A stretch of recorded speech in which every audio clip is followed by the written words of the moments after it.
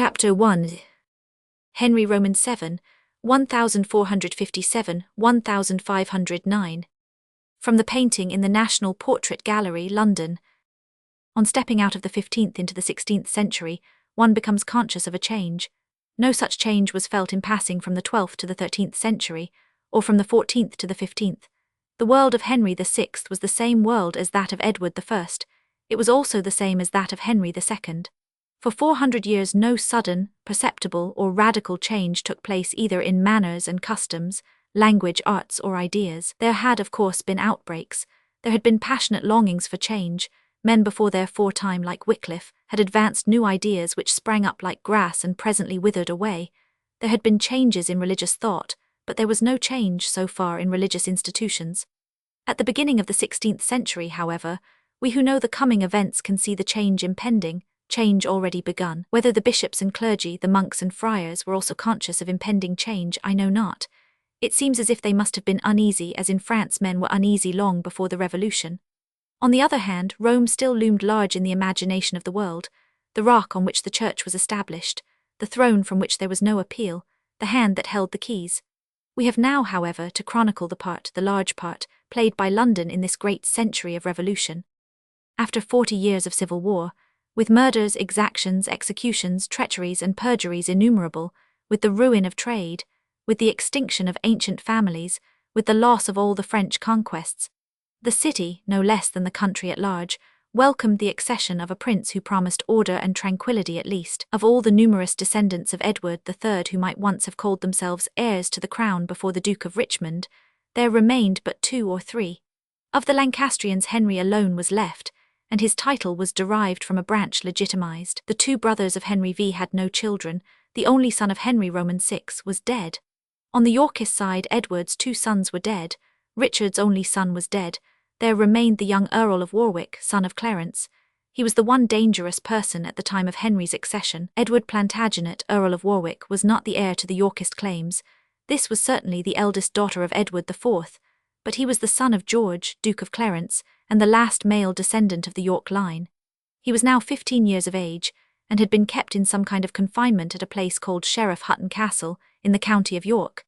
Considering the practice of the time, and the reputation of Richard III, one wonders at his forbearance in not murdering the boy. Henry sent him, it was his first act after his victory, to the Tower for better safety.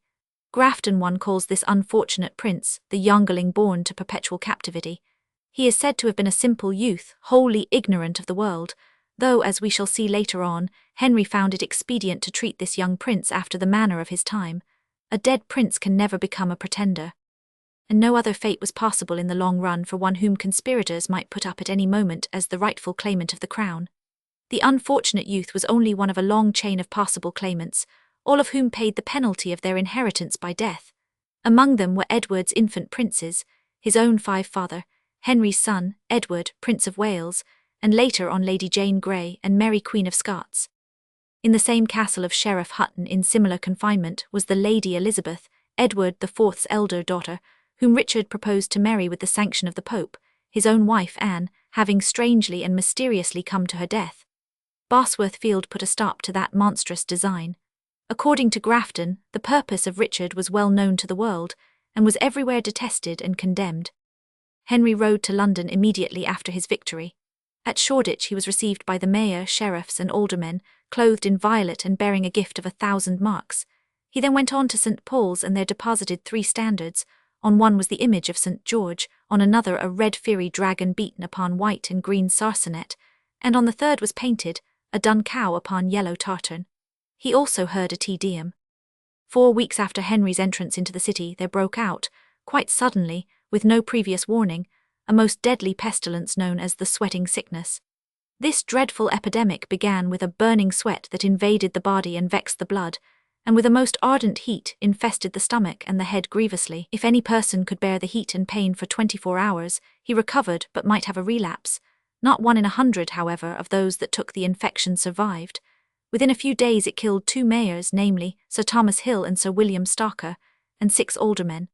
The sickness seems to have been swifter and more deadly while it lasted than even the plague or the epidemic of 1349, but it went away after a time as quickly as it had appeared. Henry's coronation was celebrated on the 13th of October. His predecessor had disguised the weakness of his title by the splendor of his coronation. Henry, on the other hand, made but a mean display, perhaps to show that he was not dependent on show or magnificence. Stanley perceives in this absence of ostentation a kind of acknowledgement that his title to the crown rested more upon his victory than his descent.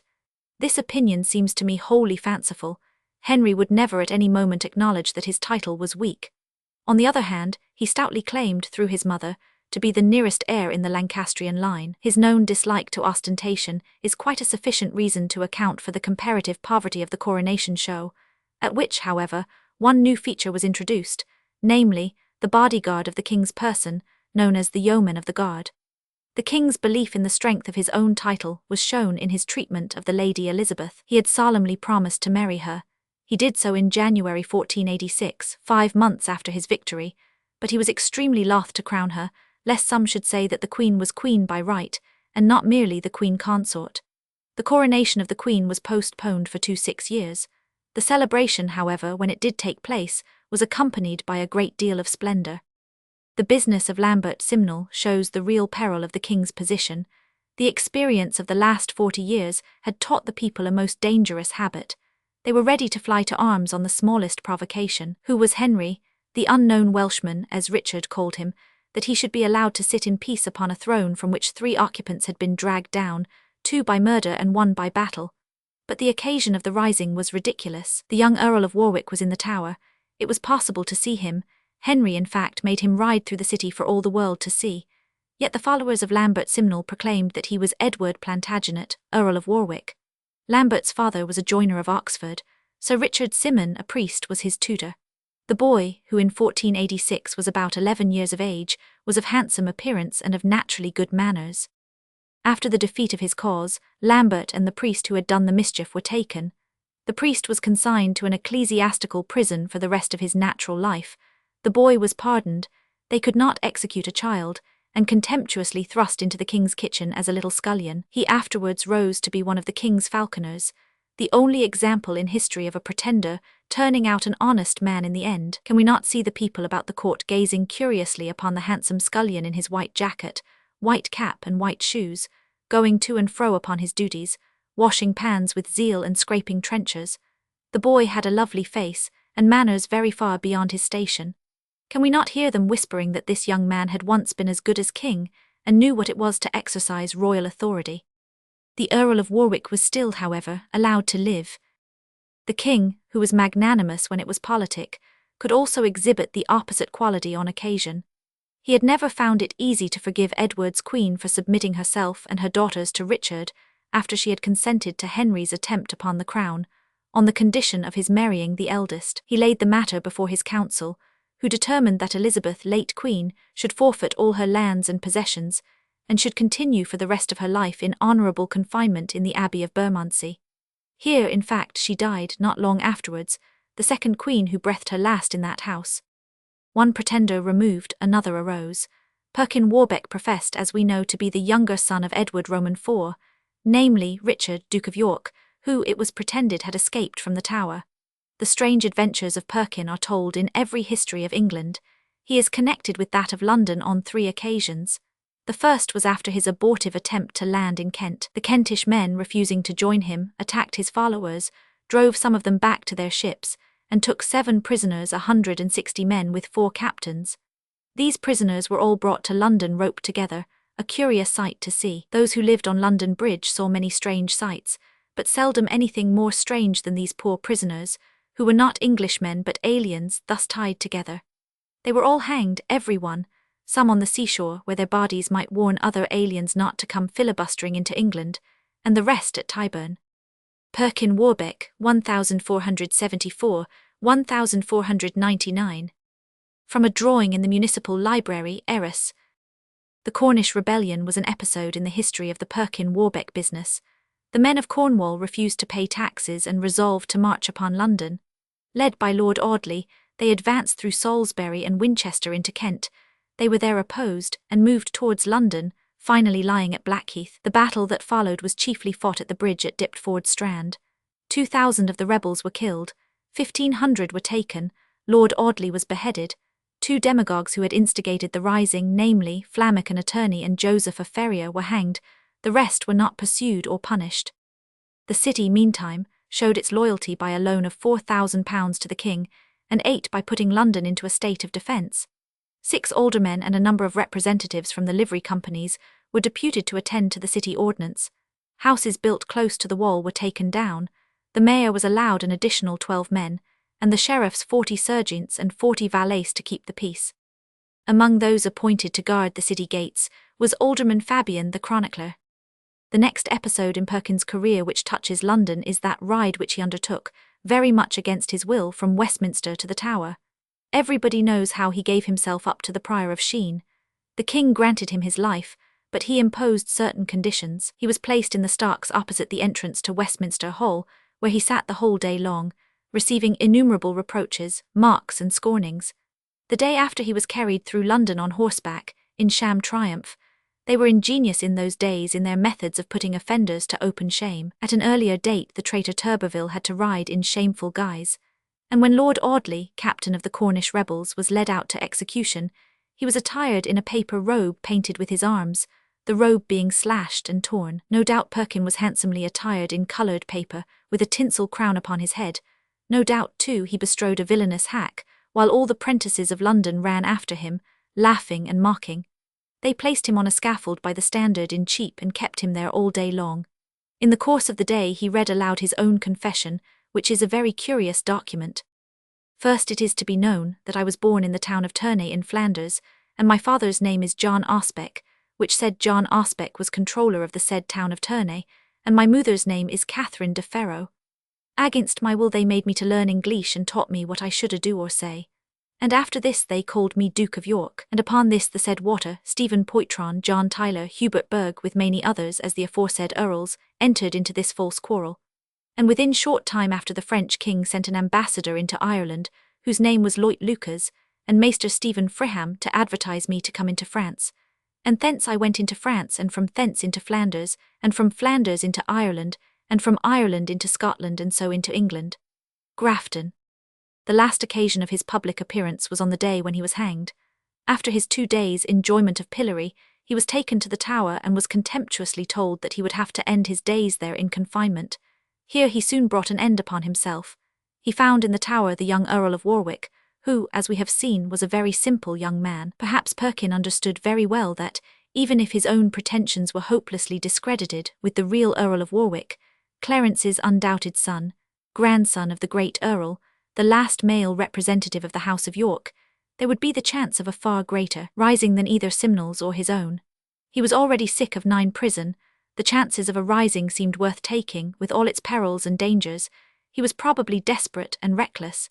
He accordingly bribed his keepers with promises to connive at the escape of the Earl and himself. One has an instinctive feeling that they only pretended to connive, that the course of the plot was daily communicated to the governor of the Tower, and by him to the king, that the wretched man was encouraged and urged on in order to give an opening for the greatly desired destruction of the Earl as well as his own. However that may be, in the end Perkin and a fellow conspirator, one John Atwater, were placed on hurdles and drawn to Tyburn, where they received the attentions reserved for traitors. Perkin died, it is said, confessing his guilt. Guilty or not guilty, it was a convenient way of ridding the king not only of an impudent pretender, but also of a dangerous rival. Edward Plantagenet was beheaded on Tower Hill. His end is said to have been suggested by the King of Spain before the betrothal of Prince Arthur to Catherine of Aragon. It was 16 years after his accession that Henry caused the unlucky youth to be beheaded, and now no rival was left to disturb the security of Henry's crown. There was, however, still a third personation, passed over by most historians, this time by a native of London. The new pretender was named Ralph Wilford, the son of a shoemaker. He fell into the hands of a scoundrel named Patrick, an Augustine friar, who taught him what to say and how to say it.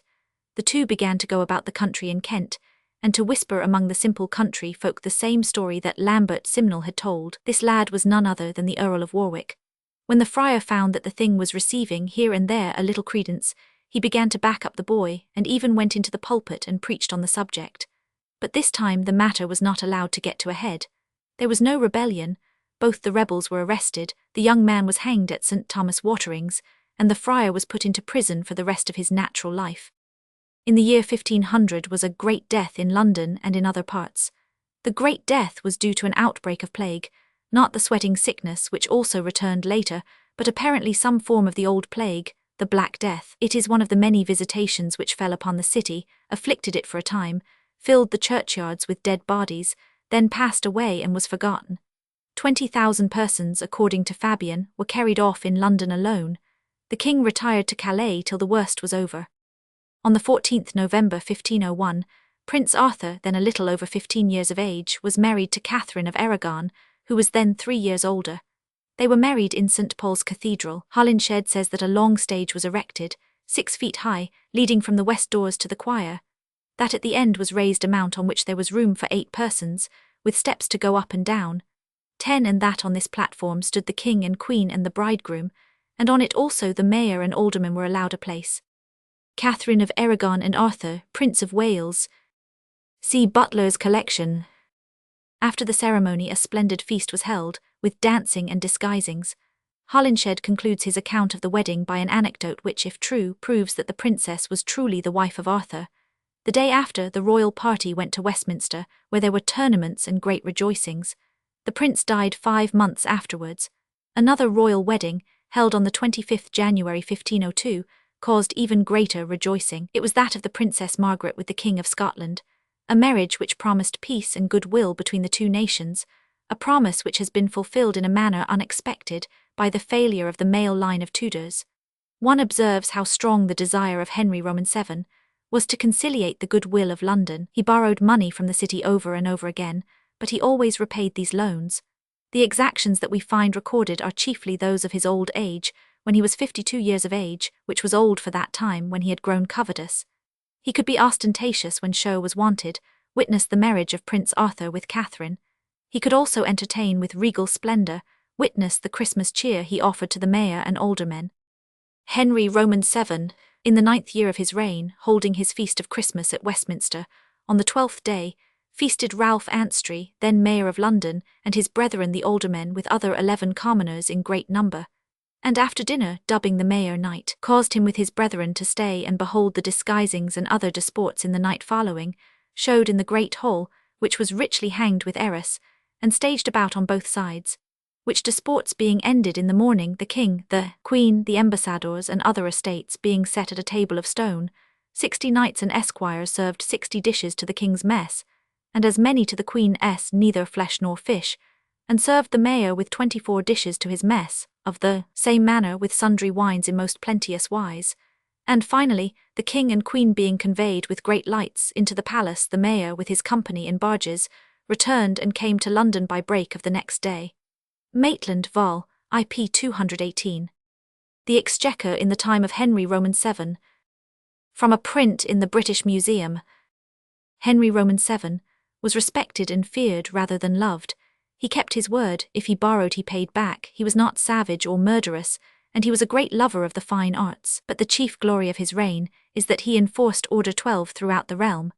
It is his chief glory, because order is a most difficult thing to enforce at a time when the people have been flying to arms on every possible occasion for 40 years. In the rising of Lambert Simnel, in that of Perkin Warbeck, in the strange determination of the Cornishmen to march upon London, one can see the natural result of a long civil war. Men become, very easily, ready to refer everything to the arbitration of battle.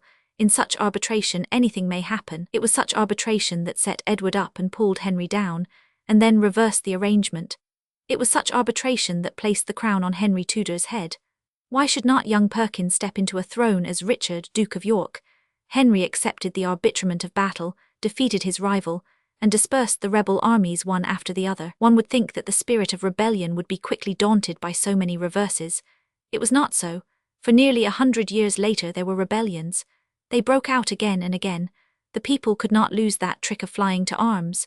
The barons could not understand that their power was gone. The memory still survived of princes dragged down and princes set up, as fortune turned the way of victory. Henry, like all the Tudors, was arbitrary. He had no intention of being ruled by the city. By his agents Empson and Dudley, he levied fines right and left upon the wealthier merchants. He put the mayor and the sheriffs in the Marshalsea on a trumped-up charge, and they had to pay a fine of £1,400 before he would let them out. He seized Christopher Hawes, alderman, and put him also in prison, but the poor man died of terror and grief. He imprisoned William Capel, alderman, who refused to pay a fine of £2,000 for his liberty, and remained in prison till the king died. Lawrence Aylmer, ex-mayor, was also imprisoned in the Compter, where he remained till the king's death. Henry understood very clearly that with a full treasury many things are possible that are impossible with empty coffers. He accumulated, therefore, a tremendous hoard. It is said to have amounted to £1,800,000 in money, plate and jewels. The events which belong especially to London in this reign, as we have seen, were not numerous, nor were they of enduring importance. As regards building, the king pulled down a chapel and a house, the house where Chaucer once lived, at the west end of Westminster Abbey, and built the chapel called after his name. The cross of Westchep was finished and put up. Baynard's castle was rebuilt, not after the former manner, with embellishments and towers, but more convenient. It was the time when the castle was passing into the country house. It became now a large and handsome palace, built round 2 courts facing the river, much like those palaces built along the Strand, but without any garden except the courts. 3 children of K. Henry VII and Elizabeth his queen. I. Prince Arthur II, Pr. Henry III, P.S. Margaret. From the Royal Collection at Kensington Palace. From E. Gardner's collection. The city showed more than its usual jealousy of strangers, when in 1486 it passed an ordinance that no apprentice should be taken nor freedom given, but to such as were gentlemen born, agreeable to the clause in the oath given to every 13 freeman at the time he was made free. You shall take no apprentice but if he be free born. These are Maitland's words. The statement is surely absurd, for suppose such a regulation to hold good for the wholesale distributing companies, how could it be sustained in the case of the craft companies? Did a gentleman's son ever become a working blacksmith or a journeyman saddler? Another kind of jealousy was shown by the city when they passed an act which prohibited any citizen under penalty of £100, £1 to be given the informer, for taking any goods or merchandise to any fair or market within the kingdom, for the term of 7 years. What did it mean? That the country merchants should come to London for their wares. Parliament set aside this regulation the following year.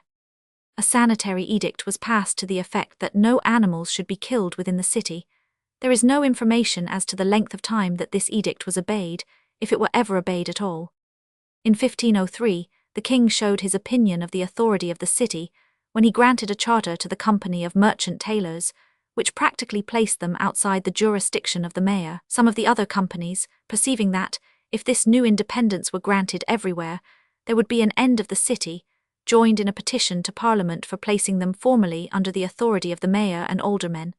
The city got a charter from the king in 1505. The charter, which cost 5,000 marks, was especially levelled against recent encroachments of foreigners in buying and selling, and was drawn up to the same effect, and partly in the same words, as the 5th and last charter of King Edward III. Thus the conclusion of Edward's charter was as follows. We have granted to the said mayor, etc., that no strangers shall from henceforth sell any wares in the same city or suburbs thereof by retail, nor shall keep any house, nor be any broker in the said city or suburbs thereof, saving always the merchants of High Almain, etc. Henry's charter was as follows.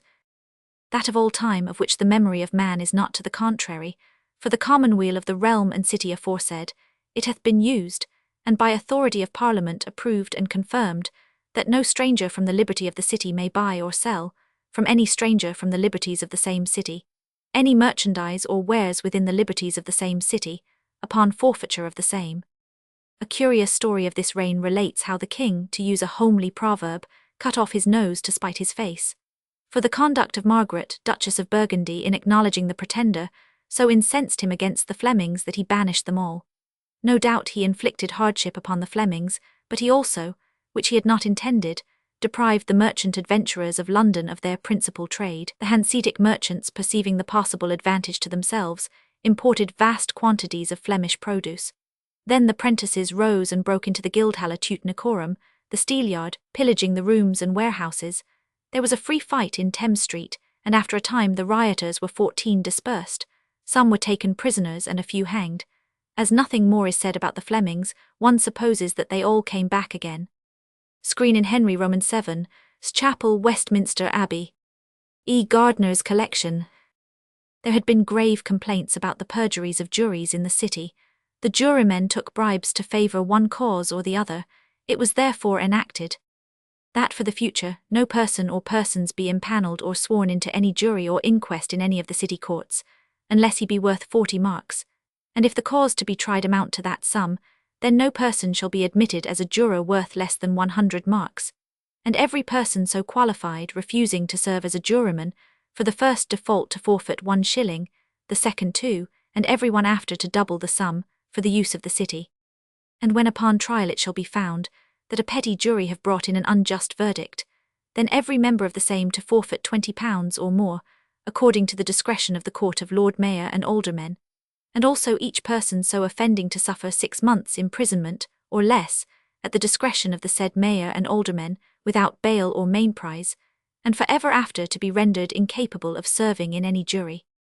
And if upon inquiry it be found that any juror has taken money as a bribe, or other reward or promise of reward, to favour either plaintiff or defendant in the cause to be tried by him then, and in every such case, the person so offending to forfeit and pay to the party by him, thus injured 10 times the 15 value of such sum or reward by him taken, and also to suffer imprisonment as already mentioned, and besides to be disabled from ever serving in that capacity, and that every person or persons guilty of bribing any juror shall likewise forfeit 10 times the value given, and suffer imprisonment as aforesaid.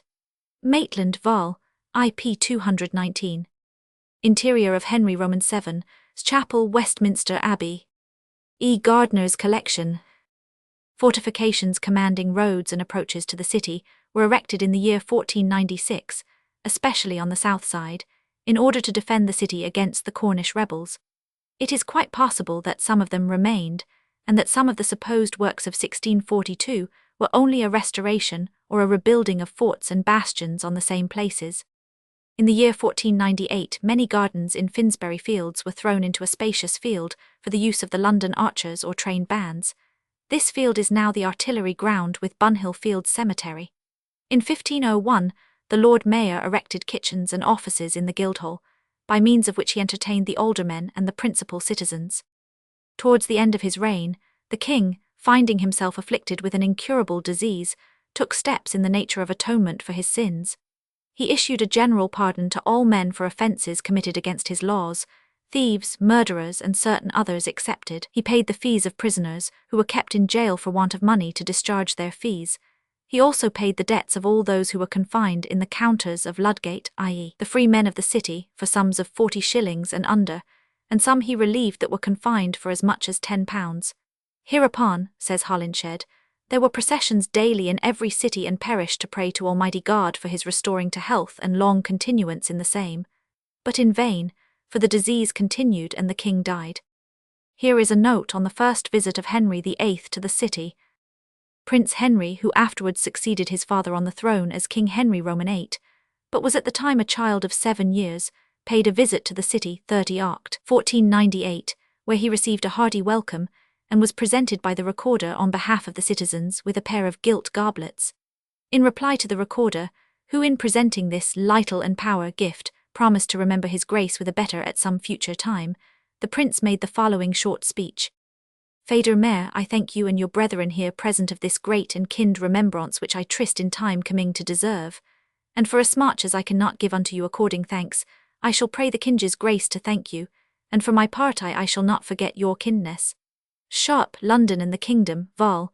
IP 334. The funeral of the king was most sumptuous.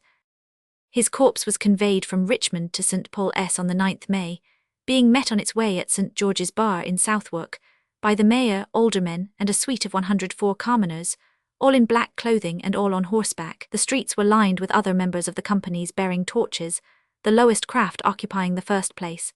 Next after the freemen of the city came these strangers, Easterlings, Frenchmen, Spaniards, Venetians, Genoese, Florentines, and Lucaners, on horseback and on foot, also bearing torches. These took up their position in Gracechurch Street. Cornhill was occupied by the lower crafts, ordered in such a way that the most worshipful crafts stood next unto poles. A similar order was preserved the next day, when the corpse was removed from St. Paul's to Westminster.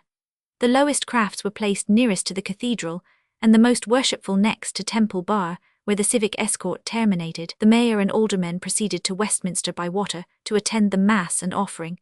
The mayor, with his mace in his hand, made his offering next after the Lord Chamberlain. Those aldermen who had passed the chair offered next after the Knights of the Garter, and before all knights for the body, whilst the aldermen who had not yet served as mayor made their offering after the knights. Ibid, p. 341. Chapter 2. Henry VIII. Spooner and Co. Henry VIII, when young, 1491, 1547. From a portrait by Holbein. London has now changed its character. The old quarrels and rivalries of baron, alderman, or lord of the manor with merchant, of merchant with craftsman, of master with servant have ceased. The lord of the manor has disappeared in the city. The craft companies have at last gained their share in the government of the city, but so far to their own advantage, they are entirely ruled by the employers and 18 masters who belong to them, so that the craftsmen themselves are no better off than before.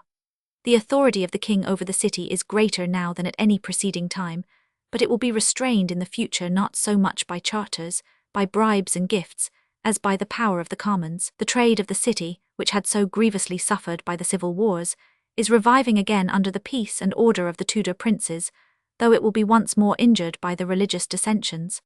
Lastly, the city, like the rest of the country, is already feeling the restlessness that belongs to a period of change. At Henry's accession, men were beginning to be conscious of a larger world. Wider thoughts possessed them.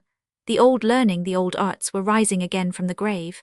The crystallized institutions, hitherto fondly thought to be an essential part of religion, were ready to be broken up. Even the most narrow city merchant, whose heart was in his money bags, whose soul was to be saved by a trental of masses, an anniversary or a chantry, felt the uneasiness of the time, and yearned for a simpler faith as well as for wider markets across the newly traversed seas. I propose to consider the events of this reign, which were of such vast importance to London as well as the country at large, by subjects instead of in chronological order as hitherto. Henry VIII, 1491, 1547. From the portrait by Holbein in Windsor Castle. Catherine of Aragon, 1485, 1536. From the painting in the National Portrait Gallery, London. And I will first take the relations of the city and the king. They began with a manifest desire of the young king to conciliate the city.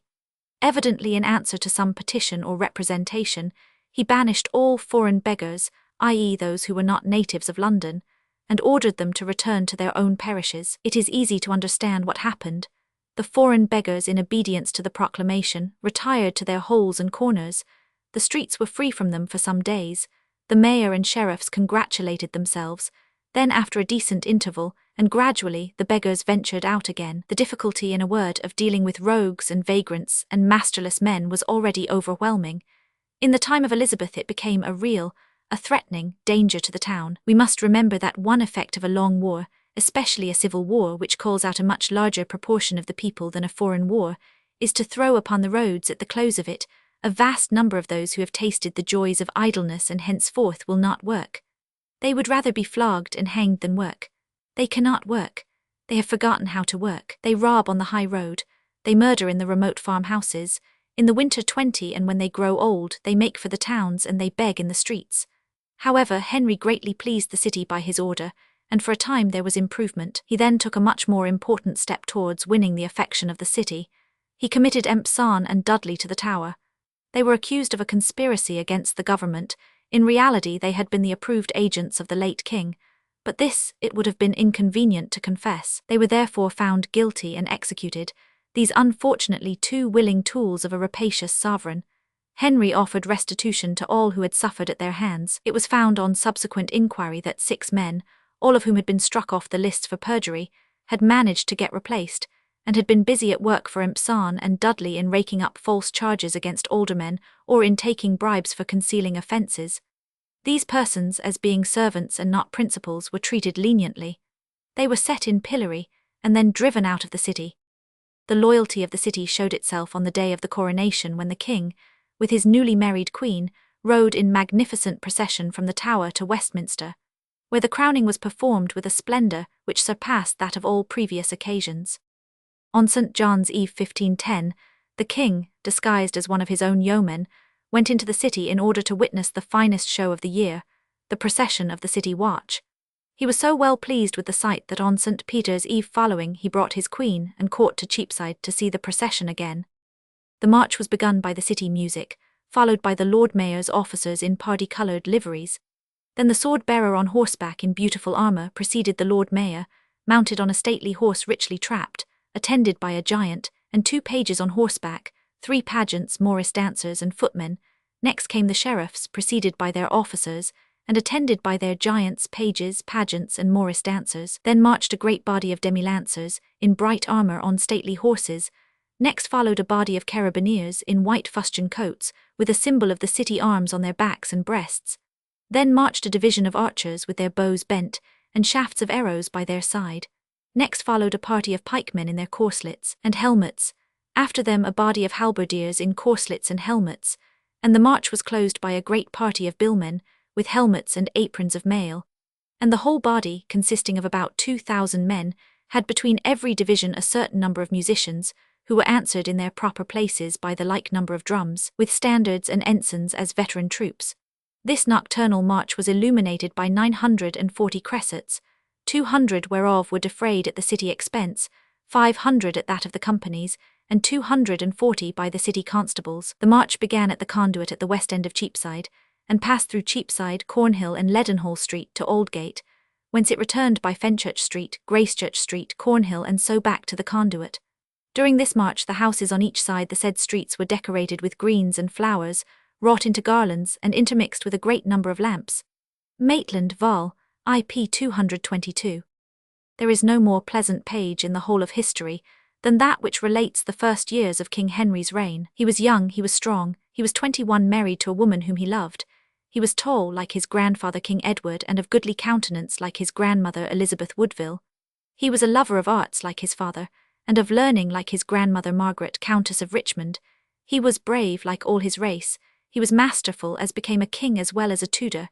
He was skillful in all manly exercises. Add to all this that at the time of his accession, he was the richest man in Europe. This accomplished prince, according to Holinshed, used even in his progresses, to exercise himself every day in shooting, singing, dancing, wrestling, casting the bar, playing on the recorders, the flute, the virginals, or writing songs and ballads, and setting them to music. His songs are principally amorous. He wrote anthems, one of which is extant. The words are taken from the Song of Solomon Vulgate. His verse is melodious and pretty. O my heart, and O my heart, it is so sore, since I must needs from my love depart, and know no cause wherefore, or a song of constancy. Green growth the holy, so doth the ivy. Thou winter's blasties blow never so high, as the holy groweth green and never changeth hue. So I am ever hath Benny unto my lady true. Green growth, etc. As the holy growth green with ivy all alone, whose floweries cannot be seen, and green woad levies be gone. Now unto my lady promise to her I make, from all other only to her I me betake. Adieu mine own lady, adieu my special, who hath my heart truly be sure and ever shall. Green growth, etc. And the song which became so popular, Pastime with Good Company. This song was actually taken by Latimer as a text for a sermon before Edward VI. Pastime with good company, I love and shall until I die. Grutch who list but none deny. So God be blessed, thus leave will I. For my pastance, hunt, sing and dance. My heart is set. All goodly sport for my comfort. Who shall be let? Youth must have some dalliance, of good or ill some pastance. Company methinks then best, all thoughts and fancies to digest. For idleness is chief mistress of vices all. Then who can say, but mirth and play is best of all. Company with honest is virtue, vices to flee. Company is good and ill, but every man hath his free will. The best ensue, the worst eschew. My mind shall be virtue to use, vice to refuse. Thus shall I use me. Henry VIII, as a musician. From a royal Ms. in British Museum. At the outset there was nothing but feasting, jousts, feats of arms, masks, devices, pageants, and mummeries. At the feasts the king was lavish and free of hand. At the tilting the king challenged all and won the prize. At the masks and mummeries he was the best of all the actors. At the dance he was the most graceful and the most unwearied. There are long pages in contemporary history on this festive and splendid life at the court, when as yet all the world was young to Henry, and no one had been executed except Empson and Dudley. The following extract from Holinshed shows the things in which he gloried, and the nature of a court pageant. Then there was a device or a pageant upon wheels brought in, out of the which pageant issued out a gentleman richly apparelled, that showed how in a garden of pleasure there was an arbour of gold wherein were lords and ladies, much desirous to show pastime to the queen, and ladies, if they might be licensed so to do, who was answered by the queen, how she and all other there were very desirous to see them and their pastime. Then a great cloth of arras that did hang before the same pageant was taken away, and the pageant brought more near. It was curiously made and pleasant to behold, it was solemny and rich.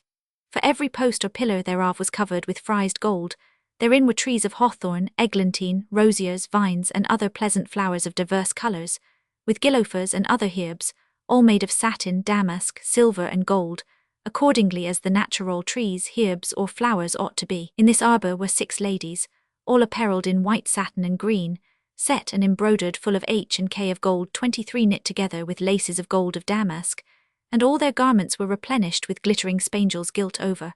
On their heads are bonnets all opened at the 4 quarters overfrised with flat gold of damask, and orlets were of rolls, wreathed on lampus dowk hollow, so that the gold showed through the lampus dowk.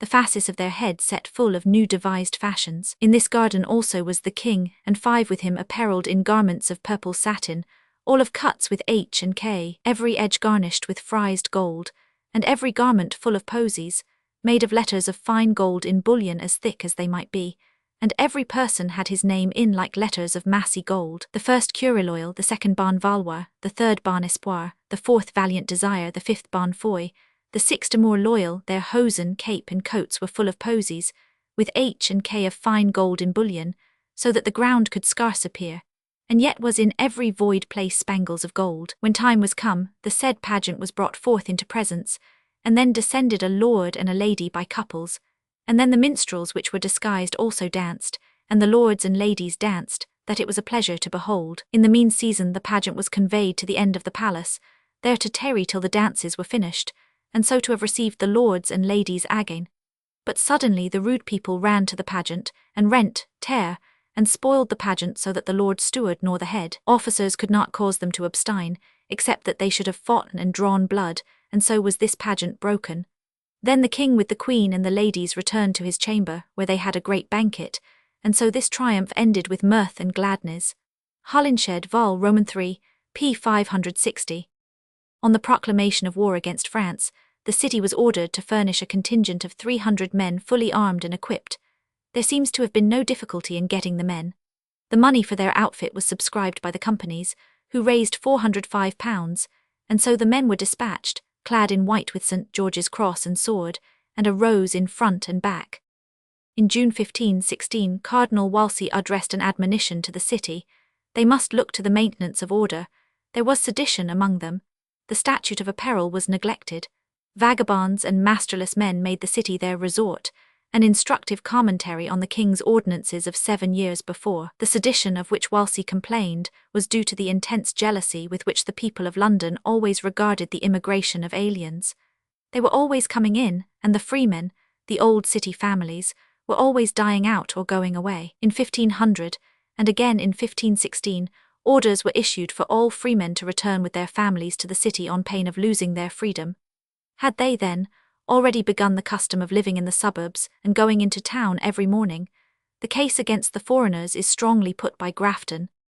In this season the Genoese, Frenchmen, and other strangers said and boasted themselves to be in such favour with the king and high council, that they set naught by the rulers of the city, and the multitude of strangers was so great about London, that the poor English artificers could scarce get any living, and most of all the strangers were so proud, that they disdained, mocked, and oppressed the Englishmen, which was the beginning of the grudge. For among all other things there was a carpenter in London called Williamson, which bought 2 stark doves in cheap, and as he was about to pay for them, a Frenchman took them out of his hand, and said they were not meet for a carpenter. Well, said the Englishmen, I have bought them, and now paid for them, and therefore I will have them. Nay, said the Frenchman, I will have them for my lord the ambassador, and, so for better or worse, the Frenchman called the Englishman knave, and went away with the stark doves. The strangers came to the French ambassador, and surmised a complaint against the poor carpenter, and the ambassador came to my 24 Lord Mayor, and said so much that the carpenter was sent to prison, and yet not contented with this, so complained to the king's council, that the king's commandment was laid on him. And when Sir John Baker and other worshipful persons sued to the ambassador for him, he answered by the body of God that the English knave should lose his life, for he said no Englishman should denny what the Frenchman required, and other answer had they none. Also a Frenchman that had slain a man should abjure the realmy and had a cross in his hand, and then suddenly came a great sort of Frenchmen about him, and one of them said to the constable that led him, Sir, is thy's cross the price to kill an Englishman? The constable was somewhat astonished and answered not. Then said another Frenchman, on that price we would be banished all by the mass. This saying was noted to be spoken spitefully. Howbeit the Frenchmen were not alonely oppressors of the Englishmen, for a Lombard called Francis de Bard enticed a man's wife in Lombard Street to come to his chamber with her husband's plate, which thing she did. After when her husband knew it, he demanded his wife, but answer was made he should not have her. Then he demanded his plate, and in like manner answer was made that he should neither have plate nor wife. And when he had sued an action against the stranger in the Guildhall Hall, the stranger so faced the Englishman that he fainted in his suit. And then the Lombard arrested the poor man for his wife's board, while he kept her from her husband in his chamber. This mark was much noted, and for these and many other oppressions done by them, there increased such a malice in the Englishmen's hearts, that at the last it brast out. Grafton's Chronicles, Vol. Roman 2, p. 289. He goes on to relate that a certain John Lincoln, a broker, desired a priest named Dr. Standish to move the mayor and aldermen at his Spital sermon on Easter Monday to take part with the commonalty against the aliens. Standish refused. John Lincoln then went to a certain Dr. Bellet, canon in St. Mary Spital, and represented the grievous case of the people. Lamentably declared to him how miserably the common artificers lived, and scarce could get any work to find them, their wives and children, for there were such a number of artificers strangers that took away all their living in manner. Then followed the tumult known as Evil May Day.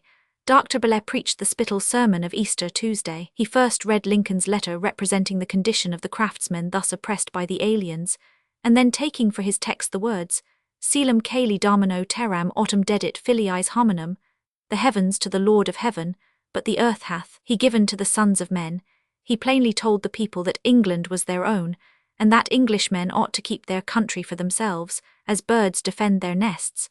Thus encouraged, the people began to assault and molest the foreigners in the city. Some of them were sent to Newgate for the offence, but they continued. Then there ran about the city a rumour that on May Day all the foreigners would be murdered, and many of them, hearing this rumour, fled.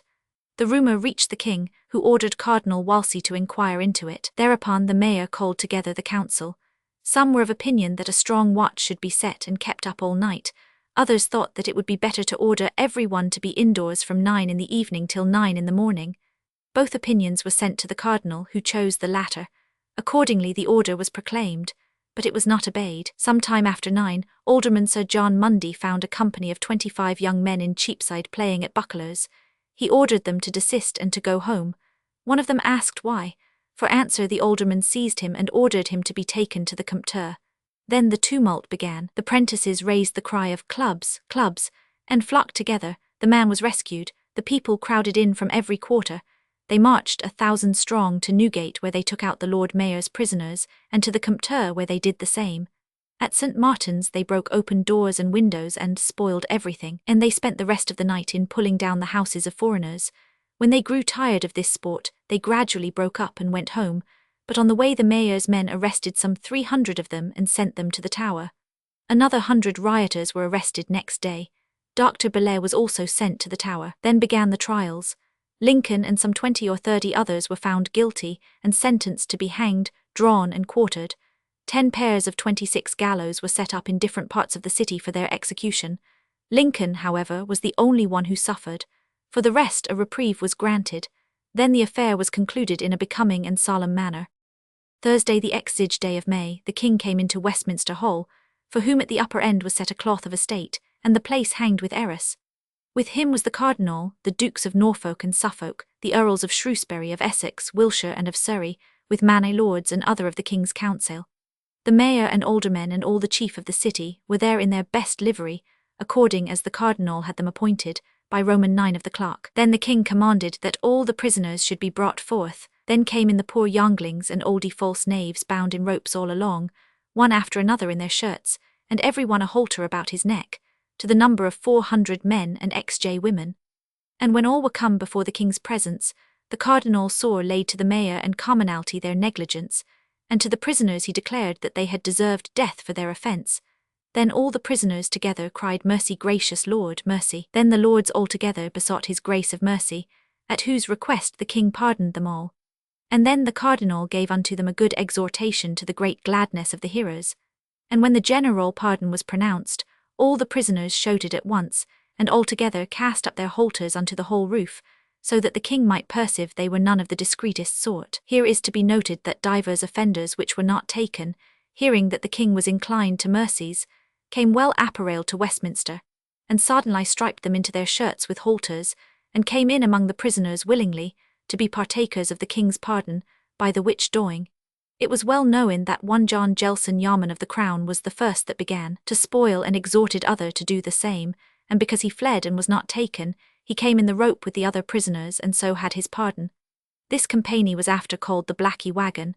Then were all the gallows within the city taken down, and many a good prayer said for the king, and the citizens took more heed to their servants. Grafton's Chronicles Vol. Roman 2, p. 294. Cardinal Wolsey, 1471, 1530. From the painting in the National Portrait Gallery, London.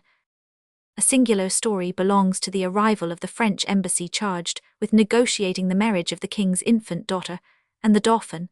The ambassadors were escorted by a company of their own king's bodyguard and another of the English king's bodyguard. They were met at Blackheath by the Earl of Surrey, richly apparelled, and 160 gentlemen. 400 archers followed. They were lodged in the merchants' houses and banqueted at Taylor's Hall. And then, says the historian, the French hardermen opened their wares and made Taylor's Hall like to the pond of a mart. At this doing many an Englishman grudged, but it availed not. In other words, a lot of French hucksters, under cover of the embassy, brought over smuggled goods and sold them in the Taylor's Hall at a lower price than the English makers could afford. The reception of the Emperor Charles by Henry in this year was as royally magnificent as even Henry himself could desire. The procession was like others of the same period, and may be omitted. In 1524, a curious proclamation was made by the mayor. Evidently papers or letters of importance had been lost. My lord the mayor straitly chargeth and commandeth on the king or sovereigny lordy's behalf, that if any manner of person or persons that have found a hat with certain letters, and other bills and writings therein enclosed, which letters been directed to our said sovereign from the parties of beyond the 27 sea, let him or thame bring the said hat letters and writings unto my said lord the mayor in all the hast possible, and they shall be well rewarded for their labour, and that no manner of person keep the said hat letters and writings nor noon of them after this proclamation made, upon pain of death, and God save the king. Sharp, London and the Kingdom Vol. IP 373. Eastcheap Market. From an old drawing in British Museum. Two cases, that of Sir George Marnowak's and that of Paul Witherpall, prove that the city offices were not at this time always regarded as desirable. In the former case, Sir George Marnowak's alderman and draper was elected 1523 mayor for the second time, and refused to serve. He was fined £1,000, and it was ordained by the Court of Aldermen that anyone in future who should refuse to serve as mayor should be fined that amount. In this case Marnowak's was permitted to retire, probably on account of ill health. The second case, which happened in 1537, was that of Paul Witherpall, merchant tailor. He was a man of some position in the city. He had been one of the commoners sent to confer with Wolsey on the amicable loan. Sharp, London and the Kingdom Vol. IP 377. He attended the coronation banquet of Anne Boleyn. He was afterwards MP for the city, 1529–1536. They elected him alderman for Farringdon Within. For some reason he was anxious not to serve, Rather than pay the fine, he got the king to interfere on his behalf. Such interference was clearly an infringement of the city liberties. The mayor and aldermen consulted Wolsey, who advised them to seek an interview with the king, then at Greenwich. This they did, and went down to Greenwich. When they arrived, they were taken into the king's great chamber 28, where they waited till evening, when the king received them privately. What passed is not known, but in the end Witherpall remained out of office for a year afterwards. At the end of that time he was again elected alderman, and was ordered to take office or to swear that his property did not amount to £1,000. He refused and was committed to Newgate, the king no longer offering to help him. 3 weeks later he appeared before the court and offered to pay a fine of £40 for 3 years' exemption from office. The court refused this offer and sent him back to prison. 3 months later, Witherpall must have been a very stubborn person. He again appeared before the court and was ordered to take up office at once or else swear that his property was not worth £1,000. If he did not, he was to be fined in a sum to be assessed by the mayor, aldermen and common council. He did not take office, and it is therefore tolerably certain that he paid a heavy fine. In the year 1529 sat the memorable court presided over by Cardinals Campeggio and Wolsey, which was to try the validity of Henry's marriage with his brother's widow. It was held in the Great Hall of the Dominican Friars. No more important case was ever tried in an English court of law, nor one which had wider or deeper consequences. Upon this case depended the national faith, the nation's fidelity to the Pope, its continued adhesion to the ecclesiastical order as it had developed during 1500 years. This trial belongs to the national history. In October of that year, 1529, the king, enraged by the legate's delay in the marriage business, deprived Wolsey of the seals, seized his furniture and plate, and ordered him to leave London. In November of the same year, at a parliament held in the palace of Bridewell, a bill was passed by the Lords disabling the cardinal from being restored to his dignities. In February 1530 Wolsey was restored to his archbishopric, but without his palace, which the king kept for himself. He was summoned to London on a charge of treason, but he fell ill and died on the way. No Englishman before or after Wolsey has ever maintained so much state and splendour. No Englishman has ever affected the popular imagination so much as Cardinal Wolsey. Contemporary writers exhaust themselves in dwelling upon the more than regal court kept up by this priest. It is like reading of the court of a great king. We must, however, remember that all this state was not the ostentation of the man so much as, first, the glorification of the church and of the ecclesiastical dignities, and next, a visible proof of the greatness of the king in having so rich a subject. Between 1527 and 1534, there were disputes on the subject of tithes and offerings to the clergy. At this time began the dissolution of the monasteries, to which we will return presently. The King in Parliament. From a print in the British Museum. So far as regards the relations between the king and the city, let us now return to the city itself. We have already seen that the intervals of freedom from plague were growing shorter. In this reign of 38 years, there was a return of the sweating sickness in 1518, a return of the plague, which lasted from 1519 to 1522, another appearance of the sweating sickness in 1528, and another attack of the plague in 1543. It seems strange that no physician should have connected the frequency and violence of the disease with the foulness and narrowness of the streets. From the beginning of the 16th century to the Great Fire of 1666, London, crowded and confined, abounded with courts and slums of the worst possible kind. It swarmed with rogues and tramps and masterless men who lived as they could like swine. There were no great fires to cleanse the city. The condition of the ground, with its numberless cesspools, its narrow lanes into which, despite laws, everything was thrown, its frequent lay-stalls, the refuse and remains of all the workshops, the putrefying blood of the slaughtered beasts sinking into the earth, must have been truly terrible had the people realized it. But they did not. Fluid matter sank into the earth and worked its wicked will unseen and unsuspected. The rains washed the surface. No man saw farther than the front of his own house. Therefore, when pestilence appeared among them, it did not creep, according to its ancient wont, from house to house, but it flew swiftly with wings outspread over street and lane and court. Steps were taken to protect and to improve the medical profession. It was ordained in 1512 that no one should practice medicine or surgery within the city, or for 7 miles outside the city walls, without a license from the Bishop of London or the Dean of St. Paul's, the said license only to be obtained by examination before the bishop, or the dean, by 4 of the faculty.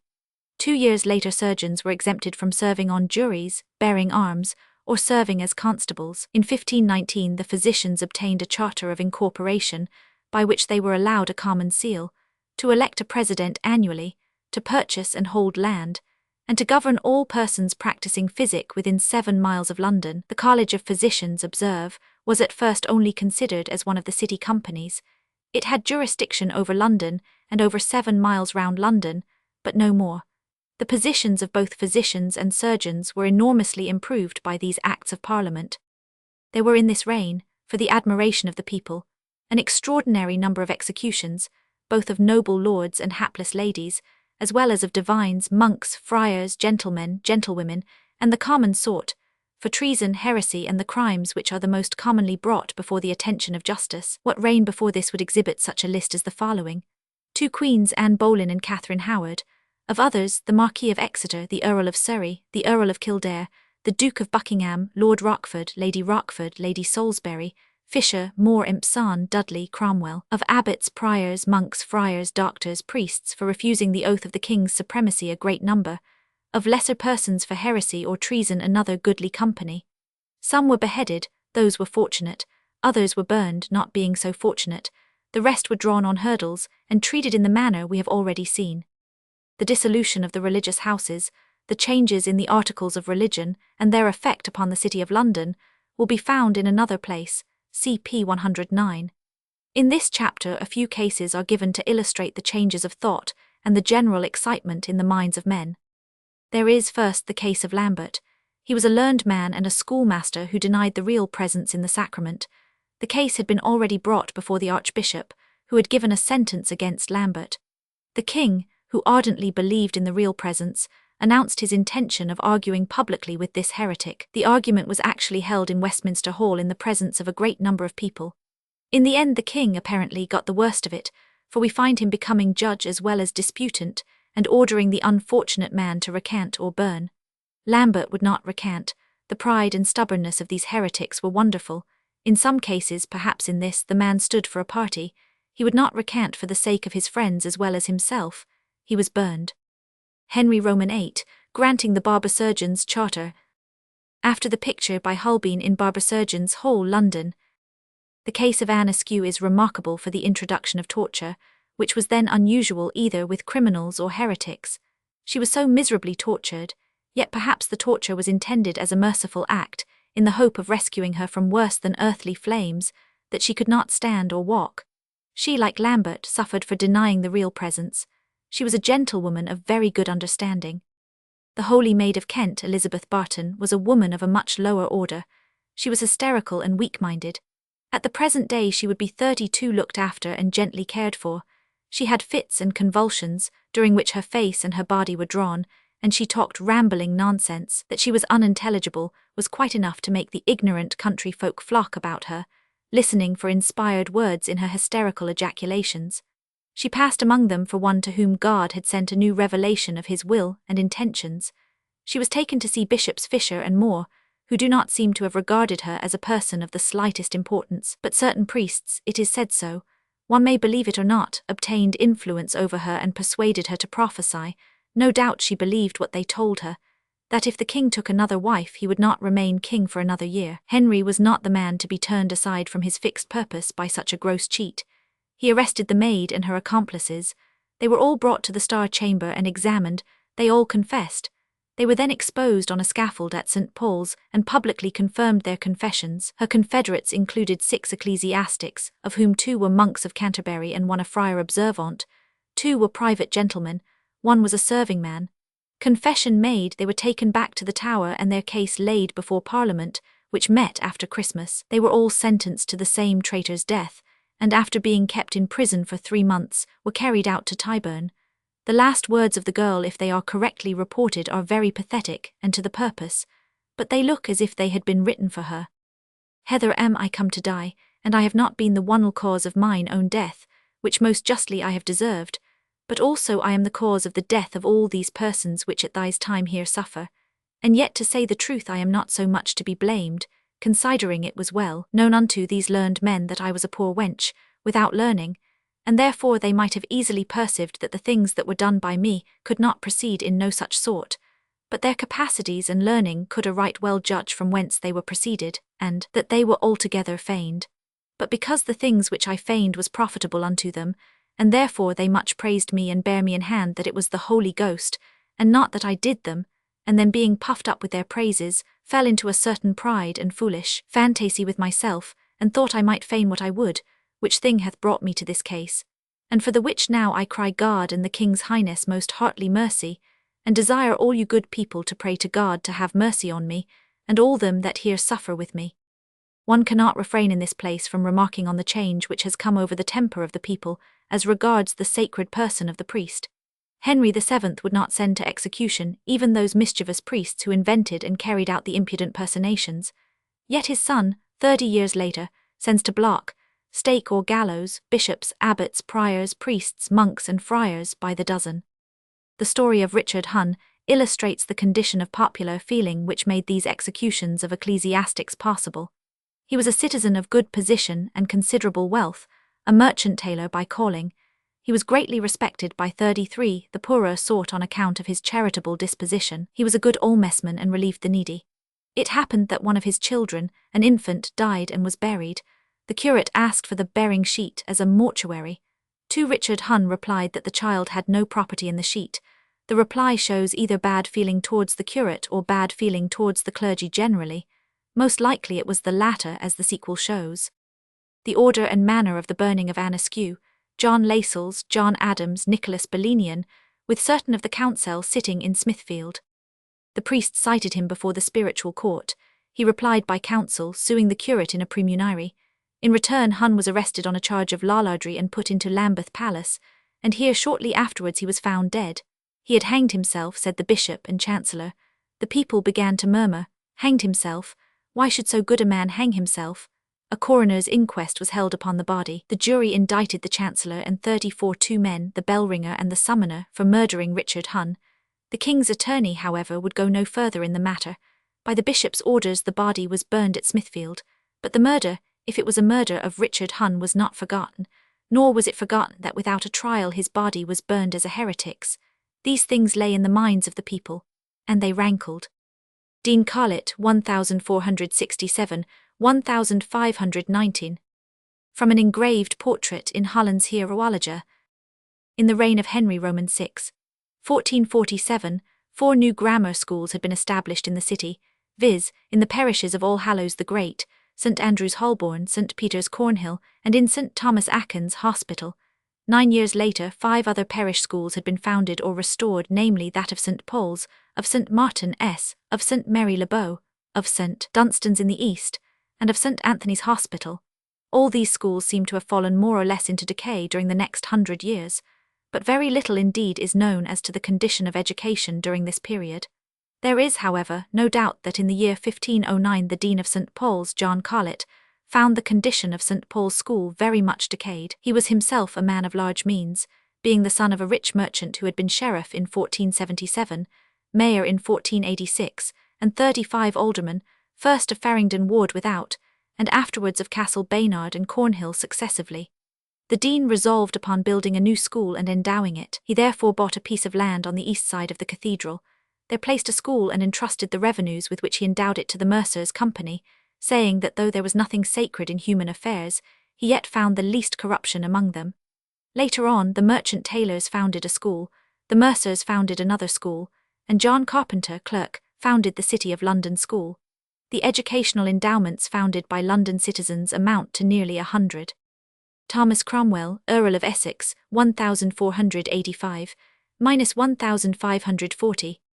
The enclosure of common lands has always been a temptation to those who live in the neighbourhood, and a grievance to those who are thus robbed of their common property. Both in the north and south of London, there stretched wide common lands in which the people possessed rights of pasture, cutting wood and other things. Many of these common lands still remain, though greatly shorn of their former proportions. On the North Hampstead Heath is all that is left of land, which began at 36 moorfields, and stretched northwards as far as Muswell Hill and Highgate and eastward, to include the forests of Epping and Hainault. In a map of London of the 16th century, these common lands must be laid down as a special and very fortunate possession of the city, where people could in a few minutes find themselves in pure country air. Early in the century, however, There were murmurings on account of the enclosure of the fields north of London. Before this time, says Grafton, the towns about London, as Islington, Hoxton, Shoreditch and other, had enclosed the common fields with hedges and ditches that neither the young men of the city might shoot, nor the ancient persons might walk for their pleasure in the fields, except either their bows and arrows were broken or taken away, or the honest and substantial persons arrested or indicted, saving that no Londoner should go out of the city, but in the highways. It is not stated how long this grievance lasted. Probably it grew gradually. Field after field was cut off, one enclosure after another was made, until the Londoners rubbed their eyes and asked each other what had become of their ancient grounds, especially the delightful fields called the moor, on whose shallow ponds they skated and slid in winter, and where they practiced the long bow while the elders looked on in the summer. They were gone. In their place were fields hedged and ditched, with narrow lanes in which two people might walk abreast. How long they looked on considering this phenomenon we know not. At length, however, the pent-up waters overflowed. Suddenly this year, 1514, a great number of people assembled in the city, and a turner attired in a fool's coat ran about among them crying, "Shovels and spades." Everybody knew what was meant. In an incredibly short time the whole population of the city were outside the walls, armed with 37 shovels and spades. Then the ditches were filled in, and hedges cut down, and the fields laid open again. The King's Council, hearing of the tumult, came to the Grey Friars and sent for the mayor to ascertain the meaning, for a tumult in the city might become a very serious thing indeed. When, however, they heard the cause and meaning of it, they dissimuled the matter with a reasonable admonition to attempt no more violence, and went home again. But the fields were not hedged in or ditched round any more. Dean Collett's house, Stepney. In 1532, there was held a general muster of all the citizens aged from 16 to 60. The city, never slow to display its strength and wealth, turned out in great force. The men mustered at Mile End, probably because it was the nearest place which afforded a broad space for marshalling the troops. They were dressed in white uniforms with white caps and white feathers. The mayor, sheriffs, aldermen and recorder wore white armour, having black velvet jackets with the city arms embroidered on them, and gold chains. Before each alderman marched 4 halberdiers, each with a gilt halberd. Before the Lord Mayor marched 16 men in white satin jackets, with chains of gold and long gilt halberds, 4 footmen in white satin, and 2 pages in crimson velvet with gold brocade waistcoats, 2 stately horses carrying, the one the mayor's helmet, the other the mayor's poleaxe. A description of the solemn justs held at Westminster, the 13th day of February, in the first year of King Henry VIII, in honour of his Queen Catherine upon the birth of their eldest son Prince Henry, AD 1510, taken from the original roll now in the College of Arms, London. Procession, time of Henry VIII. E. Gardner's collection.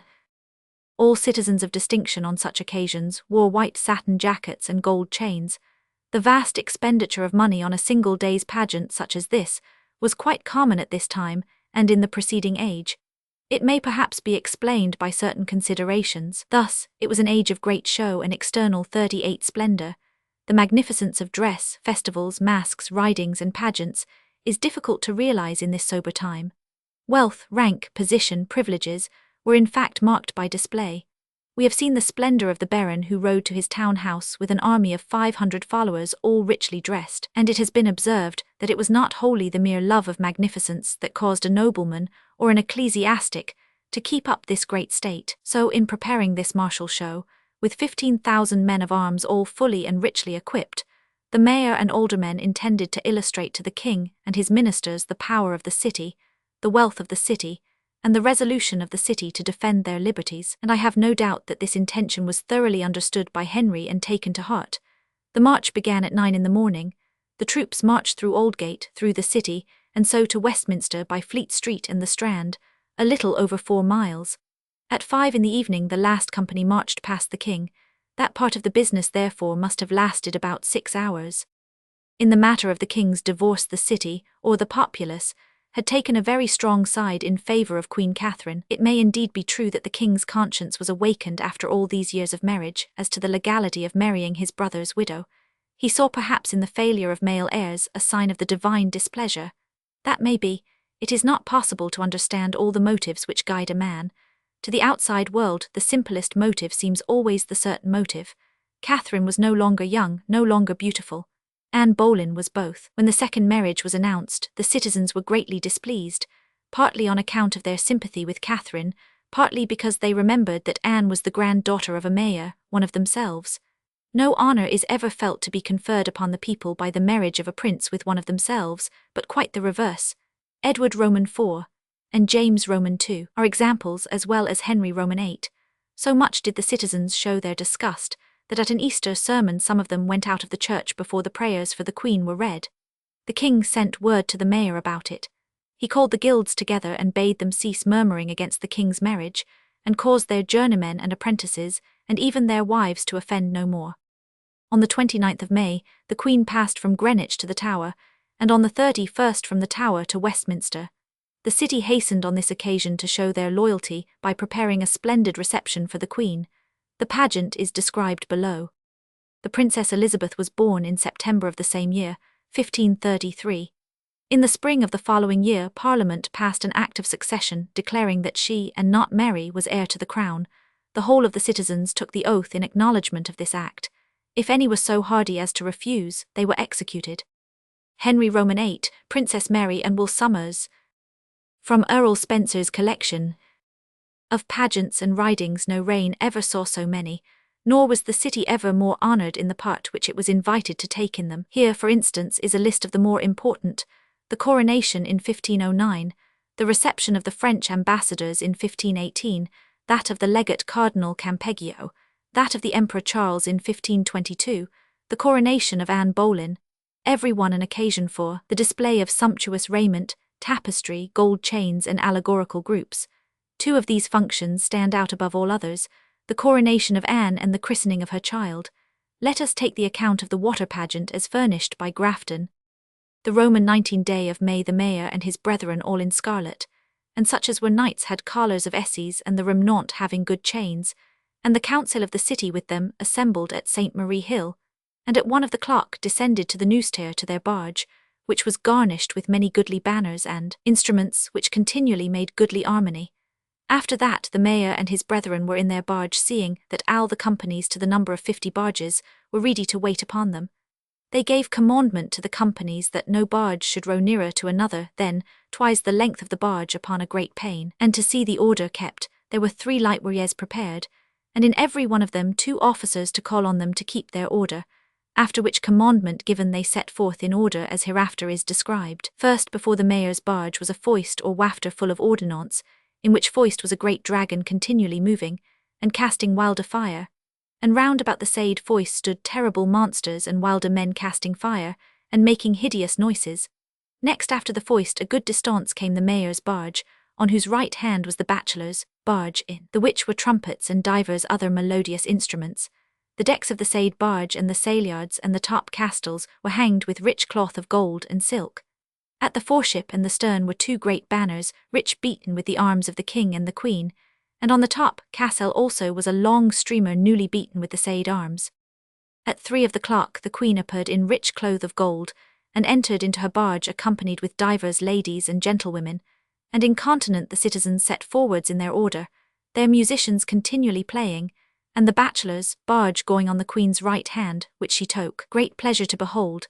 About the queen's barge were many noblemen, as the Duke of Suffolk, the Marks Dorset, the Erie of Wiltshire her father, the Earls of Arundel, Derby, Rutland, Worcester, Huntingdon, Sussex, Oxford, and many bishops and noblemen, every one in his barge, which was a goodly sight to behold. She thus being accompanied rode toward the Tower, and in the mean way the ships which were commanded to lie on the shore for letting of the barges shot, divers peals of guns, and or she landed, there was a marvellous shot out of the Tower as ever was heard there. And at her landing there met with her the Lord Chamberlain with the officers of arms, and brought her to the king, which received her with loving countenance at the postern by the waterside, and kissed her, and then she turned back again and thanked the mayor and the citizens with many goodly words, and so entered the Tower.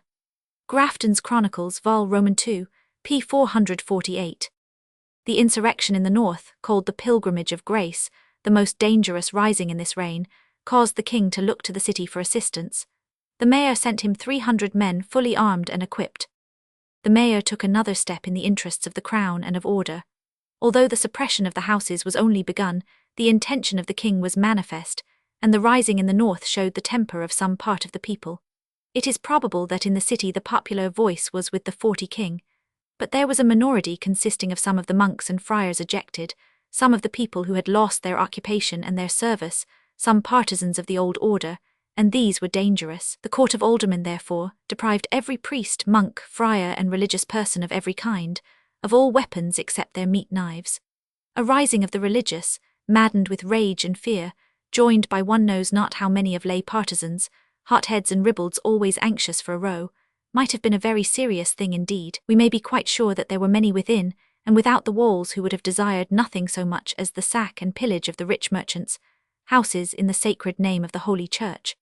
Perhaps one of the reasons of the city's acquiescence in the destruction of the religious houses was the knowledge that such a rebellion would have produced some kind of alliance with the rogues and vagabonds of their lanes and slums. The execution of Anne Boleyn and the succession of Henry's queens may be passed over here as belonging to the national history. In June and July 1536, a convocation was held at St. Paul's, presided over by Cromwell, the King's Vicar General. A more important assembly was never held in this country, for this convocation separated the Church of England altogether from Rome. It held that the King, as supreme head of the Church, ought to disregard all citations from the Pope. Once before the Pope's citations had been disregarded and scoffed at, viz., by John, but that was on his own authority, apart from his clergy and his people. In this case Henry kept up the show of consultation with his clergy. Not he, but convocation, decided that he was wholly independent of the Pope. In the year 1543, the plague appeared and carried off a great many. The city authorities ordered all infected houses to be marked with a cross. All infected persons who recovered were to remain in quarantine for a month. All straw and rushes from infected houses were to be carried away and burned, and infected clothes were to be carried out of the city. Dogs, except watchdogs, were to be killed. It proved happily to be a short though sharp visitation. In 1544, the city sent 1,000 men to aid Henry in his war with France, in 2 contingents of 500 each, and in the following year a third contingent of 2,000 men was sent to France. In 1545, a tax for 2/15 was imposed for the purpose of bringing water from Hackney, Muswell Hill and Hoxton into the city. The conclusion of the war with France in 1546 was celebrated by a procession which was solemn and magnificent. It marched from St. Paul's to Leadenhall Chapel and back again. First came men carrying the silver crosses of the parish churches, then all the parish clerks, choristers and priests in London, then the choir of St. Paul's in their school caps. They were followed by the city companies in their liveries. Last of all marched the Lord Mayor and aldermen in scarlet robes. Peace, however, brought with it an invasion of disbanded soldiers, riotous, and given to acts of robbery and violence.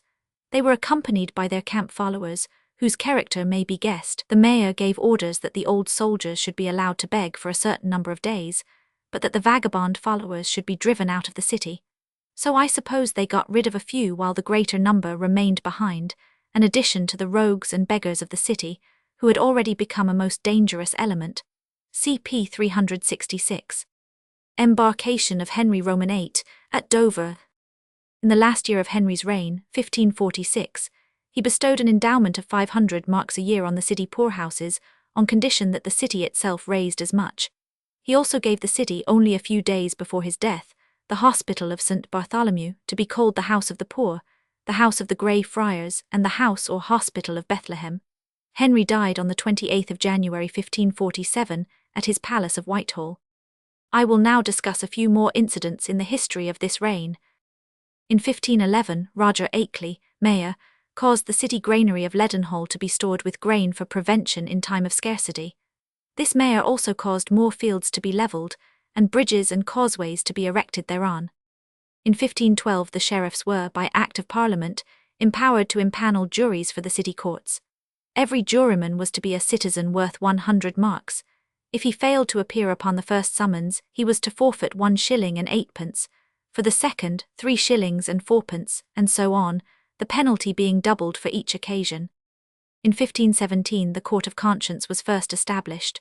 2 aldermen and 4 discreet commoners were appointed every month to sit at the Guildhall twice a week, on Wednesday and Saturday, to hear causes between citizens and freemen of debts not exceeding 40 shillings. The Act was passed for 2 years only, but as it proved highly serviceable, it was continued by repeated Acts of Council, until the court was confirmed by James I. In 1519, the king by charter removed the sessions of peace from St. Martin's-le-Grand to the Guildhall, to the great contentment of the citizens.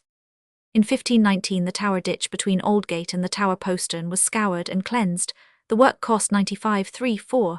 The chief ditcher was paid 7d a day, the second ditcher 6d, the rest 5d. The vagabonds, i.e. men pressed into the work, got a penny and their food. It follows from this that the wage of a working man was then 5d, or 6d, a day.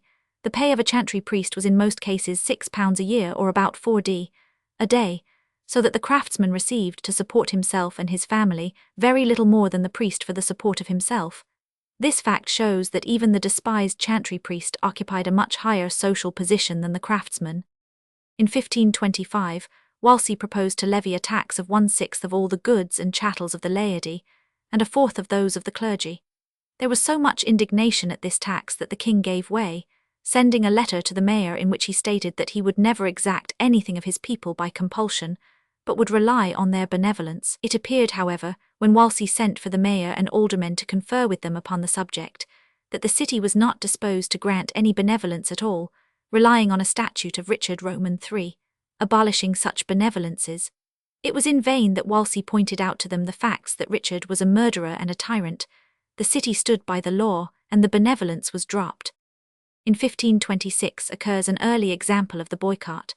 The city found that certain foreign merchants had purchased license to import woad contrary to law.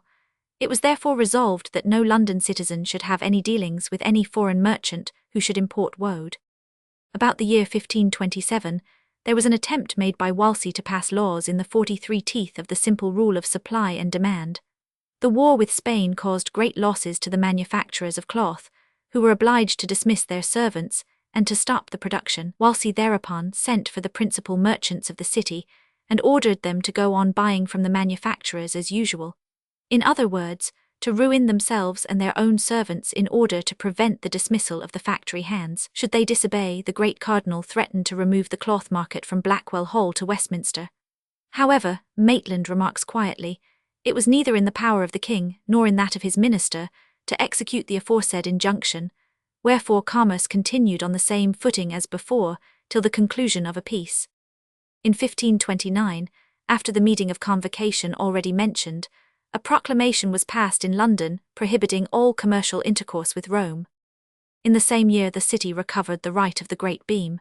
The king had taken over this important right with all the profits belonging to it, and had conveyed it to Sir William Sidney. For 10 years the city had been endeavouring to recover their rights even by bribing, but without success. In 1531 a compromise was arrived at, by which Sir William Sidney continued to hold the beam at an annual rent, and by royal charter the right was once more conveyed to the mayor and corporation, the grocers' company having the privilege of appointing the weighers. Another attempt was made to regulate the price of food. It was complained that butchers who were not freemen had put up stalls along Leadenhall Street, where they sold their meat before the doors of the houses. The mayor made them all go into Leadenhall Market, where they had to pay rent to the corporation. He also fixed the price of beef at a halfpenny a pound, and of mutton at 3 farthings. As a whole sheep could be bought for 2s, it would seem as if the whole sheep weighed only 45 pounds. It was discovered, however, that the regulation only made meat dearer, therefore it was not enforced. At this time French wine was sold at 8d a gallon, Malmsey and other sweet wines at a shilling. In 1542 occurred the business of George Ferrers. He was MP for Plymouth, and he was arrested for debt in the city and lodged in the Compter, a manifest infringement of the privileges of the House. The sergeant at arms was therefore ordered by the House to proceed to the city and to demand the release of the prisoner. The sheriffs, Rowland Hill and Henry Suckley, in their zeal for the privileges of Parliament, not only refused to obey, but abused the sergeant and maltreated him. Upon which he returned to Westminster and informed the House of what had been done. The House therefore ordered the sergeant to return and to demand the prisoner without writ or warrant. Meanwhile the sheriffs had learned the meaning of their action and were beginning to feel uncomfortable. They released the prisoner, and accompanied by the creditor, one White, they attended at the bar 44 of the House. The sheriffs and the creditor and one of their clerks were sent to the Tower, the arresting clerk and 4 others to Newgate. And in this melancholy plight they continued for some days, until they were released by the intercession of the mayor. This was an example to all future sheriffs not to take too much upon themselves. About this time also the principal streets of the suburbs were first completely paved, viz., Holborn High Street, Aldgate as far as Whitechapel Church, Chancery Lane, Gray's Inn Lane, Shoe Lane, Fetter Lane, White Cross Street, Kiswell Street, Grub Street, Shoreditch, Garswell Street, St. John's Street, Cannon Street, Wych Street, Holywell Street by Clement Danes, The Strand, Petty France in Westminster, Water Lane in Fleet Street, Long Lane in Smithfield, and Butcher Row without Temple Bar. The paving was not yet the flat slab of stone introduced later, but the round cobble stone with a channel or gutter running down the middle. In 1543, an act was passed empowering the city to bring water from Hampstead and Muswell Hill, and 2 years later a conduit was set up in Lothbury with water from Hoxton Fields. Appendix I. The death of Henry left the city in a condition of the greatest confusion and disorder. The streets were full of returned soldiers and of the idle vagabonds who followed the army. In holes and corners there were lurking unfrocked friars and people turned out of their work in the religious houses. There were no hospitals for the sick, none for the blind, none for the insane. If these were the fruits of the king's supremacy, then, men whispered to each other, it were better to return to the old superstitions. Chapter 3. Edward Roman VI. The city presents few points of interest during this reign, which do not belong to the national history. The progress of the Reformation is the subject which more especially belongs to and interests the world in this young king's short reign. Edward Roman VI, 1530–1553. From a portrait by Holbein at Windsor Castle. There can be no doubt whatever that, just as in the reign of Richard Roman II, the city was saturated with lollardry, so in the last years of Henry Roman VIII, it was filled with the new ideas, the connection with the Pope severed, the religious orders clean swept away, the reading of the Bible rapidly spreading, the teaching and 46 example of men like Cranmer, Latimer, Rogers, Ridley, Hooper and others, the derision poured upon the old things such as pilgrimages, image worship, repeated services and monasticism, the popular attack on the religious by such writers as Fish in the Supplication of Beggars and Barnabe Googe in his Popish Kingdom, the lectures and sermons carefully composed with the design of overthrowing and casting contempt upon the old faith, the natural instinct of men to see in new ideas a certain remedy for old ills. These things made it inevitable that the new thoughts should spread and take root. We hear no more, for instance, of the mayor disarming men who had been monks and friars. The new ideas, again, appealed to the nobler and more generous part of humanity to stand erect before the Creator without the intervention of a priest, no longer to be called upon to believe that which the Bible would not allow to be believed, the introduction of reason into the domain of doctrine, the abandonment of childish pilgrimages to the tombs of fallible and sinful mortals, the abolition of the doctrine that pardons, indulgences, heaven itself, can be bought with money, no longer to believe that fasting and the observance of days may avail to salvation. These things caught hold of men's minds and ran rapidly from class to class. And then there was the reading of the Bible for themselves by the folk who could do no more than read. There are no means of deciding how far the Old English version had been read and passed from hand to hand. In the reign of Edward Roman VI, we see the first fruits of the new ideas. Already, however, there were signs of change other than those ordered and authorized by the most autocratic of sovereigns. The mayor abolished the service of the boy bishop at St. Paul's, sober citizens were haled before the courts charged with blaspheming the Mass, men rose in their places and made a noise in church during celebration, a boy threw his cap at the host during the time of elevation. At this time, Grey Friars Cron was mochi specking agging the sacrament of the otter, that some called it Jack of the Box, with divers other shameful names. Thus the new reign began. It was a time of great uncertainty and trouble in religious matters. We see the citizens, ignorant of Greek, disputing over the interpretation of a text, over the conditions of salvation, over matters too high for them. One grows hot and says things that ought not to be said. The informer in the crowd, there is always an informer, steals away and lays information. Then the hasty citizen is lucky if he gets off with a fine. They whisper thus and thus concerning the intentions of the protector and the opinions of the archbishop. It is rumoured that the new bishop of this or that will not be consecrated in his robes. It is rumoured that there will be more changes in the articles of religion. It is rumoured that there will be a vast rising of the ejected priests and the starving friars. It is rumoured that they have already risen in the east and in the west. The air is full of rumours. Trade is 47 very bad. There is no money anywhere, the coinage is debased, a shilling is worth no more than sixpence, a groat is twopence, a penny is a halfpenny, and the price of provisions is certainly double what it was. It is a strange, perplexed time. Edward Roman VI, 1530–1553. From a portrait by Holbein at Windsor Castle. There were other events connected with the city besides these constant alarms about the change of faith. Traitors were executed, notably the 2 Seymours. Rebels were drawn, hanged, and quartered, notably the 4 captains of the Cornish rising. The sweating sickness appeared again in 1550 and lasted for 6 months, carrying off men only and sparing women and children. The cloister of St. Paul's, commonly called the Dance of Death, and the charnel house of St. Paul's were destroyed and carried away. There were risings in Cornwall, Norfolk, and Yorkshire. A woman named Joan of Kent was burned at Smithfield for heresy. Then happened the famous murder of Arden of Faversham, for which his wife, his maid, and one of the murderers were all burned.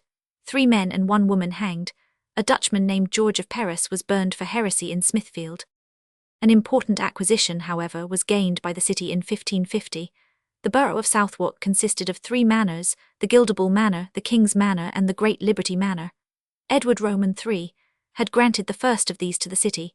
Edward Roman IV had confirmed and amplified this grant, giving the city the right of holding a yearly fair in the month of September together with a court of pie powder. The city next claimed the right of holding a market twice a week in Southwark. On this claim there were disputes. Finally, the city bought all the rights of the crown in Southwark for the sum of 647.2.1. They thus obtained a recognised right to hold 4 weekly markets, and to administer the whole borough excepting the 2 prisons of the Marshalsea and the King's Bench, and the Duke of Suffolk's house.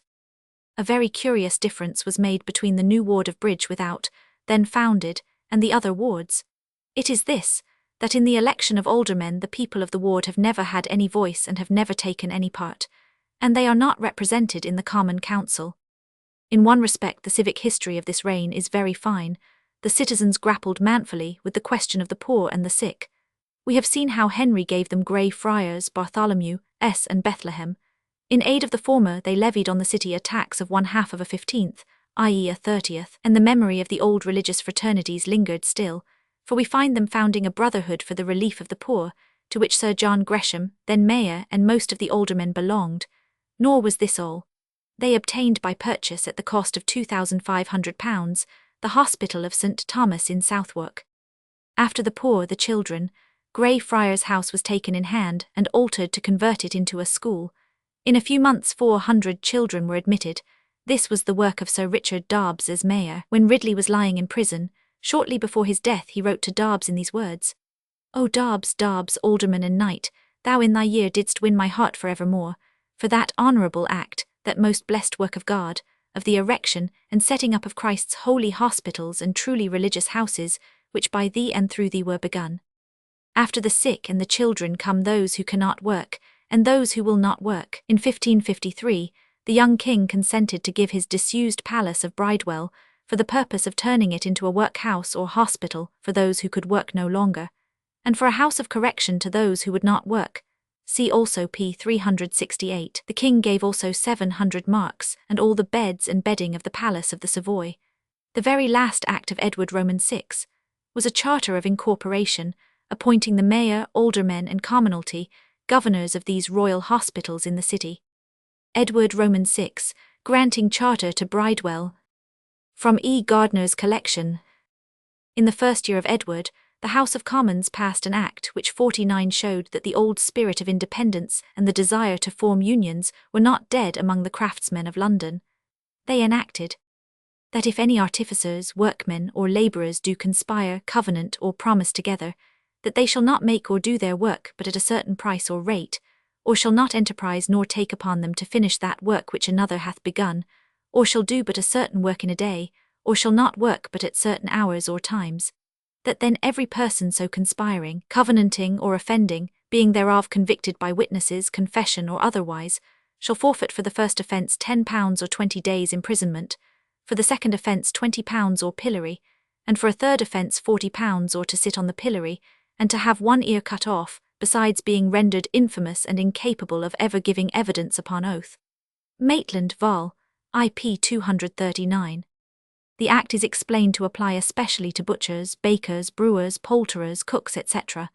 In a word, to those who provided the daily necessaries of life. In 1548 the marching watch was revived by Sir John Gresham, after being in abeyance for many years. It was London's finest show. CP 362. The deposition and trial of the Protector are matters of national history. The part taken by the city is not generally recorded by the historian. It is told by Maitland. The Earl of Warwick and divers lords of the Privy Council, being highly dissatisfied with the administration of Edward Seymour, Duke of Somerset, the Protector, withdrew from court, associated and armed themselves and domestics, and secured the Tower of London by a stratagem of the Lord Treasurers without the effusion of blood, and having removed the governor substituted one of their friends to succeed him. Having luckily succeeded in their first attempt, Warwick removed into the city and lodged at the house of John Yorke, one of the sheriffs of London. Upon advice of these proceedings at London, the Protector was so greatly intimidated that he instantly removed with the king from Hampton Court to Windsor, and began strongly to fortify the castle. In the interim, the lords at London had a conference with the Lord Mayor and aldermen, whom they earnestly importuned to provide a power sufficient for defence of the city, which being assented to, the several companies were ordered alternately to mount guard, to be ready to oppose all attempts that might be made against them. They likewise desired a supply of 500 men to enable them to bring the Protector to justice, to which answer was returned that nothing could be done in that affair without consulting the Common Council, to which end the Lord Mayor summoned all the members thereof to assemble the next day in Guildhall. In the meantime the lords convened in the Mayor's house, where after having drawn up a trifling charge against the Protector, they caused it to be proclaimed in divers parts of the city, after which they conferred with the Mayor and aldermen in the council chamber, before they met the Commons, and having come to several resolutions, the Mayor and aldermen repaired to the Common Council, where, in a full assembly, they produced a letter from the king, commanding them immediately to send him 500 men completely armed to Windsor. However, Robert Brooke, the recorder, earnestly exhorted them rather to supply the lords with that number, by whose assistance they would be enabled to call the Protector to an account, and thereby redress the grievances of an injured nation, without which the city was not only in danger of being ruined, but likewise the whole kingdom to become a prey to his insatiable avarice. This speech, instead of having the desired effect, occasioned a profound silence, which greatly amazing the orator, he reassumed his discourse, and seriously pressed them for an answer, whereupon George Stadlow, a prudent and judicious citizen, rose up, and spoke as followeth. I remember, saith he, in a story written in Fabian's Chronicle, of the war between the king and his barons, which was in the time of King Henry III, and the same time the barons, as our lords do now, demanded aid of the Mayor and City of London, and that in a rightful cause for the commonweal, 50 which was for the execution of divers good laws, whereunto the king before had given his consent, and after would not suffer them to take place. And the city did aid the lords, and it came to an open battle, wherein the lords prevailed, and took the king and his son prisoners, and upon certain conditions the lords restored again the king and his son to their liberties, and among other conditions this was one, that the king should not only grant his pardon to the lords, but also to the citizens of London, which was granted, yea, and the same was ratified by Act of Parliament. But what followed of it? Was it forgotten? No, surely, nor forgiven during the king's life. The liberties of the city were taken away, strangers appointed to be our heads and governors, the citizens given away 51 body and goods, and from one persecution to another were most miserably afflicted. Such it is to enter into the wrath of a prince, as Solomon saith, the wrath and indignation of a prince is death. Wherefore, forasmuch as this aid is required of the king's majesty, whose voice we ought to hearken unto, for he is our high shepherd rather than unto the lords. And yet I would not with the lords to be clearly shaken off, but that they with us and we with them may join in suit, and make our most humble petition to the king's majesty that it would please his highness to hear such complaint against the government of the Lord Protector, as may be justly alleged and proved. And I doubt not but this matter will be pacified, that neither shall the king nor yet the lords have cause to seek for further aid, neither we to offend any of them both. Maitland, Vol. IP 240. The coronation procession of Edward VI. It would seem that the nobles had resumed the old custom of having a great train of followers. For at the departure of Mary Queen of Scots from London, where she had been entertained for 4 days, the Duke of Northumberland attended her with 100 mounted men, of whom 40 were dressed in black velvet, with velvet hats and feathers, and had gold chains about their necks. The Earl of Pembroke was there with 120 men, also in hats and feathers, and the Lord Treasurer had 100 gentlemen and yeomen. The last glimpse which London had of the young king was when Sir Hugh Willoughby sailed down the river on that voyage, which was to discover any passage through the ice and snow of North Siberia. The ships were dressed with streamers, trumpeters stood in the bows, guns were fired for a farewell salute as they passed Greenwich Palace, and the dying prince was brought out for one more look upon the glory of his realm in the courage and enterprise of his subjects. Chapter 4. Mary.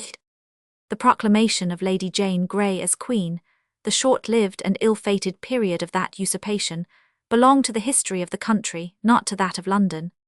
Mary Tudor, 1516–1558. From a woodcut of the portrait by Antonio Moro in Prado, Madrid. It was on the evening of the 3rd of August that Mary made her entry into the city accompanied by her half-sister Elizabeth.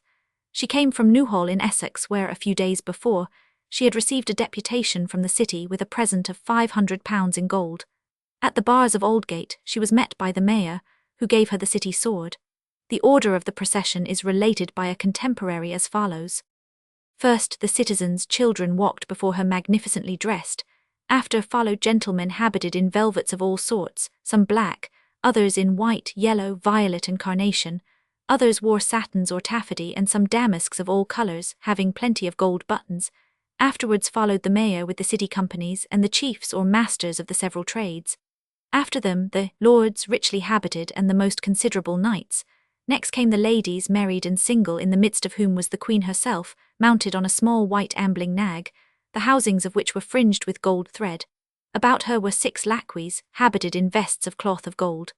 The queen herself was dressed in violet velvet, and was then about 40 years of age and rather fresh-coloured. Before her were 6 lords bareheaded, each carrying in his hand a golden mace, and some others bearing the arms and crown.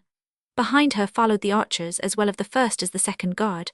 She was followed by her sister, named Madame Elizabeth, in truth a beautiful princess, who was also accompanied by ladies both married and single. Then might you hear the firing of divers pieces of artillery, bombards and cannons, and many rejoicings made in the city of London.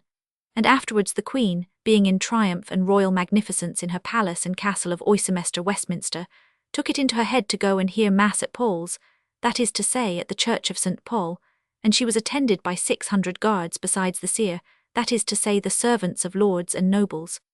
Antiquarian Repertory. On the 10th of August, the remains of the late king were buried according to the forms of the Book of Common Prayer. It was not long, however, before every one understood clearly the mind of the Queen. On the 1st of October, Mary rode through the city to Westminster for her coronation. Sharp notes the significant fact that the daily service at St. Paul's was not held, because all the priests not suspended for Protestantism were wanted at Westminster Abbey. Queen Mary was crowned with every possible care to return to the old ritual. Fresh oil blessed by the Bishop of Arras had been brought over. She was afraid that St. Edward's chair had been polluted by her brother, the Protestant, sitting in it. She had therefore another chair sent by the Pope. The death of Edward took place on the 6th of July 1553, the coronation of Mary on the 1st of October. The Queen must have requested the Pope to send her the chair immediately on her accession, if that chair had arrived within 85 days. In November, Lady Jane Grey, her husband, 2 of his brothers and Cranmer, were tried at the Guildhall and sentenced to death, but execution was delayed. Probably in the case of Lady Jane Grey, the sentence would never have been carried out had it not been for Wyatt's rebellion in January 1554. The ostensible cause was the Spanish match, which was regarded with the greatest dislike and suspicion by the whole people. Yea, and thereat almost each man was abashed, looking daily for worse matters to grow shortly after. When the rebellion broke out, the city stood loyally by the Queen. The companies set watch. No munitions of war were allowed to go out of the city.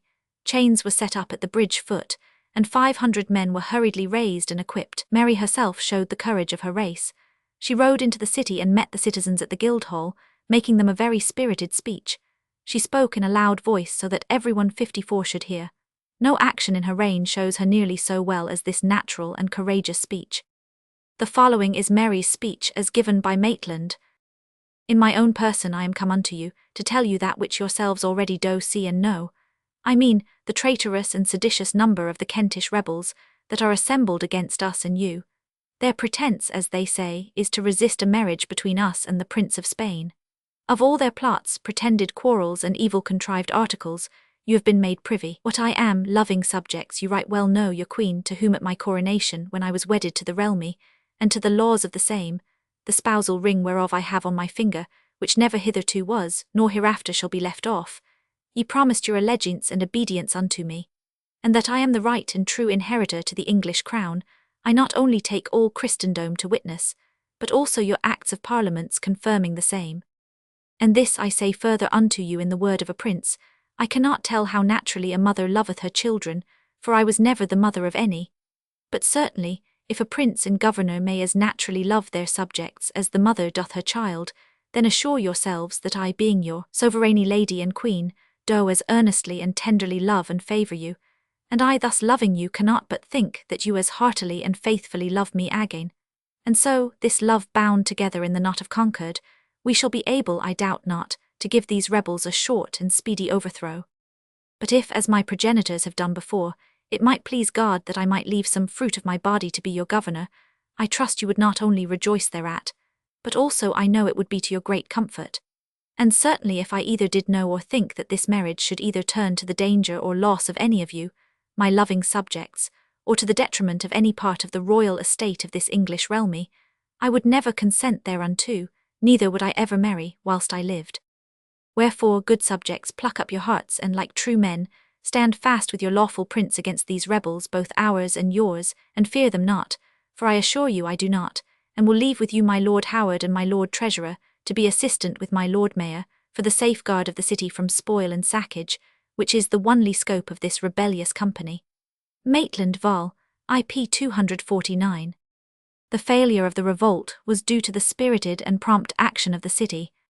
All this belongs to the history of the country, yet we cannot pass over the execution of Lady Jane Grey. It is the most melancholy of all the many tragedies which belong to the Tower during the 15th and 16th centuries.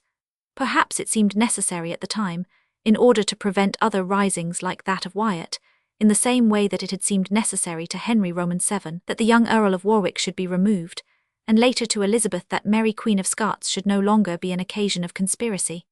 At the same time, it is wonderful that it should have been thought even possible to bring to the scaffold this girl of 16 who had been made to play a part. The story of her execution and of her noble words, told with simple directness by Holinshed, cannot be read without tears. By this time was there a scaffold made upon the green over against the White Tower, for the Lady Jane to die upon, who being nothing at all abashed, neither with fear of her own death, which then approached, neither with the sight of the dead carcass of her husband when he was brought into the chapel, came forth, the lieutenant leading here with countenance nothing abashed, nor her eyes anything 55 moistened with tears, with a book in her hand, wherein she prayed until she came to the said scaffold.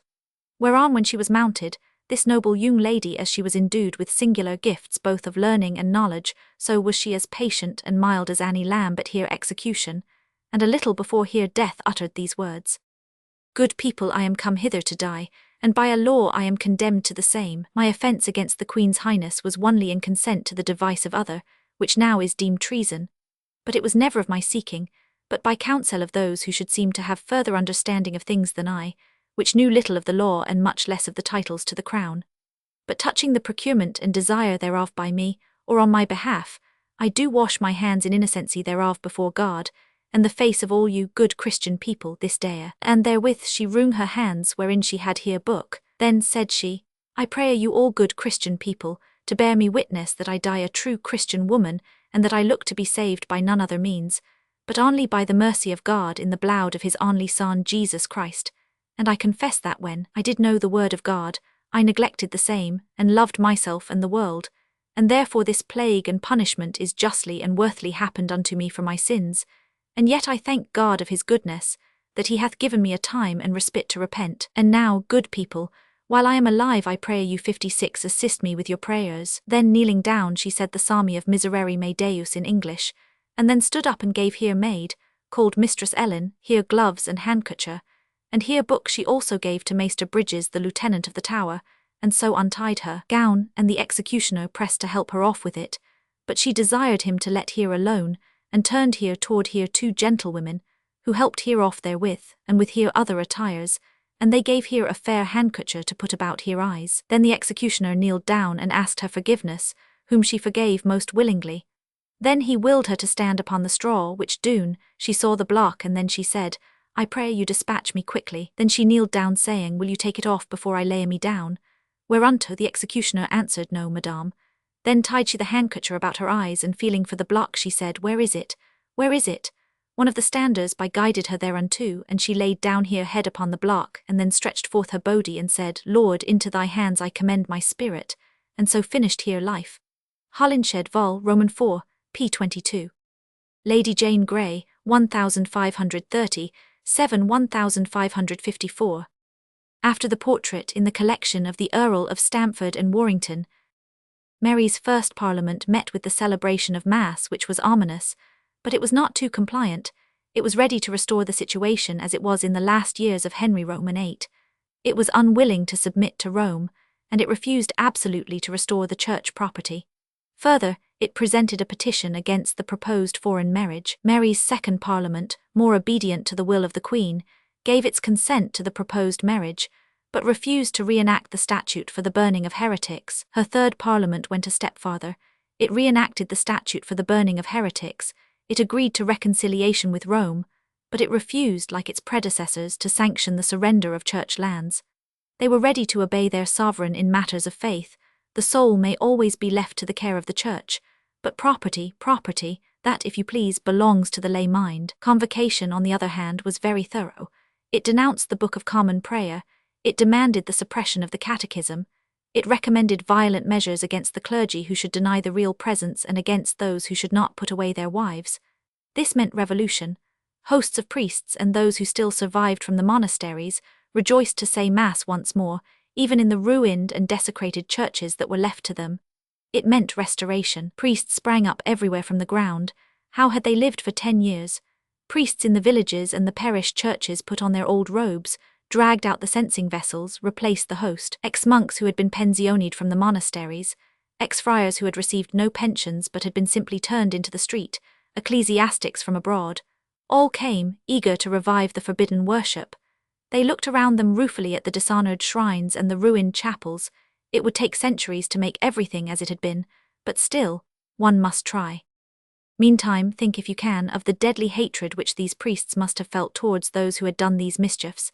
Think of the silent satisfaction with which even the best of them would witness the execution of one who had been a leader, a hooper or a Latimer, in bringing about this destruction. But the destruction was stayed. Holy Church was back again, and of course forever. The 57 Great Rebellion, they thought, was ended. As for the beneficed clergy in possession, many conformed for fear and for safety. Very few indeed gave up their wives. Happy were the contumacious if their contumacy brought no worse consequence than to beg their bread on the road. Happy if it did not lead to a speedy trial, conviction, and the certainty of becoming a fiery example. They might have made up their minds at the outset that mercy was not a quality for which Mary would be conspicuous. Before the fires of Smithfield began, there were the executions for the rebellion of Wyatt. It was an excellent opportunity for winning the hearts of the people. Lady Jane Grey's party never had the smallest chance. She herself might have been allowed to be at liberty with no danger to the Queen, while to execute her boy husband was as barbarous and useless as to execute herself. 50 persons, however, officers, knights and gentlemen, were put to death in consequence of the rebellion. 400 common men were hanged about London. 50 were hanged on gibbets, and there left to hang a great part of the summer. St. Peter ad Vincula, overlooking Tower Green. E. Gardner's collection. Meantime the people of London, partly exasperated by the sight of these gibbets, partly hating the Spanish marriage, partly hating the break-up of the Reformation, showed their minds in every possible way. They shot at preachers of papistry, they dressed up a cat like a Roman priest, and hanged it on a gallows 58 in Cheapside. They found a girl who pretended to receive messages from a spirit. It was called the Spirit in the Wall. When the Eucharist was carried through Smithfield, a man tried to knock the holy elements out of the priest's hands, and on Easter Day a priest saying Mass in St. Margaret's, Westminster, was attacked by a man with a knife. The Marian persecution began in January 1555. The Queen issued a proclamation that bonfires should be lit in various places in the city to show the people's joy and gladness for the abolition of heresies. This was the signal for the martyrdoms. John Rogers, prebendary of St. Paul's, was burned to begin with at Smithfield, Hooper at Gloucester, Ferrar at St. David's, Rowland Taylor at Hadley, Lawrence Saunders at Coventry, William Flower at Westminster, John Cardmaker at Smithfield, John Bradford at Smithfield. It is enough to state that the martyrs of this persecution were 288 in number, including 5 bishops, 21 clergy, 55 women, 4 children and 203 laymen. Of the laymen, only 8 were gentlemen. I will invite consideration of this fact later on. The flames of martyrdom lasted till within a month of Mary's end.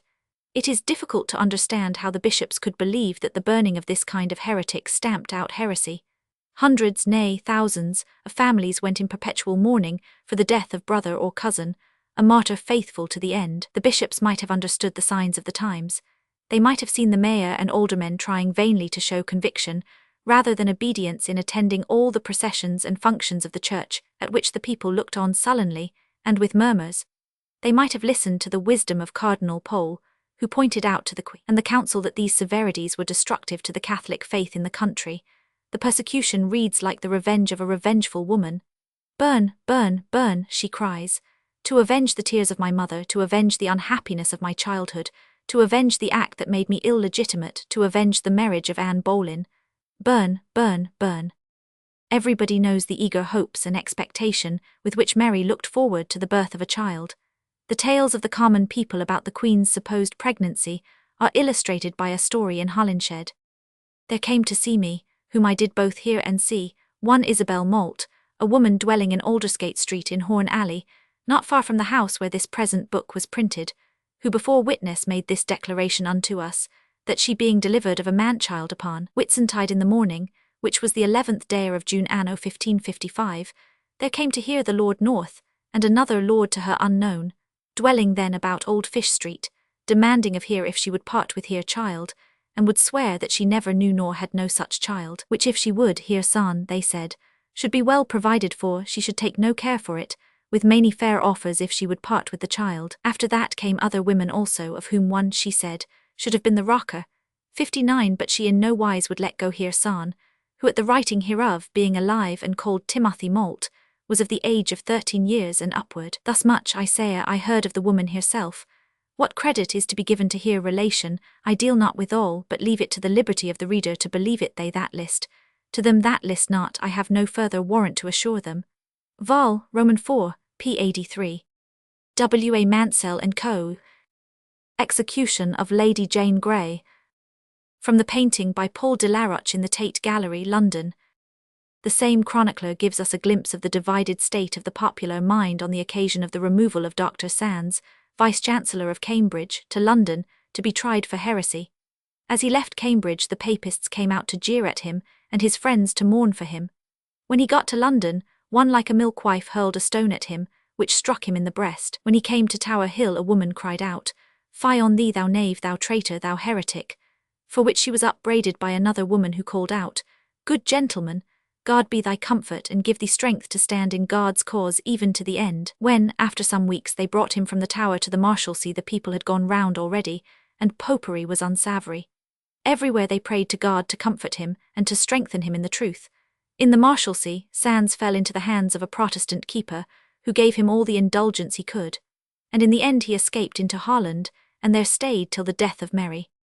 The examples of Henry VII's reign were not likely to be lost so soon.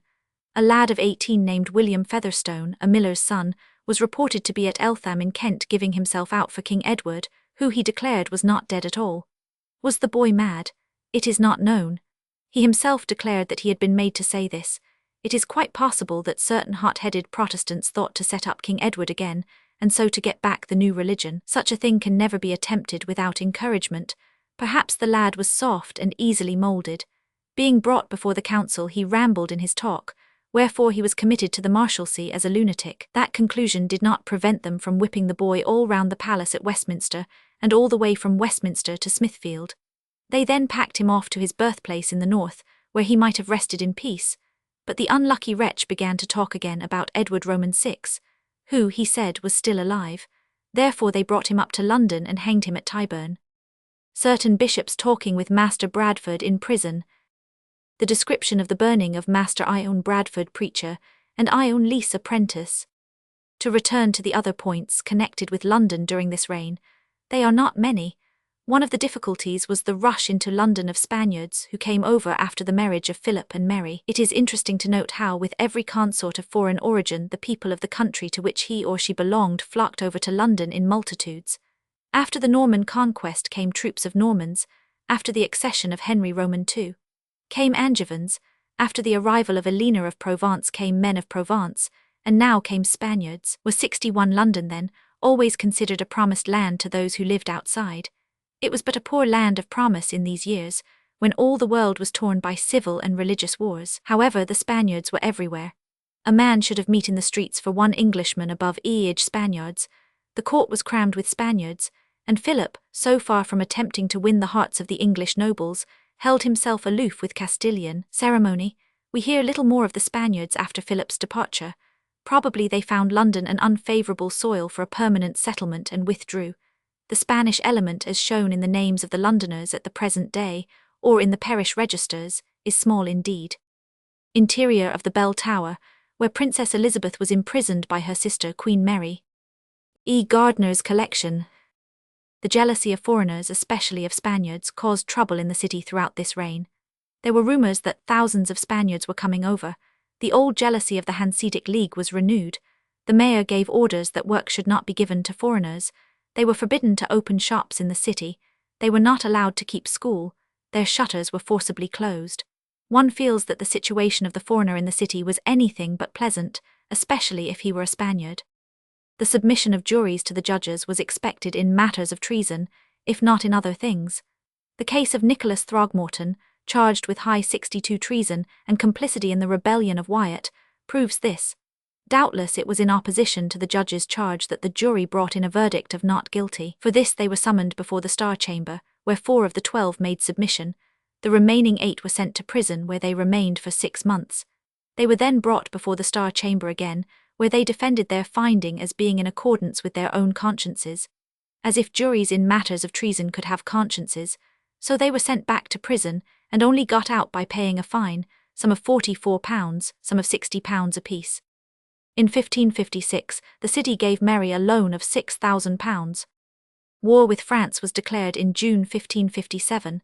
The city was instructed to put its munitions of war on a sound and serviceable footing. It complied, and raised a force of 500 men, which joined the army commanded by Lord Pembroke. In less than a month the Queen sent a letter to the mayor informing him of the departure of Philip, and commanding him to raise another force of 1,000 men. After a good deal of protest and grumbling, and after vain appeals to the liberties and franchises of the city respecting the sending of men on active service, submission was made, and the men were got together. This was early in August, but it does not seem that they were sent. On 27th August the French were defeated at St. Quentin. Towards the end of the year it was known that Calais was in a dangerous position. On 2nd January, a message arrived from the Queen, ordering the dispatch of 500 men at once. They were wanted for the relief of Calais, but Calais fell on the 7th. Then the city was called upon to furnish another 2,000 men. On the 13th the Queen wrote to say that a violent storm had crippled her fleet. The men were to be kept back, but in readiness. Then it was heard that Philip's forces were on their way to Flanders, under the Duke of Savoy, and that the Channel was kept open by a Spanish fleet. A regiment of 500 was therefore sent off to Dover in order to be shipped for Dunkirk. In March 1558, Mary raised a loan of £20,000 on the security of the Crown lands, from the city companies. The greater companies contributed 16,983, 6.3, the rest being made up by the smaller companies. The Mercers gave £3,275, the smaller companies sums varying from £50 to £300. For the better regulation of trade, an Act of Parliament was passed in 1554, by which non-residents were not allowed to sell their wares in any town. Whereas the cities, boroughs, towns, corporate and market towns did heretofore flourish, where youth were well educated and civilly brought up and were highly serviceable to the government, but were brought to great decay and were like to come to utter ruin and destruction, by reason that persons dwelling out of the said cities and towns came and took away the relief and subsistence of the said cities and towns by selling their wares there. For remedy whereof, be it enacted, that no person or persons dwelling anywhere out of the said cities or towns, the liberties of the 2 universities only excepted, shall hereafter sell or cause to be sold by retail any woolen and linen cloth, except of their 63 own making, or any haberdashery, grocery, or mercery ware, at or within any of the said cities, boroughs, towns, corporate or market towns within this realm, except in open fairs, on pain to forfeit and lose, for every time so offending, 6 shillings and 8 pence, and the whole wares so sold, offered or proffered to be sold. Maitland Val, IP 251. Philip Roman II, of Spain, 1527, 1598. From the painting by Alonso Sanchez Silo in the Berlin Museum. An attempt was made to reduce the number of taverns in London and Westminster. There were to be no more than 40 in the city and 3 in Westminster, but the law was not enforced nor obeyed. In this reign we first hear of the abuse of prisons. One of the 2 compteurs then stood in Bread Street. The warden or keeper, one Richard Husbands, was accused of maltreating his prisoners barbarously, also of receiving men and women of criminal and disreputable character, and giving them lodging within the prison for 4d. a night. The corporation therefore built a larger and more convenient compteur in Wood Street, to which they removed the prisoners, appointing a new keeper in place of Husbands. In January 1557, one Christopher Draper, alderman of Cordwainer Street Ward, employed a man to walk nightly about the streets of the ward, ringing a bell and calling on the people to take care of their fires and lights, to help the poor, and to pray for the dead. This was the origin of the office of bellman. In this year arrived the first ambassador from Russia. He was wrecked on the coast of Scotland. The Russia Company sent officers into Holland with money and necessaries, and with orders to bring him to London. On his arrival he was met by 80 merchants on horseback, richly accoutred and with gold chains round their necks, and was taken to a house in Highgate, where he was royally entertained for the night. Next day he rode into the city and was received by the Mayor and Lord Montague, who escorted him to his quarters in Fenchurch Street. During the whole of his stay, his charges were defrayed by the Russia Company. The profuse expenditure expected of the mayor and sheriffs during their year of office made many citizens who ought to have filled these posts retire into the country rather than put themselves to such great expense. The Common Council took up the matter. In a very curious array of ordinances it was provided, among other things, that thenceforth the mayor should have no more than 1 course either at dinner or supper, and that on a festival, being a flesh day, to consist of no more than 7 dishes, whether hot or cold, and on every festival, being a fish day, 8 dishes, and on every common flesh day 6 dishes, and on every common fish day 7 dishes, exclusive of brawn, collops with eggs, salads, pottage, butter, cheese, eggs, herrings, sprats and shrimps, together with all sorts of shellfish and fruits, that the aldermen and sheriffs should have 1 dish less than the above-mentioned, and all the city companies at their several entertainments the same number of dishes as the aldermen and sheriffs, but with this restriction, to have neither swan, crane, nor bustard, upon the penalty of 40 shillings, etc., etc., etc. On the 17th of November 1558 Mary died. The bonfires which hailed the 64th accession of her sister were fires of rejoicing over the death of the unhappy queen. The whole city was united in joy, with the exception of the bishops and the priests. Not only was religion concerned, but the domination of Spain, the immigration of Spaniards, the humiliation of the country. The general rejoicing was marked by the keeping the day of Elizabeth's accession as a holiday for 150 years to come. Chapter 5. Elizabeth. Walker and Cockerells. Queen Elizabeth, 1533–1603. From a painting, attributed to Zuccaro, in the National Portrait Gallery, London. My Lady Elizabeth, the Venetian ambassador, writes in the lifetime of Queen Mary, the daughter of Henry VIII, and Anne Boleyn was born in 1533, in the month of September, so that she is at present 23 years of age. She is a lady of great elegance both of body and mind, although her face may be called 66 rather pleasing than beautiful. She is tall and well made, her complexion fine though rather sallow, her eyes, but above all her hands, which she takes care not to conceal, are of superior beauty. In her knowledge of the Greek and Italian languages she surpasses the Queen. She excels the Queen in the knowledge of languages, for in addition to Latin she has acquired no small acquaintance with Greek. She speaks Italian, which the Queen does not. In this language she takes such delight, that in the presence of Italians it is her ambition not to converse in any other. Her spirits and understanding are admirable, as she has proved by her conduct in the midst of suspicion and danger, when she concealed her religion and comported herself like a good Catholic. She is proud and dignified in her manners, for though her mother's condition is well known to her, she is also aware that this mother of hers was united to the king in wedlock, with the sanction of the Holy Church and the concurrence of the primate of the realm. And though misled with regard to her religion, she is conscious of having acted with good faith, nor can this latter circumstance reflect upon her birth, since she was born in the same faith as that professed by the Queen. Her father's affection she shared at least in equal measure with her sister. It is said that she resembles her father more than the Queen does, and the King considered them equally in his will, settling on both of them 10,000 scudi per annum. Yet with this allowance she is always in debt, and she would be much more so if she did not studiously abstain from enlarging her establishment, and so giving greater offence to the Queen. For indeed there is not a knight or a gentleman in the kingdom who has not sought her service, either for himself or for some son or brother. Such is the affection and love that she commands. This is one reason why her expenses are increased. She always alleges her poverty as an excuse to those who wish to enter her service, and by this means she has cleverly contrived to excite compassion, and at the same time a greater affection, because there is no one to whom it does not appear strange that she, daughter of a king, should be treated in so miserable a manner.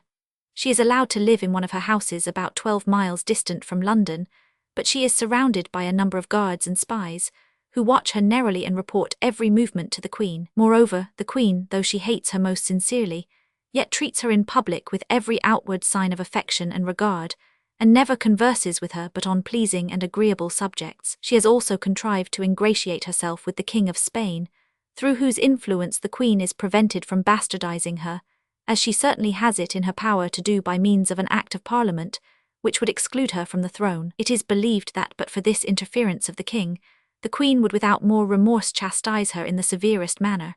For whatever plots against the Queen are discovered, my Lady Elizabeth or some of her people may always be sure to be mentioned among the persons concerned in them. Attention has already been called to the rejoicings of the people on the death of Mary, and the uplifting of that long-continued cloud. The bells of the city were rung, bonfires were lit, loaded tables open for all comers were spread in the streets, yea, even in that dark night of November. A week later the new Queen rode from Hatfield to the Charter House, where she stayed for 5 days. On the 28th she rode in state to the Tower. Here she remained till the 5th of December, when she went by water to Somerset House. On the 17th of December, the body of Mary was laid in Westminster Abbey, with the Roman Catholic service. On the 12th of January, the Queen returned to the Tower, and thence on the following day she rode to Westminster. The reader has probably remarked in the course of this history that neither king nor queen, nor mayor nor people, ever paid the slightest regard for weather or for season. A royal riding with pageants and red cloth and tapestry, and a procession in boats was undertaken as readily in January, when there is generally hard frost, in April when there is generally east wind, in July when there is generally the heat of summer, or in October when there is generally fine weather with the repose of autumn. Season and weather, sunshine or frost made no difference. In her desire to win the hearts of the people, Elizabeth probably paid no heed to the weather, whether it was cold or not. Walker and Cockerells. Queen Elizabeth, 1533–1603. From a painting in the National Portrait Gallery, London, painter unknown. 68. We have remarked a great change in the temper and attitude of the city towards the sovereign. We hear from time to time murmurings about the city liberties, but nothing of importance. The reasons are several.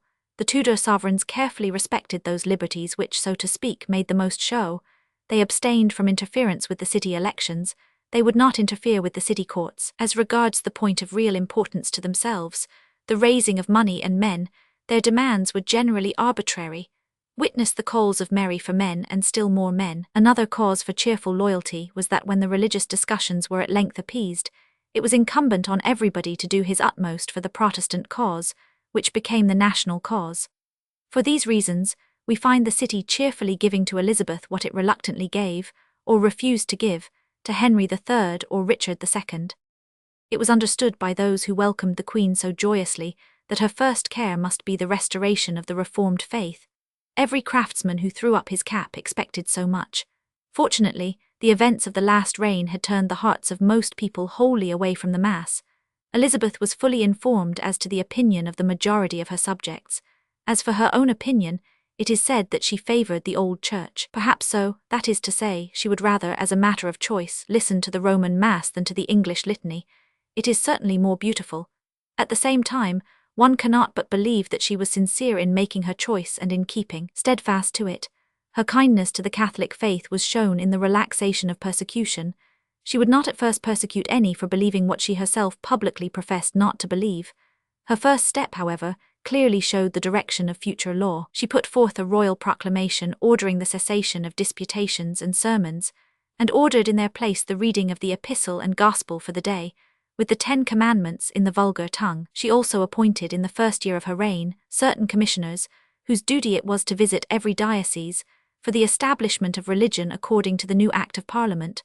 Those for London were Sir Richard Sackville, Knight, Robert Horne, Doctor of Divinity, Dr. Hewick, and Master Savage. The commissioners visited every parish, calling before them persons of every sort, whom they instructed and admonished. They suppressed all the religious houses that Mary had established: the Abbey of Westminster, Sion House, the House of Sheen, the Black Friars of Smithfield, and those of Greenwich. They further pulled down all the new roods and images, and burned all the vestments, altar cloths, banners, mass books, and rude lofts. In fact, the people showed very plainly that their minds were all for the Protestant religion. Representation des Fèves de Joie, Cuvifrant Facts, SVR Livre dans Landers à El Hanover de la Reine, la Envict d'Iviover de Son Entrée. E. Gardner's collection. 70. An Act of Uniformity followed, which forbade the use of any form of public prayer other than that of the prayer book of Edward Roman VI, with 1 or 2 slight alterations. This book was replaced in the churches, and service was conducted in accordance with it on Whit Sunday 1559. What happened immediately after: a pulling out of Bibles from hiding places, a return to the old talk, restrained for 5 years for fear of informers, an enjoyable plunge into the anti-scriptural aspects of the Roman Creed, and a rush for the ornaments, roods, tombs, the vestments and the incense vessels, and the candles in all the city churches. In some cases the wafers, vestments and altar cloths, books, banners and other ornaments of the churches were burned, things which had cost thousands when they were renewed under Queen Mary. All this happened, and an incredible amount of mischief was done before the destruction was stopped. There appears to have been little strength of feeling or spirit of martyrdom among the Roman Catholics in London. They submitted. More than this, they made no attempt to maintain their religion. Their children, if not themselves, became wholly Anglican. Such Roman Catholic worship as survived lurked in holes and corners, or was maintained secretly by a few nobles and gentlemen. Before long, however, the government had to deal with that advanced form of Protestantism which had been brought over from the continent. In 1565 an order was issued that all the clergy were to wear the surplice. A good number of them refused, and left their churches with their congregations. This was the beginning of nonconformity, but Elizabeth made no attempt to enforce obedience or to persecute those who dissented. On the 25th of May 1570, the temper of the people was plainly indicated by their reception of a bull from the Pope, which was actually found nailed to the door of the Bishop of London's palace in Paul's churchyard. It was in Latin. Holinshed gives both text and translation. Pew's Bishop, servant of God's servants, etc. Queen Elizabeth hath clean put away the sacrifice of the Mass, prayers, fastings, choice or difference of meats and single life. She invaded the kingdom, and by usurping monstrously the place of the supreme head of the Church in all England, and the chief authority and jurisdiction of the same, hath again brought the said realm into miserable destruction. She hath removed the noble men of England from the king's council. She hath made here council of poor, dark, beggarly fellows, and hath placed them over the people. These counsellors are not only poor and beggarly, but also heretics. Unto here all such as are the worst of the people resort, and are by here received into safe protection, etc. We make it known that Elizabeth aforesaid, and as many as stand on here side in the matters above named, have run into the danger of our curse. We make it also known that we have deprived here from that right she pretended to have in the kingdom aforesaid, and also from all and every here authority, dignity, and privilege. We charge and forbid all and every the nobles and subjects, and people, and others aforesaid that they be not so hardy as to obey here or here will, or commandments or laws, upon pain of the like a curse upon them. We pronounce that all whosoever by any occasion 71 have taken their oath unto here, are for ever discharged of such their oath, and also from all fealty and service, which was due to here by reason of here government, etc. Vol. Roman 4, p. 253. The crime was brought home to one John Felton, who on 4th August, 3 months later, was arraigned at the Guildhall on the charge of affixing the said bull. 4 days later he was drawn from Newgate to St. Paul's churchyard and there duly hanged, cut down alive, bowled and quartered. On the same day, which shows that their office was not an easy one, the sheriffs of London, after seeing the end of Felton, had to accompany 2 young men who had been found guilty of coining to Tyburn, where they suffered the same horrible punishment. Walker and Cockerells. Queen Elizabeth, 1533–1603. From a painting in the National Portrait Gallery, London, painter unknown. Meantime, the Catholic enemy never relaxed his attempt to effect the reconversion, or, failing that, the subjugation of this country. Not by bulls alone did he work. Seminary priests were sent over to work secretly upon the people, and so it was hoped gradually to make them ready for conversion. After the tender mercies of the last reign, one would believe that the task was hopeless. One is persuaded that even if the secret missionaries had been allowed to put an advertisement 72 in the windows, openly proclaiming their object, they could have done no harm. But the Queen's Council, whether wisely or not, were extremely jealous of these priests. They charged the city authorities to try every means of laying hands on them. They were to arrest all persons who did not attend church, and to banish all strangers who did not go to church.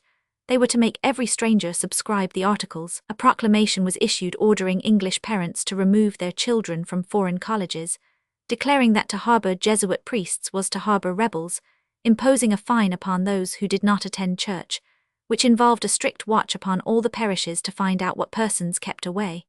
The 2 chief conspirators moving about England were 2 priests, named Campion and Parsons. Campion was presently arrested, and after undergoing torture, was executed in the usual manner. Parsons got back to the continent, where he continued in his machinations. Catholic historians are eloquent on the sufferings of the Catholics during this reign. We must, however, acknowledge that the conspiracies and intrigues of such men as Campion, Allen, and Parsons went far to explain the persecution to which they were liable. Queen Elizabeth, 1533–1603. From the Ermine portrait in the possession of the Marquis of Salisbury. The failure of the Armada, the failure of Philip's second attempt destroyed by 73 Tempest, the fact that the Catholic cause was now in the minds of the people the Spanish cause, and therefore execrable, the manifest proofs that the heart of the nation was sound for the Queen and the Protestant religion, did not put a stop to Catholic spies and Catholic conspirators.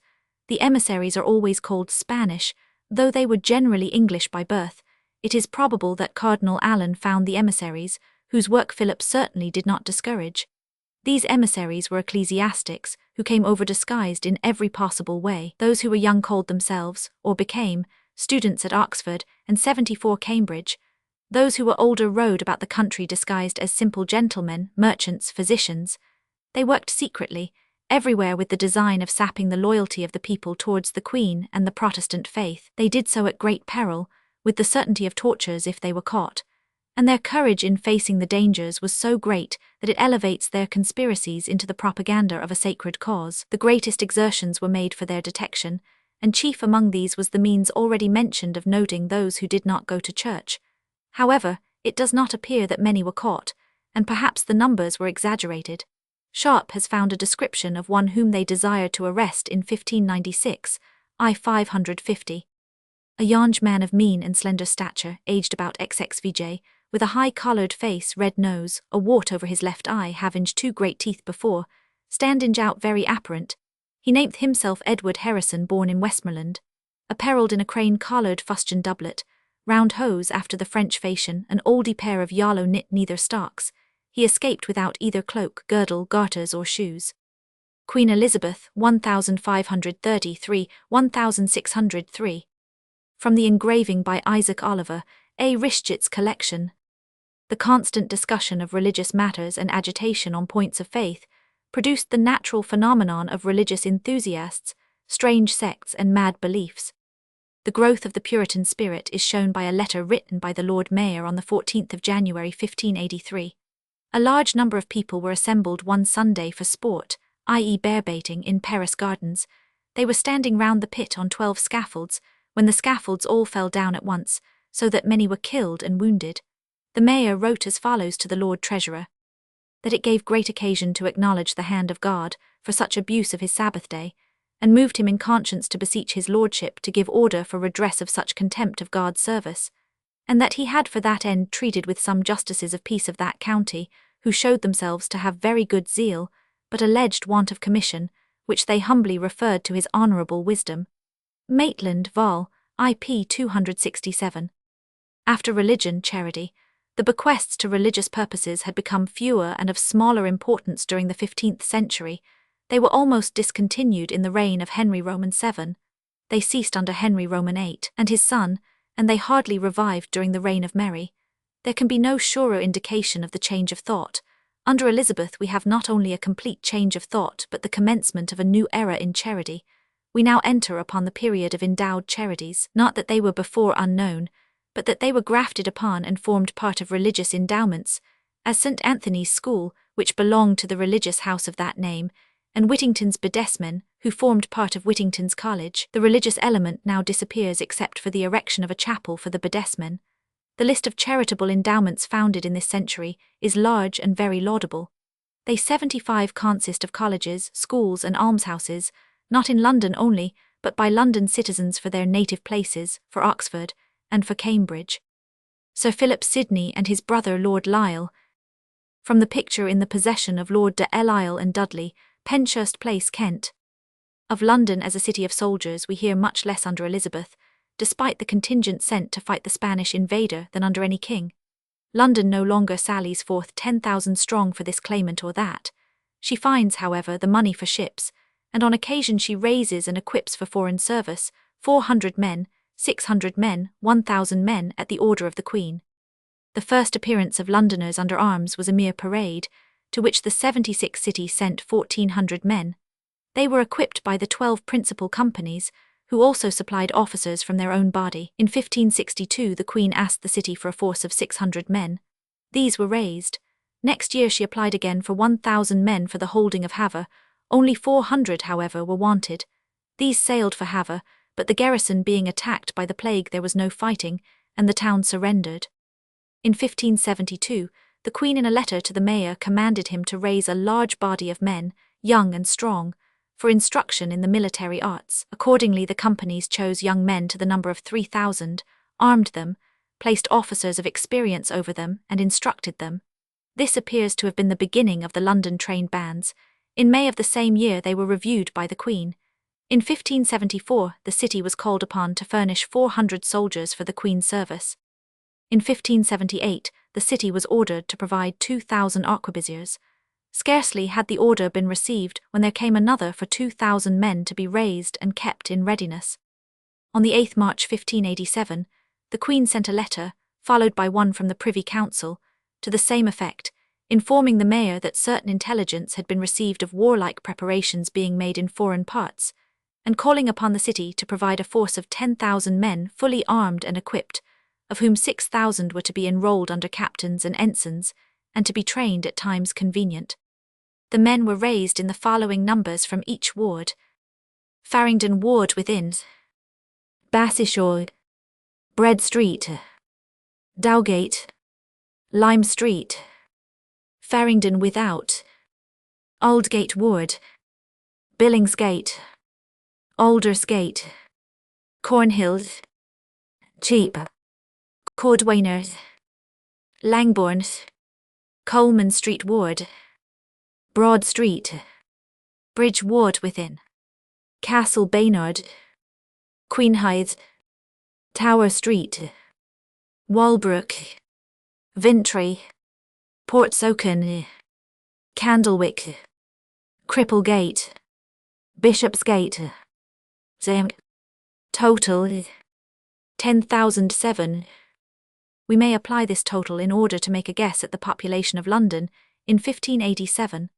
Thus supposing X to be the percentage of the population taken from each ward to fill the ranks, since the population of each ward the number taken, multiplied by 100, and divided by X. Therefore the whole population of the city, whole number taken, multiplied by 100, and divided by X, 1,700,000. If 10% of the population were taken, we should have a total of 100,070, or roughly 100,000.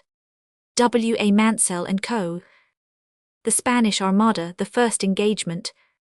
From Pine's engravings of the House of Lords tapestry hangings.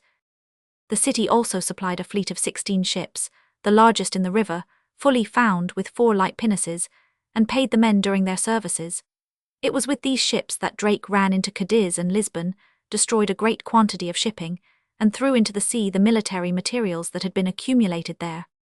The Earl of Leicester, who was in command at Tilbury, received 1,000 of the London force only, and that on condition that they brought their own provisions. The London men wore a uniform of white with white caps, and the city arms in scarlet on back and front. Some carried arquebuses, some were halberdiers, some were pikemen. They marched in companies according to their arms. Their officers rode beside the men dressed in black velvet. They were preceded by billmen, corresponding to the modern pioneers, by a company of whifflers, i.e. trumpeters, and in the midst marched 6 ensigns in white satin faced with black sarcenet and rich scarves. The dress of officers and men was just as useless and unfit for continued work as could well be devised. It is melancholy to find that the Earl of Leicester, who was in command at Tilbury, held a very poor opinion of the London contingent. I see, he writes to Walsingham, that their service will be little, except they have their own captains, and having them I look for none at all by them when we shall meet the enemy. Most fortunately there was no enemy to meet, and the heroism of the Londoners remains unchallenged.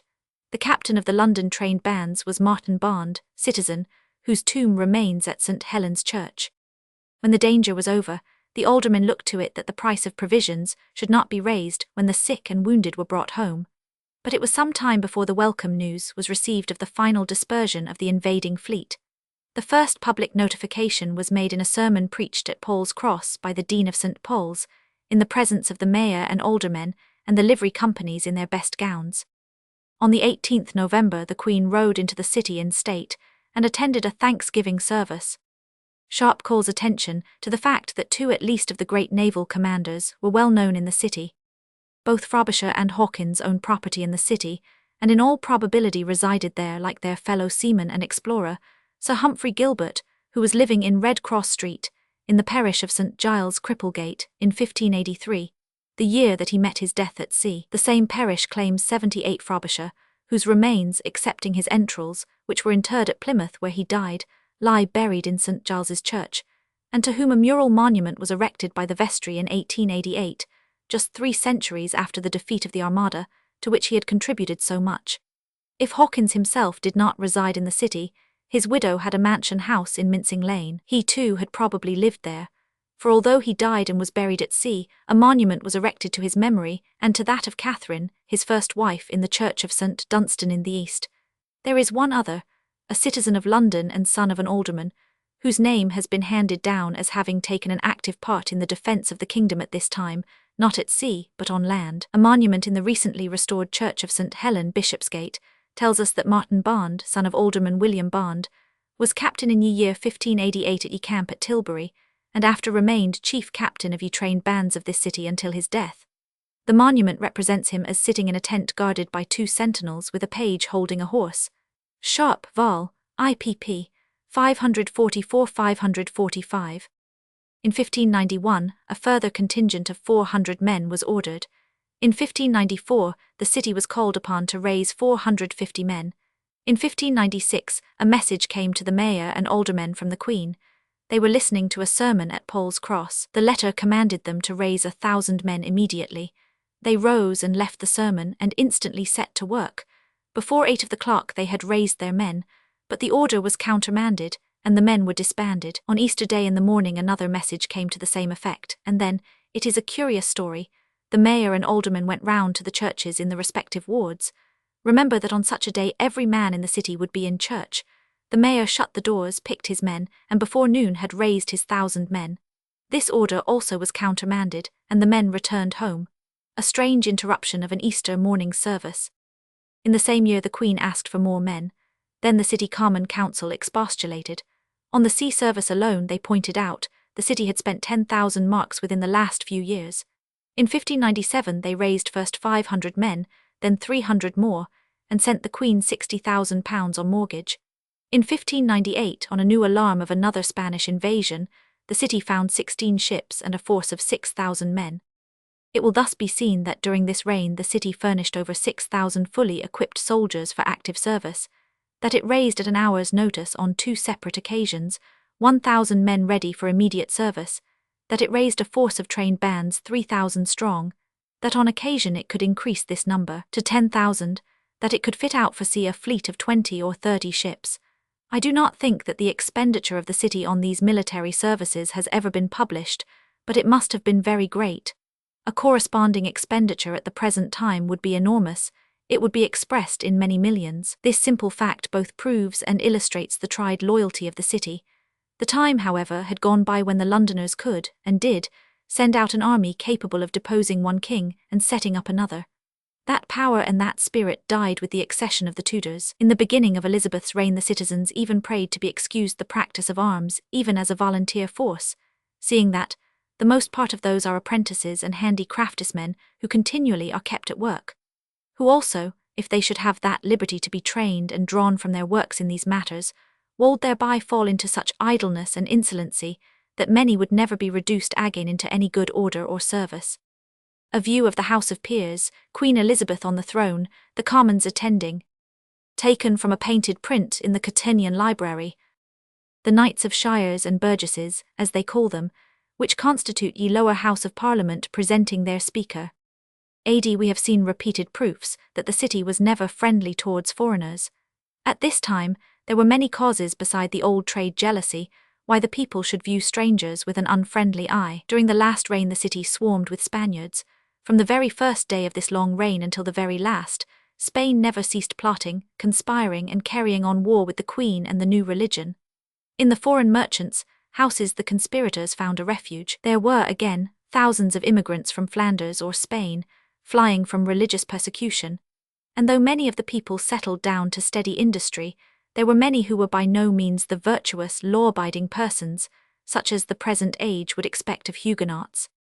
From time to time, partly in order to allay the jealousy and terror of the people, partly for the sake of getting at the facts, there was a numbering of the strangers. Thus, in 1567, such a numbering showed 45 Scots, 428 French, 45 Spaniards and Portuguese, 140 Italians, 20-30 Dutch, 44 Burgundians, 2 Danes, and 1 Liégeois, in all 2735 persons. In 1580 another census of aliens was taken, wherein it was shown that there were 2302 Dutch, 1838 French, 116 Italians, 1542 English born of foreign parents, of other nations not specified 447, and of persons not certified 217, in all 6462. In 1593, a third census showed 5259 strangers in London. These figures are not without interest. In the first year we find a large number of Dutch, they are fugitives. In the next we find that the whole number of strangers has more than doubled. There has been a large accession of Huguenots. In the third census the numbers have gone down a little. In our time a great outcry has been raised over the invasion of the town by 50,000 Polish Jews. That means a proportion of 1 in 100. In 1560 there were 6,500 for a population of, say, 120,000, which means 1 in 20, approximately. Now, 1 in 20 is a large fraction out of the general population. At one time the hatred of the apprentices grew so irrepressible that a conspiracy like that of Evil May Day was formed among the apprentices, with the design of murdering all the foreigners. The conspiracy was happily discovered, and the conspirators laid by the heels in Newgate. A petition to the Queen against the grievous encroachments of aliens will be found in Appendix Roman III. William Cecil, 1st Baron Burghley, 1520–1598. From the painting by Mark Giritz, in the National Portrait Gallery, London. The domestic history of Elizabeth's reign is crammed full of hangings, burnings, and the executions of traitors, with all the barbarity of that punishment. There are so many, that in order to make this remarkable shedding of blood intelligible, I have compiled a list of the executions mentioned by Holinshed and Stowe during one part of her reign. The list will be found in Appendix X. Executions, 1563–1586. This list, which principally concerns London and is apparently incomplete, even within its narrow limits, shows that between the years 1563 and 1586, there were in all 64 executions, at which 228 persons suffered. Of these, 71 were rebels hanged on 2 occasions, 17 were executed for murder, 3 for military offences, 12 for counterfeiting, clipping or debasing the coinage, 2 for counterfeiting the Queen's signature, 29 were pirates, 2 were executed for witchcraft or conjuring, 12 for robbery, 1 for adultery, 3 for heresy and 76 for high treason. Among the traitors were Dr. John Story, Edmund Campion, William Perry, the Babington conspirators, the Charnock conspirators, and many Roman Catholic priests. There can be no doubt that the priests who came over with secret designs for the conversion of the country constituted a real and ever-present danger. If anything could justify the barbarities committed upon them when they were caught, these conspiracies were enough. That the people at large did not condemn these 82 barbarities is proved by the fact that there was no feeling of sympathy for the sufferers, that the common opinion was that, for treason, no punishment could be too severe, and that the country after Elizabeth's reign was concluded was far more Protestant than at the beginning. The conspiracies and secret goings in and out of Catholic priests came to an end in the reign of James, for the best of all reasons, viz., that there was no one left with whom a priest could conspire or whom he could convert. 2 women were burned for poisoning their husbands, a most dreadful offence and one which called for the direst terrors of the law. 1 woman was burned for witchcraft, another was only hanged for the same offence, but such differences in sentences are not unknown at the present day. One more point occurs: were the last dying speeches correctly reported? If so, since they are always so moving and sometimes so eloquent, why did they elicit no response of sympathy or indignation among the bystanders? When Thomas Appletree was to be hanged for firing a gun accidentally into the Queen's barge, CP 389, the people wept, and the culprit wept, but the justice of the sentence was not questioned. Now in the Marian persecution the people looked on indignant and sympathetic, being restrained from demonstrations by force and fear. Whether the dying speeches are correctly reported or invented matters very little. They show one thing, that there was no unmanly terror observed at the last moment. Every one, guilty or innocent, mounted the ladder with an intrepid countenance. Death has no terrors either for the arch-conspirator Story or for the pirate hanged at Execution Dock. The privileges granted to the foreign merchants of the Steelyard and the Hanseatic League were finally withdrawn by Queen Elizabeth. This withdrawal had been in preparation for nearly 200 years. In the time of Henry IV, English merchants began to trade in the Baltic and with Norway and other parts. This aroused the jealousy of the Hanseatic League, which seized upon several of the English ships. Complaints were laid before the king, who withdrew such of the privileges enjoyed by the League as interfered with the carrying on of trade by his own merchants. He also granted a charter to the merchants trading to the Eastlands. This charter was renewed and enlarged by Edward Roman IV. In the 1st and 2nd of Philip and Mary a charter was granted to the Russia Company. We have seen how the first Russian ambassador came to England in the reign of Mary. This company obtained a confirmation of their charter under Queen Elizabeth. Now, although our people enjoyed many more privileges than of old, yet the Hanseatic League still had the advantage over them by means of their well-regulated societies and their privileges, insomuch that when the Queen wanted hemp, pitch, tar, powder, and other munitions of war, she had to buy them of the foreign merchants at their own price. The Queen therefore began to encourage her own people to become merchants. She assisted them to form 83 companies, she gave them charters, she withdrew all the privileges from the Hansa. Not the least of the debt which England owes to this great Queen is her wisdom in the encouragement of foreign trade. The strange and foolish rising of the Earl of Essex belongs to national history. It was, however, met and repressed in the first outbreak by the city. Not one person offered to join the Earl. He was proclaimed traitor in Cheapside. The Bishop of London raised in all haste the force which stopped him on Ludgate Hill. Towards the end of Queen Elizabeth's reign there were great complaints of hawkers and peddlers. In fact, we begin to hear of the London cries. These street cries did great harm to London tradesmen.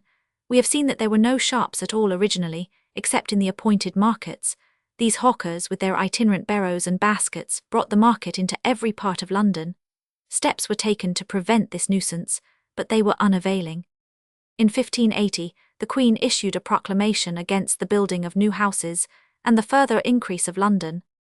To the preservation of her people in health, which may seem impossible to continue, though presently, by God's goodness, the same is perceived to be in better estate universally than hath been in man's memory. Yet where there are such great multitudes of people brought to inhabit in small rooms, whereof a great part are seen very poor, yea, such as must live of begging, or by worse means, and they heaped up together, and in a sort smothered with many families of children and servants in one house or small tenement, it must needs follow, if any plague or popular sickness should, by God's permission, enter amongst those multitudes, that the same would not only spread itself and invade the whole city and confines, but that a great mortality would ensue the same, where Her Majesty's personal presence is many times required. For remedy whereof, as time may now serve, until by some further good order be had in Parliament or otherwise, the same may be remedied, Her Majesty, by good and deliberate advice of her council, and being also thereto moved by the considerate opinions of the Lord Mayor, aldermen, and other the grave wise men in and about the city, doth charge and straitly command all manner of persons, of what quality soever they be, to desist and forbear from any new buildings of any house or tenement within 3 miles from any of the gates of the said city of London, to serve for habitation or lodging for any person, where no former house hath been known to have been in the memory of such as are now living, and also to forbear from letting or setting, or suffering any more families than one only to be placed, or to inhabit from henceforth in any one house that heretofore hath been inhabited.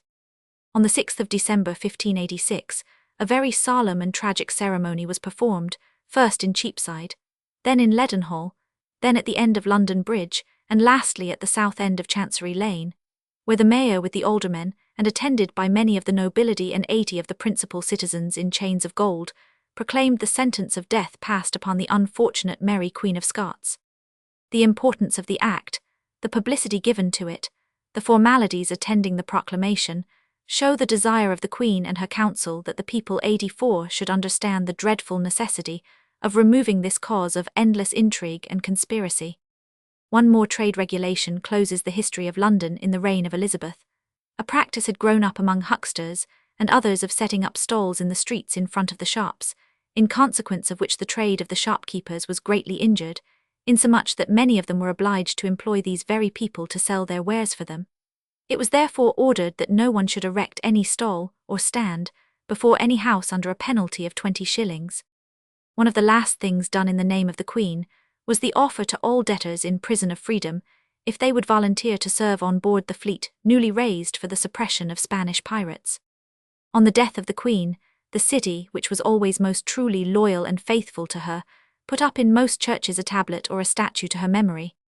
This brief and bold account of the relations between the Crown and the city is not proffered as a history of London during the Tudor period. This history will, it is hoped, be found in the following pages. I have only hinted at the creation of the trading companies and the connection of the great sea captains with London, the Poor Law of 1572, the granting of monopolies, the wonderful outburst of literature, the troubles caused by the substitution of pasture for agriculture, the growth of Puritanism and the beginnings of the High Church. All these things belong to the history of London. The diplomacy, the court intrigues, the rise and fall of ministers, the anxieties concerning the succession, these things do not belong to the history of London. Chapter 6.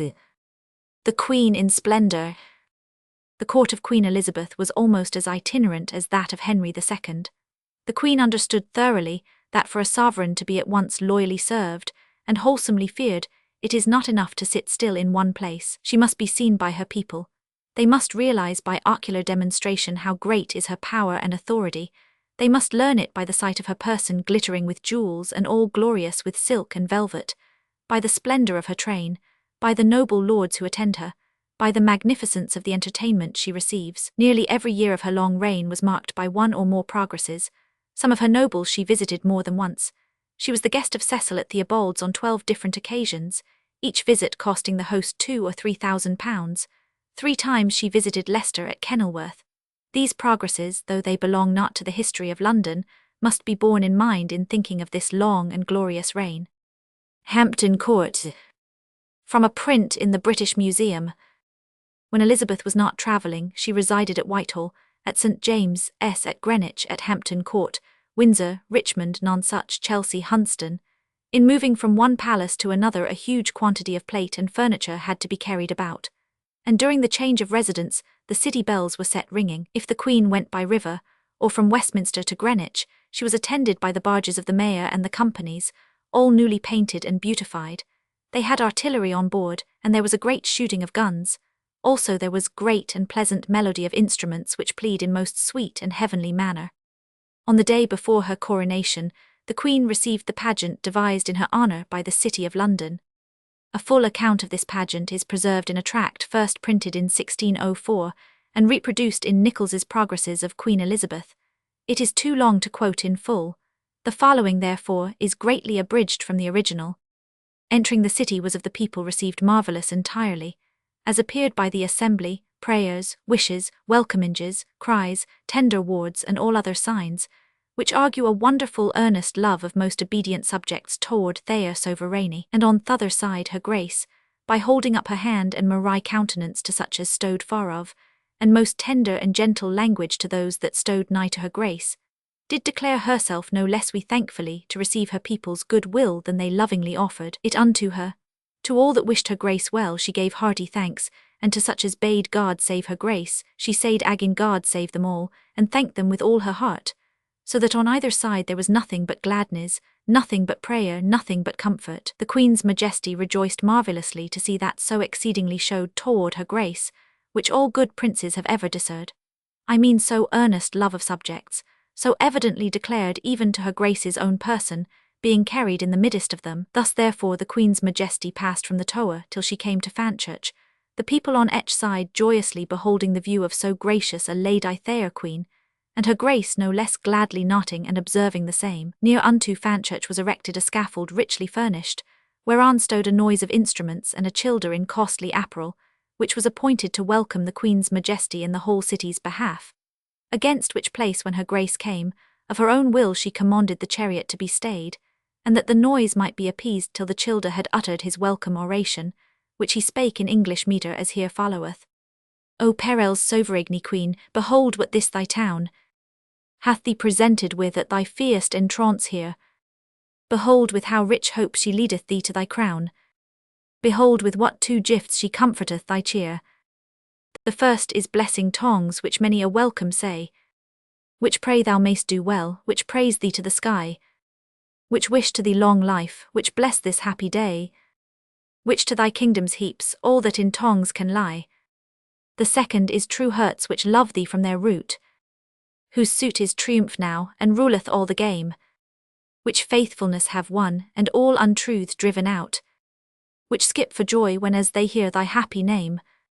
Welcome therefore, O Queen, as much as hurt can think. Welcome again, O Queen, as much as tongue can tell. Welcome to joyous tongues, and hearts that will not shrink. God thee preserve, we pray, and wish thee ever well. At which words of the last line, the whole people gave a great shout, wishing with one assent, as the childer had said. And the Queen's Majesty thanked most heartily both the city for this her gentle receiving at the first, and also the people for confirming the same. In gracious Gracechurch Street was erected a gorgeous and sumptuous ark. A stage was made which extended from th own side of the street to th other, richly vaulted with battlements containing 3 ports, and over the middlemost was avanced 3 several stages in degrees. Upon the lowest stage was made 1 seat royal, wherein were placed 2 personages representing King Henry VII, and Elizabeth his wife, daughter of King Edward IV, either of these 2 princes sitting under one cloth of estate in their seats, no otherwise divided, but that th own of them, which was King Henry VII proceeding out of the house of Lancaster, was enclosed in a red rose, and th other, which was Queen Elizabeth being heir to the house of York, enclosed with a white rose, each of them royally crowned and decently apparelled as appertained to princes, with sceptres in their hands and 1 vault surmounting their heads, wherein aptly were placed 2 tables, each containing the title of those 2 princes. And these personages were so set, that the one of them joined hands with th other, with the ring of matrimony perceived on the finger, out of the which 2 roses sprang 2 branches gathered into one, which were directed upward to the 2nd stage or degree, wherein was placed one, representing the valiant and noble prince, King Henry VIII, which sprang out of the former stock, crowned with a crown imperial, and by him sate one representing the right worthy Lady Queen Anne, wife to the said King Henry VIII, and mother to our most sovereign Lady Queen Elizabeth that now is, both apparelled with sceptres and diadems and other furniture due to the state of a king and queen, and 2 tables surmounting their heads, wherein were written their names and titles. From their seat also proceeded upwards 1 branch directed to the 3rd and uppermost stage or degree, wherein likewise was 88 planted a seat royal, in the which was set one representing the Queen's most excellent Majesty Elizabeth, no our most drad sovereignty lady, crowned and apparelled as th other princes were. Out of the forepart of this pageant was made a standing for a childer, which at the Queen's Majesty's coming declared unto her the whole meaning of the said pageant. The 2 sides of the same were filled with loud noises of music, and all empty places thereof were furnished with sentences concerning unity, and the whole pageant garnished with red roses and white, and in the forefront of the same pageant in a fair wreath was written the name and title of the same, which was, The Uniting of the Two Houses of Lancaster and York. This pageant was grounded upon the Queen's Majesty's name, for like as the long war between the two houses of York and Lancaster then ended, when Elizabeth daughter to Edward IV matched in marriage with Henry VII, heir to the house of Lancaster. So since that the Queen's Majesty's name was Elizabeth, and for so much as she is the one-lie heir of Henry VIII, which came of both the houses, as the knitting up of concord it was devised, that like as Elizabeth was the first occasion of concord, so she another Elizabeth might maintain the same among her subjects, so that unity was the end whereat the whole devise shot, as the Queen's Majesty's name moved the first ground. The child appointed in the standing above named to open the meaning of the said pageant, spake these words unto her grace. The two princes that sit under one cloth of state, the man in the red rose, the human in the white, Henry the Roman VII, and Queen Elizabeth his mate, by ring of marriage as man and wife unite, both heirs to both their bloods, to Lancaster the king, the Queen to York, in one the two houses did knit, of whom as heir to both Henry VIII did spring, in whose seat his true heir thou, Queen Elizabeth, doth sit. Therefore as civil war and feud of blood did cease, when these two houses were united into one, so now that jars shall stint and quietness increase, we trust, O noble Queen, thou wilt be cause alone. The which also were written in Latin verse, and both drawn in two tables upon the forefront of the said pageant. None such house, from an old print. These verses and other pretty sentences were drawn in void places of this pageant, all tending to one end, that quietness might be maintained, and all dissension displaced, and that by the Queen's Majesty, heir to agreement and agreeing in name with her, which therefore had joined those houses, which had been occasion of much debate and civil war within these realmy, as may appear to such as will search chronicles, but be not to be touched in these treatise, openly declaring her grace's passage through the city, and what provision the city made therefore. And ere the Queen's Majesty came within hearing of these pageant, she sent certain, as also at all other pageants, to require the people to be silent, for her Majesty was disposed to hear all that should be said unto her. When the Queen's Majesty had heard the childer's oration, and understood the meaning of the pageant at large, she marched forward toward Cornhill, always received with like rejoicing of the people. And there, as her grace passed by the conduit, which was curiously trimmed against that time with rich banners adorned, and a noise of loud instruments upon the top thereof, she espied the second pageant, and because she feared for the people's noise that she shoulda not hear the child which did expound the same, she enquired what that pageant was ere that she came to it, and there understood that there was a childer representing her Majesty's person, placed in a seat of government, supported by certain virtues, which suppressed their contrary vices under their feet, and so forth. Against Soper Lane end was extended from own side of the street to other a pageant, which had 3 gates all open, over the middlemost whereof were erected 3 several stages, whereon sate 8 children, as hereafter followeth. On the 90 uppermost 1 child, on the middle 3, on the lowest 4, each having the proper name of the blessing that they did represent written in a table, and placed above their heads. In the forefront of this pageant, before the children which did represent the blessings, was a convenient standing, cast out for a childer to stand, which did expound the said pageant unto the Queen's Majesty, as was done in other therefore. Every of these children were appointed and apparelled according unto the blessing which he did represent. And on the forepart of the said pageant was written, in fair letters, the name of the said pageant, in this manner following.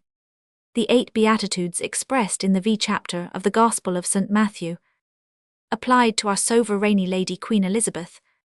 Over the 2 side ports was placed a noise of instruments, and all void places in the pageant were furnished with pretty sayings, commending and touching the meaning of the said pageant, which was the promises and blessings of Almighty God to his people. At the standard in cheap, which was dressed fair against the time, was placed a noise of trumpets, with banners and other furniture.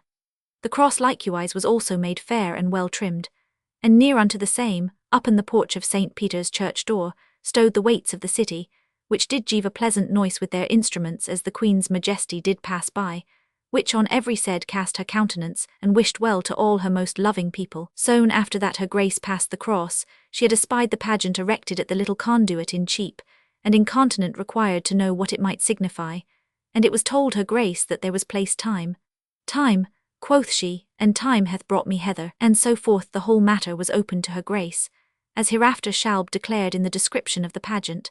But in the opening, when her grace understood that the Bible in Anglais should be delivered unto her by truth, which was therein represented by a childer, she thanked the city for that gift, and said that she would oftentimes read over that book, commanding Sir John Perrott, one of the knights which held her up her canopy, to go before, and to receive the book. But learning that it should be delivered unto her grace down by a silken lace, she caused him to stay, and so passed forward till she came against the aldermen in the hig end of Cheap Toffer, the little conduit, where the companies of the city ended, which began at Fantchurch and stood along the streets, one by another enclosed with rails, hanged with clothes, and themselves well apparelled with many rich furs, and their livery hoods upon their shoulders, in comely and seemly manner, having before them sundry persons well apparelled in silks and chains of gold, as whifflers and garders of the said companies, beside a number of rich 91 hangings, as well of tapestry, arras, clothes of gold, silver, velvet, damask, satin, and other silks. Plentiful I hanged all the way as the Queen's hinds passed from the Tower through the city. Out at the windows and penthouses of every house did hang a number of rich and costly banners and streamers, till her grace came to the upper end of Cheap, and there, by appointment, the right worshipful Maester Ranulph Comerley, recorder of the city, presented to the Queen's Majesty a purse of crimson satin richly wrought with gold, wherein the city gave unto the Queen's Majesty 1,000 marks in gold, as Maester Recorder did declare briefly unto the Queen's Majesty, whose wards tended to this end, that the Lord Mayor, his brethren and commonalty of the city, to declare their gladness and goodwill towards the Queen's Majesty, did present her grace with that gold, desiring her grace to continue there good and gracious Queen, and not to esteem the value of the gift, but the mind of the gevers. The Queen's Majesty with both her hands took the purse and answered to him again marvellous pithily, and so pithily that the standers by, as they embraced entirely her gracious answer, so they marvelled at the couching thereof, which was in words truly reported these: I thank my Lord Mayor, his brethren, and you all, and whereas your request is that I should continue your good lady and Queen, be ye ensured that I will be as good unto you as ever Queen was to her people. No will in me can lackey, neither do I trust shall there lackey any power, and persuade yourselves that for the safety and quietness of you all I will not spare, if need be, to spend my blood. God thank you all. Which answer of so noble and hearted princess, if it moved a marvellous shout and rejoicing, it is nothing to be marvelled at, since both the heartines thereof was so wonderful, and the wards so jointly knit. When her grace had thus answered the recorder, she marched toward the little conduit, where was erected a pageant with square proportioned standinge directly before the same conduit, with battlements accordingly, and in the same pageant was advanced 2 hills or mountains of convenient height, the one of them being on the north side of the same pageant, was 92 made cragged, barren and stony, in the which was erected one tree, artificially made, all withered and dead with branches accordingly. And under the same tree at the foot thereof, sate one in homely and rude apparel, croakedly and in mourning manner, having over high's head in a table, written in Latin and English, high's name which was Ruinosa Respublica, a decayed commonweal, and upon the same withered tree were fixed certain tables, wherein were written proper sentences, expressing the causes of the decay of a commonweal. The other hill on the south side was made fair, fresh green and beautiful, the ground thereof full of flowers and beauty, and on the same was erected also one tree very fresh and fair, under the which stood upright one fresh personage, well apparelled and appointed, whose name also was written both in English and Latin, which was Respublica Beni Instituta, a flourishing commonweal. And upon the same tree also were fixed certain tables, containing sentences which expressed the causes of a flourishing commonweal. In the middle between the said hills was made artificially one hollow place or cave, with door and lock enclosed, out of the which, a little before the Queen's Highness comminge thither, issued one personage, whose name was Time, apparelled as an oldie man with a scythe in his hand, having winges artificially made, leading a personage of lesser stature than himself, which was finely and well apparelled, all clad in white silk, and directly over her head was set her name and title in Latin and English, Temporis Filia, the daughter of Time, which two so appointed went forward toward the south side of the pageant, and on her breast was written her proper name, which was Veritas, Truth, who held her a book in her hand, upon the which was written Verbum Veritatis, the word of truth.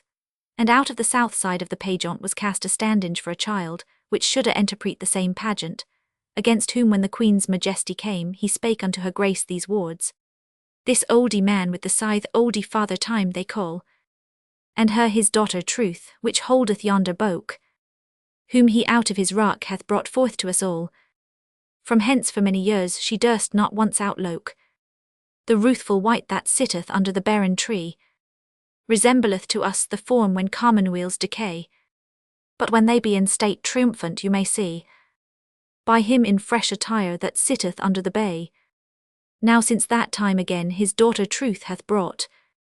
We trust, O worthy Queen, thou wilt this truth embrace. And since thou understandst the good estate and naught, we trust wealth thou wilt plant, and barrenness displace. But for to heal the sore, and cure that is not seen, which thing the book of truth doth teach in writing plain, she doth present to thee the same, O worthy Queen. For that words do fly, but writing doth remain. Coaches of Queen Elizabeth. From Archaeology. When the child had thus ended his speech, he reached his book towards the Queen's Majesty, which a little before truth had let down unto him from the hill, which Sir John Parrot was received, and delivered unto the Queen. But she, as soon as she had received the book, kissed it, and with both her hands held her up the same, and so laid it upon her breast, with great thanks to the city thereof, and so went forward towards Paul's churchyard. When she was come over against Paul's skole, a child appointed by the schoolmaster thereof pronounced a certain oration in Latin, and certain verses which also were there written. In this manner the people on either side rejoicing, her grace went forward toward the conduit in Fleet Street, where was the fifth and last pageant erected in form following. From the conduit, which was beautified with painting, unto the north side of the street was erected a stage, embattled with 4 towers, and in the same a square plat rising with degrees, and upon the uppermost degree was placed a chair or seat royal, and beyond the same seat in curious and artificial manner was erected a tree of reasonable height, and so far advanced above the seat as it did well and semily shadow the same, without endomaging the sit of any part of the pageant. And the same tree was beautified with leaves as green as art could devise, being of a convenient greatness, and containing the rup on the fruit of the date, and on the top of the same 94 tree in a table was set the name thereof, which was a palmy tree. And in the aforesaid seat or chair was placed a semily and meet personage, richly apparelled in parliament robes, with a sceptre in her hand, as a queen crowned with an open crown, whose name and title was in a table fixed over her head in this sort: Deborah the judge and restorer of the house of Israel, Judic, Roman 4. And the other degrees on either side were furnished with Roman 6 personages, 2 representing the nobility, 2 the clergy, and 2 the commonalty. And before these personages was written in a table, Deborah with her estates, consulting for the good government of Israel. At the feet of these, and the lowest part of the pageant, was ordained a convenient room for a child to open the meaning of the pageant. When the Queen's Majesty drew near unto this pageant, and perceived as in the other the child ready to speak, her grace required silence, and commanded her chariot to be removed nigher, that she might plainly hear the child speak, which said as hereafter followeth: Jabin of Canaan king had long by force of arms oppressed the Israelites, which for God's people went, but God minding at last for to redress their harms, the worthy Deborah as judge among them sent. In war she, through God's aid, did put her foes to fright, and with the dint of sword the hand of bondage brast. In peace she, through God's aid, did alway maintain right, and judges Israel till 40 years were past. A worthy president, O worthy Queen, thou hast, a worthy woman judge, a woman sent for stayer, and that the like to us endure alway thou mayest. Thy loving subjects will with true hearts and tongues pry. Which verses were written upon the pageant, and the same in Latin also. The void places of the pageant were filled with precise sentences concerning the same matter. Thy's ground of this last pageant was, that for so much as the next pageant before had set before her grace's eyes the flourishing and desolate states of a commonweal, she might by this be put in remembrance to consult for the worthy government of her people, considering God ofttimes sent women nobly to rule among men, as Deborah, which governed Israel in peace the space of years, and that it behoved both men and women so ruling to use advise of good counsel. When the Queen's Majesty had passed this pageant, she marched toward Templebar, but at St. Dunstone's church, where the children of the hospital were appointed to stand with their governors, her grace, perceiving a child offered to make an oration unto her, stayed her chariot and did cast up her eyes to heaven, as who should say, I here see thy's merciful work toward the poor, whom I must in the midst of my royalty needs remember. And so turned her face toward the child, which in Latin pronounced an oration. The child, after he had ended his oration, kissed the paper wherein the same was written, and 95 reached it to the Queen's Majesty, which received it graciously both with wards and countenance, declaring her gracious mind toward their relief. From thence her grace came to Temple Bar, which was dressed finally with the 2 images of Gotmagat the Albione, and Corinius the Briton, 2 giantes big in stature furnished accordingly, which held in their hands, even above the gate, a table wherein was written in Latin verses, the effect of all the pageants which the city before had erected, which verses were also written in English metre, in a less table as hereafter followeth. Behold, here in one view thou mayst see all that pain. O Princess, to this thy people the onely stay. What etua thou hast seen in this wide town again? This one Archie whatsoever the rest contained doth say. The first Archie, as true heir unto thy father Dara, did set thee in the throne where thy grandfather sat. The second did confirm thy seat as princess here. Virtues now bearing sway, and vices bet down flat. The third, if that thou wouldst go on as thou began, declared thee to be blessed on every side. The fourth did open truth, and also taught thee wan. The commonweal stood well, and when it did thence slide.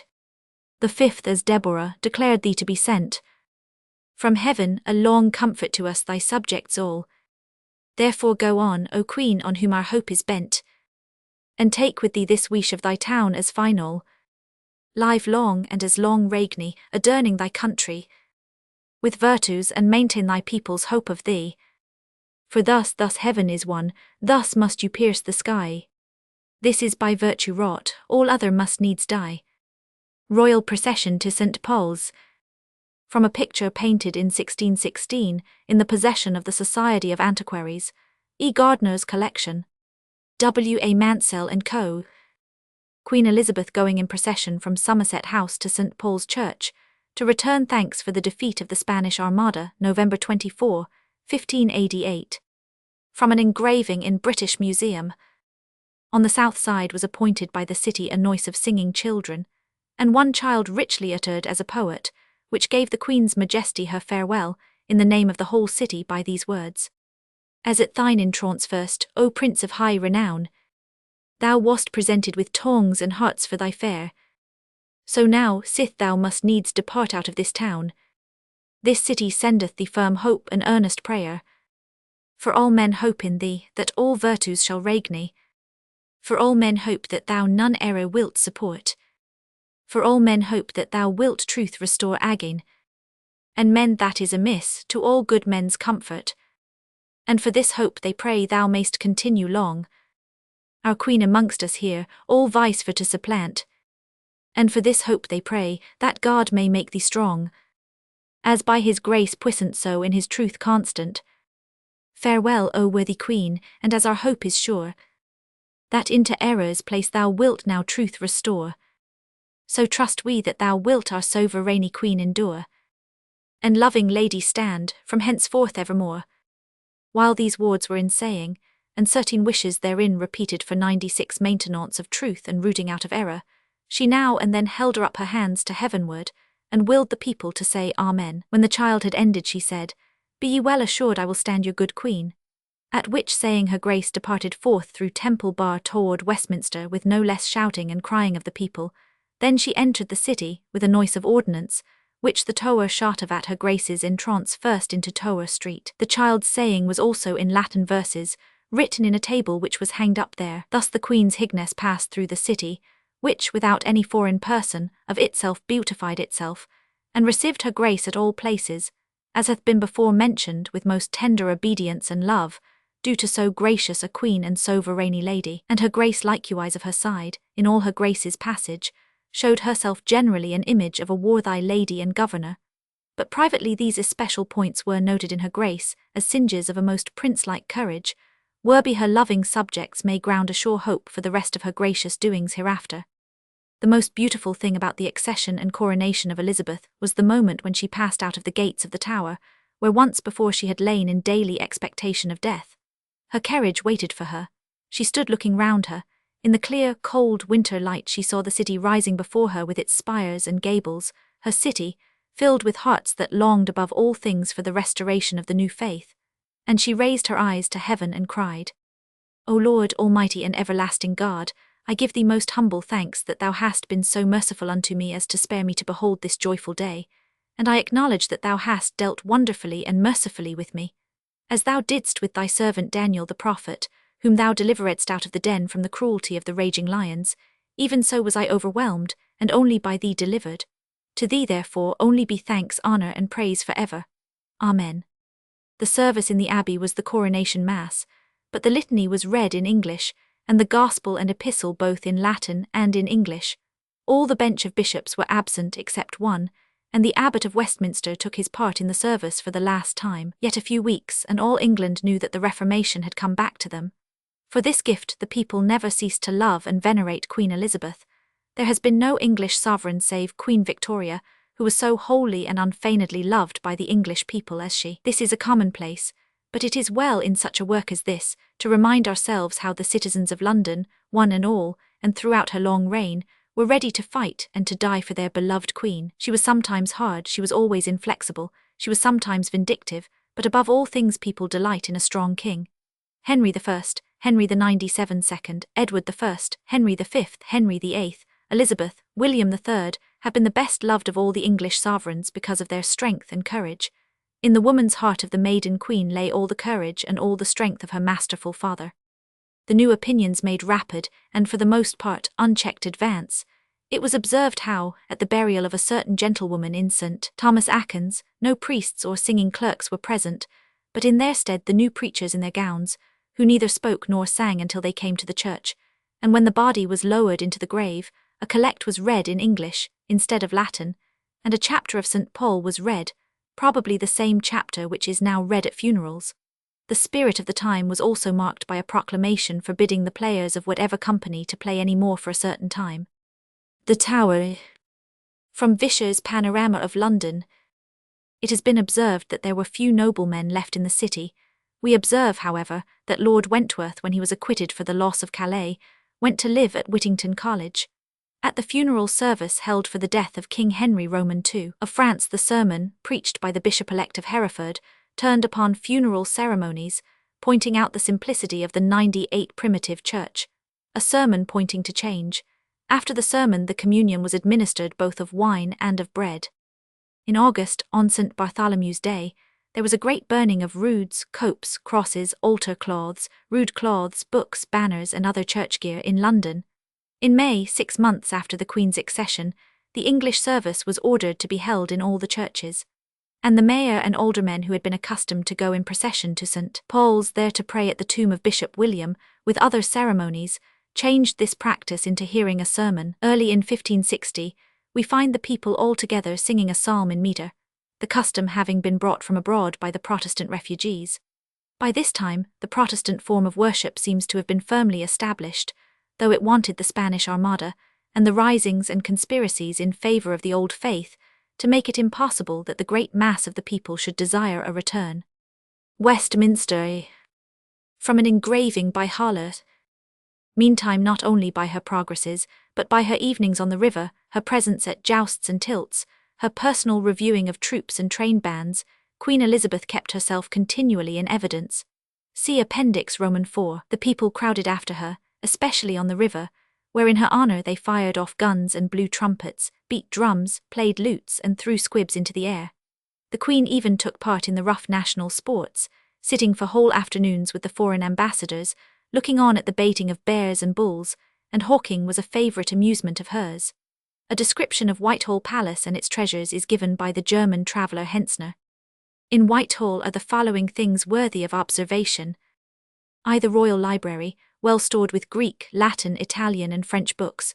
Amongst the rest, a little one in French upon parchment in the handwriting of the present reigning Queen Elizabeth, thus inscribed: To the most high, puissant and redoubted Prince Henry VIII, of the name King of England, France and Ireland, Defender of the Faith, Elizabeth his most humble daughter, health and obedience. All these books are bound in velvet of different colours, though chiefly red, with clasps of gold and silver, some of pearls and precious stones set in their bindings. Roman 2, 2 little silver cabinets of exquisite work, in which the Queen keeps her paper and which she uses for writing boxes. Roman 3, the Queen's bed, ingeniously composed of woods of different colours, with quilts of silk, velvet, gold, silver and embroidery. Roman 4, a little chest, ornamented all over with pearls, in which the Queen keeps her bracelets, earrings, and other things of extraordinary value. V. Christ's Passion in painted glass. Roman 6, portraits, among which are Queen Elizabeth at 16 years old, Henry, Richard, Edward, Kings of England, Rosamond, Lucrece, a Grecian bride in her nuptial habit, the genealogy of the Kings of England, a picture of King Edward. Roman 6, representing at first sight something quite deformed, till by looking through a small hole in the cover which is put over it, you see it in its true proportions. Charles V. Emperor, Charles Emmanuel, Duke of Savoy, and Catherine of Spain his wife, Ferdinand, Duke of Florence with his daughters, one of Philip, King of Spain when he came into England and married Mary, Henry Roman 7, Henry Roman 8, and his mother, besides many more of illustrious men and women, and a picture of the Siege of Malta. Roman 7, a small hermitage half hid in rock, finely carved in wood. Roman 8, variety of emblems on paper, cut in the shape of shields, with mottos used by the nobility at tilts and tournaments, hung up here for a memorial. Roman 9, different instruments of music, upon one of which two persons may perform at the same time. X, a piece of clockwork, an Ethiop riding upon a rhinoceros with 4 attendants, who all make their obeisance when it strikes the hour. These are all put into motion by winding up the machine. At the entrance into the park from Whitehall is this inscription: "The fisherman who has been wounded learns though late to beware. But the unfortunate Actaeon always presses on. The chaste virgin naturally pitied. But the powerful goddess revenged the wrong. Let Actaeon fall a prey to his dogs. An example to youths. A disgrace to those that belong to him. May Diana live the care of heaven. The delight of mortals. The security of those that belong to her. In a garden joining to this palace, there is a jet d'eau with a sundial, which, while strangers are looking at, a quantity of water forced by a wheel, which the gardener turns at a distance through a number of little pipes, plentifully sprinkles those that are standing round. The entertainment of a noble visitor was hospitable and generous. This is shown in the case of John Casimir, Count Palatine of the Rhine and Duke of Bavaria. He arrived about 7 of the clock on the evening of 22nd January, 1579. He landed at the Tower, and was there received by divers noblemen and others, who conveyed him by cresset and torchlight to the house of Sir Thomas Gresham in Bishopsgate Street, where he was received with the sounding of 100 trumpets, drums, fifes, and other instruments, and a great concourse of people. Here he rested for some days. He was then taken by some of the nobility to the Queen at Westminster, and lodged at Somerset House. The week after he hunted at Hampton Court. On Sunday the 1st of February he was entertained with a great tilting at Westminster, on Monday with a sword fight at Barriers. On Tuesday he dined with the Mayor, on Wednesday with the Duchess of Suffolk at the Barbican, on Thursday at the Steelyard. On February the 8th he was made a Knight of the Garter, and when he went away he took with him presents worth 3,000 crowns. The tiltings at Westminster attracted an immense number of spectators. In the year 1581 so great was the concourse, and so crowded were the scaffolds that they broke down, and many persons were injured or killed. April the 4th, 1581 was a day to be remembered. On that day the Queen came from Greenwich by water to Diptford, where there was moored a certain ship newly returned from a voyage round the world, the first made by an Englishman. The ship was called the Golden Hind, the captain Francis Drake. The Queen examined the ship, questioned the captain, looked at the charts, and saw the things collected and brought home. Then she graciously dined on board, and after dinner conferred the honour of knighthood upon the captain. An immense number of persons were gathered to see the Queen, and to gaze upon the ship which had been all round the world. A wooden bridge on which 100 persons were standing broke, but happily none were killed. The ship was laid up in Diptford dockyard, till she was cut to pieces by visitors taking each a piece of her timbers away. When she was at length broken up, a chair was made out of the wood, and given by a Mr. John Davis to the University of Oxford. The observance of the Maundy was held in great state. First the hall was prepared with a long table on each side, and forms set by them, on the edges of which tables and under those forms were laid carpets and cushions for Her Majesty to kneel when she washed the poor. There was also another table laid across the upper end of the hall, where the chaplain stood. A little beneath the middle of the hall a stool and cushion of estate were placed for Her Majesty to kneel at during service time. This done, the holy water basins, alms, and other things being brought into the hall, and the chaplain and the poor women, the recipients of the Queen's bounty, having taken their places, the yeoman of the laundry, armed with a fair towel, and taking a silver basin filled with warm water and flowers, washed their feet all one after another, wiped the same with his towel, and so, making a cross a little above the toes, kissed them. After them followed the sub-almoner, doing likewise, and after him the almoner himself also, so that the feet of the poor folk were 3 times washed 101 before the Queen appeared. When she came into the hall, they sang certain psalms and read certain prayers, together with the gospel of Christ's washing his disciples' feet.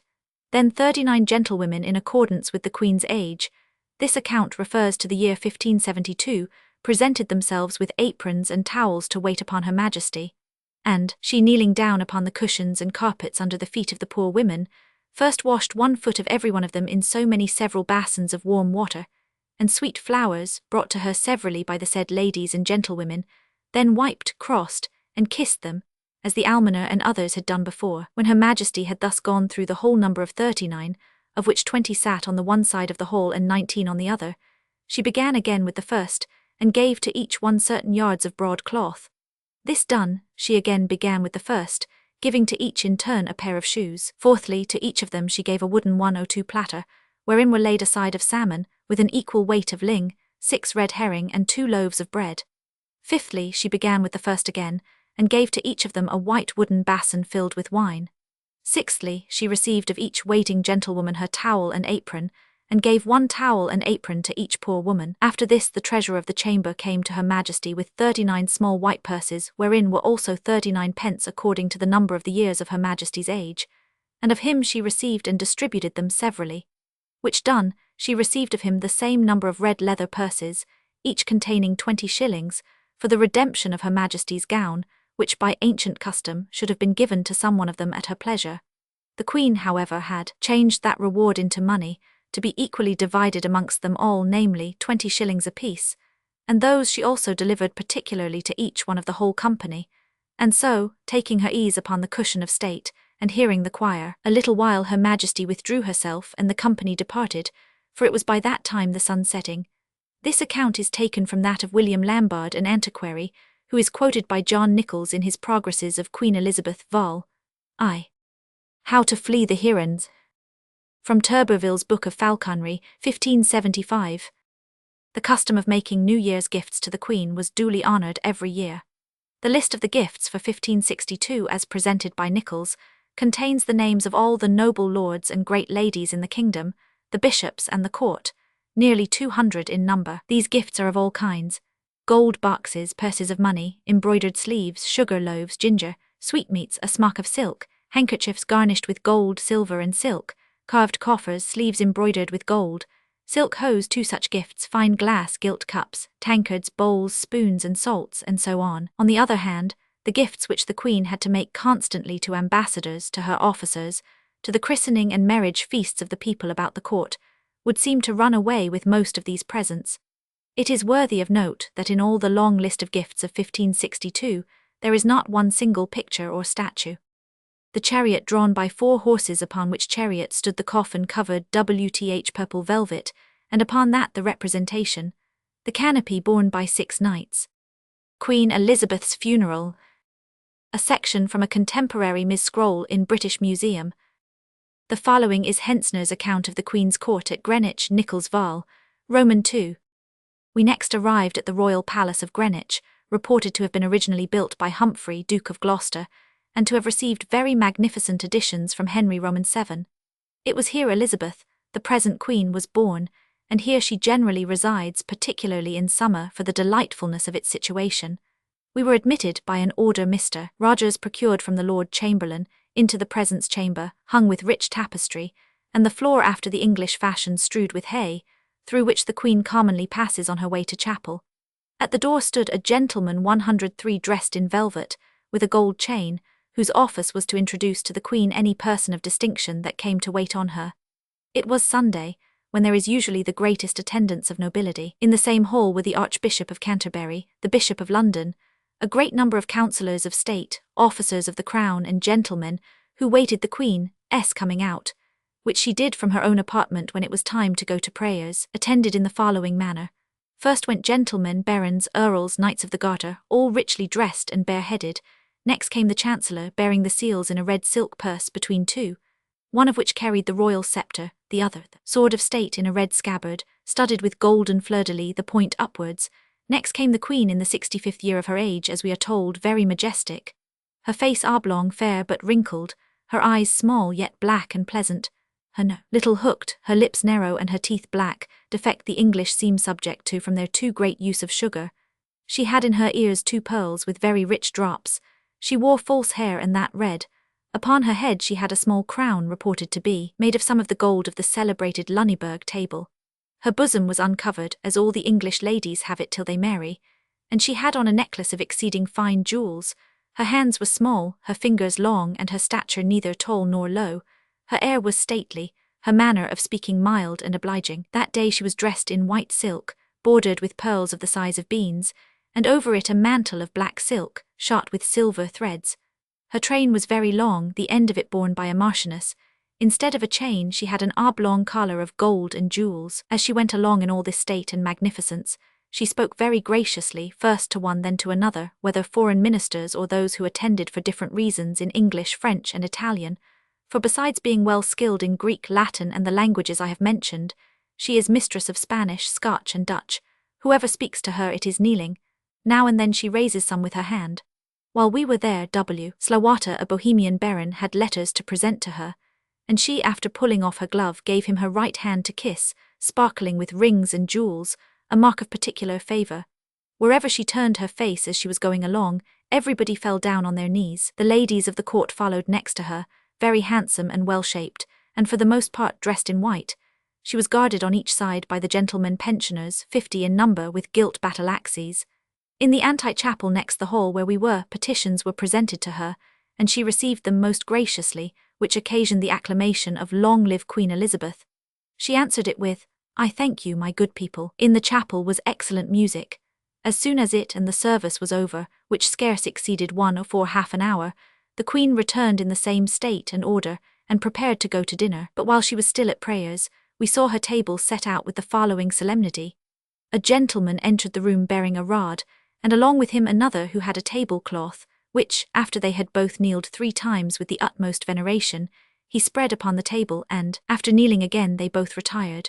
Then came 2 others, one with the rod again, the other with a salt cellar, a plate, and bread. When they had both kneeled, as the others had done, and placed what was brought upon the table, they too retired with the same ceremonies performed by the first. At last came an unmarried lady, we were told she was a countess, and along with her a married one bearing a tasting knife. The former was dressed in white silk, who, when she had prostrated herself 3 times in the most graceful manner, approached the table, and rubbed the plates with bread and salt, with as much awe as if the Queen had been present. When they had waited there a little while, the yeomen of the guard entered, bareheaded, clothed in scarlet, with a golden rose upon their backs, bringing in at each turn a course of 24 dishes, served in plate, most of it gilt. These dishes were received by a gentleman in the same order they were brought, and placed upon the table, while the lady taster gave to each of the guards a mouthful to eat of the particular dish he had brought, for fear of any poison. During the time that this guard, which consists of the tallest and 105 stoutest men that can be found in all England, being carefully selected for the service, were bringing dinner, 12 trumpets and 2 kettle drums made the hall ring for half an hour together. At the end of this ceremonial, a number of unmarried ladies appeared, who with particular solemnity lifted the meat off the table, and conveyed it into the Queen's inner and more private chamber, where, after she has chosen for herself, the rest goes to the ladies of the court. The Queen dines and sups alone, with very few attendants, and it is very seldom that anybody, foreigner or native, is admitted at that time, and then only at the intercession of somebody in power. The Palace of Greenwich, Placentia, Walker and Cockerill's.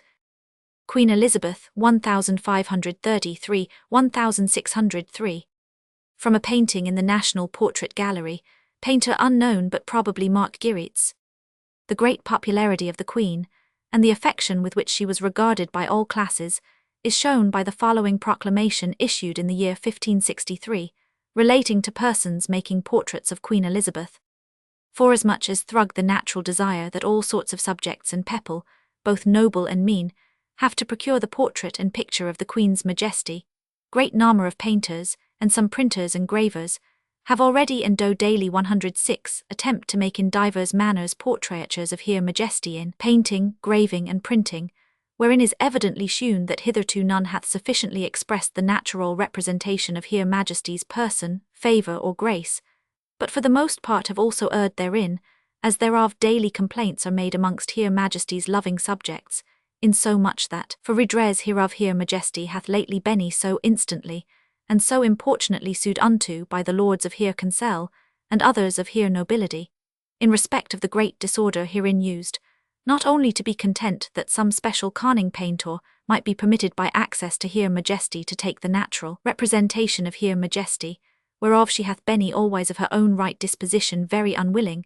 but also to prohibit all manner of other persons to draw, paint, grave, or portray at Her Majesty's personage or visage for a time, until by some perfect patron and example the same may be by others followed. Therefore Her Majesty, being herein as it were overcome with the continual requests of so many of Her nobility and lords, whom she cannot well deny, is pleased that for their contentations, some coning person meet therefore shall shortly make a portrait of Her person or visage to be participated to others for satisfaction of Her loving subjects, and furthermore commandeth all manner of persons in the meantime to forbear from painting, graving, printing, or making of any portraits of Her Majesty, until some specially person that shall be by Her allowed shall have first finished a portraiture thereof, after which finished, Her Majesty will be content that all other painters, printers, or gravers, that shall be known men of understanding and so thereto licensed by the heedy officers of the places where they shall dwell, as reason it is that every person should not without consideration attempt the same, shall and may at their pleasures follow the said patron or first portraiture, and for that Her Majesty perceiveth that a great number of Her loving subjects are much grieved, and take great offence with the errors and deformities already committed by sundry persons in this behalf, she straightly chargeth all Her officers and ministers to see to the due observation hereof, and as soon as may be to reform the errors already committed, and in the meantime to forbid and prohibit the showing or publication of such as are apparently deformed, until they may be reformed which are reformable. Religion. Chapter 1. The Dissolution and the Martyrs.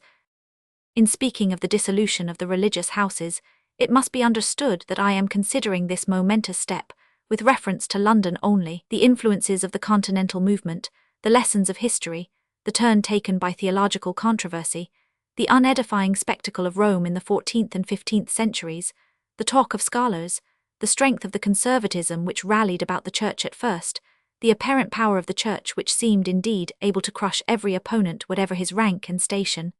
These things moved not, consciously at least, the man of London. He became acquiescent in the changes imposed upon him by other considerations, and I believe that had not his acquiescence been understood as certain to follow, these changes would not have been attempted. Henry VIII was the most masterful sovereign of his time, but a king cannot outrage and trample upon the settled religious faith of his subjects. The old faith had gone to pieces when Constantine proclaimed the new.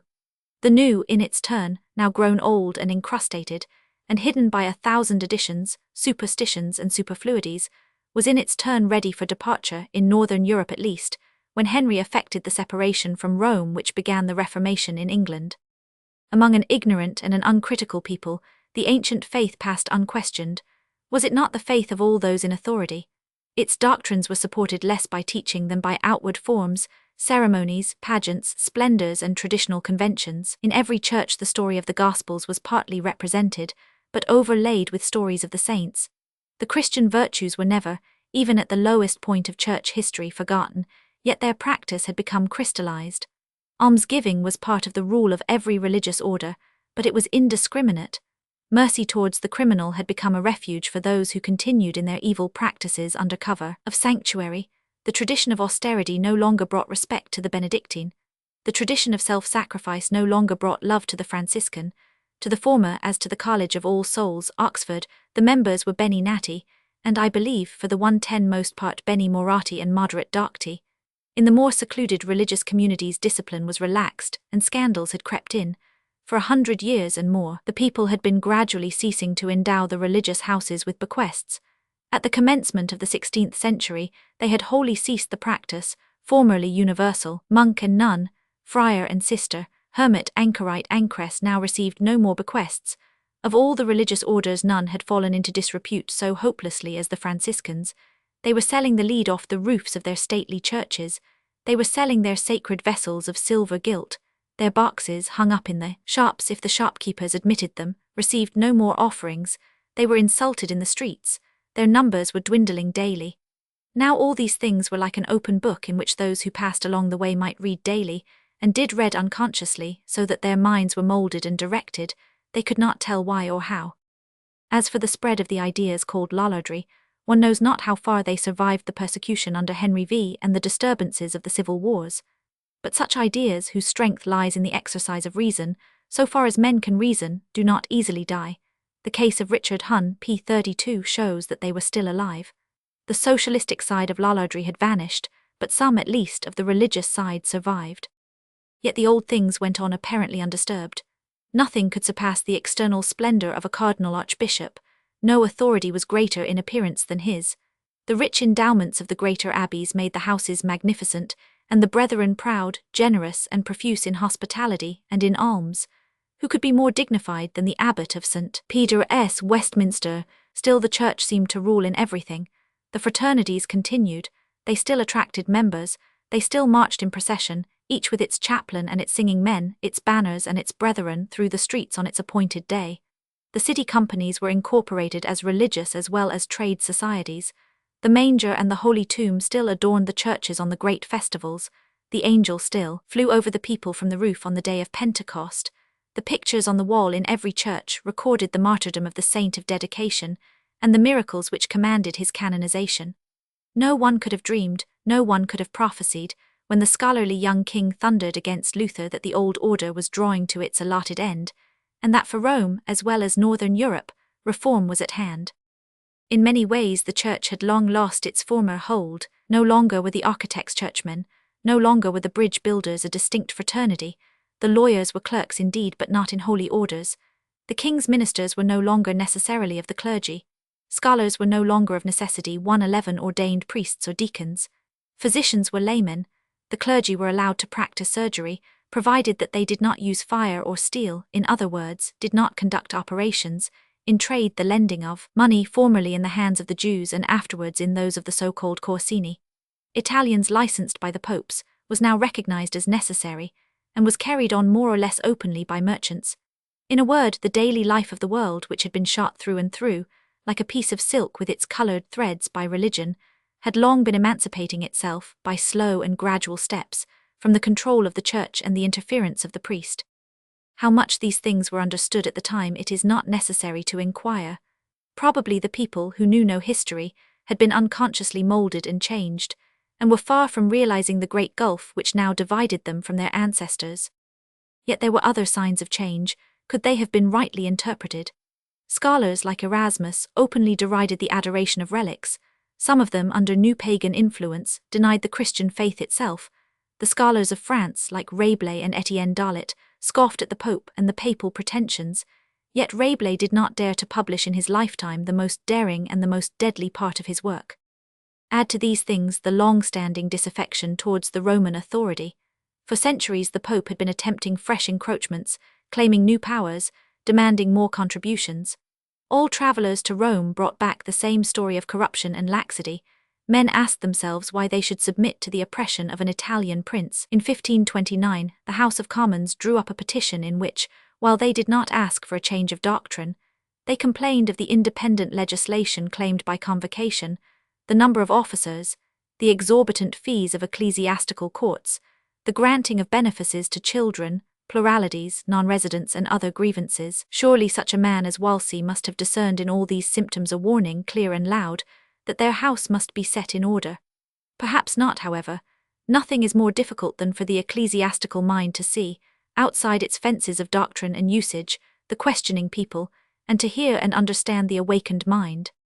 The action of Henry, which on the face of it seems the most masterful thing ever attempted by a king, was, on the contrary, approved and accepted by the great mass of the people, especially by the people of London, by the scholars, and by the clergy. There were few who emulated the constancy of the unfortunate Carthusians, or the martyrdom of More and Fisher. The old order crumbled and fell to pieces at a touch. Out of the debris, among the fallen monarchs of the forest, rose up a tangled mass of vegetation, from which the 112 nobler kinds had to be separated by trial and proof, by persecution and by cultivation. The first direct step towards the Reformation was, assuredly, not considered as such. It was the suppression by Cardinal Wolsey of certain small houses with whose revenues he endowed his colleges. The second direct step was the petition of the House of Commons, which also passed the Upper House in 1529. In January 1531, the House of Commons, in demanding of the clergy the payment of £118,000, an enormous sum, representing more than 1,000,000 of our money, gave Henry the title of head of the church. This was before the break with Rome. So far it meant only that the civil power should be superior to the ecclesiastical. Then followed the bill for the abolition of annals, or payment to the Pope of the first year's income of benefice or see. This was at first held in terrorem over the head of the Pope.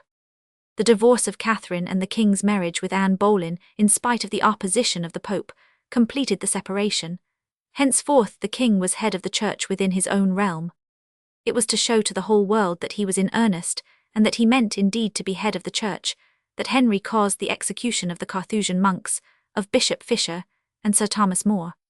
All Christendom shuddered when those holy men were dragged forth to suffer the degrading and horrible death of traitors, yet all Christendom recognized that there was a king in England who would brook no interference, who knew his own mind, and would work his own will. I need not follow the course and the development of the Reformation, for its history belongs to the whole country. As regards London, 2 or 3 points present themselves for consideration, as for instance the condition of the houses, the manners and morality of the religious, and the mind of the people. Let us consider these points from the position of a contemporary Londoner, so far as is possible. First, as to the condition of the houses. The enormous wealth of the Church could not fail to impress everyone with the incongruity of ecclesiastical professions and practices. The sight of those scores of able-bodied men, most of them with no pretensions to be considered scholars, or divines, or even gentlemen, a qualification which at the time might have been sufficient justification for living on the work of others, but men of low origin and of narrow attainments, lounging about the streets and in the taverns, some as the friars with no apparent duties at all, some like the chantry priests with half an hour's work every day, many of them without the least pretence to piety or virtue, could not but become a powerful aid in the 113 popular approval of the dissolution. In London alone, a very large part of the city belonged to the Church. The streets swarmed with ecclesiastics who, in the midst of a busy and industrial population, seemed idle and useless. In the Italian Relations of England, the writer speaks of the vast wealth of the Church and the power of the ecclesiastics. I, for my part, he says, believe that the English priests would desire nothing better than what they have got, were it not they are obliged to assist the crown in time of war, and also to keep many poor gentlemen, who are left beggars in consequence of the inheritance devolving to the eldest son. And if the bishops were to decline this expense, they would be considered infamous, nor do I believe that they would be safe in their own churches. Carthusian martyrs. From a historical print in the British Museum. There is surely some confusion here. It is true that younger sons attach themselves to the following of the great lords spiritual as well as temporal 114, but I have nowhere else found it stated that it was the duty of the Church to keep them. Also many of them, as we have seen, had city connections and embarked in trade. For Church, we should perhaps read the monastic houses. If we come to consider the condition of the religious on the score of morality, all that can be said concerning those of London is that we hear nothing against them. It is true that the details of the visitations of London have not been revealed, but there could not have been anything very bad, or it would have been laid hold of and enlarged upon, and pointed out for the execration of the people, by the preachers of the new religion. Froude, in his paper on the dissolution of the monasteries, argues that the evidence of immorality on the part of certain religious houses is overwhelming. His case against that of St. Albans is certainly convincing, so far as that house alone is concerned, and it is difficult not to believe that in other cases about the country the evidence of the visitors, even granting that their own private character left a good deal to be desired, is much too detailed for pure invention.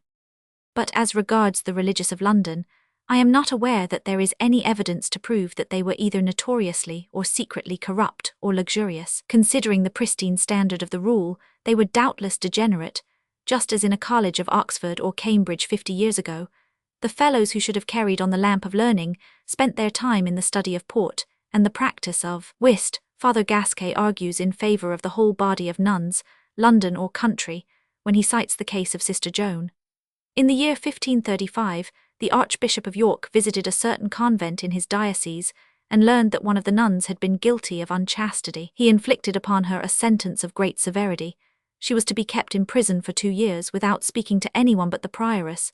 She was to fast altogether on Wednesday and Friday, and on every Friday she was to be taken to the chapter house, there to receive discipline, i.e. to be whipped. Is it possible, Father Gasquet asks, that the nunneries of England could be grossly and openly immoral, even secretly immoral, when such a severe punishment was meted out to an offender by the visiting archbishop?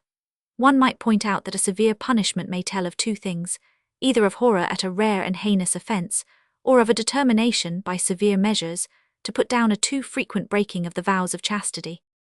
Concerning, therefore, the morals of the London religious, there has been no special charge, so far as I know, brought against the whole body. We may remember, however, that the number of persons bound by vows of celibacy was very large, that even at the present time, when there is certainly more self-restraint, it would be impossible for these vows to be kept by so large a proportion, 1/15 of the people, and that the clergy, in morals and in practice, have never been more than a little in advance of the laity.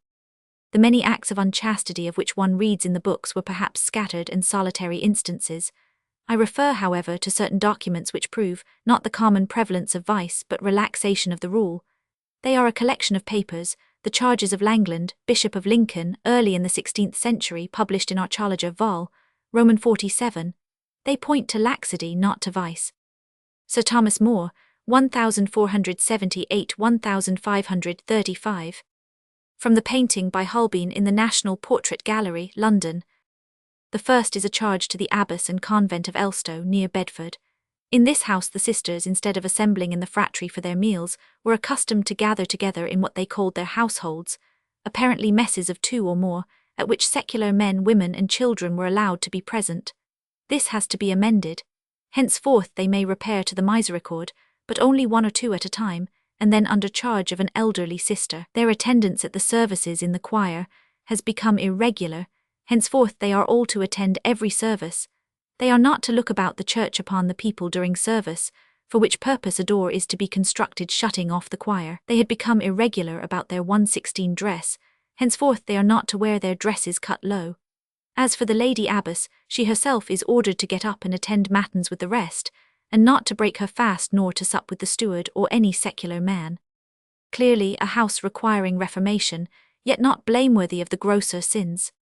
There was the Priory of Studley, a Benedictine nunnery in the parish of Beckley, Oxfordshire, the burial place of the British Saint Donanvard, and one of the residences of Richard of Almain, brother of Henry. The prioress is warned to dismiss a certain steward, named Martin Weil. She is not to suffer her ladies to become godmothers, nor to go out on visits to their kinsfolk, unless it be for their comfort in time of the sickness, and yet not then unless it shall seem to you, lady priors, to be behoveful and necessary, seeing that undre such pretence much insolency have been used in religion. Considering further that the house is in great debt, the prioress is to grant no more carades, i.e. right of board and lodging in the house, to have fewer servants, and to live in a scarcer manner. She is to look more carefully after the food of the sisters, she is to see that they wear their robes, and she is to admit more ladies. The prioress of Cotham in Lincolnshire is to see that there is more order in the singing of the novices. This house has grown very lax. The kinsfolk of the sisters were no longer to be admitted. The chaplain was not to be allowed the key of the church. The Lord of Misrule was not to be admitted at Christmas. Then, some of the sisters had been allowed to go out into the world under pretence of pilgrimage, which license had caused great scandals. Henceforth they were not to be allowed out of the house for the night, nor out of the house at all unless accompanied by a devout sister. Again, the sisters had been allowed to go on visits to Thornton, Newsome, Hull, where there were other nunneries, and the bishop speaks strongly of the reproach, rebuke, and shame which the rumours of their conduct had brought upon them. This house is the worst case of the 4. Certain persons named are absolutely forbidden within the walls. Sir John Ward, Sir Richard Calverley, Sir William Johnson, the parson of Scotland, and Sir William Seal, are those who have brought upon themselves by their misconduct this prohibition. Lastly, since the house had been reduced to miserable poverty, the prioress must diminish her servants, grant no more carades, sell no more plate, and get the necessary repairs effected as speedily as possible. The last of the charges is one to the Abbot of Missenden in Buckinghamshire. This house also has fallen into poverty. There must be a diminished number of servants and a simpler table. There must be no more granting of corrades. The house must be put into repair. There was no school for the novices. A man learned in grammar must be appointed at once. The boys must be kept apart. In 117 future the monks must not be allowed to wander about outside day and night as had been the case, and no women were to be admitted either by day or by night. John Compton was to be turned out of the monastery at once. He was probably the steward, and Dame John Slithurst was to be put in prison and kept there. These accounts indicate very clearly the decay of discipline in the houses. The prioress eats and drinks with her steward, the sisters entertain their kinsfolk within the walls, the church plate is sold to pay debts, the sisters get outside on any pretext, then come scandals. Certain persons are so much mixed up with these scandals that they must never be allowed within the house at all. The sisters adopt as much of the fashions of the world as they can, they shirk the services, they relieve the monotony of their lives by going on pilgrimages. As to the monks, they get out alone all night long. What scandals made the bishop so determined upon keeping women out of the house altogether? And what had Dame Slithurst done, more than his fellows, that he was to be clapped into prison and kept there? It will be replied that these are all houses in the country. That is quite true. Yet I think that, considering the attacks on the religious, the decay of the friars, the withdrawal of bequests from monks and friars alike, the London houses must have been open at least to charges of laxity, and I would not press against them anything more severe. In the admonition of the Dean of St. Paul's to the nuns of St. Helen's, laxity, not vice, was the principal complaint. Those who believe that graver charges might be brought may read the famous accusation against the abbot of St. Albans, a thing, to my mind, impossible to get over. True, St. Albans is not London, which is a saving clause. Enough about the condition of the houses and the morality of the religious. I hear certain whispers where men congregate. They murmur, te senda. I have no proof that they are true, but I understand that the holiness of the religious is no longer accepted as a matter of course. It is enough for one that this is so. The work of the houses is done when the people no longer desire the prayers of brethren inclusi and sisters immured, and no longer expect the pristine devotion of the friars. The suppression of the religious houses and its immediate effects in London are passed over by Stowe, in his survey, with great brevity. It is a pity. We should like so much to have a clear understanding of how the people at large received these measures. Now this historian was born in 1525.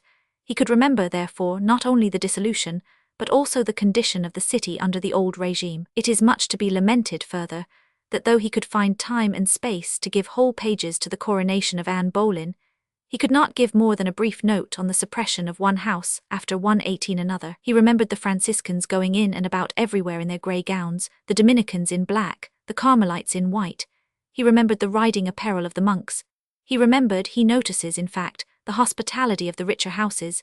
He remembered the stately churches towering above the humble parish churches, as Westminster above St. Margaret's, St. Augustine S. over Peter le Poor, the Holy Trinity over St. Catherine Cree, their peals of bells, their organs, their treasures of gold and silver plate, their church furniture, sumptuous with cloth of gold and velvet. He remembered the splendour, wealth, authority and power of the old ecclesiastics. Their authority seemed rooted in the solid rock, never to be destroyed. And he remembered how this substantial ecclesiastical structure vanished at a word, at a touch, leaving behind it nothing but ruined cloisters, churches desecrated, carvings and marbles broken up. In his old age he sat alone and marvelled over these things, but he spoke not. Perhaps it was dangerous even for a historian to speak. Stowe had already been accused of being a favourer at least of the old order. Regrets were accounted traitorous. Sympathy with the outcast monk was heresy, or, which was as dangerous, was lèse-majesté. Not everyone desired the crown of martyrdom. To most people it was disagreeable to be burned. One would avoid this method of extinction if possible. Almost as disagreeable was it to be dragged on a hurdle, half-hanged, cut down, and then quartered. So Stowe wrote nothing about the old time as compared with that which followed. In a single passage, however, Stowe does allow us to understand something of his opinion as to the whole business. No doubt many people looked about for some mark of the divine displeasure upon those who took an active part in the dissolution. To this day, certain persons whisper about the families which succeeded to the monastic houses. If anything happens to them, it is put down to the vengeance which must be expected to follow upon the sacrilegious occupation of monastic property. Nothing is said, of course, as to the long prosperity which has attended most of the families which still occupy the old monastic lands. About such time as Cardinal Wolsey was determined to erect his new colleges in Oxford and Ipswich, He obtained license and authority of Pope Clement VII to suppress about the number of 40 monasteries of good fame, and bountiful hospitality, wherein the king bearing with all his doings, neither bishop nor temporal lord in this realmy durst say any word to the contrary. In the executing of this business, 5 persons were his chief instruments, who on a time made a demand to the prior and convent of the monastery of Daintree, for occupying of certain of their grounds, but the monks refusing to satisfy their requests, straightway they picked a quarrel against the house, and gave information to the cardinal against them, who taking a small occasion commanded the house to be dissolved and to be converted to his new college, but of these irreligious robbery done of no conscience, but to patch up pride which private wealth could not furnish. What punishment hath since ensued at God's hand, saith mine author, partly ourselves have seen, for of those 5 persons, 2 fell at discord between themselves, and the one slew the other, for the which survivor was hanged, the third drowned himself in a well, the fourth being well known, and valued worth 1900 pound, became in 3 years so poor, that he begged to his dying day. And the fifth, called Dr. Alleyne, being chief executor of these doings, was cruelly maimed in Ireland, even at such time as he was a bishop. The cardinal, falling after into the king's grievous displeasure, was deposed and died miserably. The colleges which he meant to have made so glorious a building, came never to good effect. And Pope Clement himself, by whose authority these houses were thrown down to the ground, was after enclosed in a dangerous siege within the castle of St. Angel in Rome by the Imperials.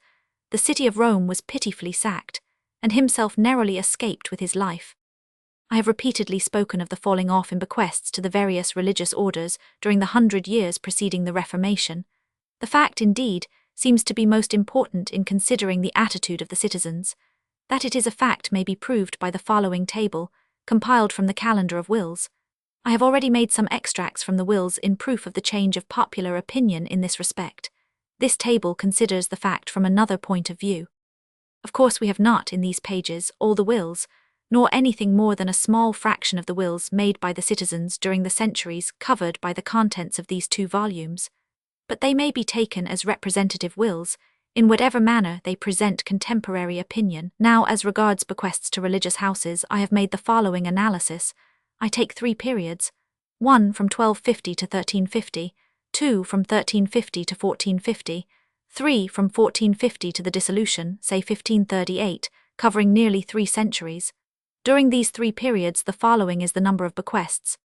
To the various orders of friars, for 1,250, 1,350, 1,350, 1,450, 1,450, 1,540. To the Charter House for the first period not founded. Second, third, to the Grey Friars for the first period, bequests included among the various orders. Second, third, none. To the Black Friars first period, included among various orders. Second, third, to the Holy Trinity Priory for the first period. Second, 46th. To Eastminster for the first period, not yet founded. Second, third, to St. Helen S for the first period. Second, third, none. Crutched Friars for the first period. Second, third, Carmelite or White Friars first period. Second, third, Austin Friars for first period. Second, third for Masses. St. Bartholomew's for first period. Second, third, Halliwell for first period. Second, third, Minoresses for first period. Second, third, These figures show most unmistakably that the monastic life was no longer regarded as it had been by the people of London. By the friars especially, i.e. by those who could read the signs of the time, it must have been understood that the end was very near. Not the alleged immorality of the religious, but the decay of their numbers, the wasting of their property, the withdrawal of support by the laity, might have warned those under vows that a change was nigh at hand. I do not suppose that many of them heard this warning. Who could believe, standing in the great church glittering with lights, with gold and silver, rich with colour, splendid with carved work, that the axe was already laid to the root. The people of London were not, it is true, consulted. Henry was not the kind of man to consult the illiterate on points of theology or spiritual government. They were, however, filled with a vague unrest of new ideas. We know not what survivals of the old lollardry lingered and were whispered about, or spoken openly. We know not how widely the ballads and satirical verses against monks and friars were repeated and sung, and made the subject of merriment in the taverns. We do know, however, that the king ordered, and that the people of London obeyed. I think it incredible that even the most masterful of English kings should have dared to force changes so radical upon an unwilling city. London was never remarkable for meekness, and in matters religious was never uncertain.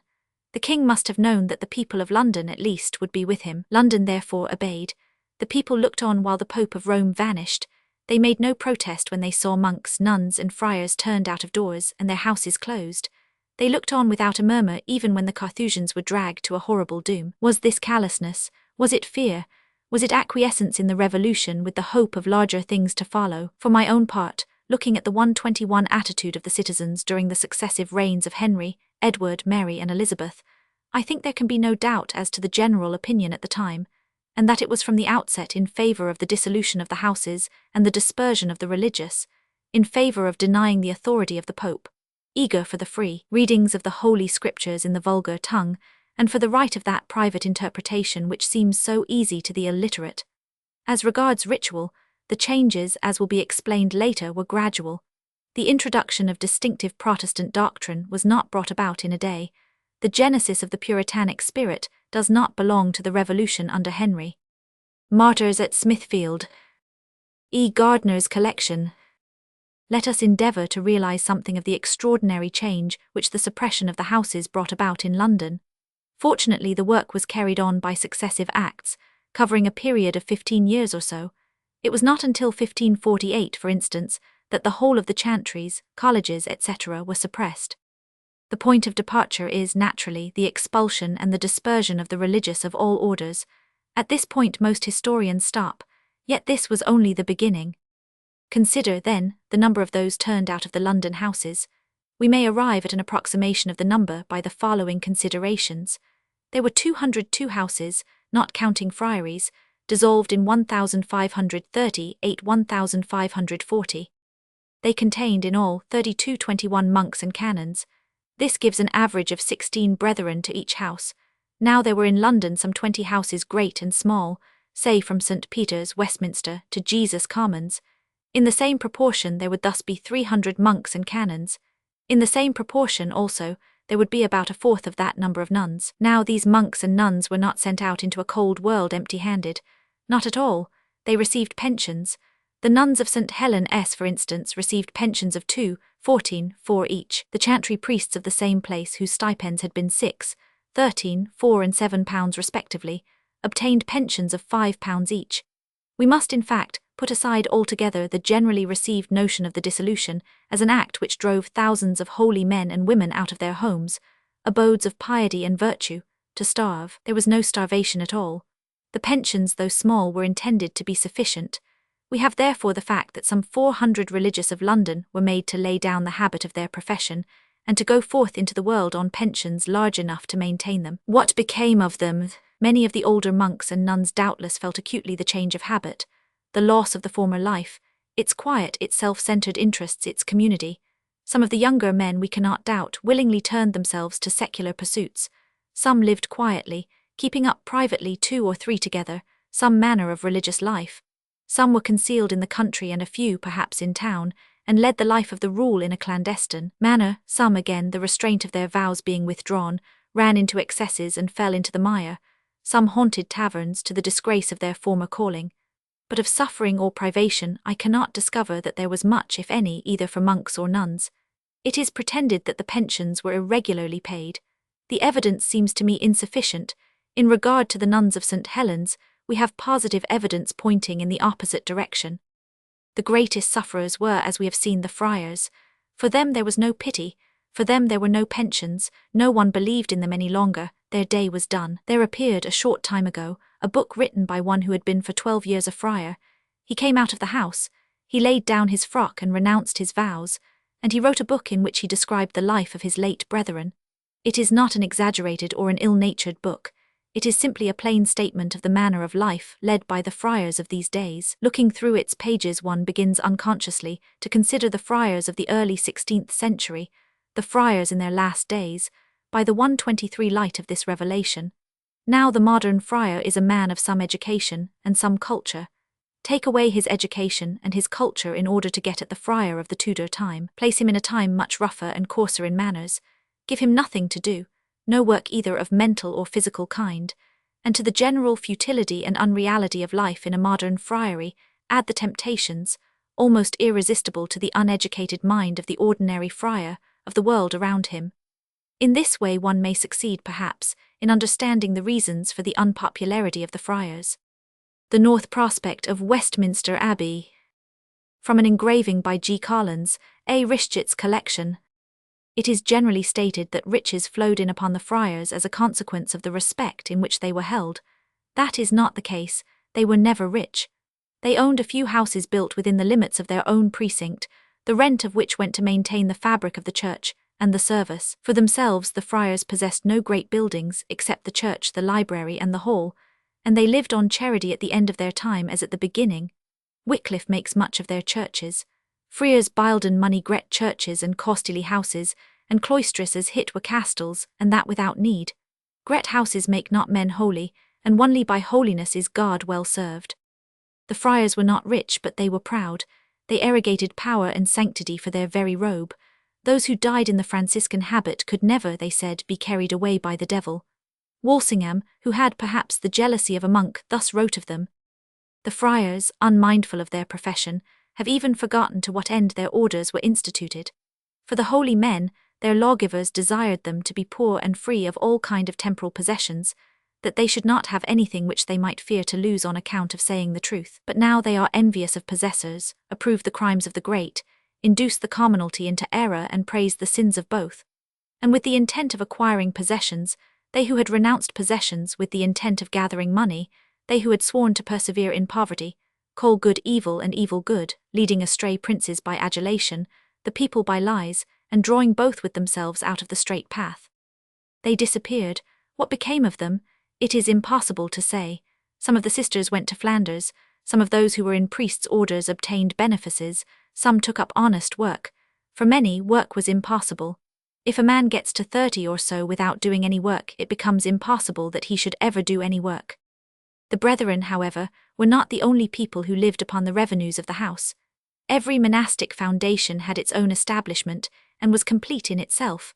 Of course, the superfluity of officers and the general waste of work were, from a modern point of view, deplorable. Every house had its mill, its brewery, its bakery, its still-rooms, its gardens, orchards, fish-ponds, vineyards, its servants of all kinds, including bailiffs, serjeants, scriveners, illuminators, carvers, gilders, singing men, singing schools, huntsmen, farmers, carpenters, plumbers, gardeners, agriculturists, sextons, gate porters, rent collectors, lawyers, stewards, and one knows not what besides. When the house was closed, all these people were turned adrift, certainly without pensions. Thousands of families, for these people were not under vows and were married, were suddenly deprived of their means of livelihood. What could they do? The ordinary craftsmen would make shift, their companies helped them, but the better sort, the scriveners, limners, illuminators, painters, carvers, gilders, the bailiffs, lawyers, stewards, what could they do? For 15 years London was flooded with the people of the monasteries turned adrift to find a means of living. They were not people who swelled the ranks of the vagabond and the masterless. They were respectable and honest folk. Their struggles and their sufferings, if we could get at them, must have been very real and in many cases very terrible. There were next the people who lived by the making and selling of things no longer wanted under the new order. There were the makers of ecclesiastical vestments and robes, altar cloths, wax tapers, instruments required in the celebration of Mass, crosses and crucifixes, beads, reliquaries, images, and all 125 the properties required for the old faith. Also all those who sold tapers, beads, crosses, images, relics, books of hours, mass books, censers, and every kind of church vessel. One has only to look at the shops in the vicinity of a French cathedral to understand the extent of the business when not a single cathedral, but 150 parish churches and monastic chapels had to be provided for, and when all the people with one consent acquiesced in the doctrines and practiced the ritual of the church. Stephen Gardiner, Bishop of Winchester, 1483, 1555. From an engraving of the portrait in Trinity Hall, Cambridge. All these people, thus deprived of their livelihood, were skilled craftsmen, when their occupation was gone, when embroidered altar cloths, copes and vestments stiff with cloth of gold, carven images, sacred pictures, beads and crosses and crucifixes, were no longer wanted. What could they do? If at the present day any single branch of industry is suddenly destroyed, what happens? It is too late for the people concerned to learn another trade. What happened to these unfortunates it is impossible to guess.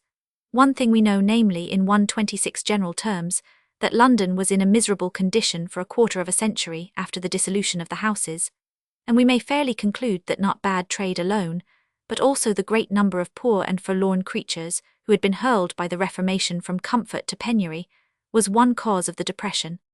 Or if we consider the immediate external effects of the suppression, think of the unwanted silence when all the bells of all the monastic houses were taken down.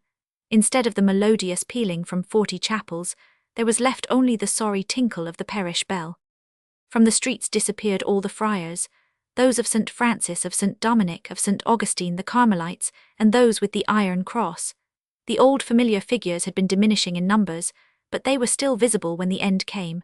Still they went about, opening their money boxes in the shops and finding nothing. Afterwards one met, flitting along the streets, stray and forlorn figures clad like craftsmen, but knowing no craft, sturdy beggars who would not work.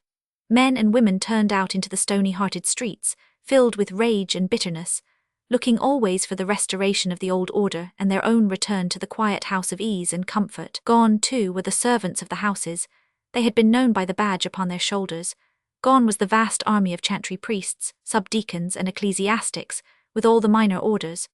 When Queen Mary restored the ancient faith, the priests appeared again, leaping out from unknown dens and secret places, ready to resume suddenly the restored service before the newly adorned altar. And as London always attracted the masterless and the vagabond and the criminal, so from all parts of England flocked to the city those whom the Reformation had sent out homeless and penniless.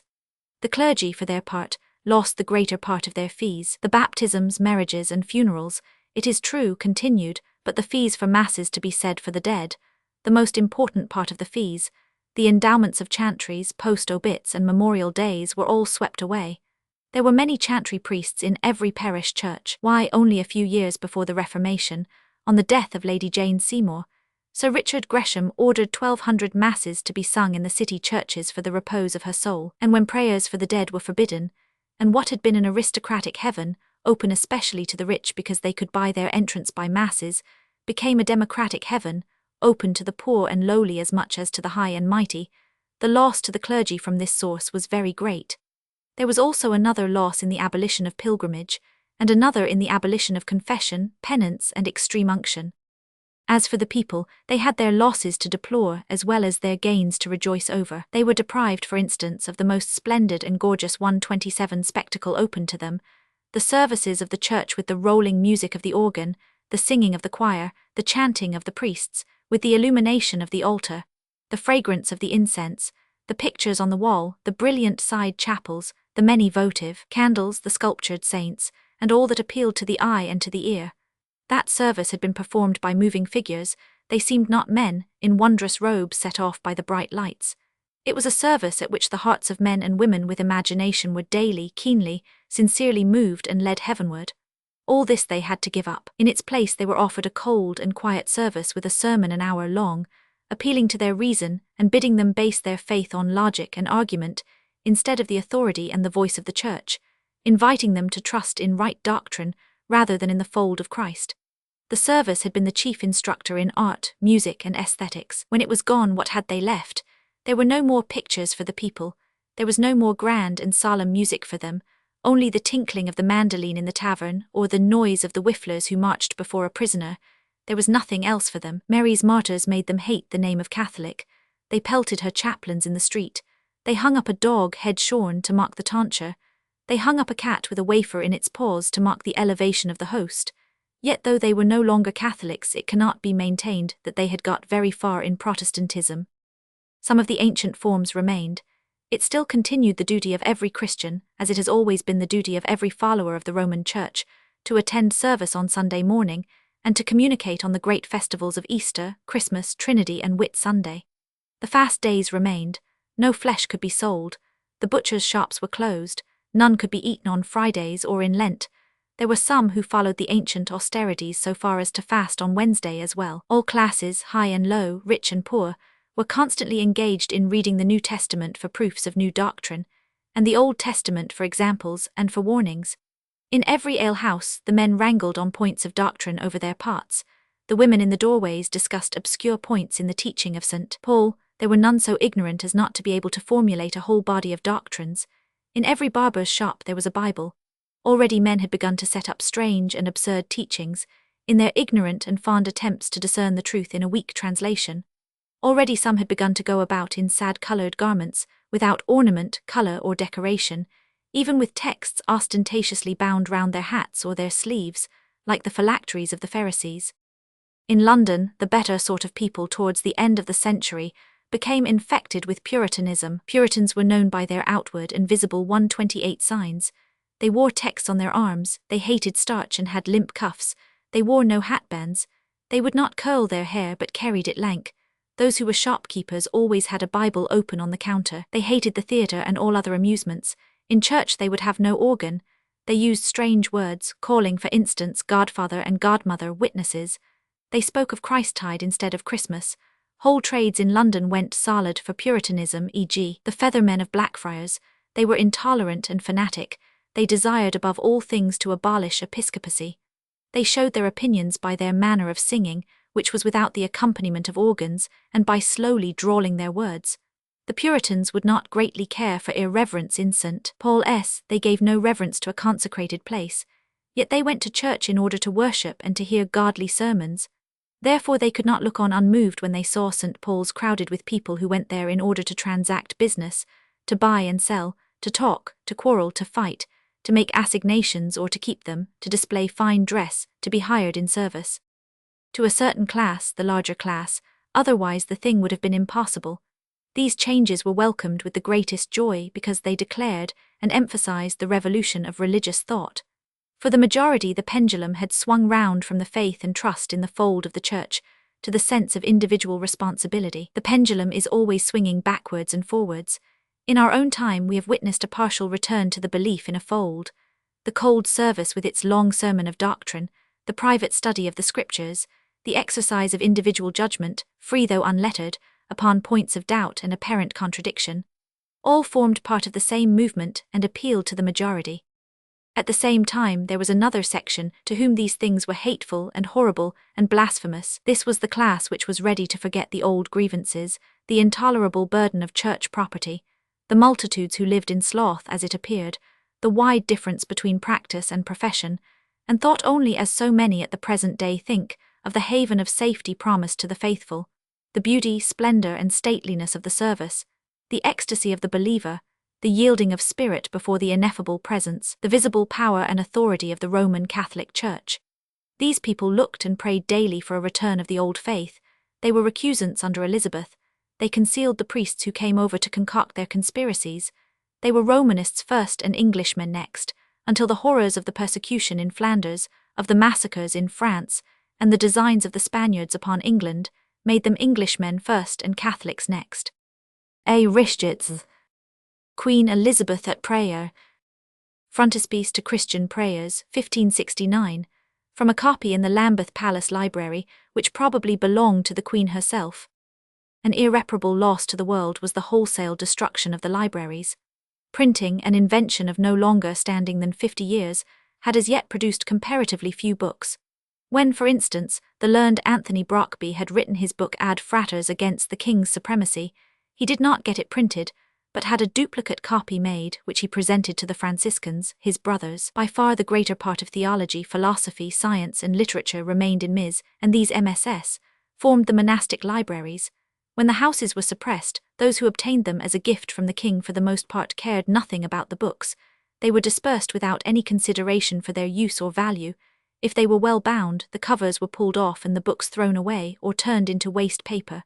Thus John Bale writes, Antic. English Franciscans. Covetousness was at that time so busy about private interest that public wealth was not anywhere regarded. A number of them which purchased those superstitious mansions reserved of those library books, some to serve their jakes, some to scour their candlesticks, and some to rub their boots, and 130 some they sold the grocers and soap sellers, and some they sent over sea to the bookbinders, not in small number, but at times whole ships full. Yea, the universities of this realm are not all clear in this fact, but cursed is the belly which seeks to be fed with so ungodly gains, and so deeply shameth his natural country. I know a merchant man, which shall at this time be nameless, that bought the contents of 2 noble libraries for 40 shillings price. A shame it is to be spoken. This stuff hath he occupied, instead of grey paper, by the space of more than these 10 years, and yet he hath store enough for as many years to come. A prodigious example is this, and to be abhorred of all men which love their nation as they should do. Yea, what may bring our realm to more shame and rebuke, than to have it noised abroad that we are despisers of learning? I judge this to be true, and utter it with heaviness, that neither the Britons under the Romans and Saxons, nor yet the English people under the Danes and Normans, had ever such damage of their learned monuments as we have seen in our time. Our posterity may well curse this wicked fact of our age, this unreasonable spoil of England's most noble antiquities. How many admirable manuscripts of the fathers, schoolmen, and commentators were destroyed by this means? What number of historians of all ages and countries? The Holy Scriptures themselves, as much as these gospellers pretended to regard them, underwent the fate of the rest. If a book had a cross on it, it was condemned for popery, and those with lines and circles were interpreted the black art and destroyed for conjuring.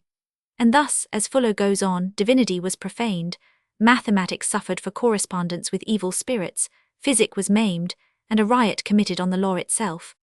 One change, one result of the suppression everybody can understand.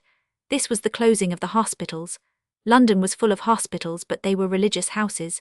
St. Bartholomew's attached to the Priory, St. Thomas, Southwark, St. Mary Spittle, Elsing Spittle for the blind, St. Mary of Bethlehem for the insane, the house on Tower Hill also for the insane, the house of St. Augustine Papy for old priests, the infirmary in every monastic house, all these provided for the sick poor.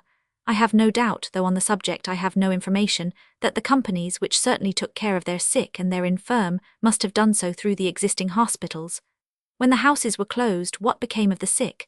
It is commonly believed that they were turned into the street, no one caring for them. This was certainly not the case. The companies cared for their own, the city cared for its freemen and their families. Would the city, which maintained a debtors' prison for its freemen, so that they should not be confined with the general herd, suffer its sick and poor to starve?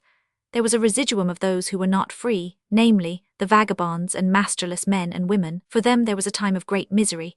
When they were ill there was no one to visit them, no hospital where they might be taken, no hands to minister and alleviate, no voice to console and to fortify. And we know nothing, and cannot estimate the suffering because there were no journalists to publish the things they saw, and the sick and poor lay unheeded and starved, and died unknown and uncared for in the dirt and misery of the Tudor slum.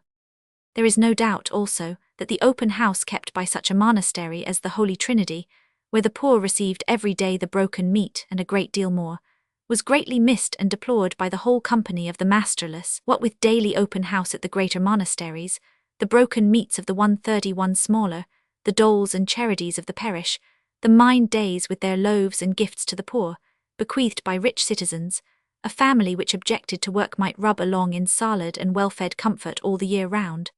And this resource, looked upon as certain and unfailing like a perennial spring, was suddenly stopped. Then all these people had to work, or to beg, or to rob. The streets became pestered with sturdy beggars. The by-places of Elizabethan literature present most vivid pictures of the companies of beggars, impostors, rogues, and vagabonds. They were the people whom the monks and nuns had fed without asking questions, the folk who would not work, the people turned out of the monasteries, ex-friars, ex-chantry priests, former makers of images, crucifixes, beads, candlesticks, and the rest. These were the people who felt most bitterly the abolition of indiscriminate charity, and the cruel choice offered them under the new order of work, mendicancy with the whip or crime with the gallows. Out of all these evils and sufferings was born, like a sweet flower on a heap of rubbish, the spirit of modern charity. The Church had taken over to herself the whole of medieval charity. Did a citizen desire to help the poor, he gave money for the purpose to the Church. If a poor man wanted help, it was not to a merchant that he went, but to a monastery. For charity, that is, for pity, for almsgiving, the world has always felt the most profound respect. The most popular of medieval saints was the hard and austere bishop of whom the world remembered that he had once divided his cloak with a beggar. There were 6 churches dedicated to St. Martin in the city of London alone. And when the friars first came over, and men, wondering, saw that they did not lock themselves up in their cloister to pray for the world like the other religious, but that they went about among the people ministering, comforting, preaching, consoling, that they found no den too revolting, no disease too loathsome, no criminal too base for their ministrations, then indeed there was an outburst of gratitude, of joy, of respect, of awe for men so saintly. They were considered the veritable children of God. But it was not to be thought that the poor sinners outside the monastery should imitate their example. Nay, St. Francis, their founder, had himself separated his order from the world. They were called out from the rest of humanity. They were kept separate by vows of celibacy, poverty, obedience. Modern charity as yet did not exist, as we now understand it, only the respect for charity as an ecclesiastical institution. I believe that the early followers of St. Francis perceived the weak point of this separation from the world. We can hear one wiser than the rest saying, "There is danger that the early zeal may decline. All things human have in them the germs of decay. If there comes a time when our brethren shrink from the task they have 132 undertaken, if their vows become a sham, their prayers a form, their work a pretense and a profession, then it would have been better for the world had St. Francis never existed, because we shall have taken from the layman the duty of personal service and killed it by our own neglect." To meet this danger, not to take renunciation and self-sacrifice wholly out of the world, they created another order that called the Fratres de Sacca. This order contained men and women of the world, married men and married women. They were allowed to go about their daily work. Those who were single were not forbidden to marry.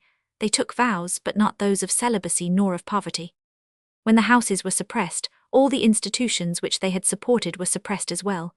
Yet it did not immediately occur to the people that the burden of the poor, which they had long since willingly laid upon the church, was now laid upon themselves.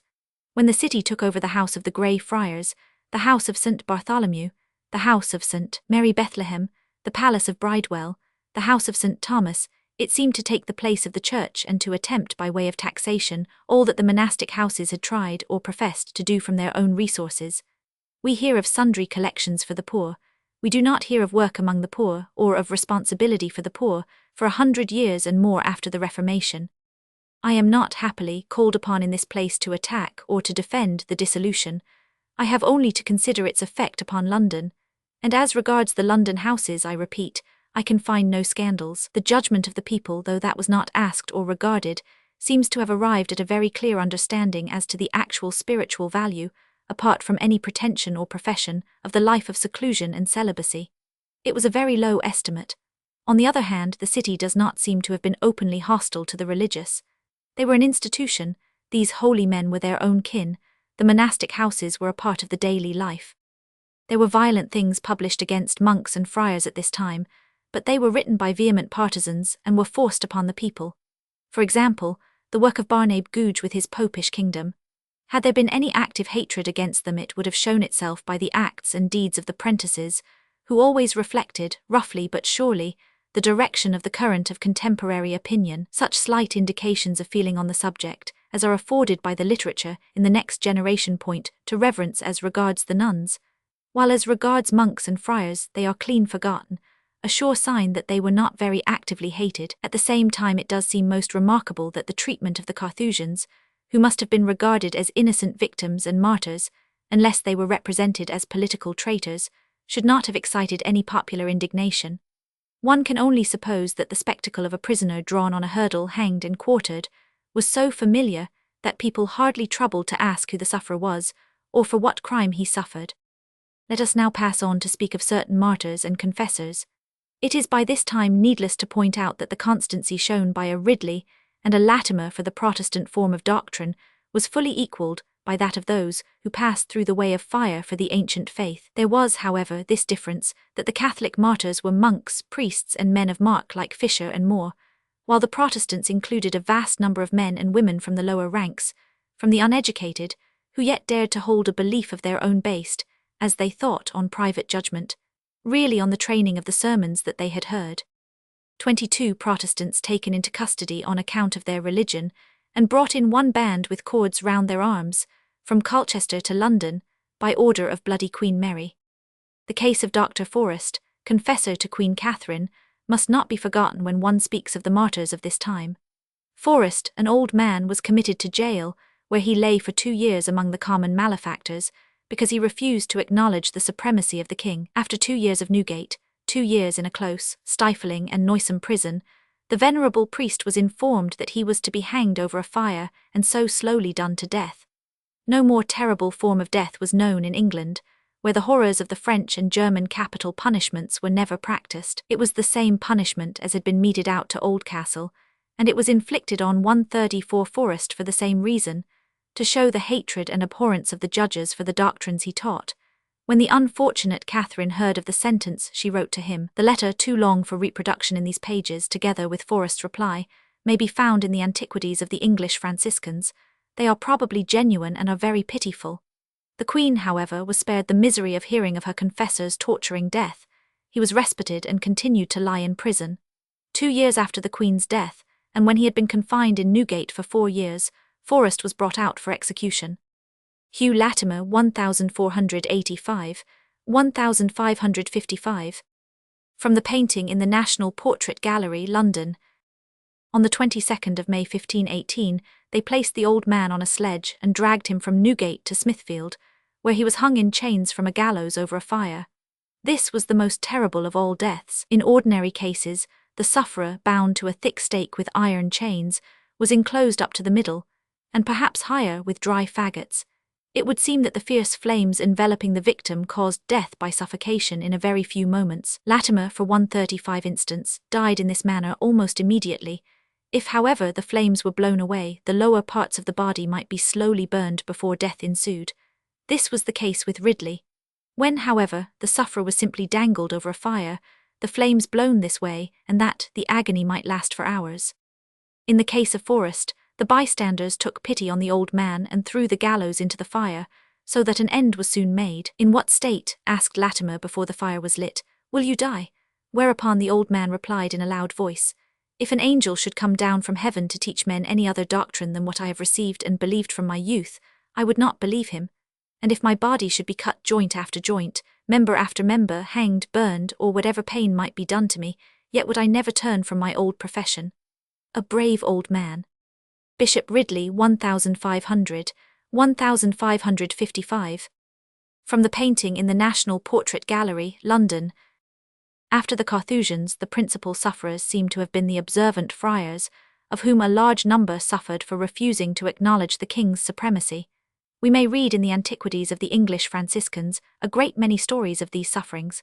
One hopes that there is exaggeration, for some, according to this book, were carried about the country in chains, some were racked and then strangled, some were starved to death. Miracles attended the death of some. The whole prison in one case became filled with a heavenly and miraculous light, and an earthquake in another case testified to the divine displeasure at another martyrdom. On the 22nd day of June 1534, 3 days after the execution of the 3 Carthusians, Exmew, Middlemore and Newdigate, was beheaded that illustrious Catholic martyr, John Fisher, Bishop of Rochester, for maintaining the Pope's supremacy, and a fortnight later that still more illustrious martyr, Thomas More. The witty and pleasant manner of his conversation was kept up to the last. Grafton thus speaks of his last moments. "Besides his learning he had a great wit, and in talking very pleasant and very conceited, and that even to the last hour, insomuch that at High's coming to the Tower, one of the officers demanded his upper garment for his fee, meaning High's gown, and he answered, he should haw it, and took him his cap, saying it was the uppermost garment that he had. Likewise even going to his death at the Tower gate a poor woman called to him, and besought him to declare that he had certain evidence of hers in the time that he was in office, which after he was apprehended she could not come by, and that he would entreat she might have them again, or else she was undone. He answered, Good woman, have patience a little while, for the king is so good unto me that even within this half hour he will discharge me of all businesses, and help thee himself. Also when he went up the stairs on the scaffold, he desired one of the sheriff's officers to give him his hand to help him up, and said, When I come down again, let me shift for myself as well as I can. Also the hangman kneeled down to him, asking him forgiveness of his death, as the manner is, to whom he said, I forgive thee, but I promise thee that thou shalt never have honesty of the striking of my head, my neck is so short. Also even when he should lay down his head on the block, he having a great grey beard, striked out his beard and said to the hangman, I pray you let me lay my beard over the block lest he should cut it. Chronicle of England, Grafton, Vol. Roman 2, p. 454. The martyrdom of the Carthusians was the most significant, the most revengeful, the most audacious act of the new head of the Church, the act by which he defied once for all the whole power of the Pope, of Spain, and even of France. The world trembled, people looked for some supernatural manifestation, some unmistakable sign of the divine wrath. None came, and they understood that here was an act of open war, and that the divine will as to the issue had not been pronounced. Let us pass to the Marian persecution. I have called attention to the fact that the greater number of the martyrs belonged to the middle class, and to the rank or status of craftsmen. Thus Christopher Wade was a linen weaver, Thomas Watts a linen draper, John Warren was an upholsterer, John Ardely was a husbandman, Robert Bromley was a grocer, Thomas Ormond was a fuller, Williams a weaver, Marjorie Parley widow of a craftsman, Derrick Carver a brewer, John Langdon a rustic, John Tudson an artificer, Joan Warne a maidservant. 137 there were wives and widows among them, simple women, artificers and prentices, maidservants and girls. Thomas Cranmer, 1489, 1556. From the portrait in Jesus College, Cambridge, A. Richards collection. It was the sight of their own people suffering a cruel death, which made the name of Rome hateful and horrible for 300 years and more. It was the sight of the constancy of the martyrs, which laid the firm foundations of the Protestant faith. For none of them flinched before the flames, none of them feared the pains which the Lord God in his mercy and wisdom had ordered them to endure for the sake of the cause. What was to be expected when a shoemaker such as John Noyes could die triumphant and rejoicing?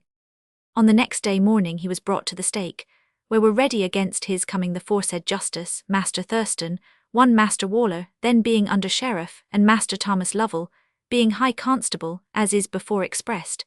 The which commanded men to make ready all things meet for that sinful purpose. Now the fire in most places of the street was put out, saving a smoke which was espied by the said Thomas Lovell proceeding from the top of a chimney, to which house the sheriff and Grano his man went, and brake open the door, and thereby got fire, and brought the same to the place of execution. When John Noyes came to the place where he should be burnt, he kneeled down and said the 50th Psalm with other prayers, and then they, making haste, bound him to the stake. And being bound, the said John Noyes said, Fear not them that can kill the body, but fear him that can kill both body and soul, and cast it into everlasting fire. When he saw his sister weeping, and making moan for him, he bade her that she should not weep for him, but weep for her sins.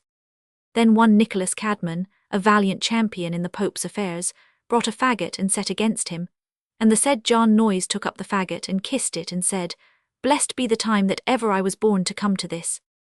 Then he delivered his psalter to the under-sheriff, desiring him to be good to his wife and children, and to deliver to her that same book, and the sheriff promised him that he would, notwithstanding he never as yet performed his promise. Then the said John Noyes said to the people, They say they can make God of a piece of bread, believe them not. Then said he, Good people, bear witness that I do believe to be saved by the merits and passion of Jesus Christ, and not by mine own deeds. And so the fire was kindled and burnt about him. Then he said, Lord, have mercy upon me, Christ, have mercy upon me, Son of David, have mercy upon me. And so he yielded up his life. And when his body was burned, they made a pit to bury the coals and ashes, and amongst the same they found one of his feet that was unburnt, whole up to the ankle with the hose on, and that they buried with the rest. Or, to take the case of Cicely Ormes, she was a very simple woman, the wife of a worsted weaver who lived in Norwich. She was present at the martyrdom of Simon Miller and Elizabeth Cooper, and there, being affected with their constancy, she declared that she would pledge them with the same cup from which they drank. She was burnt the 23d day of September, between 7 and 8 of the clock in the morning, the said 2 sheriffs being there, and of people to the number of 200. When she came to the stake, she kneeled down and made her prayers to God. That being done, she rose up and said, Good people, I believe in God the Father, God the Son, and God the Holy Ghost, 3 persons and one God. This do I not, nor will I recant, but I recant utterly from the bottom of my heart the doings of the Pope of Rome, and all his popish priests and shavelings. I utterly refuse and never will have to do with them again, by God's grace. And, good people, I would you should not report of me that I believe to be saved in that I offer myself here unto the death for the Lord's cause, but I believe to be saved by the death and passion of Christ, and this my death is and shall be a witness of my faith unto you all here present. Good people, as many of you as believe as I believe, pray for me.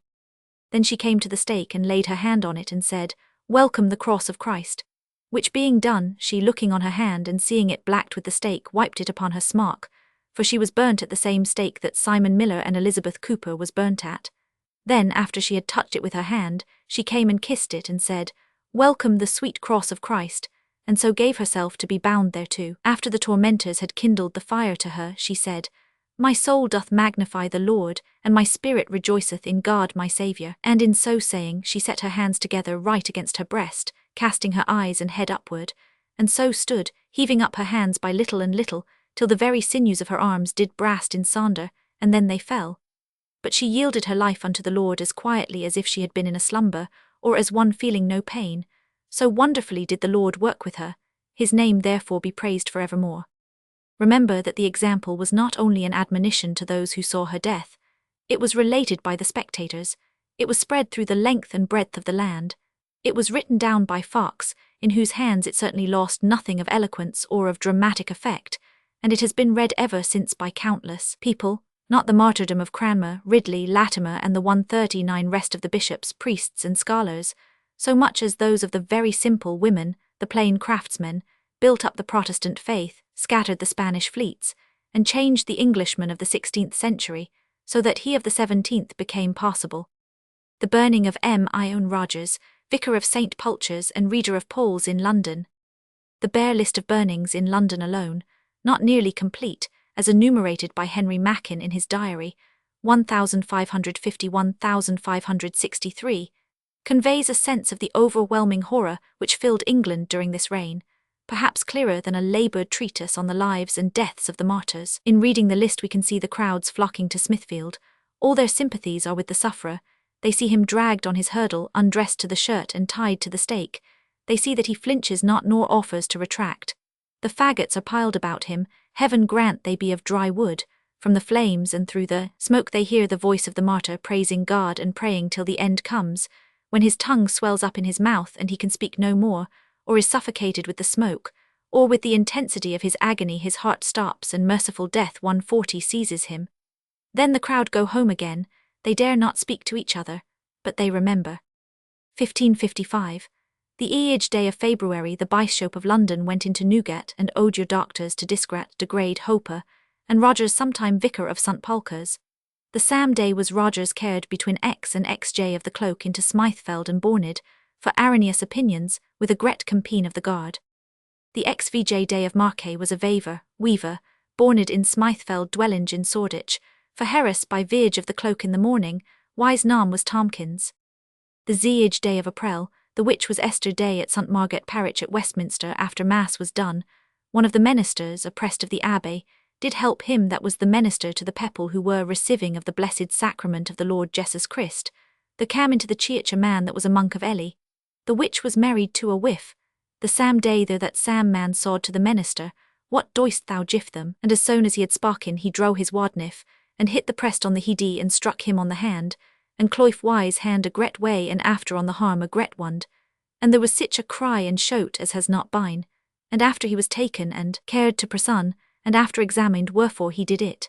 The Zeage day of April was the Sam man carried to Westminster that did hurt the prest, and had wise hand striken of at the post, and after he was borned against St. Margaret Church without the churchyard. The Sam day of May was arraigned eage men at Powell's A, for none and after none of Essex, and they were cast for Harris, and all eage cast to be borned, and so carried unto Newgate.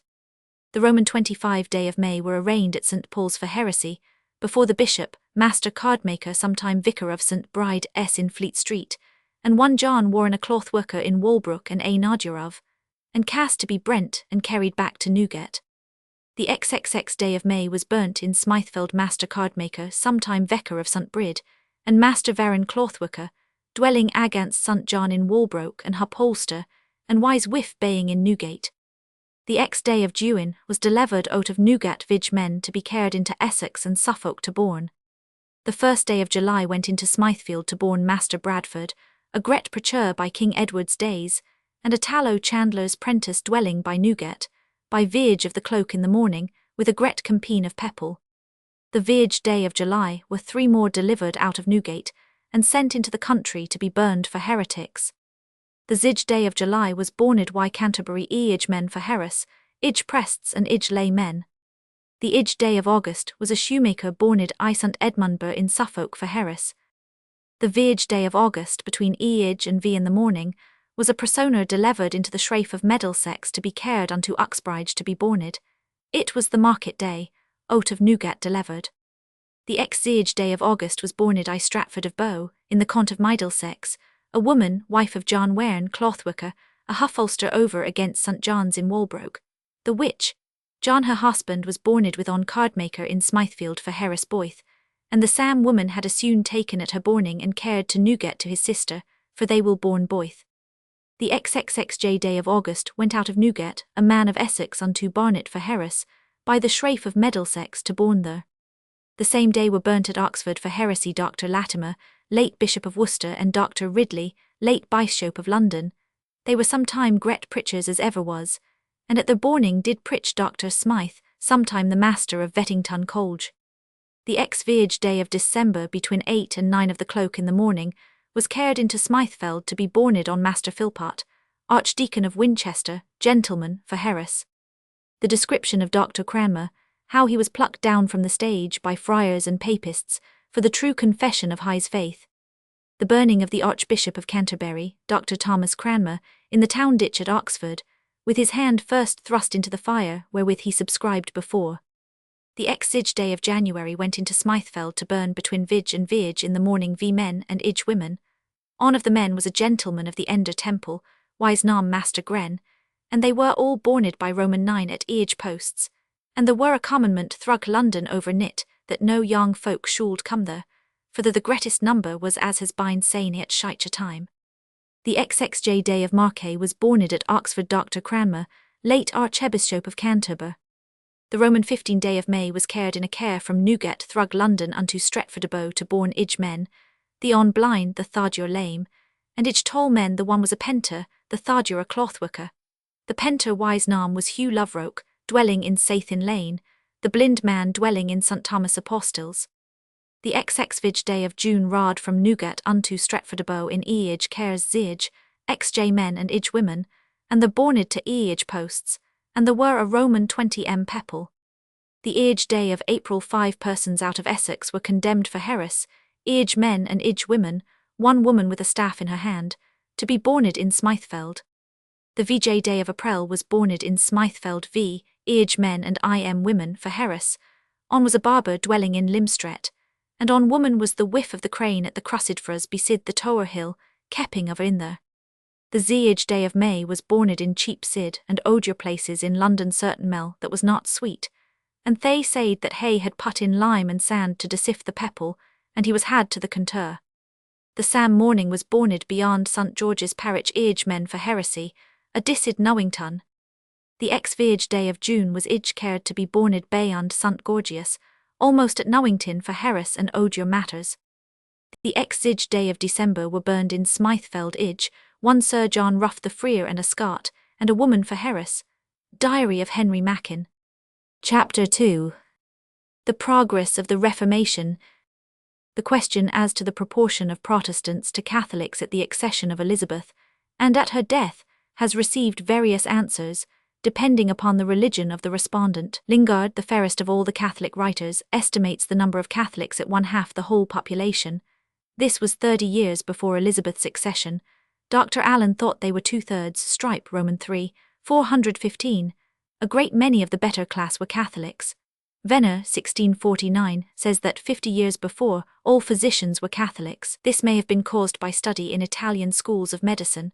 A good many people in London attended Mass at some ambassador's chapel.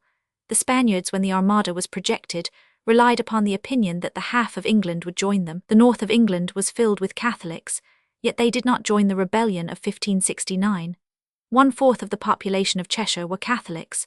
On the other hand, there is testimony to the effect that the number of Catholics had enormously decreased in the first 30 years of Elizabeth's reign. In 1569, there were in London 12 to 15 places where Mass was regularly said. In 1594, a Jesuit speaks of the little sparkle of Catholic religion yet reserved amongst us, as soon to be extinguished. The common-sense view of the case seems to be this: the people of London who, as we have seen, were filled with larlardry from the beginning of the 15th century, who welcomed the dissolution of the religious houses, who rejoiced at such a shadow of free thought as Henry afforded them, who shuddered with horror at the flames of Smithfield, were overjoyed at the return of the Protestant faith. It would be wrong to suppose that all the scholars, all who had lived among the better-class priests and friars, went over to the new faith. They did not. A large number of gentlewomen remained steadfast. The government showed its good sense by taking no notice, or as little as possible, of recusants. Burleigh advised against punishing these people by death, best not make martyrs. There was no true method of lessening their numbers, but by preaching and by education of the younger under good schoolmasters. In a word, if it is intended to make any form of faith decay, there is no need of persecution. It has only to be surrounded by disabilities. If a Roman Catholic could hold no municipal office and no state office, could not enter a grammar school or the university, could not take a degree, could not become a lawyer, could not sit in either house, could not serve in the army or the navy, then the Roman Catholic religion would fall rapidly into decay. This is exactly what happened. At the present moment, though all disabilities have been removed, the proportion of Catholics in England and Scotland is certainly not more than 1 in 20. The old Catholics were those wealthy families which could continue in spite of all disabilities, a few noble houses and a few county people. Similar results attended the disabilities of the nonconformists. Dissent survived its disabilities among people who cared nothing for office, people at the lower end of society, people for the most part of small trade.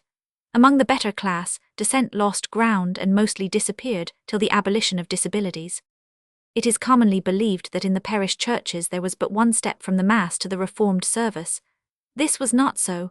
See an article by Mr. T. T. Micklethwaite on parish churches in the year 1548, Arch. Journ. Roman 35. The dissolution of the religious houses made at first very little difference in the churches. The guilds were suppressed, and therefore the lights which they kept up. The endowed lights were also suppressed, but people went on endowing new lights for the parish churches. In the year 1547, certain rules or injunctions were issued which commanded that all images which had been made the object of pilgrimage should be destroyed, that no lights should be set up before any picture except 2 wax tapers on the altar, and these because Christ is the light of the world. Images which had not been abused were to remain for remembrance only. The English Bible and the paraphrases of Erasmus on the Gospel were to be set up in every church where the people could have access to them. Shrines, pictures of miracles and glass depicting miracles were to be destroyed. A pulpit was to be provided, and an alms chest to be placed by the altar. As regards the services, changes were gradual. The High Mass continued, but the Gospel and Epistle were read in English, and a chapter from the New Testament was read after lessons at Matins and after Magnificat at Evensong. The English litany was sung after High Mass. The Pater Noster, Creed, and 10 Commandments were sometimes publicly rehearsed in English, and communion was refused to those who did not know them. In the year 1548, the order of communion was put forth. In 1549 the prayer book appeared.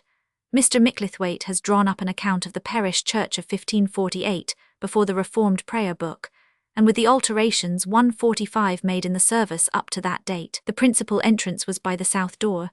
In the porch was a basin of holy water. The font stood sometimes in the middle of the nave, sometimes against the west side of one of the pillars. It had a cover which could be locked down. Near it was a locker in which were kept the oils, salt, etc., required for the old rite of baptism.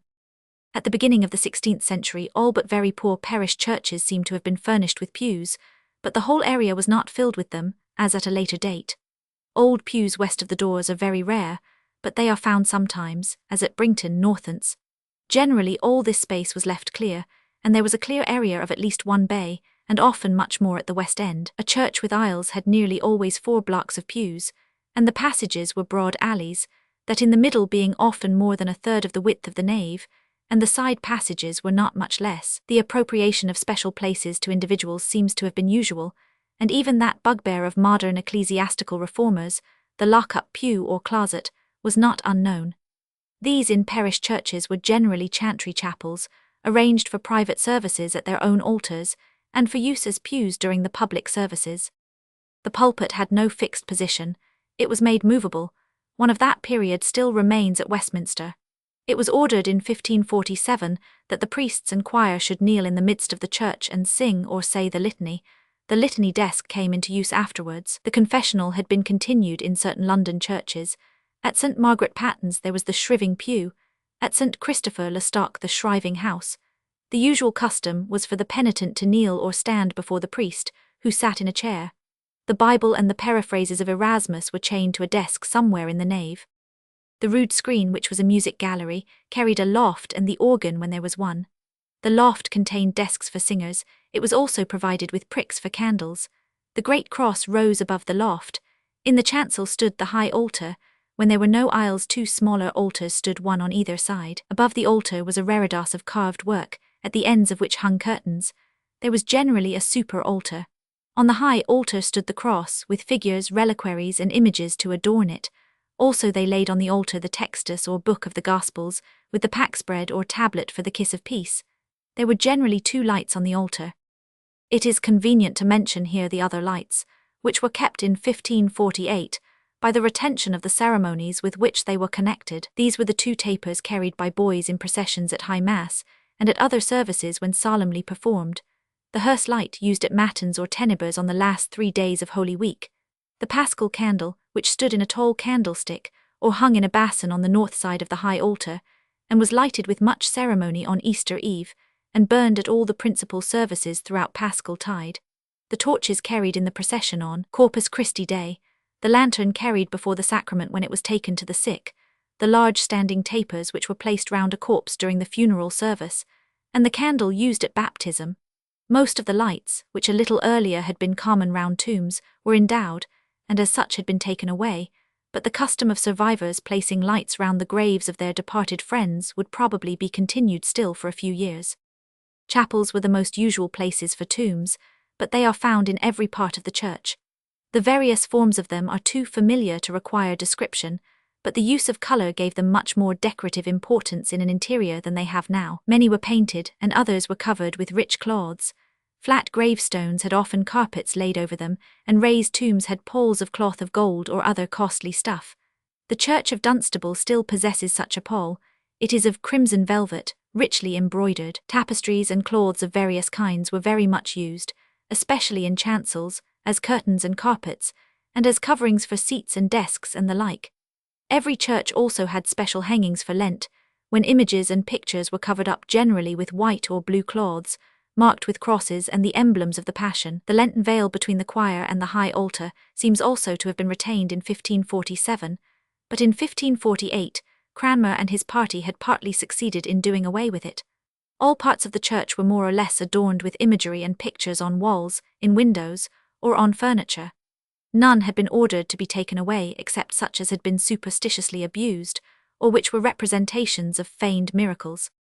When the priest took the sacrament to the sick, he was accompanied by clerks, who carried a cross, bell, and light. The sacrament itself was enclosed in a pyx, and with it was taken a cup in which the priest dipped his fingers after giving the communion. The chrismatory was generally a little box of metal containing 3 little bottles for the 3 oils, which seem generally to have been kept together.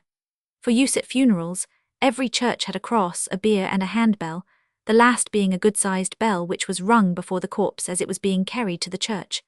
It was also used for crying obits about the parish and asking for prayers for the deceased. Some churches had what was called the common coffin, which was used to carry bodies to the church, the most general custom being to bury without coffin. And they had palls and torches for funerals, for the use of which a charge was made according to the quality of the pall and the waste of the torches. At weddings it was the custom to hold a large square cloth of silk or other material, called the care cloth, over the heads of the bride and bridegroom whilst they received the benediction, and it was kept for that use amongst the church goods. At St. Margaret's, Westminster, we find also a crown or circlet for brides, which appears to have been a thing of some value. It will be seen from these quotations that the parish church contained in essentials the whole of the Catholic ritual, except the parts which were ordered to be read in English. At the same time, by reading, by hearing sermons, by the newly awakened spirit of examination and discussion, the people were preparing for more drastic changes. When they came, there was no violent revolution, and though many remained faithful to the old creed, the bulk of the people in London were Protestant at heart. The weak point of the Reformation was that as yet no one was sure that it was stable and assured, nor was there any such assurance till the defeat of the Spanish Armada, and 50 years of the Maiden Queen had turned Protestantism into patriotism. It is apparent, see Archaeologia Vol. Roman 45, that the ancient vestments were 147 worn in some of the churches after the Reformation until they fell to pieces. At the Church of St. Christopher le Stark they were worn until the 3rd year of Elizabeth, when being worn out and no funds existing to replace them, the simple surplus was used. 12 tables hung on the wall of the church, 1 containing the 10 Commandments, 11 containing prayers to the saints. The Reformers, therefore, did not introduce a new thing when they hung up the table of the Commandments. S.B. Bolus's and Co. London. Tomb of Queen Elizabeth in Westminster Abbey. It used to be a custom in many city churches to ring the bell at 5 a.m., not the apprentice bell, but a continuation and a survival of the ancient practice to call the people to the early service. Thus, at St. Margaret's, Lothbury in 1573, it was resolved that after every workday we shall have morning prayer at 5 o'clock, also to have a lecture every Wednesday and Friday, beginning at 5 o'clock and ending at 6 o'clock, the bell to toll half an hour after 5 every afternoon. The books show a good deal of whipping of men and women. They were chiefly wanderers, tramps, and their great offence was in carrying the plague about the country. The services of the church could be made Lutheran in their character or Puritanic. The great difference was in the manner of singing. The Puritans sang in a plain tune altogether. The Protestants tossed the psalms from one side to the other with music of the organ. Congregational singing was one of the most important changes introduced by the Reformation. In September 1559 the new morning prayer, after Geneva fashion, was introduced at St. Anthelyn's, the bell ringing at 5 a.m. There were still some processions kept up. On St. Andrew's Day, a procession was conducted at St. Paul's with 1 priest out of every parish in the city, and on the 25th of September the boys of St. Anthony's School marched together from Mile End down Cornhill, with streamers and flags, whifflers and drums. In the Church of St. Christopher le Stark, we find that certain old customs were preserved. The church was decorated at Christmas with holly and ivy, at Easter with rosemary, bay and strawings. The parish system seems to have been well worked. The streets were kept clean, evildoers were not allowed to harbour within the limits, taxes were collected, the sick were watched and tended.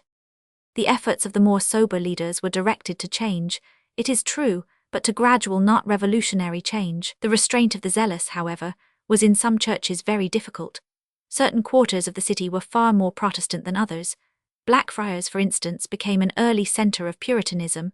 At St. Martin's in the Fields, on the other hand, we find the churchwardens quietly obeying every new ordinance, but keeping the old things in boxes ready for a possible return to the old order. The dissolution of the houses brought with it certain unexpected accompaniments. The servants of the commissioners took away the sacred vestments, and used them either for their own common wear or for saddle cloths, thus inflicting wanton insults on the faithful and bringing into contempt, with the desecration of the vestments, the very doctrines of which they were symbolical.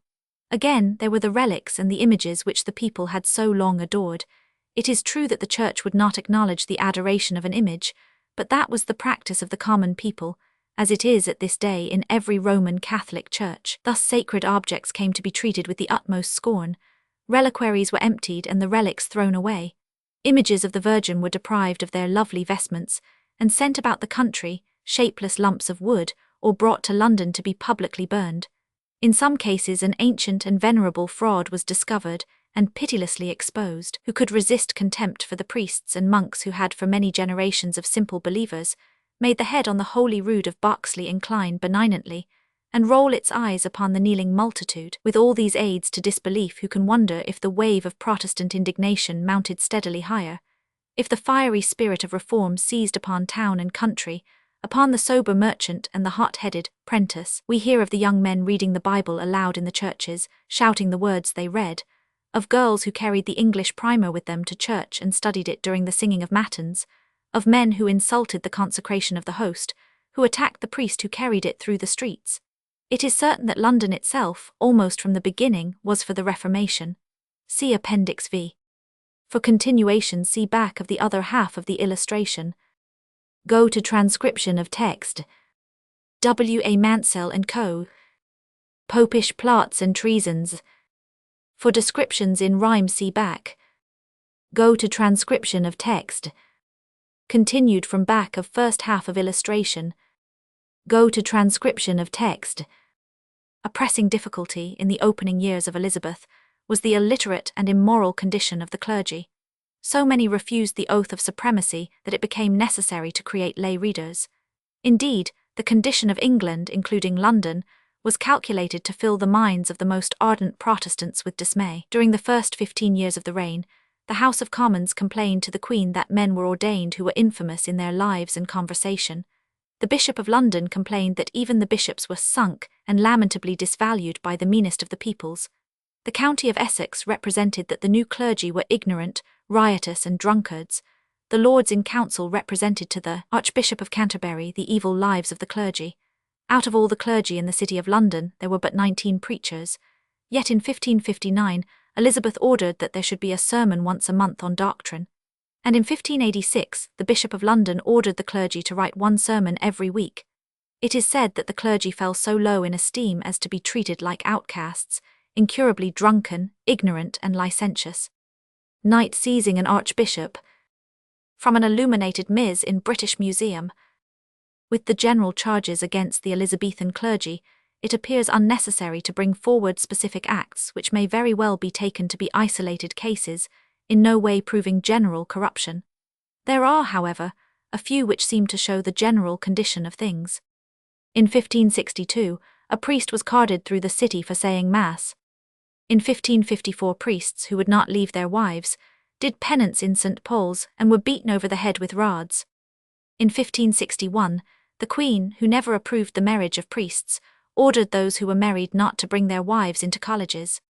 In the same year there were found to be many conjurers in Westminster, including priests, one of whom was put in pillory. In 1557, the priest of St. Ethelburga was pilloried for sedition, and had his ears nailed to the pillory. In 1559 there was a great burning of copes, censers, crosses, altar cloths, rood cloths, books, banners, etc. In 1560 a priest was hanged for cutting a purse. It was his second offence.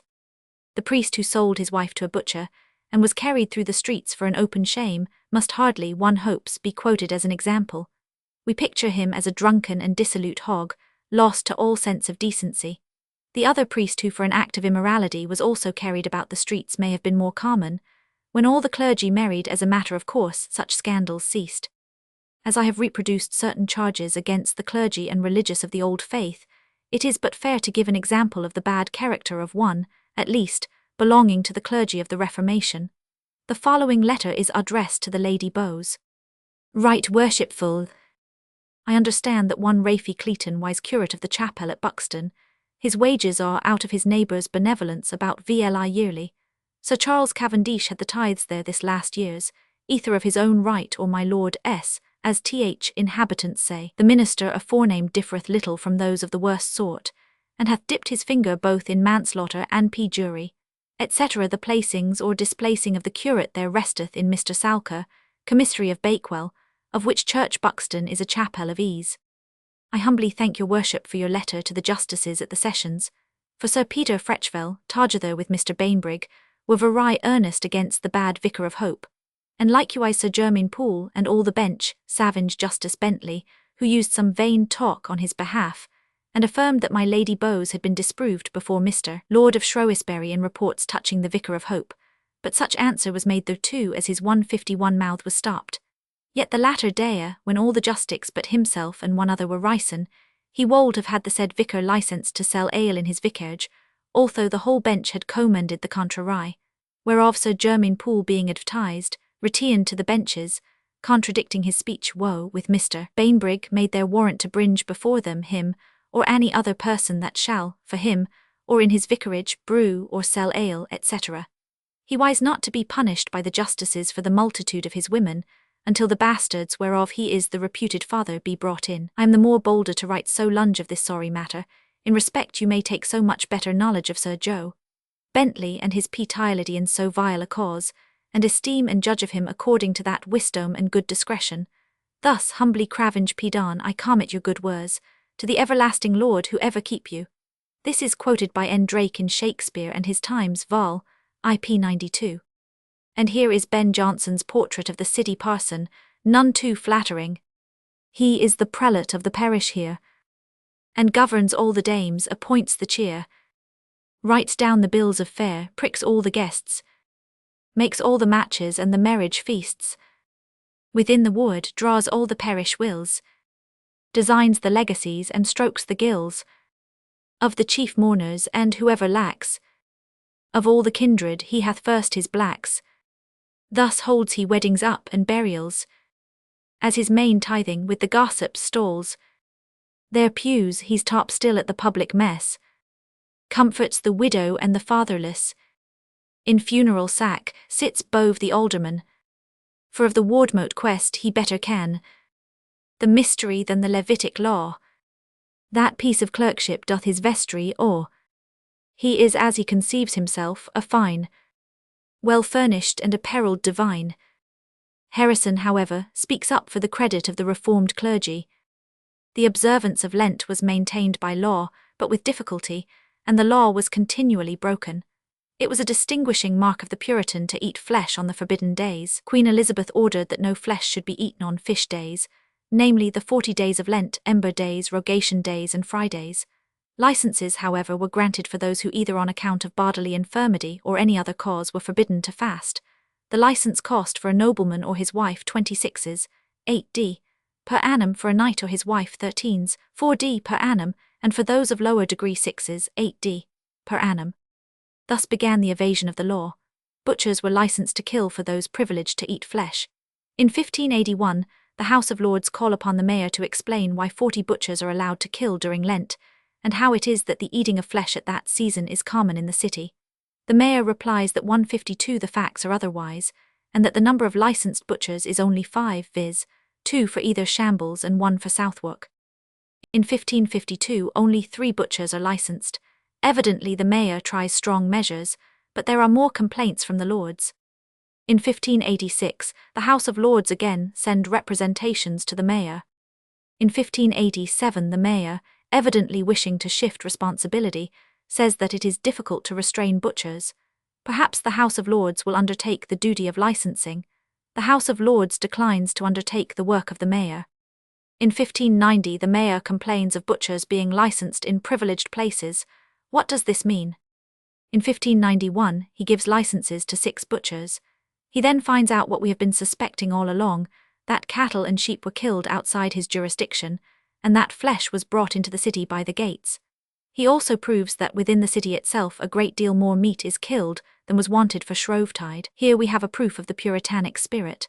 The unlicensed butchers on the eve of Lent kill a great deal more than is wanted for Shrovetide. The licensed butchers go on killing. Do they sell to none but persons who have paid for the privilege? And every day carcasses are brought in at the gates wrapped up in some kind of cloth for disguise. In 1615 the mayor gives up the attempt. He says that all butchers kill and sell meat in Lent, on Fridays, and that the people buy it freely on Fridays and on the other forbidden days. Still there is maintained the pretense of an enforced fast during Lent until the Civil War, after which there are no more attempts to make the people fast, while many of the better class, clergy and others, continue to abstain from meat on the forbidden days. There are grave complaints both before and after the Reformation about the behavior of the people in church. The complaints point to 2 widely different causes. The first cause, that which operated before the Reformation, was undoubtedly the formalism into which religion had fallen. To be present at Mass, merely to be present, to kneel at the right time, was the whole of religion. Sir Thomas More, a most devout Catholic, complains bitterly of the irreverence of people at church service. Outward behavior, he says, is a plain express mirror or image of the mind, inasmuch as by the eyes, by the cheeks, by the eyelids, by the brows, by the hands, by the feet, and finally by the gesture of the whole body, right well appeareth how madly and fondly the mind is set and disposed. He applies this observation to himself and the congregation. Sometimes we solemnly get to and fro, and other whiles fairly and softly set us down again. When we have to kneel we do it upon one knee, or we have one cushion to kneel upon 153 and another to support the elbows. We never pretend to listen, we pare our nails, we claw our head. A royal picnic. From Turberville's Book of Hunting, 1575. The second cause was the rise of the new religion. It was inevitable that with the destruction of the old forms a period of irreverence should set in. The churches quickly began to show signs of neglect. The windows were broken, the doors were unhinged, the walls fell into decay, the very roofs were in some places stripped of their lead. The Book of God, says Stubbs, was rent ragged and all be torn. Some of the churches were used for stabling horses. Armed men met in the churchyard and wrangled or shot pigeons with handguns over the graves. Peddlers sold their wares in the church porches during service. Morris dancers excited inattention and wantonness by their presence in costume, so as to be ready for the frolics which generally followed prayers. Many there are, said Sandys, preaching before Elizabeth even after her reforms, that hear 154 not a sermon in 7 years, I might say in 17. The friends of the new doctrine expected that all the evils of the time would be instantly remedied, but the work of reform was extremely gradual. A third reason is offered for the irreverence of the people during service, this time during the Anglican service. Many people walked about, talked and laughed. This, however, was to show their contempt for the new order. They were secretly attached to the ancient faith. They betrayed their sympathies not only by this intolerance, but also by crossing themselves and telling their beads in secret. Many of the ancient customs remained. It was long before the people in London could be persuaded to give up their old customs. Sunday remained the weekly holiday. The people held on Sundays their wakes, ales, rush-bearings, May games, bear-baitings, dancing, piping, picnics and gaming. They continued so to break the Sabbath, which was first made part of the Christian week by the Puritans, until well into the 17th century. After the Commonwealth, I think that there were very few traces of old customs lingering in the country, and only those, such as the hanging of garlands in the chancel when a maiden died, which carried with them no doctrinal significance, and could prove no occasion for drunkenness and debauchery. Before the coming of the Puritans, the funerals continued, with much of the old ritual. The body was laid out in such state as the family circumstances allowed. Tapers were burned round it by night and by day. The church bells still rang for the prayers of the people, though they were taught that to pray for the dead was a vain thing. The priests who visited the house of the dead repeated the Lord's Prayer. If on the way to the churchyard the procession passed a cross, they stopped and knelt and made prayers. The body was laid in the grave wrapped in a shroud without a coffin. It was covered by a pall which was decorated with crosses. Those of the ancient faith would persuade the clergymen, if they could, to omit the service. If he persisted, they left the grave and walked away. Nothing was a stronger tie to the old religion than its burial service, and its assurance that the dead who died in the church were assured of heaven after due purgatory, and that the prayers of the living were of avail to shorten the pains of prison. Mackin, the city chronicler of this period, thus describes the simplicity of a Protestant funeral. The age day of April was brought unto St. Thomas of occurs in cheap from Lytle, St. Bartholomew, in Lothbur's masters, and there was a gret campaign of people, idge and idge together, and nod your prest nor clerk, the no preachers in the gown like laymen, nod your singing nor saying till they came to the grave. And for she was put into the grave a collect in Englize, and then put into the grave, and after took some hathe and cast it on the course and read a thinge. For the Sam and Contenant cast the heth into the grave, and Contenant read the pistil of St. Paul to the Thessalonians the chapter, and after they song Pater Noster in Englize, both preachers and audio and women of a no fashion, and after on of them went into the pulpit and made a sermon. The following note by Mackin presents one of the last appearances of the old sanctuary customs. The Roman 6th day of December, the abbot of Westminster went a procession with his convent. Before him went all the sanctuary men with cross keys upon their garments, and after went each for murder. One was the Lord Dacre's son of the north, was wiped with a shet about him for killing of on Master West, Esquire, dwelling Besant, and Anager Thafe, that did long to one of Master Comptroller, did kill Richard Eggleston the Comptroller's tailor, and killed him in the Lord Occurs the backsid Charing Cross, and a boy that killed a bige boy that sold papers and printed books, with hurling of a stone and it him under the air in Westminster Hall.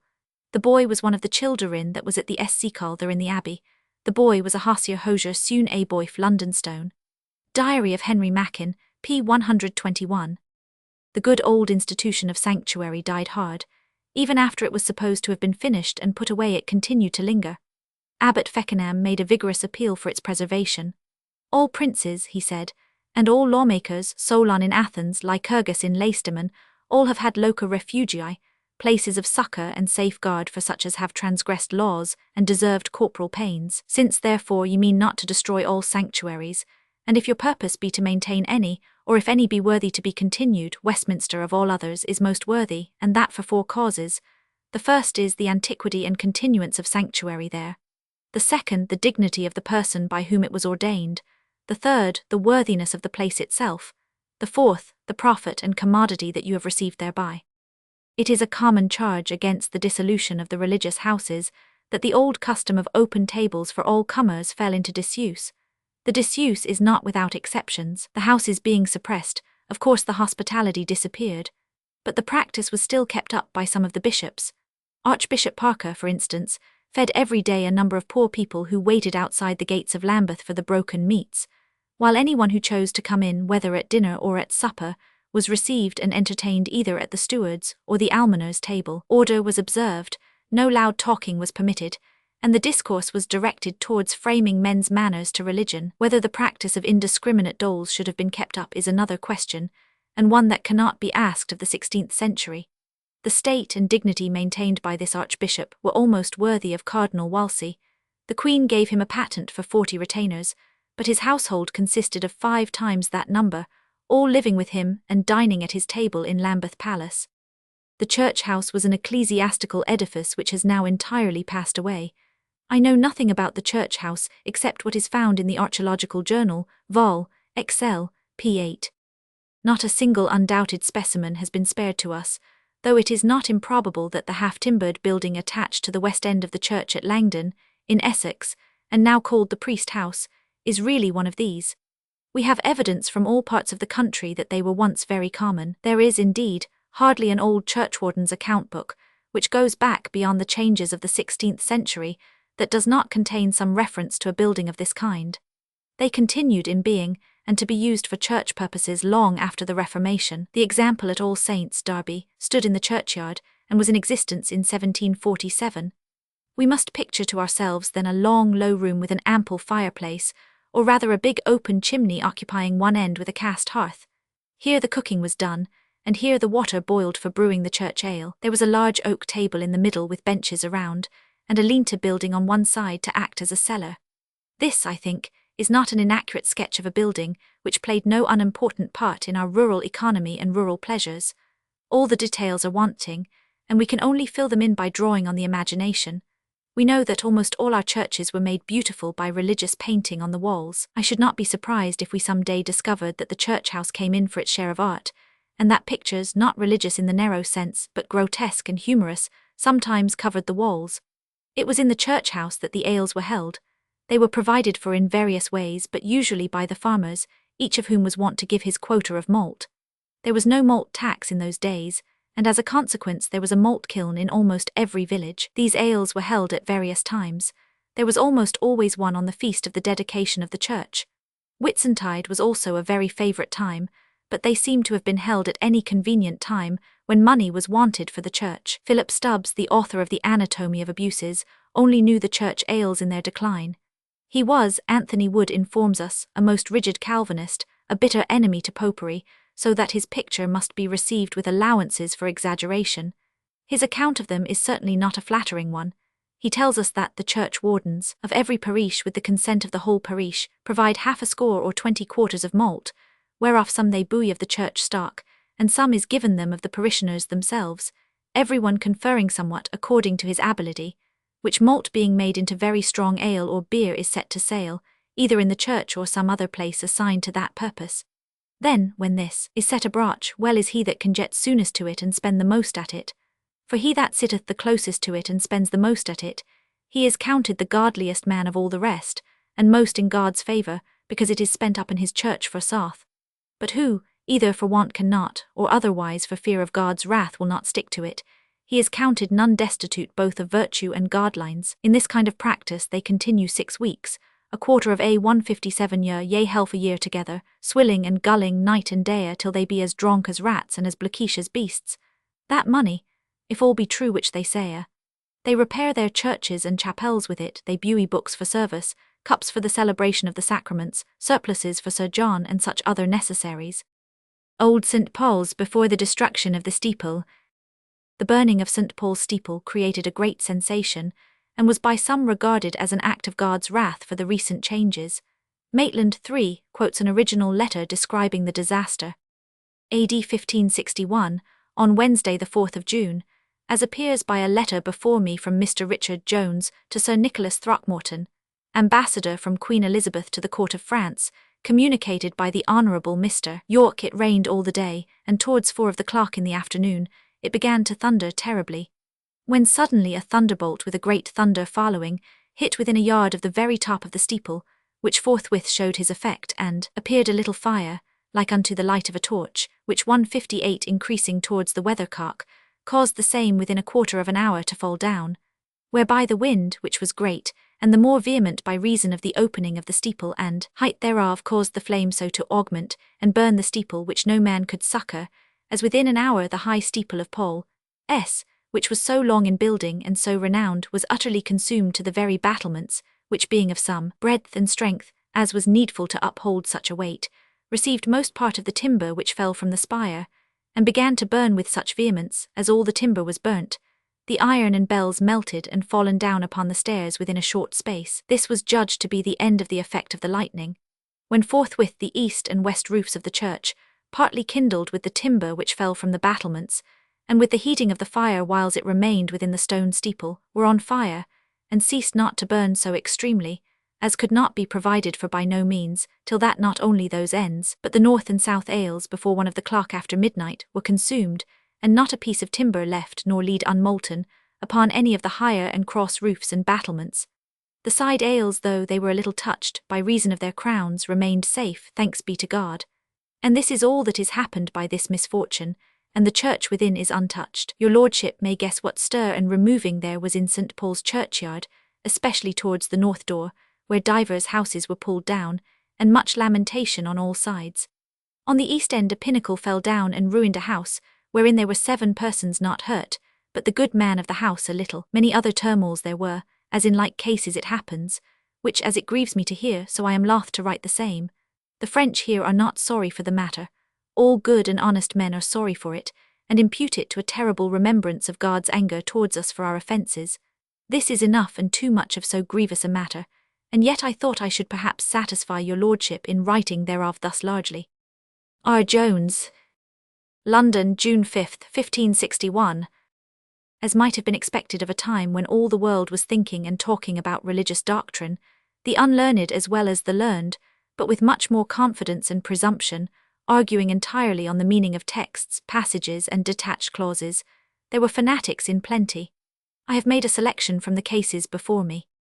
William Hacket gave out that he was Jesus Christ, come to judge the world, which was soon proclaimed throughout the city of London by Edmund Carpinger and Henry Arthington, 2 of his disciples, who, going from Hacket's lodgings at Broken Wharf, Throw, Watling Street and the Old Change, amidst an excessive 159 multitude, to Cheapside, they mounted an empty cart near the end of Gutter Lane, and proclaimed mercy from heaven to all such as should repent and believe that Christ, William Hacket, was come with his fan in his hand to judge the earth, and to establish the gospel in Europe, and that he was then to be seen with his glorious body at 1 Walker S. at Broken Wharf, and that they were prophets, the one of mercy and the other of judgment, sent by God himself as witnesses, and to assist in the present great work, the first of whom incessantly proclaimed mercy and joys inexpressible to all such as should receive this acceptable message, and the last denounced terrible judgments against the obdurate, which should not only immediately fall upon the incredulous in this city, but that likewise all such were condemned to eternal punishments, and in a particular and very treasonable manner thundered out bitter invectives against the Queen and her ministry, wherefore they were all apprehended, and Hacket, the pretended Messiah, soon after tried and convicted at the Old Bailey of treason, whence he was carried to the place of execution in Cheapside, where instead of showing the least sorrow for his crimes, he committed the most horrid and execrable blasphemies against God, and detestable imprecations against the Queen and her ministers, and his associate, Coppinger, refusing all manner of sustenance, died the next day in Bridewell, as did Arthington, his companion, some time after in Wood Street, Compter. Evidently 3 enthusiasts all equally mad and equally obstinate. Later on also was the case of Anne Burnell, Sharp, I 552. The strain which the continuation of the war and the threatened renewal of a Spanish invasion imposed upon the inhabitants of London at large was a great one, and appears to have affected the mind of a weak and hysterical woman, Anne Burnell. She gave out that she was a daughter of the King of Spain, and that the arms of England and Spain were to be seen, like stigmata, upon her back, as was vouched for by her servant, Alice Diggers, after medical examination, which proved her statement to be false and proceeding of some lewd and impostorous pretence. She and her maid were ordered to be whipped, their backs only being laid bare, at the cart's tail through the city on a market day, with a note in written up in the hinder part of their heads, shewing the cause of their said punishment. Again there was the case of William Jeffrey and John Moore. These two unfortunate creatures were perfectly mad, and ought to have been locked up in Bethlehem. Said William Jeffrey to the other lunatic, "Christ is not in heaven, John. He is on earth and like unto us." "He is," John replied, "and thou thyself, William Jeffrey, art none other than Christ." "That," said William, "is perfectly correct." They therefore clapped John Moore in Bethlehem and William Jeffrey in the Marshalsea. This should have been enough, but it was not the fashion of the time ever to have enough of punishing. They therefore 160 tied Jeffrey to the cart tail, and flogged him all the way from the Marshalsea to Bethlehem, a matter of 2 miles. At the gate of Bethlehem the cart was stopped. Then John Moore was brought out, and Jeffrey was flogged again until he confessed his error and acknowledged that Christ was in heaven, and that he himself was nothing but a sinful man. They then stripped John Moore and tied him to the cart tail. At first he took the punishment smiling, but before going an arrow's shot, he begged them to stop and confessed that he was wrong. So they both went back, John Moore to Bethlehem and William Jeffrey to the Marshalsea, and we hear no more of them. The Anabaptists were another perverse people who met with no mercy. On 3rd April 1575, there was found a congregation of Anabaptists in a house outside Aldgate Bars. 27 in all were arrested. On the 15th of May 4 of them, bearing faggots to show that they deserved death, recanted at Paul's Cross. On 22nd July 2 of them were burned at Smithfield, who died in great horror with roaring and crying. Their recantation shows the doctrines they held. Whereas IITRH being seduced by the devil, the spirit of error, and by false teachers his ministers, have fallen into certain most detestable and damnable heresies, namely, that Christ took not flesh of the substance of the blessed Virgin Marie, that infants of the faithful ought not be baptized, that a Christian man may not be a magistrate, or bear the sword or office of authority, that it is not lawful for a Christian to take an oath.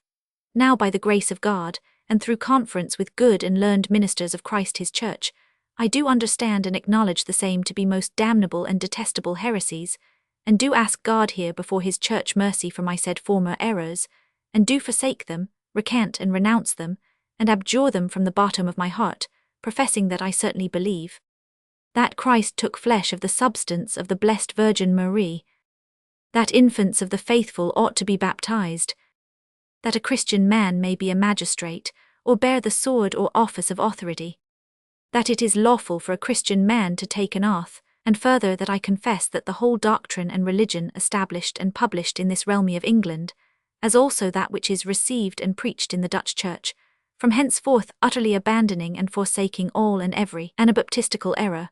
This is my faith now, in the which I do purpose and trust to stand firm and steadfast to the end, and that I may so do, I beseech you all to prayer with me, and for me to God the Heavenly Father, in the name of his Son our Saviour Jesus Christ.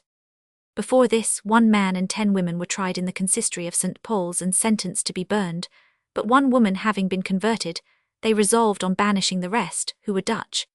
Accordingly the 9 women were led by the sheriff, and the man was tied to a cart tail and whipped all the way from Newgate to the river, where they were shipped. And there was a certain sect called the Family of Love, which gave some trouble through their obstinacy. In the year 1575 5 of them recanted. In 1580 the sect were thought of sufficient importance to justify a proclamation against them. The tenets of the people do not appear, but they were accused of holding it laudable to deny their connection 161 with their own sect, which made it impossible to convict them by their own confession. The case of Matthew Hammond Plowright may conclude these cases of strange hallucinations and the conclusions of a disordered brain.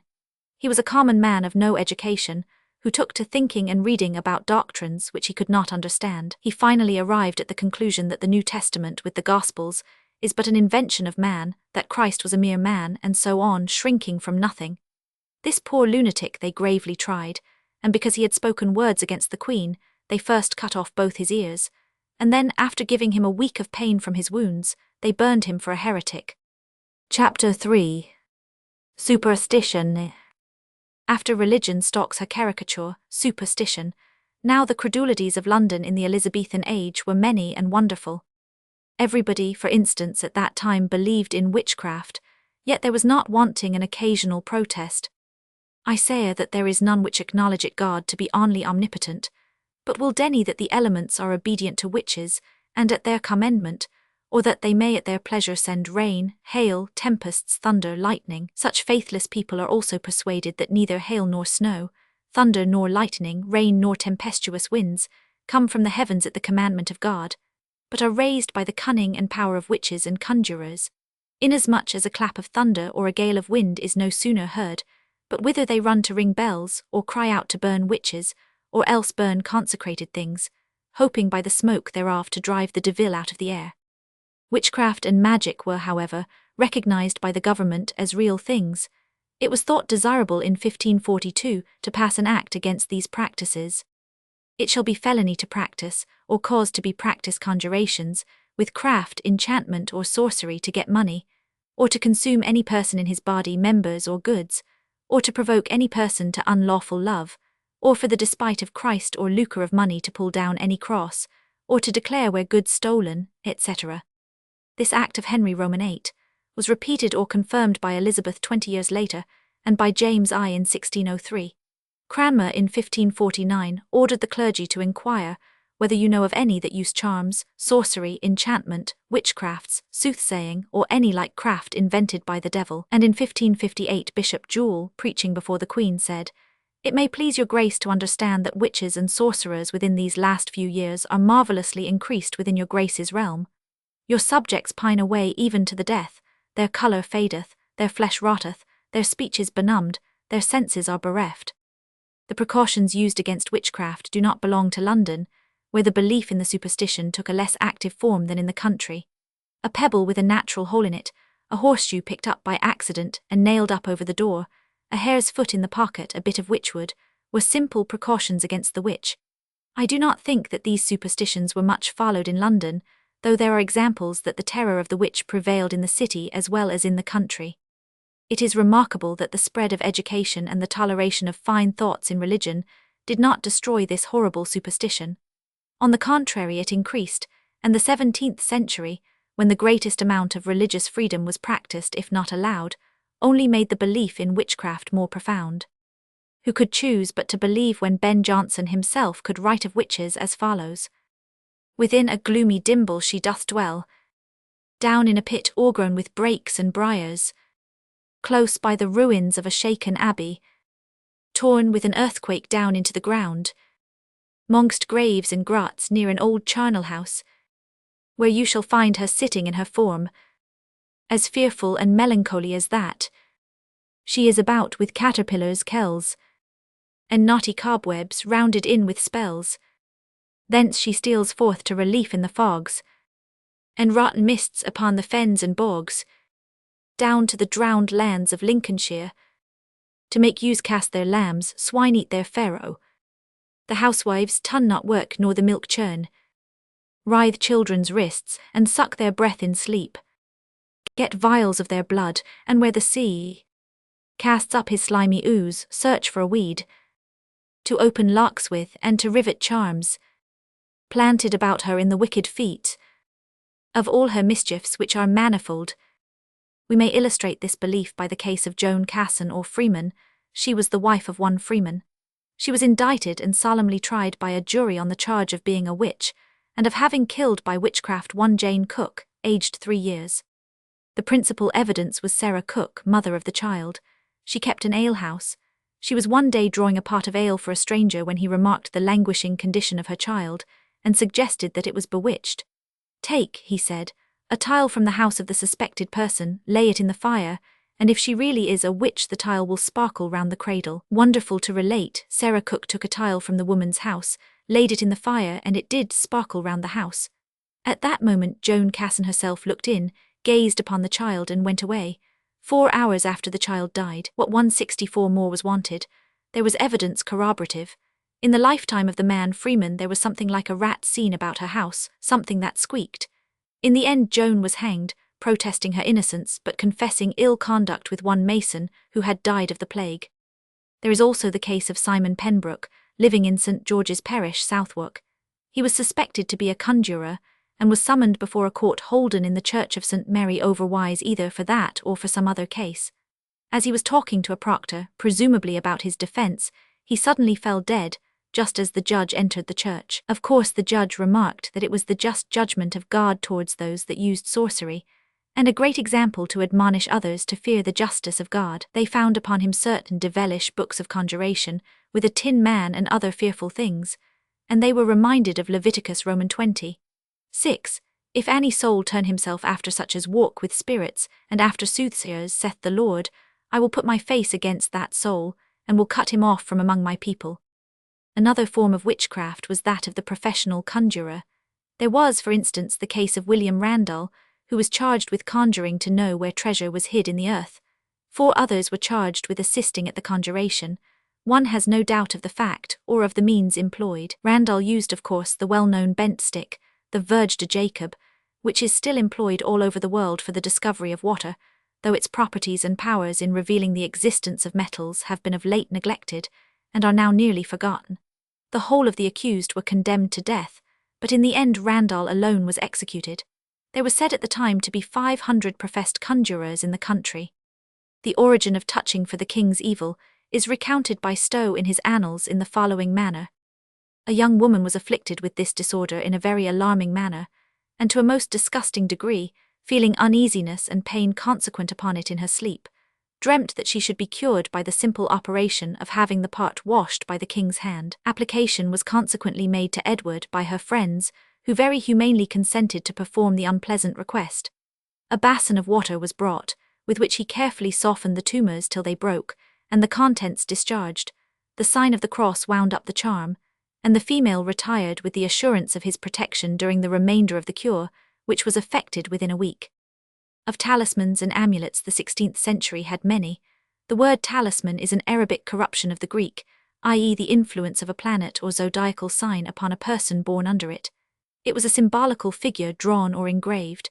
It was supposed at once to procure love and to avert danger. The amulet 165 derived from Latin amulia, to do away with or baffle averted danger of all kinds. Amber kept children from danger. A child's coal made lawyers prosper.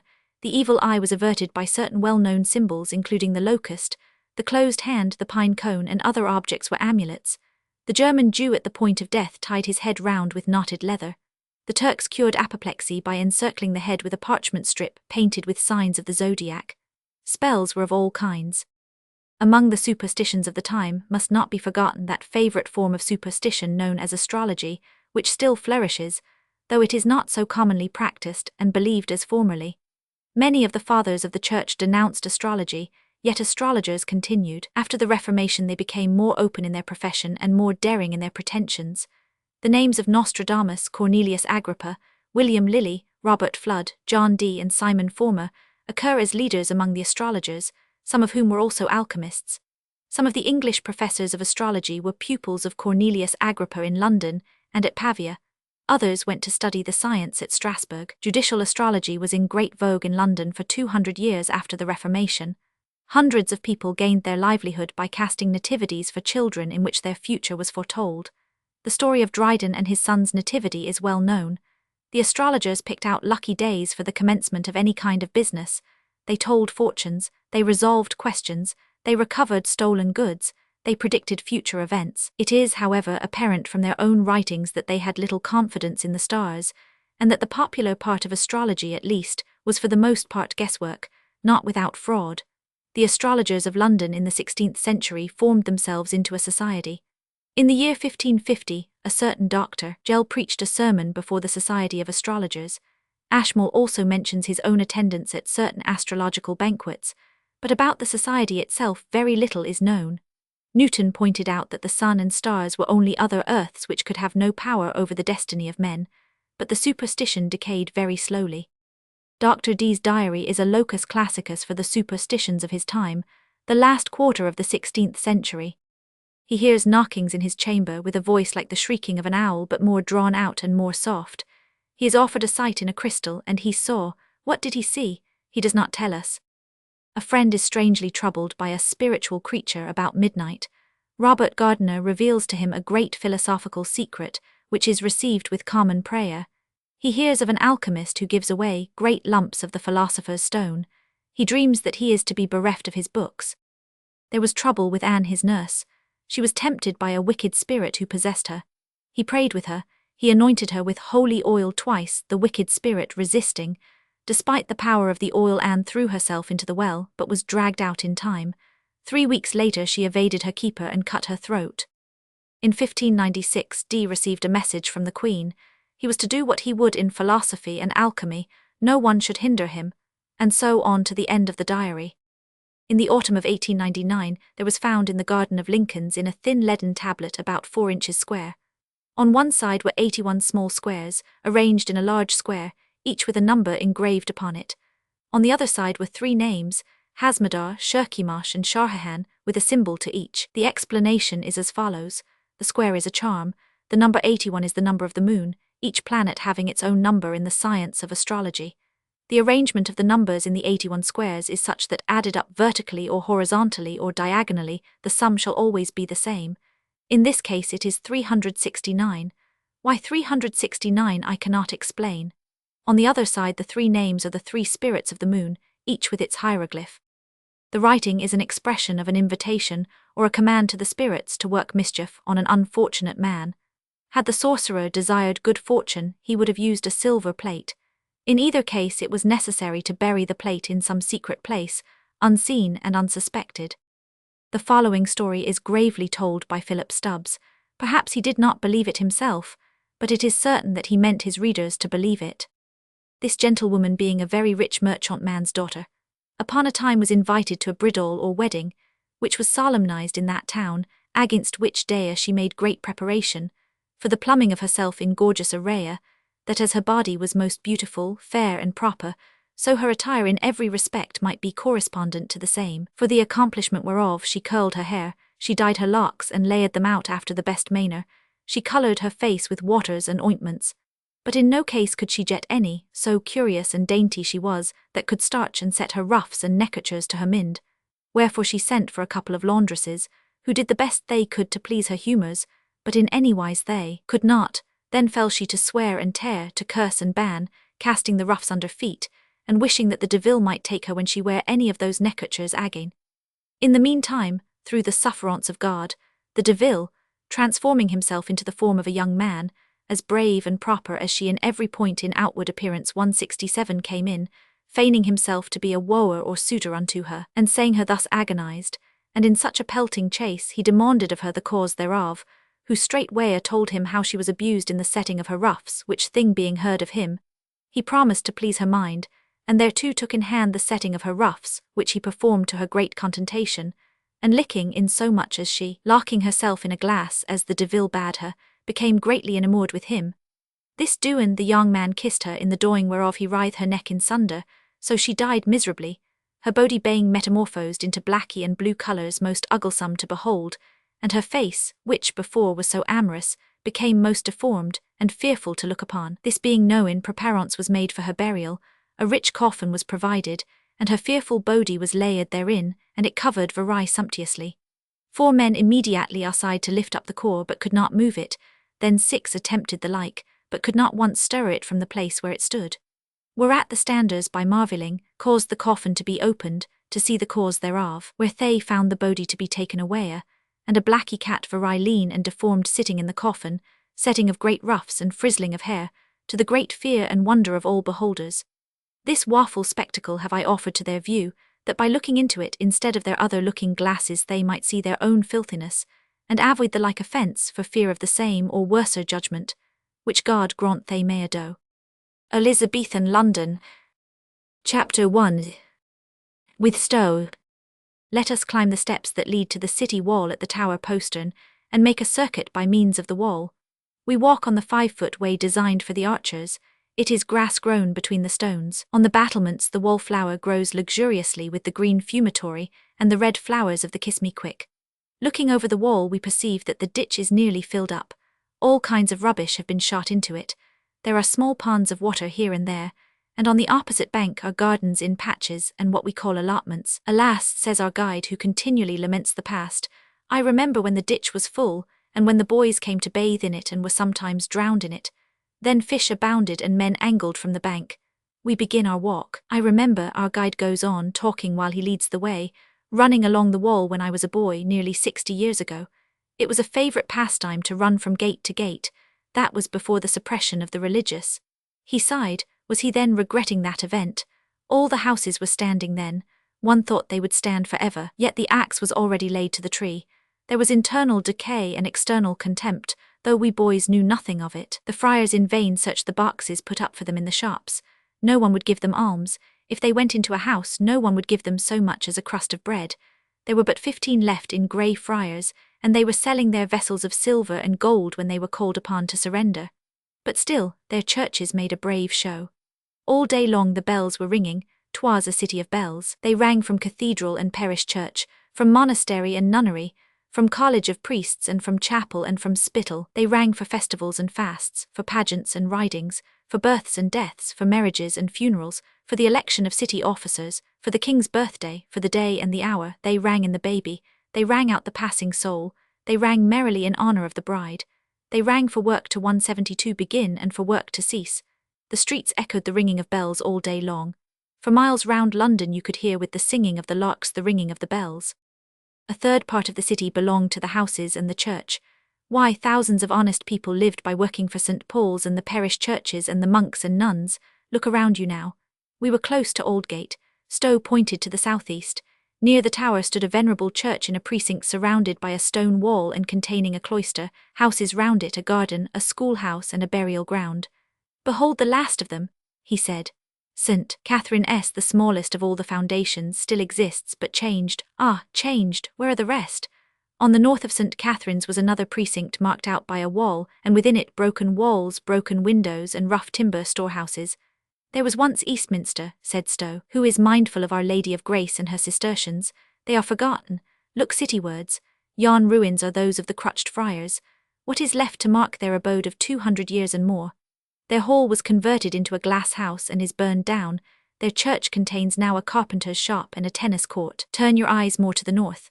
Those are the ruins of St. Helen's Nunnery. Their chapel is part of the parish church. Their hall is now the hall of the Leather Sellers Company. Their gardens also belong to that honourable company. Or yonder, where you may behold the precinct of the Holy Trinity Priory. The prior was also alderman of Portsoken Ward and rode among the other aldermen, but in habit ecclesiastical, as I myself have seen. The house kept open table for rich and poor. A noble and hospitable house it was, but in the end decayed by reason of too great hospitality. The church was pulled down and levelled with the ground, pro pudor. The courts remain, but with other buildings, and now is that venerable and regal foundation clean forgotten. Behold, he pointed outside the wall, the place where the Sorors Minors, the sisters of St. Clare, lived for many years.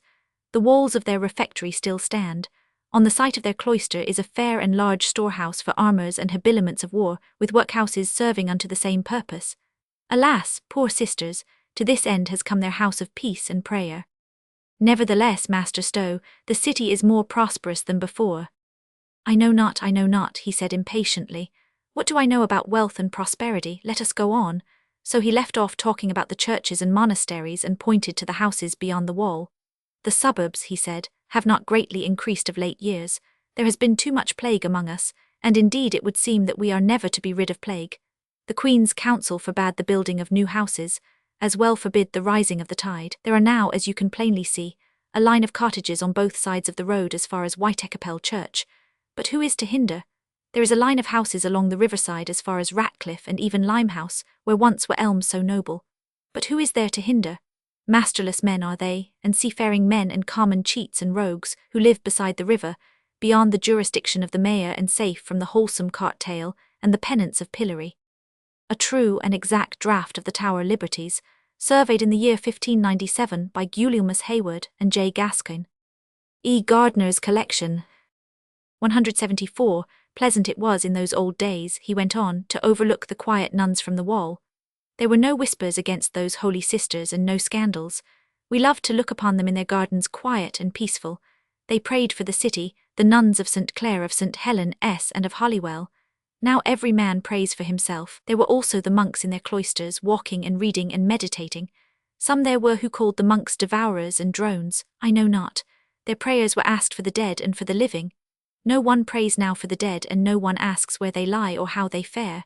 Drones and devourers, they were gentlemen all by birth, why should they work? It was indeed surprising to see the ruins of the houses, nor had I understood. until I walked round the wall and observed the ruins, how many there were, or how great was the destruction when the masterful king turned out the monks and nuns and gave their houses to his favourites and his courtiers. They have taken, said Stowe, all they wanted of the stones. What are left will vanish little by little. But the memory will continue. Nay, in the minds of scholars, not of the people. Things of the past are soon forgotten. No one will teach the children about the houses of monks and friars. If they teach them anything at all, it will be as Barnave Googe taught his generation when he gathered into one volume all that could be alleged or invented against those holy men. If they were holy, he added, correcting himself, indeed a man must pay heed unto his words. I have been myself charged with Romish leanings, because I remember things that are past and gone. What do the young folk now understand of what they have lost, because they never saw it? I am now old, and in age the mind flies back willingly to the days of youth. Within the wall we saw the ruins of the Crutched Friars, of St. Helen S., of the Holy Priory, of the Austin Friars, of the Papy, of Elsing Spittal, of St. James's in the Wall, of the Grey Friars, and of the Black Friars. Without the wall there were the ruins of Eastminster, of the Clares, of St. Mary Spittal, of Holywell, of the Church House, of the Knights Hospitallers, of Clerkenwell Nunnery, of St. Bartholomew's Priory, and of the White Friars. The poets, doubtless, I said, and with them the divines meditate among these ruins. Alas, no, the poets write songs of love and sing them, or they go forth to the wars and sing of them. The times are brisk. It is as if the world was waking up from sleep. There are new things everywhere. We live in the present. Our ships go forth to distant lands. There is a new world, a terra incognita to be explored and conquered. It is no time for meditation. When the cloister was broken down, meditation fled beyond the seas. We live to fight and to get rich, and to watch against the wiles of Pope and Spaniard. East view of cloisters of Collegiate Church of St. Catherine, taken down in July 1755. Do these ruins then inspire no regret? None. The people are forgetting fast. Only old men sometimes speak of what they remember. When the last stones have been taken away, the very names will tell them nothing. Even the names are changing. Soon all will be lost and forgotten. Strange. 400 years those monks lived among us, and after 50 years they are already clean forgotten, as much as if they had never lived. At Bishopsgate, Stowe pointed northward. Houses, he said, are stretching along the northern road but slowly. Among the ruins of Holywell stands a playhouse, and outside it is another. What will be the end of this passion for the theatre I know not. Formerly an interlude in an inn-yard, a masque in a 176 Company's hall, and so enough. Now have ye every day a play set forth upon a stage, with songs and music, and boys dressed up as women. He shook his head and led on, still following the wall. Within the city on this north side there were many large and fair gardens, some belonging to companies which here have their halls, and some to merchants' houses, and some that once belonged to the monastic houses. They were set with fruit trees, and with beds of flowers and sweet herbs. Among the gardens stood collections of craftsmen's cottages and workshops, and the churches with their small green churchyards were almost hidden by the trees. This part of London truly had a rural look by reason of these gardens. We passed Moorgate, the old church of the Papy close to the wall, and further along, also close to the wall, the church of All Hallows. We came to Cripplegate with its church outside the wall, and passing a bend to the south continued our walk. On the other side of the ditch was another double line of houses. This is Aldersgate, said Stowe. The way leads to the Charter House and beyond to the village of Eiselden. You can now see the ruins of the house of the Knights Hospitallers. Their noble gate yet stands, and part of their church. Beyond was the Priory of St. Bartholomew. From the wall you may behold their cloisters. The chancel of their church is now a parish church. Close at hand is Smithfield. What things have been done at Smithfield! I was 30 years of age when Queen Mary burned her martyrs. There had been burnings before her time, but she outdid them all. Sir, she was ill-advised. She thought to make the people go back to the old religion through fear. She might have led them back through love. I have seen the burning of those stubborn folk. Old and young, men and women, nay children, have I seen standing in the faggots, praying aloud while the flames mounted up and licked their hands and their faces. Mostly they died quickly, being smothered with the smoke. But sometimes the flames were blown away, and we saw the blackened body still in agony, and the lips that moved to the end in prayer, and we saw how the Lord answered, giving fortitude to endure, or even, if we knew it, painlessness in the midst of fire. To see father, brother, neighbour so die without fear, and as if joyously enduring torture in order to reach the gates of heaven, believe me, sir, this it was that made the people what they are, and completed Henry's work. We came to Newgate. "Behold," he said, "the cat emblem of Whittington who rebuilt this gate and prison. Here is Christ's hospital which once was the house of the Grey Friars. It is London's chiefest glory. Here shall you find boys ruled with wisdom and taught godliness, who would otherwise have joined the throngs of the masterless, and roamed about the streets and roads." And so on to Ludgate where we left the wall. "See," said Stowe, "there are houses with many palaces of nobles all the way from Bridewell to the King's house at Westminster. And now, good sir, we leave the wall and we will visit the city within the wall." St. Paul's Church. From Vischer's Panorama of London. 178. He led me by Ludgate into the precinct of St. Paul's, surrounded by a stone wall. The cathedral looked battered and worn by the tooth of time. The spire, once the glory of the city, was gone never to be replaced. The stonework was black in parts from the smoke of the sea coal. The tracery was mouldering. About the towers of the west flew the swifts crying. "There are kites on the roof," said Stowe, "which keep the city clean and devour the awful." Latimer preaching before Edward Roman VI, at Westminster. E. Gardner's collection. At Paul's Cross there was a preaching by some reverend divine. A crowd of women sat on benches listening. A few men were there, but it was in working hours.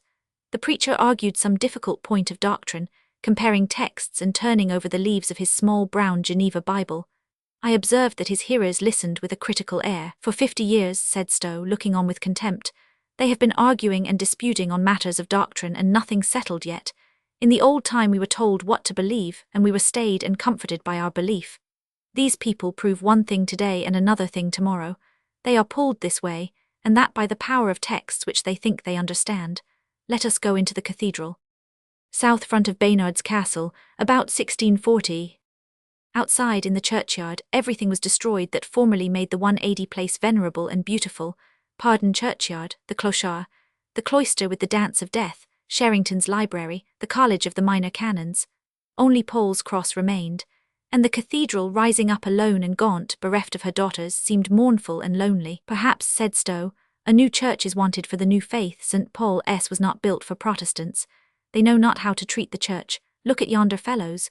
He pointed to 2 porters who bore boxes on their heads and, entering at the north doors, tramped noisily through the cathedral, going out at the south. "They have made a right of way, a short way through the church. Saw one ever the like, through the church itself." He went in. The nave was a kind of noisy exchange, yet not for merchants. It was full of people loudly talking of all kinds of business. Ladies were there. "They make their assignations in the church," said Stowe.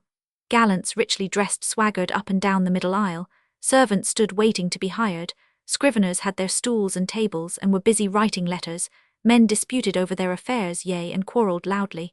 The chancel was walled off and separated from the nave and transepts. The old glory had departed from the once splendid interior. Of all the chapels, shrines, altars, chantries, paintings, lights, carved marbles, work in ivory, gold and silver, nothing was left. Only bare whitewashed walls and a few plain tombs. Even the painted glass, wherever it could be reached, was broken. While we looked around, the organ began to play. It was accompanied by other instruments, chiefly wind instruments. With the music ascended the voices of the choir, the pure sweet voices of the boys. My old guide's eyes grew humid. "No," he said, "they have not taken all away. The music remains with us to remind us that heaven is left, although we have whitewashed the paintings that revealed its glories." We left the precinct by the north gate, which opens upon the back of St. Michael le Quern, and turned eastward into Cheap. The breadth of this great market had contracted since the reign of Edward III. The houses on the south side were much higher and better built, with timber frames and much carving and gilding. On the north side the lanes, which were formerly broad spaces for stands and sheds for the market, were now narrow, with houses on either hand. There were also houses on that side, but not continuous. Here were Grocers' Hall and Mercer's Hall. Round the Standard and the Cross were stalls kept by women. The poulterers still had their shops in the poultry, and apothecaries sold their drugs and herbs in Bucklersbury. It was now evening and supper time. My guide led me to the tavern called the Rose in the Poultry. There was a goodly company assembled in the great room.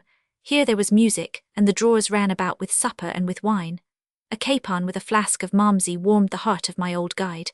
After 181 supper we took tobacco and more wine, while boys sang madrigals very sweetly. The close of a summer day in the city of London brings with it a cessation of the noise of hammers and the ringing of anvils and the grinding of wagons and the shouts of those who quarrel over their work. The city became quiet. There was the tinkling of guitar and lute from the taverns and the houses, the voices of those who sang, the merry laugh of maidens, and the sober voice of age. "Come," said Stowe, "there remains the Royal Exchange. This we will see and so an end until tomorrow." The Royal Exchange was lit up with candles. The upper walk or pont floor I found to be a collection of shops, all as light as day. Music was playing and the place was full of people, not the sober merchants but the city madams and their daughters, the gallants and the prentices. "In the summer," said Stowe, "the place is open till 9 of the clock, in the winter till 10. Many come here just as they go to Paul S in the morning, because they have no other place to go to and no money to spend in the tavern. Know you not the lines? Though little coin thy purseless pockets line, yet with great company thou'st taken up. For often with Duke Humphrey thou dost dine, and often with Sir Thomas Gresham sup." Other walks, many other walks, I have taken about London in company of good old John Stowe. We have walked together along Thames Street, which is surely the very heart of the city, and in Cheap, and among the gardens of the northern part. In these walks about the streets, even then so old and so venerable, the old man waxed eloquent over the houses of the past where the great nobles had each his palace, which was also a barrack in the city of London. It was not only in and about Thames Street. All over the city he led me, prattling in his kindly garrulity. "There were kings' palaces here once," he said. "The Tower Royal where Richard's mother dwelt, and the King's Wardrobe, I can show you that, and Baynard's Castle which is now rebuilt and remains a noble house, and Crosby Hall where the 3rd Richard sojourned for a while, and the stone house in Lombard Street that they call King John's Palace but I know not with what truth, and Cold Harbour where Prince Hal once lived, and the Savoy which was John of Gaunt's. And there were the town houses of the noblemen. What a stately house was that of the Northumberlands outside Aldgate. It is now a printing house. And they had another house in Aldgate Ward with broad gardens, now turned into bowling greens. And there is the house called the Erber on the east side of Dowgate. The Earl of Warwick had it, then the Duke of Clarence had it, and when it was rebuilt Francis Drake had it. There is Gresham's Mansion in Broad Street, which has become a noble college for the instruction of youths in the 182 liberal arts, so that some say that London will become like unto Oxford or Cambridge. And Whittington's house beside the Church of St. Michael, now an almshouse, which was once also a college for priests. And there is the house which once belonged to Sir Robert Large, when Caxton was his prentice at the corner of Old Jewry. Formerly it was a Jews' synagogue, and afterwards the house of the Brethren of the Sack. Alas, most of these houses are now in decay and inhabited by poor folk. The nobles come no more to town. Yet he showed me the house of Sir Francis Walsingham, the Queen's secretary. It was in Seething Lane. "We look for these palaces now along the river between Bridewell and Westminster," he said. "West Cheap in Elizabethan London." My old guide looked at the people as they passed with a peculiar benevolence, especially upon the young. "I have myself been apprentice," he said. "I know the rubs and crosses of that time, an impatient master, long hours of work, hard fare, hot blood that longs to be up and doing. Many there are who have in their latter days broken their indentures and fled to sail the seas with Oxenham or Drake. Many have gone into the service of the adventurous companies. I remember very well, he sighed, the joys of the time, the dancing on a summer evening 183, the wrestling, the fighting, the pageants and ridings in the streets. Life lies all before the prentice. What boots it to be my Lord Mayor when life is well nigh spent? Sir," my guide added, "I have shown you our city. Go now alone and watch the ways of the people, mark the wealth of our merchants, look at the port crowded with ships and the quays cumbered with merchandise, talk with the mariners and observe the spirit that is in them all. Like all old men I lament the past, but I needs must rejoice in the quickening of these latter days. And so, good sir, farewell." A view of Cold Harbour in Thames Street, about 1600. Chapter 2. Contemporary Evidence. Let us supplement this discourse by contemporary evidence. There is an anonymous map of London in the 16th century called Londinium Ferocissimi, Angli Regni Metropolis. It is in some respects more exact than the better-known map attributed to Argos. The streets, gardens, and fields are laid down with greater precision, and there is no serious attempt to combine, as Argos does, a picture or a panorama with a map. At the same time, the surveyor has been unable to resist the fashion of his time to consider the map as laid down from a bird's-eye view, so that he thinks it necessary to give something of elevation. I will take that part of the map which lies outside the walls. The precinct of St. Catherine stands beside the tower with its chapel, court, and gardens. There are a few houses near it, apparently farmhouses. The convent of Eastminster had entirely vanished. Nothing indicates the site of the nunnery and the minories. Yet there were ruins of these buildings standing here till the end of the last century. Outside Bishopsgate houses extended past St. Mary Spital, some of whose buildings were still, apparently, standing. On the west side, St. Mary of Bethlehem stood, exactly on the site of Liverpool Street Station, but not covering nearly so large an area. It appears to have occupied a single court, and was probably what we should now consider a very pretty little cottage, like St. Edmund's Hall, Oxford. Outside Cripplegate the houses begin again, leaving between the lower moorfields dotted with ponds. There are houses lining the road outside Aldersgate. The courts are still standing of St. Bartholomew's Priory, Charter House, St. John's Priory and the Clerkenwell Nunnery. Smithfield is surrounded with houses. Bridewell with its 2 square courts stands upon the river bank. Fleet Street is irregular in shape, the houses being nowhere in line. The courts of Whitefriars are still remaining. The Strand has all its great houses facing the river, their backs open upon a broad street with a line of mean houses on the north side. On the south of the river there is a line of houses on the High Street, a line of houses along the river bank on either side, and another one running near Bermondsey Abbey. Within the walls we observe that some of the religious houses have quite disappeared. Crutched Friars, for instance. There is a vacant space which is probably one of the courts of St. Helen, S. The Priory of the Holy Trinity preserves its courts, but there is no sign of the church. There are still visible the courts and gardens of Austin Friars.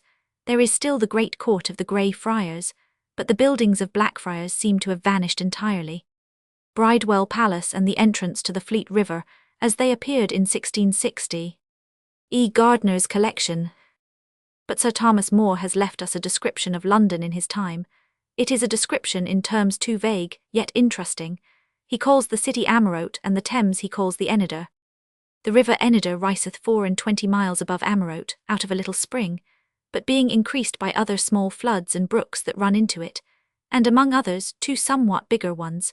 Before the city it is 1/2 mile broad, hardly so much now as it was in former days, being pent in and straightened to a narrower space by the later buildings on each side, and further broader by all that space that lieth between the sea and the city, and a good sort of land also above. The water ebbs and flows 6 hours together with a swift tide.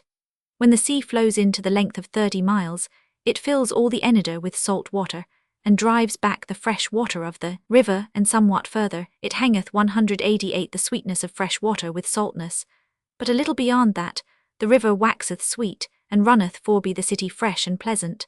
And when the sea ebbs and goes back again, this fresh water follows it almost to the very fall into the sea. Londinium ferocissimi Angli regni metropolis. They have also another river, which indeed is not very great, but it runneth gently and pleasantly, for it riseth even out of the same hill that the city standeth upon, and runneth down slope through the midst of the city into Enader. This may be the river of the wells. In More's time the Walbrook was probably covered over. And because it ariseth a little without the city, the Amerocians have enclosed the head spring of it with strong fences and bulwarks, and so have joined it to the city. This done, to the intent that the waters should not be stopped nor turned away, nor poisoned, if their enemies should chance to come upon them. From thence the water is derived and brought down in channels or brooks divers ways into the lower parts of the city. Where that cannot be done by reason that the place will not suffer it, then they gather the rain water in great cisterns, which doth them as good service. This, it seems, was all the supply of water the city had in that age, which is now much more plentifully served. Then next for the situation and walls, that it stood by the side of a low hill, in fashion almost square. The breadth of it began a little beneath the top of the hill, and still continued by the space of 2 miles, until it came to the river Enader. The length of it, which lieth by the riverside, was somewhat more. The city is compassed about with an high and thick wall, full of turrets and bulwarks. A dry ditch, but deep and broad and overgrown with bushes, briars, and thorns, goeth about 3 sides or quarters of the city. To the 4th side the river itself serveth for a ditch.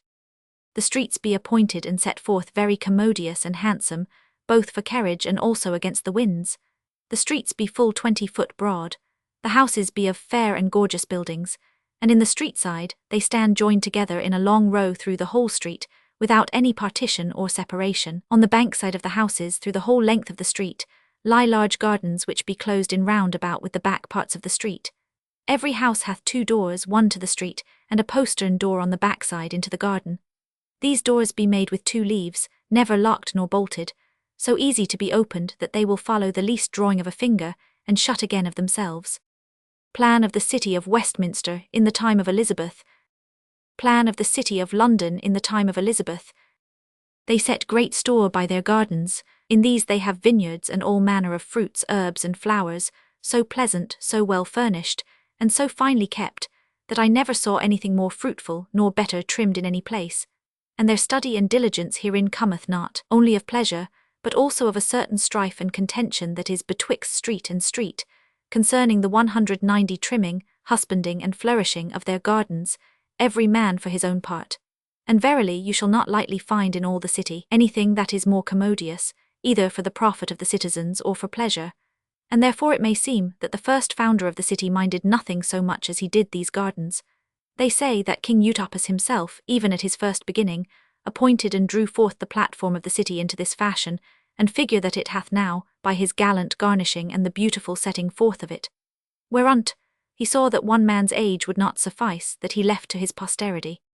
Their chronicles, which they keep written with all diligent circumspection, containing the history of 1760 years, even from the first conquest of the island, record and witness, that the houses in the beginning were very low, and likely homely cottages or poor shepherds' houses, made at all adventures of every rude piece of wood that came first to hand, with mud walls and ridged roofs thatched over with straw.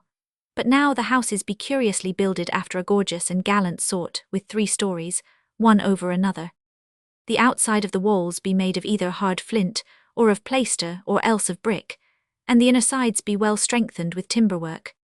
The roofs be plain and flat, covered with a certain kind of plaister that is of no cost, and yet so tempered that no fire can hurt or perish it, and notwithstandeth the violence of the weather better than any lead.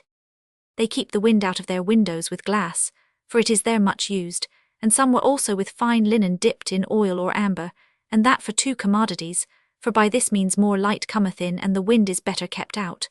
Utopia. The following notes on England were written by one Stephen Perlin in 1558. The tract was translated for and published in the Antiquarian Repertory, Vol. Roman 4. The English in general are cheerful and great lovers of music, for there is no church, however small, but has musical service performed in it. They are likewise great drunkards, for if an Englishman would treat you, he will say in his language, Yis dring a quarter rim gasquim sim Hespanol, oim malvoici. That is, will you drink a quart of Gascogny wine, another of Spanish and another Malmsey. In drinking or eating they will say to you above 100 times, Drind iu, which is, I am going to drink to you, and you should answer them in their language, I pledge you, which means I pledge you. If you would thank them in their language you must say, God tank artile, which is to say, I thank you with all my heart. When they are drunk, they will swear blood and death that you shall drink all that is in your cup, and will say thus to you, Bigod soul drind iu agaud oin. Now remember, if you please, that in this land they commonly make 191 use of silver vessels when they drink wine, and they will say to you at table gaud cheer, which is good cheer. The servants wait on their master bareheaded, and leave their caps on the buffet. It is to be noted that in this excellent kingdom there is, as I have said, no kind of order. The people are reprobates and thorough enemies to good manners and letters, for they don't know whether they belong to God or the devil, which St. Paul had reprehended in so many people, saying, Be not transported with divers sorts of winds, but be constant and steady to your belief. The parish of St. Giles in the Fields, London. Go to transcription of text. In this country all the shops of every trade are open, like those of the barbers in France, and have many glass windows, as well below as above in the chambers. For in the chambers there are many glazed casements, and that in all the tradesmen's houses in almost every town. And those houses are like the barbers' shops in France, as well above as below, and glazed at their openings. In the windows, as well in cities as villages, are plenty of flowers, and at the taverns plenty of hay upon their wooden floors, and many cushions of tapestry, on which travellers seat themselves. There are many bishoprics in this kingdom, as I think 16, and some archbishoprics, of which one is esteemed the principal, which is Cantorby, called in English Canterbury, where there is a very fine church, of which St. Thomas is patron. England is remarkable for all sorts of fruits, as apricots, peaches, and quantities of nuts. In the year 1598, a German traveller, Paul Hentzner by name, visited London. This is what he says about the streets. The streets in this city are very handsome and clean, but that which is named from the goldsmiths who inhabit it surpasses all the rest.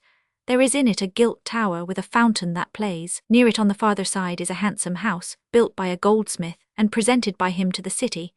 There are besides to be seen in this street, as in all others where there are goldsmiths' shops, all sorts of gold and silver vessels exposed to sale, as well as ancient and modern medals, in such quantities as must surprise a man the first time he sees and considers them.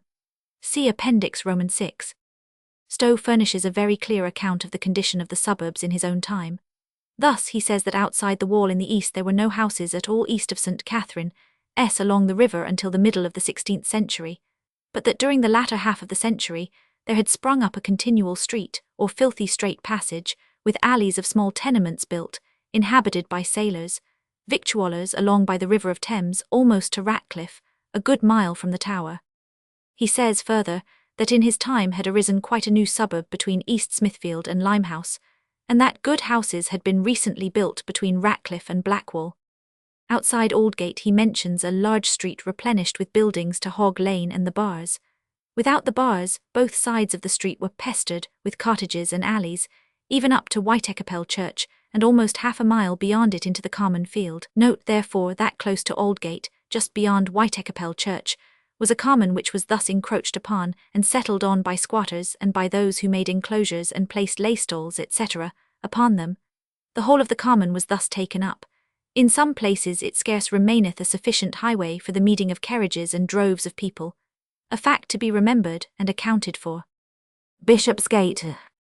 Going on to Bishopsgate and its highway.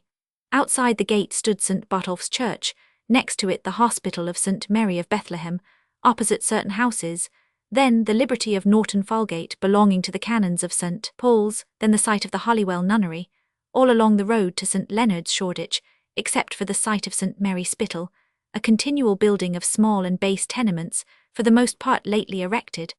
Among the cottages Stowe points to a certain row whose history was perhaps that of many others. The row of cottages were almshouses belonging to St. Mary Spittal. The occupants were appointed by that house. They paid a yearly rent of 1 penny in acknowledgment of ownership, and on Christmas Day they were feasted by the 193 prior. When the hospital was suppressed, the cottages, for want of repairs, fell into decay. The new owners of the land would not take over the responsibility of the charitable endowment. They neither repaired the houses nor did they invite the tenants to a Christmas feast. On the other hand, they did not collect the rent of a penny. They were then sold, although they ought to have been continued as almshouses, to one Russell, who rebuilt them and gave them his own name, and let them to tenants in the usual way. The Church of St. Leonard's contained monuments to the memory of 3 noble families at least, the Westmoreland Nevilles, the Blounts, Lords Mount, and that of Manners, Earls of Rutland. The reason of their tombs and monuments being found in the church must be sought in the history of the manors lying north of Shoreditch. Plan of Islington. From a print in the British Museum, by the courtesy of the late Marquis of Salisbury. On the north side of the city the moorfields continued for a long time as waste ground, seldom visited. In 1415, however, Thomas Falconer, mayor, broke through the city wall and built the postern called Moorgate. He constructed causeways over the moor, cleansed and repaired the dykes or ditches with which the moor was intersected, so that the place was drained and made into a pleasant walk for the citizens, either on summer evenings or on their way to Eiselden and Hoxton. 60 years later brickfields were opened in the moor, and bricks made for the repair of the city wall. Then citizens began to make and to enclose gardens in the moor. In 1498 these were all taken away, and an archery field made in their place. In 1512, more dykes were made for the drainage of the moor 194, and in 1527, conduits were constructed to carry the waters over the Tower Ditch into the Walbrook. The point is that in the 16th century, the whole of the ground lying between Moorgate and Bishopsgate was unoccupied by houses. The map already referred to shows the road running north from Moorgate, and the moor itself crossed by causeways. In the east, a broad ditch crossed by bridges falls into the Tower Ditch. The moor formerly extended beyond Cripplegate and as far as the Fleet River. It was built upon by the religious houses, St. Bartholomew's Priory and Hospital, the Charter House, the Priory of St. John, and the Nunnery of Clerkenwell. Between these houses and the wall were St. Giles's Church, St. Botolph's Church, Fore Street, Whitecross Street, and other streets, making a suburb with a population in the 16th century of 1,800 householders, or 9,000 souls. The last bit of the moor left on the northwest of the city was Brickfield. We now come to the western suburb, the earliest settled and the most thickly populated of all. Fleet Street and the streets north of it, however, belong to the ward of Farringdon Without. We are now in a position to show other reasons why the extension of the city was so slow and so limited. All round the city lay manors and estates belonging for the most part to the church. St. Paul's Cathedral possessed a great many of these manors, the bishop possessed many, St. Peter's, Westminster, possessed many. Finsbury, Shoreditch, Hoxton, Eiselden, St. Pancras, Willesden belonged to St. Paul's. The manor of St. Peter stretched all the way from Millbank to the Fleet River, and from the Thames to Holborn. These estates belonged to the church. When the city received the county of Middlesex to farm, it did not receive these manors, and the owners had their rights. Foremost among these rights was that they were outside the jurisdiction of the city. The land could not be built upon without permission of the owners. What the city got was the inclusion of that part of the land, outside the wall, which was bounded and defined by the bars, that is to say, it included without the wall, 1. The ward of Portsoken, formerly the lands of the Seanet and Guild; 2. The common land of Whitecapel; 3. The common land of the moor as far as to the Fleet River, and 4. The ward of Farringdon without. Why did it go no farther? Because at every point beyond these limits the manors of the church were met. At first the encroachments of the city authorities into the manors met with no opposition. Perhaps the ecclesiastics felt that it was well to have the people on their lands well governed. On one occasion, the city acquired rights by taking a manor on lease, as that of Morady Halliwell in 1315.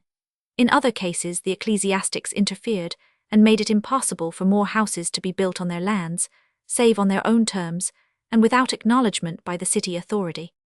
For these reasons, therefore, the limited jurisdiction of the city, the steady opposition of the ecclesiastical owners of the manors outside, and the slow growth of the population, there was little increase save in the direction of Bishopsgate Street without, where the city had a lease of the manor, until the dissolution of the religious houses and the change of owners in the manors. Chapter 3. The citizens. There was never a time when the sober citizen was more sober, more responsible, more filled with a sense of his authority and dignity. The man, says the wise king, who is diligent in business shall stand before princes. Earl of Somerset and his wife. From a print in the British Museum. They did stand before princes, these merchants of London. As their prosperity leaped up increasingly year after year, they became the creditors at least of princes, for Elizabeth borrowed freely and repaid unwillingly. Yet in spite of this too notorious weakness, she retained to the end the deepest affection of her people. It has been a matter of reproach to the city that it seemed at this time wholly given over to trade, and the interests of trade.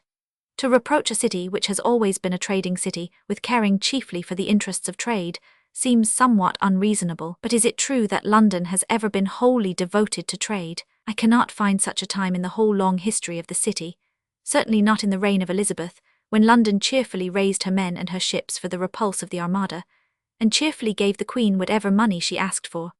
At the same time, while trade became larger than before, while the individual merchants became of more importance, the city certainly lost some of its political importance and was less dreaded, while it was more caressed, by the sovereign. It was, moreover, with the better class a deeply religious age. Men were not afraid or ashamed of proclaiming, or of showing, their religion. When Francis Drake saw the Atlantic on one side and the Pacific on the other, he fell on his knees in the sight of the company and prayed aloud, that God would suffer him to sail upon that unknown sea. If a cutpurse was hanged, he never failed to make a moving speech, deeply religious, while on the ladder. All classes preserved as yet the Catholic practice of going often to church. They studied the Bible, they made their apprentices attend services, they listened patiently to sermons. Doctrine was considered a vital point. By the end of the 16th century, those who favoured the old faith were either dead or silenced. To the common people, the old faith meant a return to the flames in Smithfield. Torture at the hands of the Spanish Inquisition, if any should haply fall into Spanish hands, and slavery under the Spanish king should he achieve the conquest of the country, whereas the new faith meant freedom of thought, increased wealth, advancing trade, fighting the Spaniard and capturing the Spanish galleons. Religion, therefore, was allied with prosperity. I have spoken of the sober guise of the London merchant. That sober guise belonged to the places where the merchant was mostly found, to the Royal Exchange, for instance, or Thames Street, beside the quays and warehouses. We must not think that there was no longer brightness of colour and even splendour in the streets. The rich liveries of the great nobles were chiefly seen on the river. Remember that the front of the palace faced the river, that the back belonged to the Strand, and that the river was London's principal highway. Their varlets lolled about on the river stairs or escorted their master in his barge, but hardly belonged to the city. A court gallant was dressed as extravagantly as he could afford, or as his estate would bear. He carried manors on his back, broad acres in his velvet cloak, with golden buckles and lace trimming, a year's rents in his fantastic doublet slashed and puffed, in his silken hose, in his splendid sword, his scabbard and the handle set with gold, in his rings, his scents, his 198 gloves, and in his chains. But the court gallant seldom showed on Thames Street. In Norman and Plantagenet London there were no shops, nor was there anything sold in the streets except in the market-places, and the streets set aside for retail trade. But in the Tudor time street cries had already begun. We find, for instance, the following pleasant verses. Who liveth so merry in all this land, as doth the poor widow that selleth the sand? And ever she singeth as I can guess, will you buy any sand, mistress? The broom man maketh his living most sweet, with carrying of brooms from street to street. Who would desire a pleasanter thing than all the day long to do nothing but sing? The chimney sweeper all the long day, he singeth and sweepeth the soot away. Yet when he comes home although he be weary, with his sweet wife he maketh full merry. The cobbler he sits cobbling till none, and cobbleth his shoes till they be done. Yet doth he not fear, and so doth say, for he knows his work will soon decay. Who liveth so merry and maketh such sport, as those that be of the poorest sort. The poorest sort wheresoever they be, they gather together by 1, 2, and 3. Brooms for old shoes, pouterings, boots, and buskings. Will ye buy any new brooms? New oysters, new cockles. Cockles nigh, fresh herrings, will ye buy any straw? Hae ye any kitchen stuff maids? Pippins fine, cherry ripe, ripe. Cherry ripe, etc. Hae any wood to cleave? Give ear to the clock. Beware your luck, your fire and your light, and God give you good night. 1 o'clock. Sumptuary laws were constantly renewed and continually broken, yet the mass of the people obeyed the unwritten law by which a man's station was shown by his dress. For more on this subject see the chapter on dress. The ordering of the household was strict. Early hours were kept. In summer servants and apprentices were up at 5, in winter at 6 or 7. There were rules as to attendance at morning and evening prayers. There was to be no quarrelling, no striking, no profane language. It is said that coaches were introduced in this reign, but there had always been coaches, i.e. wheeled conveyances of a kind. Such a carriage, belonging 199 to the 14th century, is figured in J. Jusserand's English Wayfaring Life in the Middle Ages, a cumbrous, unwieldy thing, yet still a coach. What really happened in this century was the introduction of a much more convenient kind of coach from Holland.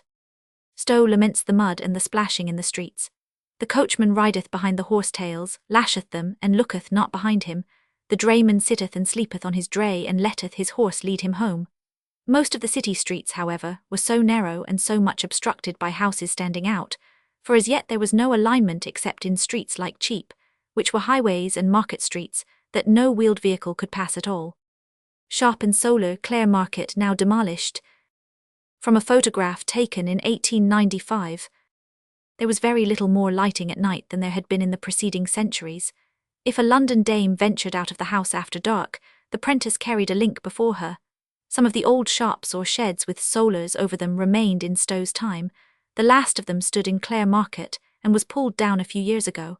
See the accompanying photograph of it. Stowe says that stalls had become sheds, i.e. roofed stalls, and then shops 200, i.e. enclosed stalls, and then fair houses. He instances a block of houses called Goldsmiths Row between Bread Street and the Cross, which contained 10 dwelling houses and 14 shops, all in one frame, uniformly built. They were 4 stories high. The shops seem to have been open, but perhaps the upper part was protected with a shutter or with glass. Inland communication was conducted by means of carts and coaches. Harrison 5 complains of the new fashion. Our princes and the nobility have their carriage commonly made by carts. Werby it cometh to pass that, when the Queen's Majesty doth remove from Annie one place to another, there are usually 400 cairwains, which amount to the sum of 2400 horses, appointed out of the counties adjoining, whereby here carriage is conveyed safely unto the appointed place. Hereby also the ancient use of sumpter horses is in manner utterly relinquished, which causeth the trains of our princes in their progresses to show far less than those of the kings of other nations. During this long reign, in spite of plague and pestilence, the population of London increased, and the suburbs extended, as we have seen, in all directions. The increase of population was due, 1, to the increase of trade in London, which required a great accession of ship-builders, boat-builders, makers of the various gear required for ships, seamen, lightermen, porters, stevedores, and the like; 2, to the large number of immigrants from France and the Low Countries; and 3, to the number of persons released from the religious houses. That is to say, this last is generally represented as one of the causes. To me it seems as if the influence of these people on the population of London must be regarded as quite insignificant. There were some 8,000 monks, nuns and friars who were sent into the world. Many of those who were in priests' orders obtained places in parish churches, conforming by degrees to the changes of doctrine. The monks and nuns had pensions, many of the latter went abroad. Of the friars many were absorbed in the general population. A certain number, one knows not how many, refused to work, and joined the company of rogues and masterless men, but there seems nothing to show how many of them settled in London. Here is a simple calculation of the population in 1564. There was a great plague in that year. The total number of deaths in the city for the year is stated to have been 23,660, of whom 20,136 died of plague. This leaves 3,524 deaths from ordinary causes. Now, if the average mortality of the city was 20 in the 1,000, we should have a population of 176,200. If, which is more likely, the average mortality was 25 in the 1,000, the population was 140,960. In the time of King James, but after much devastation by the plague, the population of London was estimated at 130,000. Tottenham Court, by the courtesy of the late Marquis of Salisbury. For further particulars regarding this plan see Appendix I. It has been said that there is no street in London in which one cannot find 201 a church and a tree. It is indeed remarkable to observe the large number of trees still existing and flourishing in the city of London, especially since the city churchyards have been converted into gardens. Of the old private gardens there are now left but few, one in St. Helen's Place, one behind the rectory of St. Andrew's by the Wardrobe, the Drapers' Gardens much curtailed, and the churchyards above mentioned which have been converted into gardens. In the 16th century, however, London was still full of gardens, in the north part of the city much more than in the south. Every house had its garden behind, for the most part narrow yet carefully cultivated and full of trees and flowers. If you take the part of London that has been least meddled with, the northwest corner of the city for instance, that part bounded by London Wall on the north, by Monkwell and Noble Streets on the west, by Gresham Street on the south, and by Moorgate on the east, you will find that the blocks between the older streets are intersected everywhere by courts, alleys, narrow lanes and buildings. These were all, including the ancient churches, taken out of the gardens. Formerly, for instance, between Basinghall Street and Coleman Street, there were very long gardens behind the houses.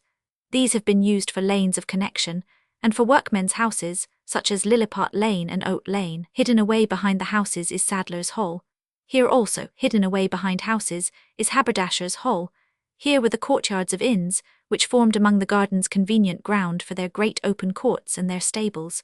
In this way the gardens of London gradually disappeared. In the 16th century, however, there were a great many still left. London presented an appearance of greenery and waving branches wherever one turned off the main roads.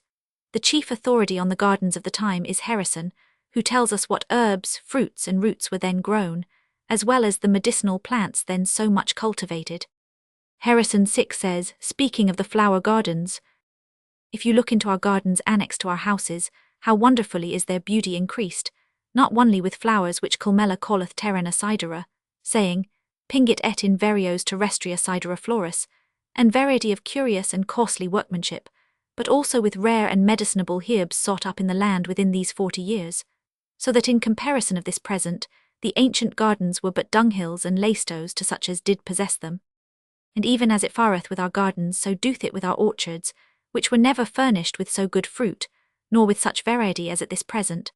For beside that we have most delicate apples, plums, pears, walnuts, filberds, etc., and those of sundry sorts, planted within 40 years past, in comparison of which most of the old trees are nothing worth, so have we no less store of strange fruit, as abricots, almonds, peaches, figges, corn trees in noblemen's orchards. I have seen capers, oranges, and lemons, and heard of wild olives growing here, beside other strange trees, brought from far, whose names I know not, so that England for these commodities was never better furnished, neither any nation under their clime more plentifully endued with these and other blessings from the Most High God, who grant us grace withal to use the same to his honour and glory, and not as instruments and provocations unto too further excess and vanity, wherewith his displeasure may be kindled, lest these his benefits do turn unto thorns and briars unto us for our annoyance and punishment, which he hath bestowed upon us for our consolation and comfort.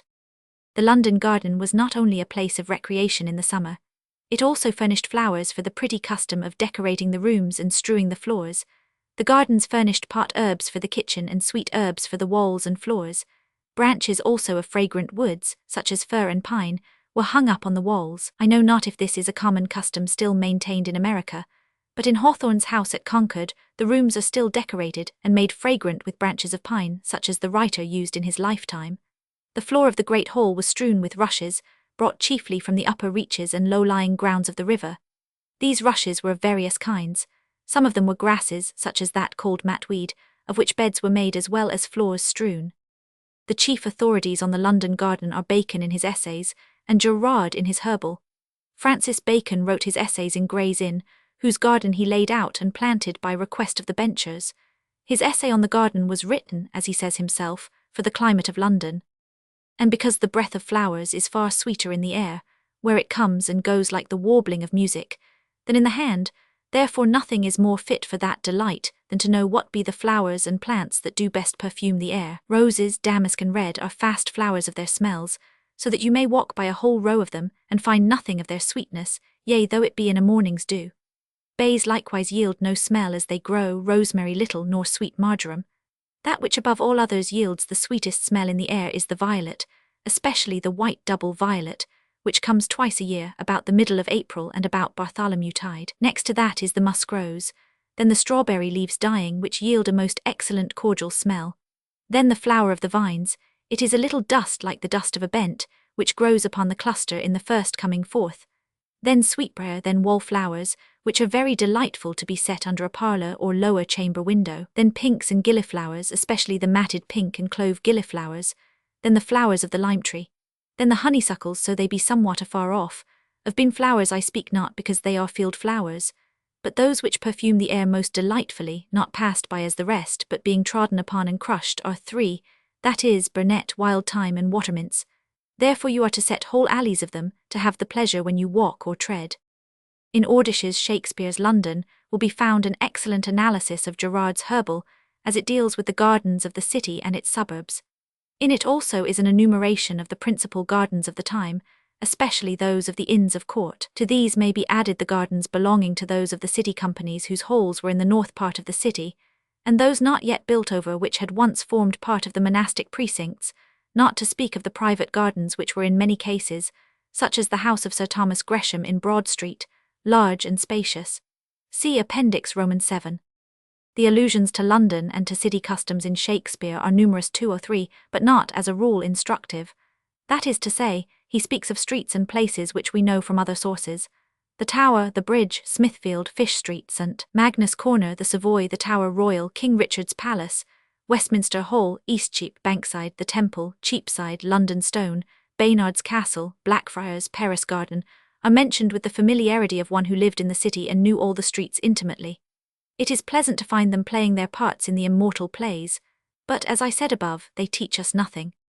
In 1568, to escape the cruelties of Alva, a vast number of Flemings came across the sea and were received hospitably. In order to prevent their arrival proving an injury to the crafts of London, they were scattered about, finding homes in Norwich, Colchester, Maidstone, Sandwich and Southampton, as well as in London. In the next generation, they appear to have been completely merged in the English population, and the custom, common among persons of foreign descent, of anglicizing their names has made it very difficult to discover the Flemish origin of a family. The earlier Flemish settlers in England were regarded with hatred. It would seem that another colony of Flemings came over before this immigration in the year 1568. They were settled in Suffolk. In 1594, a good many Portuguese came over as retainers to Don Antonio, and settled here.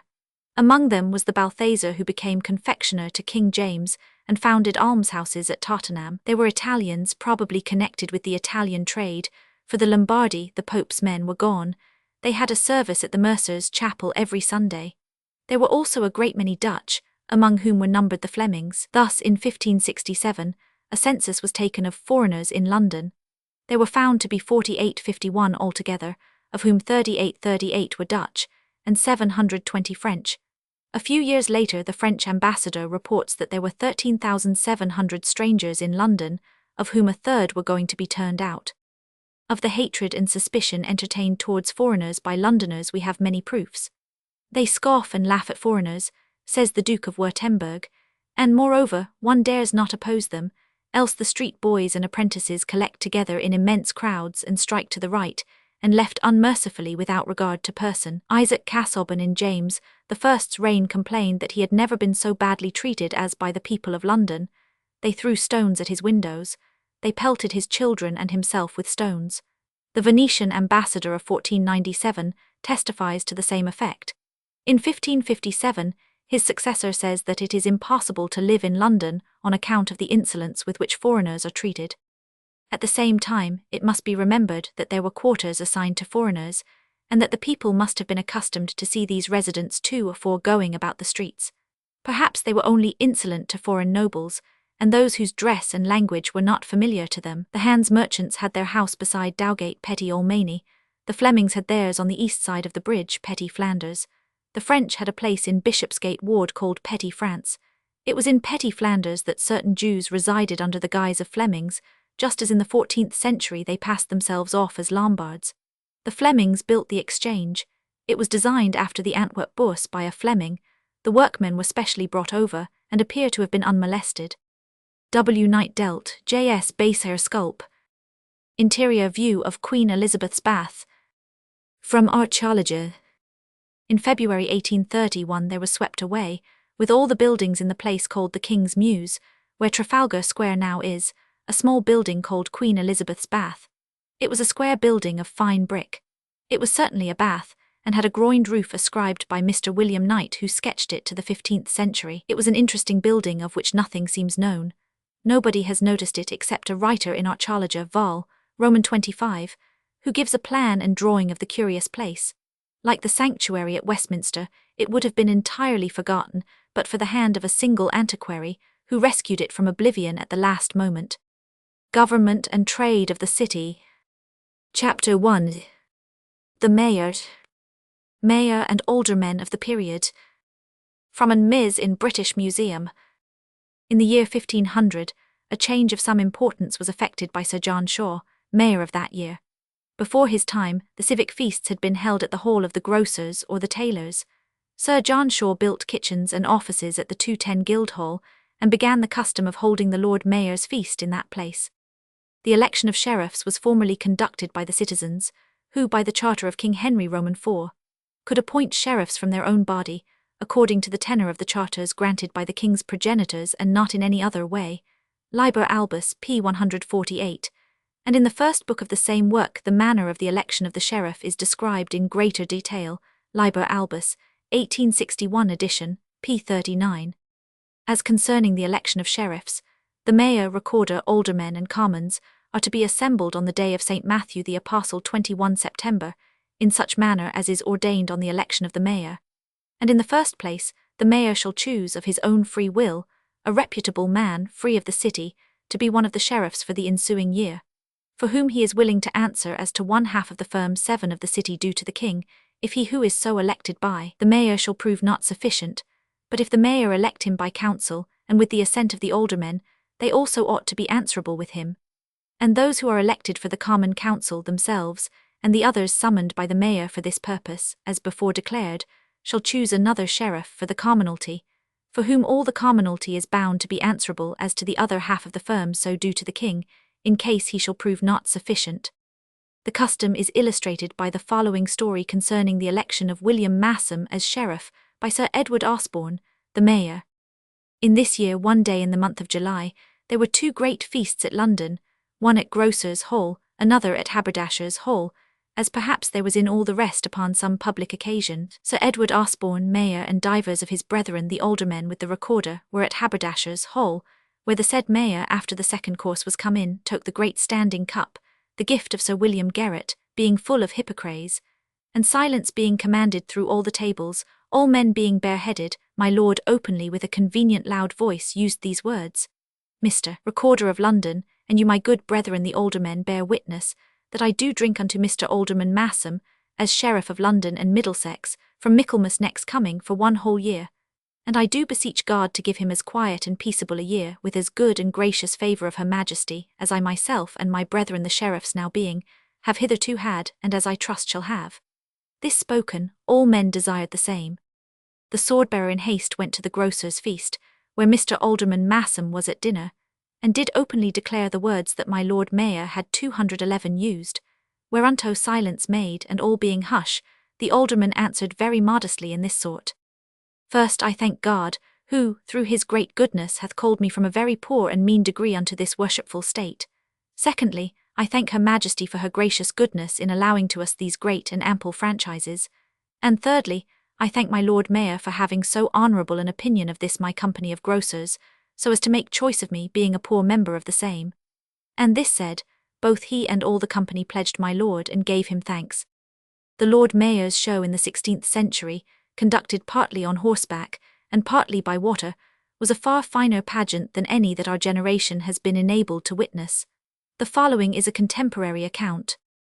The day of St. Simon and Jude, he, the mayor, entreth into his estate and office, and the next day following he goeth by water to Westminster in most triumph-like manner, his barge being garnished with the arms of the city, and near the said barge goeth a shipeboat of the Queen's Majesty, being trimed up, and rigged like a ship of war, with divers pecks of ordnance, standards, pennons, and targets of the proper arms of the said mayor, the arms of the city of his company, and of the merchants adventurers, or of the staple, or of the company of the new trades. Next before him goeth the barge of the livery of his own company, decked with their own proper arms, then the barcaller's barge, and so all the companies in London in order, every one having their own proper barge garnished with the arms of their company, and so passage along the Thames, landeth at Westminster, where he taketh his oath in the exchequer, before the judge there, which is one of the chief judges of England, which done, he returneth by water as aforesaid, and landeth at Powell's Wharf, where he and the rest of the aldermen take their horses, and in great pomp pass through the great street of the city, called Cheapside, and fiercest of all cometh each great estendards, one having the arms of the city, and the other the arms of the mayor's company, next them each drams and a flute, then an ensign of the city, and then about ix or ix's poor men marching ij and two together in blue gowns with red sleeves and caps, every one bearing a pike and a target, whereon is painted the arms of all them that have been mayor of the same company that this new mayor is of. Then ij banners, one of the king's arms, the other of the mayor's own proper arms, then a set of hotboits playing, and after them certain whifflers in velvet coats and chains of gold with white staves in their hands, then the pageant of triumph richly decked, whereupon by certain figures and writinges, some matter touching justice, and the office of a magistrate is represented. Then XVJ trompetters vig and vig in a company, having banners of the mayor's company.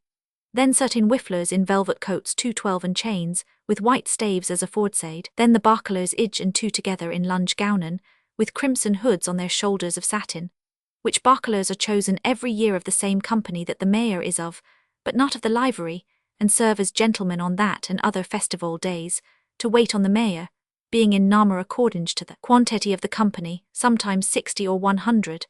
After them zij trompetters more, with banners of the mayor's company, then the drum and flute of the city, and an ensign of the mayor's company, and after the waits of the city in blue gowns, red sleeves and caps, every one having his silver collar about his neck. Then they of the livery in their lunge gowns, every one having his hood on his left shoulder, half black and half red.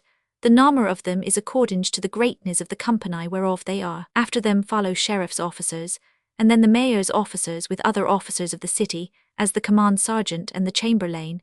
Next before the mayor goeth the sword-bearer, having on his head the cap of honour, and the sword of the city in his right hand, in a rich scabbard, set with pearl, and on his left hand goeth the command-crier of the city, with his great mace on his shoulder, all gilt. The mayor-elect in a long gown of scarlet, and on his left shoulder a hood of black velvet, and a rich collar of gold of SS. About his neck, and with him rideth the oldie mayor also in his scarlet gown, hood of velvet, and a chain of gold about his neck. Then all the aldermen ij and ij together, amongst whom is the recorder, all in scarlet gowns, and those that have been mayors have chains of gold, the other have black velvet tippets. The idge sheriffs come last of all, in their black scarlet fowns and chains of gold. In this order they pass a lounge through the city to the Guildhall, where they dine that day, to the number of 1,000 persons, all at the charge of the mayor and the idge sheriffs. This feast costeth £400, whereof the mayor payeth £200, and each of the sheriffs £100. Immediately after dinner they go to the church of St. Paul, every one of the aforesaid poor men bearing staff torches and targets, which torches are lighted when it is late, before they come from evenage prayer. Drake, Shakespeare and His Times, Vol. Roman 2, p. 164. The very pretty story of Edward Osborne and the rescue of his master's daughter is narrated by Maitland as belonging to the year 1559, but the date does not matter. Sir William Hewitt, citizen and clothworker mayor in 1559, lived on London Bridge. He was himself the son of a country gentleman of Yorkshire. He had for apprentice one Edward Osborne, also son of a country gentleman, Richard Osborne of Ashford, Kent. Hewitt had 3 sons and 1 daughter. It happened one day, the child being yet an infant, that the maid playing with her at the open window let her fall out of the window into the river below. The prentice Osborne, fortunately seeing the accident, boldly jumped into the river and saved the child. Years after, when the child was grown up, Hewitt, one of the richest of London merchants, refused to give her in marriage to the Earl of Shrewsbury and other noble suitors, but gave her to the man who had saved her life. Sir Edward Osborne, as he afterwards became, mayor in 1583, was the ancestor of the Dukes of Leeds. London Bridge. From Vischer's Panorama of London, 214, until recently it was customary for the Lord Mayor to go on Sundays in state to one or other of the city churches. On these occasions the Lord Mayor was accompanied by the sheriffs and officials of the corporation, and escorted by the mace-bearer and sword-bearer, the latter wearing the cap of maintenance, and carrying the state sword. It was usual for the aldermen of the ward to be present with any other alderman that pleased to come, and as many as came brought with them their ward beadles, carrying the ward maces. Towards the latter part of the 16th century, the practice of carrying the sword into church before the Lord Mayor became customary. It is not clear when this practice first began, but after the fire of London and the rebuilding of the city it became the universal custom, and so continued until a comparatively recent period, when the exodus of the citizens made it not only inconvenient, but an absolute tax upon the officers of the corporation, if the Lord Mayor attended church in state with his sword borne before him. But for the time that it lasted, that is rather more than 2 centuries, it necessitated the introduction into the city churches of a convenient stand or case upon which the city sword was placed. The state visits of the Lord Mayor having been discontinued in the mayoralty of Sir Robert Fowler, the consequence is that the sword stands have ceased to have any use. Those stands which had artistic merit will no doubt be preserved. It may be taken as certain that these sword cases or stands were not in use before the reign of Queen Elizabeth. There were many schedules of ecclesiastical furniture in existence prior to that date, but in none of them is there any mention of such an article as a sword case or sheath or stand, although the list of articles is most minute. The earliest mention is in the account books of St. Michael's, Cornhill, published by Mr. Alfred I. Waterlow. Under date 1574, that is, in the 16th year of Queen Elizabeth's reign, there is the following entry. Paid for gilding of the case for my Lord Mayor's swerd, 9s. Hawes was a resident in the parish, and was Lord Mayor in the year 1574-1575. He had had a new pew made for him just outside the chancel screen a year or 2 before, on his being appointed alderman of Cornhill Ward, and the pew was further fitted with a gilded sword case on his being made Lord Mayor. The worthy Mackin has a note on a civic hunting, which reads pleasantly. The ex-viage day of September my Lord Mayor and my masters the aldermen and money worshipful men, and divers of the masters and wardens of the zidge companies, rod to the conduct heeds for to see them, after the old custom. And afore dinner they hunded and hare and killed, and so to dinner to the heedy of the condith, for there was a number, and had good cheer of the chamberlain, and after dinner to haunting of the fox, and there was a goodly cry for a mill, and after the hondies killed the fox at the end of St. Gilles and Thea, was a great cry at the death, and blowing of horns, and so rod thrug London, my Lord Mayor Harper with all wise compene home to wise own plays in Lombard Street. Chapter 2. Trade. The Tudor period begins with the lowest point reached in town and country of a decline and decay, that had been steadily persistent for nearly 200 years. The prosperity of a trading city depends upon the prosperity of its markets.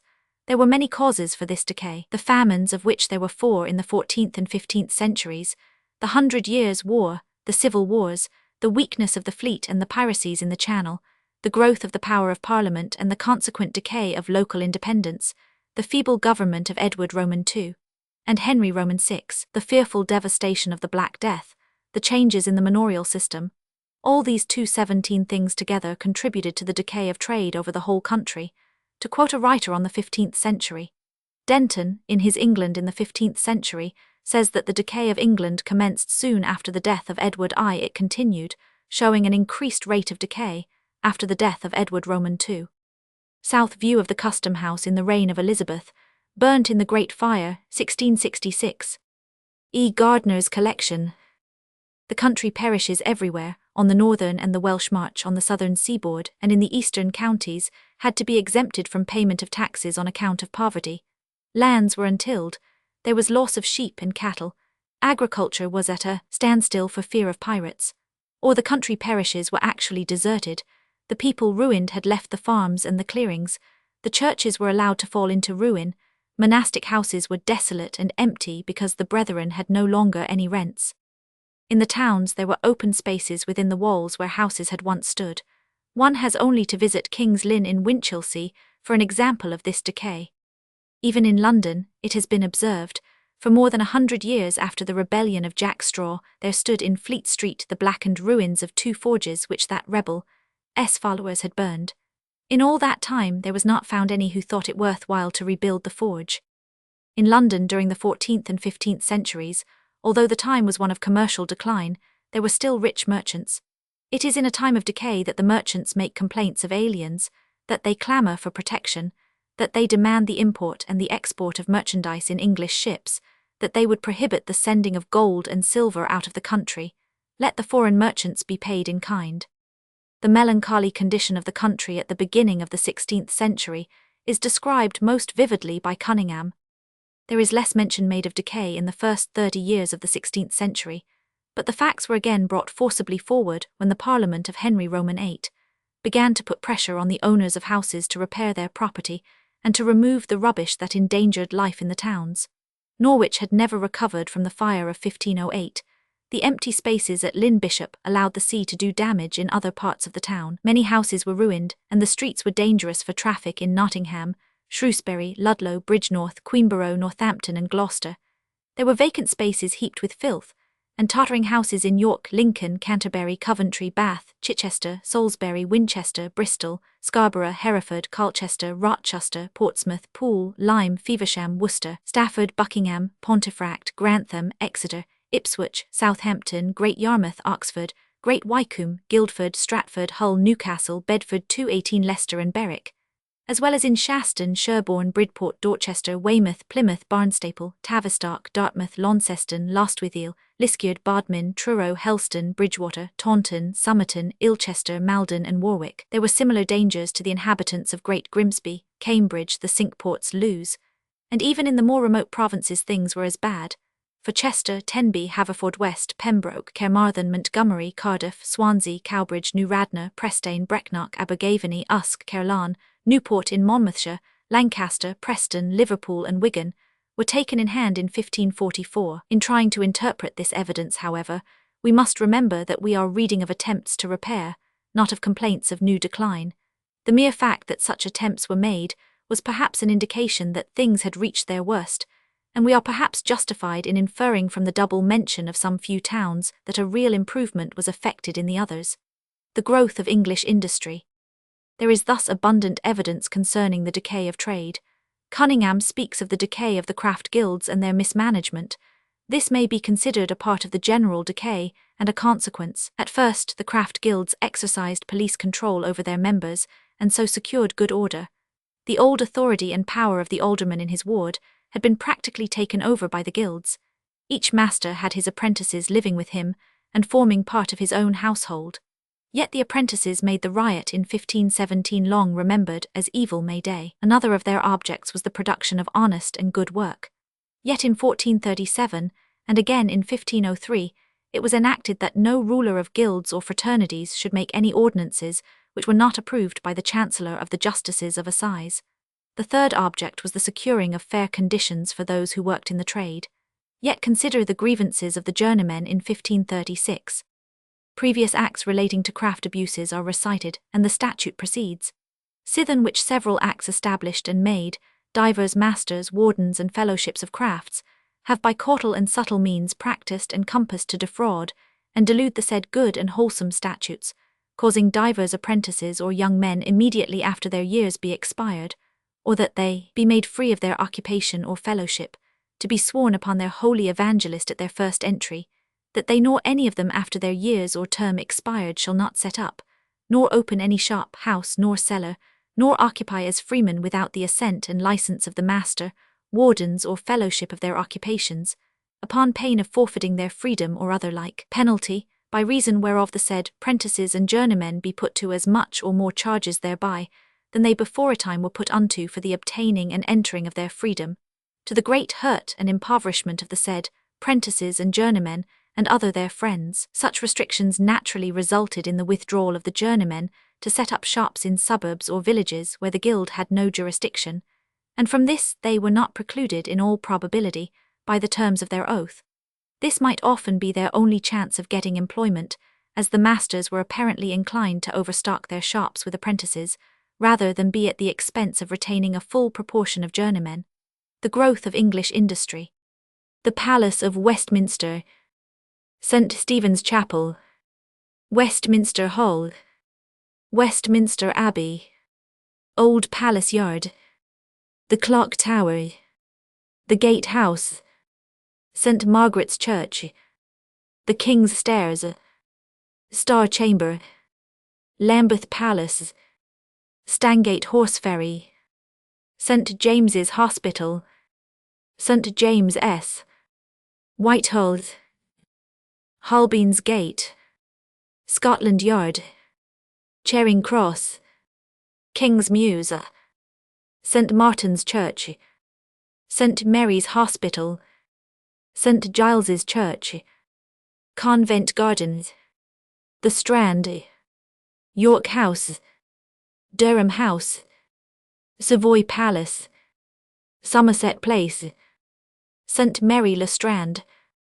St. Clement Dane, Lincoln's Inn, Lincoln's Inn Fields, Gray's Inn, Ely House, Fetter Lane, Rolls Place, St. Dunstan's Church, the Temple Church, the Temple, Fleet Street, Grey Friars, Palace of Bridewell, St. Bride S, St. Andrew's Church, St. Sepulchre's Church, Fleet Ditch, St. John's Hospital, Smithfield, St. James's Clerkenwell, Newgate, Ludgate, Blackfriars, the Wardrobe, Baynard Castle, St. Paul's Cathedral, St. Paul's Cross, St. Bartholomew's the Great, Grey Friars, Queen Hythe, the Standard, Rochester House, the Stews, Bankside. From the Panorama of London, Westminster and Southwark in 1543, by Anthony van den Vingerd, Sutherland Collection, Bodleian Library, Oxford, for continuation CPP, 234 and 350. 219, in 1545 Henry VIII ordained the confiscation of the property of all colleges, fraternities, brotherhoods and guilds. This measure, sweeping in its terms, was not generally carried out. In 1547, the advisers of Edward VI swept away all the craft guilds in England except the companies of London and a few guilds in country towns. The statute provided that artisans might work where they pleased whether they were free of the town or not. Trade, therefore, had entered upon new conditions. This was inevitable, owing to the many changes, the revolutionary changes which created so wide a gulf between the 15th and the 16th centuries. With these preliminaries, we can now proceed to the revival and expansion of trade and the development of enterprise in the 16th century, but more especially during the reign of Queen Elizabeth. The endowment of the city with a bourse is generally attributed to the perception by Sir Thomas Gresham of the need for such a place of meeting 8, though the matter had been mooted, and the opinion of merchants taken 30 years before. In the year 1537, Sir Richard Gresham, the father of Sir Thomas Gresham, whose business had taken him to Antwerp, when he saw the bourse frequented daily by merchants, wrote a letter to Cromwell in which he suggested the erection of a bourse in Lombard Street, as the place most frequented by merchants. As nothing came of the proposal, he wrote again in the following year with an estimate of the cost, viz. £2,000, if, he said, the Lord Privy Seal would induce Alderman Sir George Marnowux to part with certain property at cost price, he, Gresham, would undertake to raise £1,000 towards the building before he went out of office, whereupon the King addressed a letter to Marnowux desiring him to dispose of certain property in Lombard Street, which was wanted for the commonweal of the merchants. Marnowux, with Gresham's consent, referred the matter to arbitration. A yearly sum of 20 marks to be paid by the city was offered. Marnowux at first refused to take it, but afterwards at the king's request consented. Then, for some unknown reason, nothing more was done. The matter was left over for many years. At this time Thomas Gresham, son of Sir Richard by his first wife Audrey, daughter of William Lynn of Southwick, Northampton, was 19 years of age, and still serving his apprenticeship to his uncle Sir John Gresham, mercer. He was received into the company in 1543. In the same year he was acting for the king at Antwerp. In 1551 he was appointed royal agent or king's merchant, which caused him to reside at Antwerp during many months, and at frequent intervals. On the accession of Mary he was dismissed, but his services were speedily discovered to be necessary, and he was reappointed. Elizabeth continued his appointment. In 1561, his factor, Richard Clough, wrote to him from Antwerp expressing his astonishment that London should have gone on so long without a bourse. Considering what a city London is, and that in so many years the same found not the means to make a bourse, but merchants must be contented to stand and walk in the rain, more like pedlars than merchants. In this country, said he, meaning Antwerp, and in all other, there is no kind of people that have occasion to meet but ye have a place for that purpose. Indeed, and if your business were done, here, and that I might have the leisure to go about it, and that I would be a means to Mr. Secretary to have his favour therein, I would not doubt but to make so fair a bourse in London as the great bourse is in Antwerp, without soliciting of any man more than he shall be well disposed to give. Gresham remembered the attempt made by his father in 1538 and its failure. He resolved to take up the matter again, and in some way introduced it to the court of aldermen, who asked him, through one of their body, what he proposed to give himself towards the undertaking. This was in 1563, 2 years after Clough wrote his letter. Gresham took time to consider. In 1565 he sent in the offer. He would himself erect a comely bourse if the city would provide a suitable site. The site was found on the north side of Cornhill. 2 alleys, Swan Alley and New St. Christopher's, were purchased for £3,532. The materials of the houses sold for £478. Subscriptions were invited and came in readily. On the 7th of June 1566, Sir Thomas was able to lay the foundation stone. Every one of the aldermen laid his stone or brick, with a piece of gold for the workmen. The architect and the design came from Flanders. The clerk of the work, Henrik, was a Fleming, and most of the workmen were foreigners, special permission being granted for their employment. The city gave 100,000 bricks. The stonework came from abroad, and to this day, Sharp, the Royal Exchange is paved with small blocks of Turkish hewn stones, believed to have been imported by Sir Thomas Gresham, and to have been relayed after the fires of 1666 and 1838. Observe, therefore, that to the city belonged the site, but that the exchange itself was the property of Gresham. By the 22nd of December 1568, the bourse was so far complete as to allow of 221 merchants meeting within its walls. But it was not till the 23rd of January 1571 that the Queen herself visited it in state, and gave it the name of the Royal Exchange. From the beginning a part of the exchange was set aside for marine insurance, not a new thing, because it had long been the practice of the Lombard merchants in the 13th century to give such insurances. The Royal Exchange became a place of recreation as well as of business. The citizens walked here on the evenings of Sundays and holy days, where the city waits played from 7 p.m. till 8 p.m. up to the Feast of Pentecost. Then they played from 8 p.m. till 9 p.m. until Michaelmas.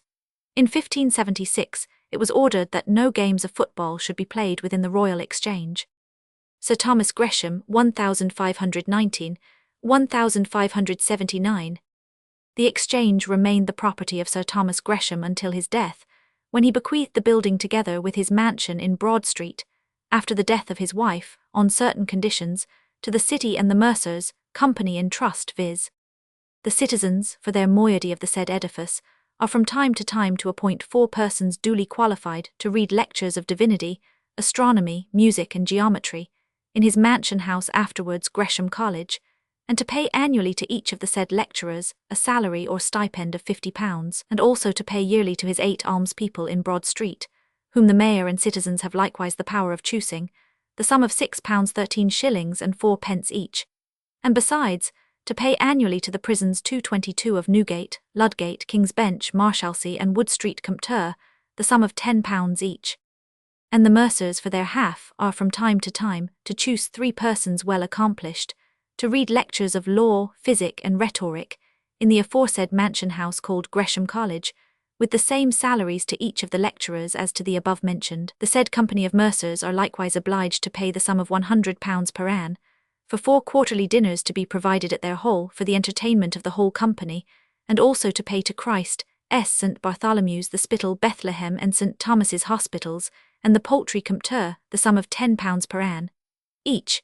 Maitland, Vol. IPP. 256-257. The reversion fell in on the death of Lady Gresham in 1596, when the City and the Company took steps to carry out the trust. Gresham House became Gresham College, and so continued until the year 1767, when the Crown took over the building for an excise office, giving the City £500 a year perpetual annuity. For some time the lectures ceased. When they were renewed, they were delivered in the City of London School, until the building of the present Gresham College in Basinghall Street. We have become accustomed to consider the enterprise and restless spirit of adventure, which makes the 16th and 17th centuries so full of interest, as finding their sole field in the New World, and in voyages such as those of Drake and Cavendish, and in heroes such as Frobisher, Gilbert and Raleigh. We forget the expeditions of Willoughby and Burrows to find a northeast passage, the courage of Chancellor, who opened up trade with Russia, the travels of Jenkinson, who first crossed Russia and sailed over the Caspian Sea, the brave captains of the Levant Company, who fought their way through the Barbary corsairs and the galleys of Spain, those faithful servants of the same company, Newbury, Fitch and Leeds, who discovered the long-forgotten overland route to India, the voyages of the first ships of the East India Company in seas unknown, among a people strange and suspicious, the persistent attempts to open up the African trade. We have forgotten, if we learned how all over the world, along the shores of the Baltic, in Arctic seas, round the Cape of Good Hope, in the Far East, in Northwest America, and in the West Indies, the sails of England carried the gallant adventurers, whose very numbers make their names difficult to be remembered, across the unknown plains of Russia, across the great Syrian desert, unvisited by Christians since the days of Bohemond and Baldwin, down the great river, even the river Euphrates, in the courts of the great Mogul in Malay land, among the Red Indians of North America. Everywhere, visible to all, were found the men of the Western Queen, as great a name to the Tsar of Muscovy as to Philip of Spain. Christ's Hospital in Hacklight may be found, written by Anthony Jenkinson, one of the most determined and most daring of the trading travellers of this time, a list of the countries which he had visited in 6 years. It is as follows: the names of such countries as I, Anthony Jenkinson, have travelled unto, from the 2nd of October 1546, at which time I made my first voyage out of England, until the year of our Lord 1572, when I returned last out of Russia. First I passed into Flanders and travelled through all the base countries, and from thence from Germany, passing over the Alps, I travelled into Italy, and from thence made my journey through Piedmont into France, throughout all which realmy I have thoroughly journeyed. I have also travelled through the kingdoms of Spain and Portugal. I have sailed through the Levant seas every way, and have been in all the chief islands within the same sea, as Rhodes, Malta, Sicilia, Cyprus, Candy, and divers others. I have been in many parts of Graecia, Mora, Achaia, and where the oldie city of Corinth stood. I have travelled through a great part of Turkey, Syria, and divers other countries in Asia Minor. I have passed over the mountains of Libanus to Damasco, and travelled through Samaria, Galilee, Philistine or Palestine, unto Jerusalem, and so through all the Holy Land. I have been in divers places of Africa, as Algiers, Cail, Barn, Tripolis, the Garlet within the Gulf of Tunis. I have sailed far northward within the Mare Glacial, where we have had continual day, and sight of the sun 10 weeks together, and that navigation was in Norway, Lapland, Samagisha, and other very strange places. I have travelled through all the ample dominions of the Emperor of Russia and Moscovis, which extend from the North Sea, and the confines of Norway and Lapland, even to the Mare Caspium. I have been in divers countries near about the Caspian Sea, Gentiles and Mahometans, as Kazan, Crimea, Ryazan, Cheremishi, Mordoviti, Vachin, Nagya, with divers others of strange customs and religions. I have sailed over the Caspian Sea, and discovered all the regions thereabout adjacent, as Cherkasy, Kamul, Shaskal, Sheruan, with many others. I have travelled 40 days' journey beyond the said sea, towards the oriental India and Katia, through divers deserts and wildernesses, and passed through 5 kingdoms of the Tartars, and all the land of Turkemen and Zagate, and so to the great city of Baghdad in Bactria, not without great perils and dangers sundry times. After all this, in end 1562, I passed Agin over the Caspian Sea another way, and landed in Armenia at a city called Derbent, built by Alexander the Great, and from thence travelled through Media, Parthia, Hyrcania, into Persia to the court of the great Sophie, called Shor Tommaso, unto whom I delivered letters from the Queen's Majesty, and remained in his court 8 months, and returning homeward passed through divers other countries. Finally I made 2 voyages more after that out of England into Russia, the one in the year 1566, and the other in the year 1571.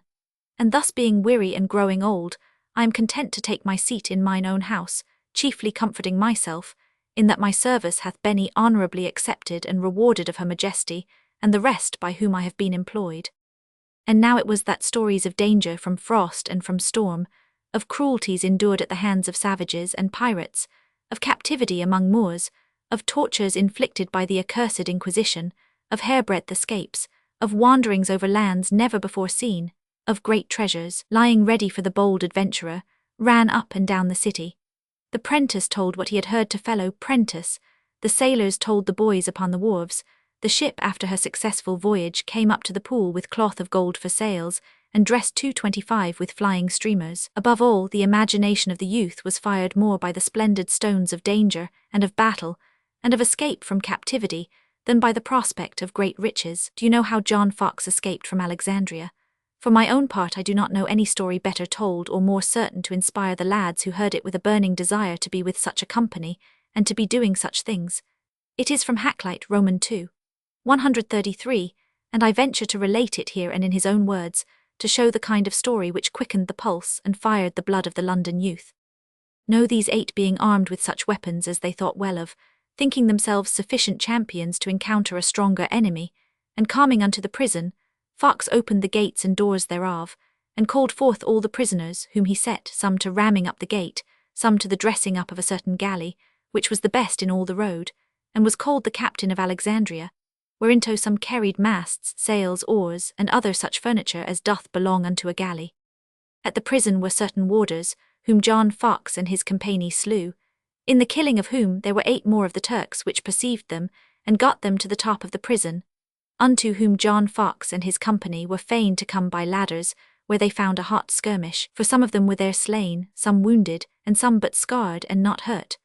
As John Fox was thrice shot through his apparel, and not hurt, Peter Unticaro and the other 2 that had armed them with the ducats were slain as not able to wield themselves, being so pestered with the weight and uneasy carrying of the wicked and profane treasure.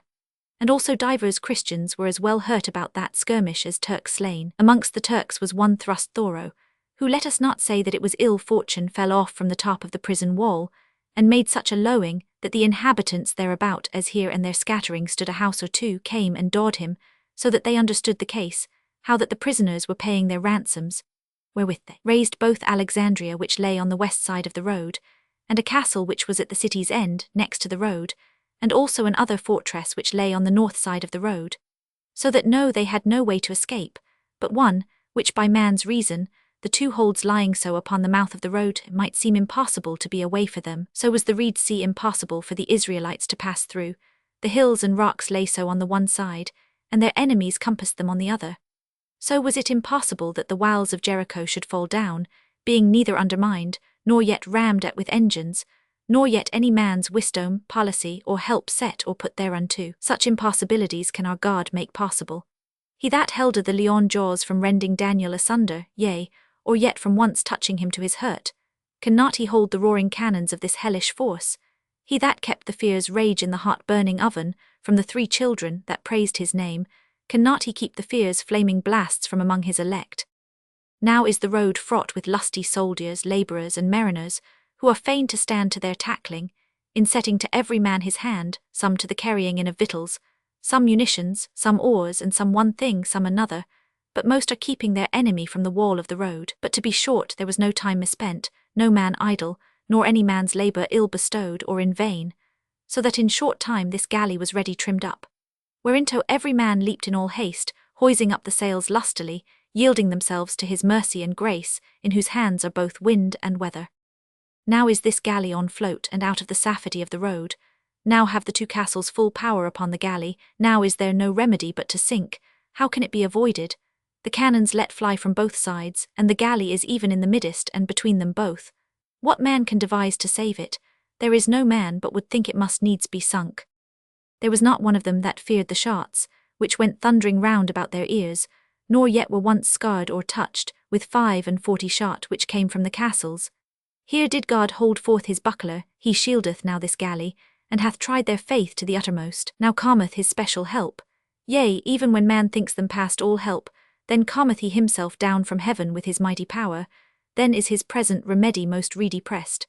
For they sail away, being not once touched with the glaunce of a shot, and are quickly out of the Turkish cannon's reach. Then might they see them coming down by heaps to the water side, in companies like unto swarms of bees, making show to come after them with galleys, in bustling themselves to dress up the galleys, which would be a swift piece of work for them to do, for that they had neither oars, masts, sails, gables, nor anything else ready in any galley, but yet they are carrying them unto them, some into one galley and some into another, so that, being such a confusion amongst them without any certain guide, it were a thing impossible to overtake them. Beside that there was no man that would take charge of a galley, the weather was so rough, and there was such an amazedness amongst them. Sir Francis Drake, 1540, 1596. From an engraving by Elstracke in the British Museum. The effect on London of the magnificent expeditions of the English was startling. Think what these things meant. The country for a long time could look back upon nothing but defeat, humiliation, civil war, and religious dissensions.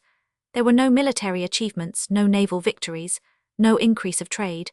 227. Never was the nation more depressed and humbled than at the death of Queen Mary and the accession of Elizabeth.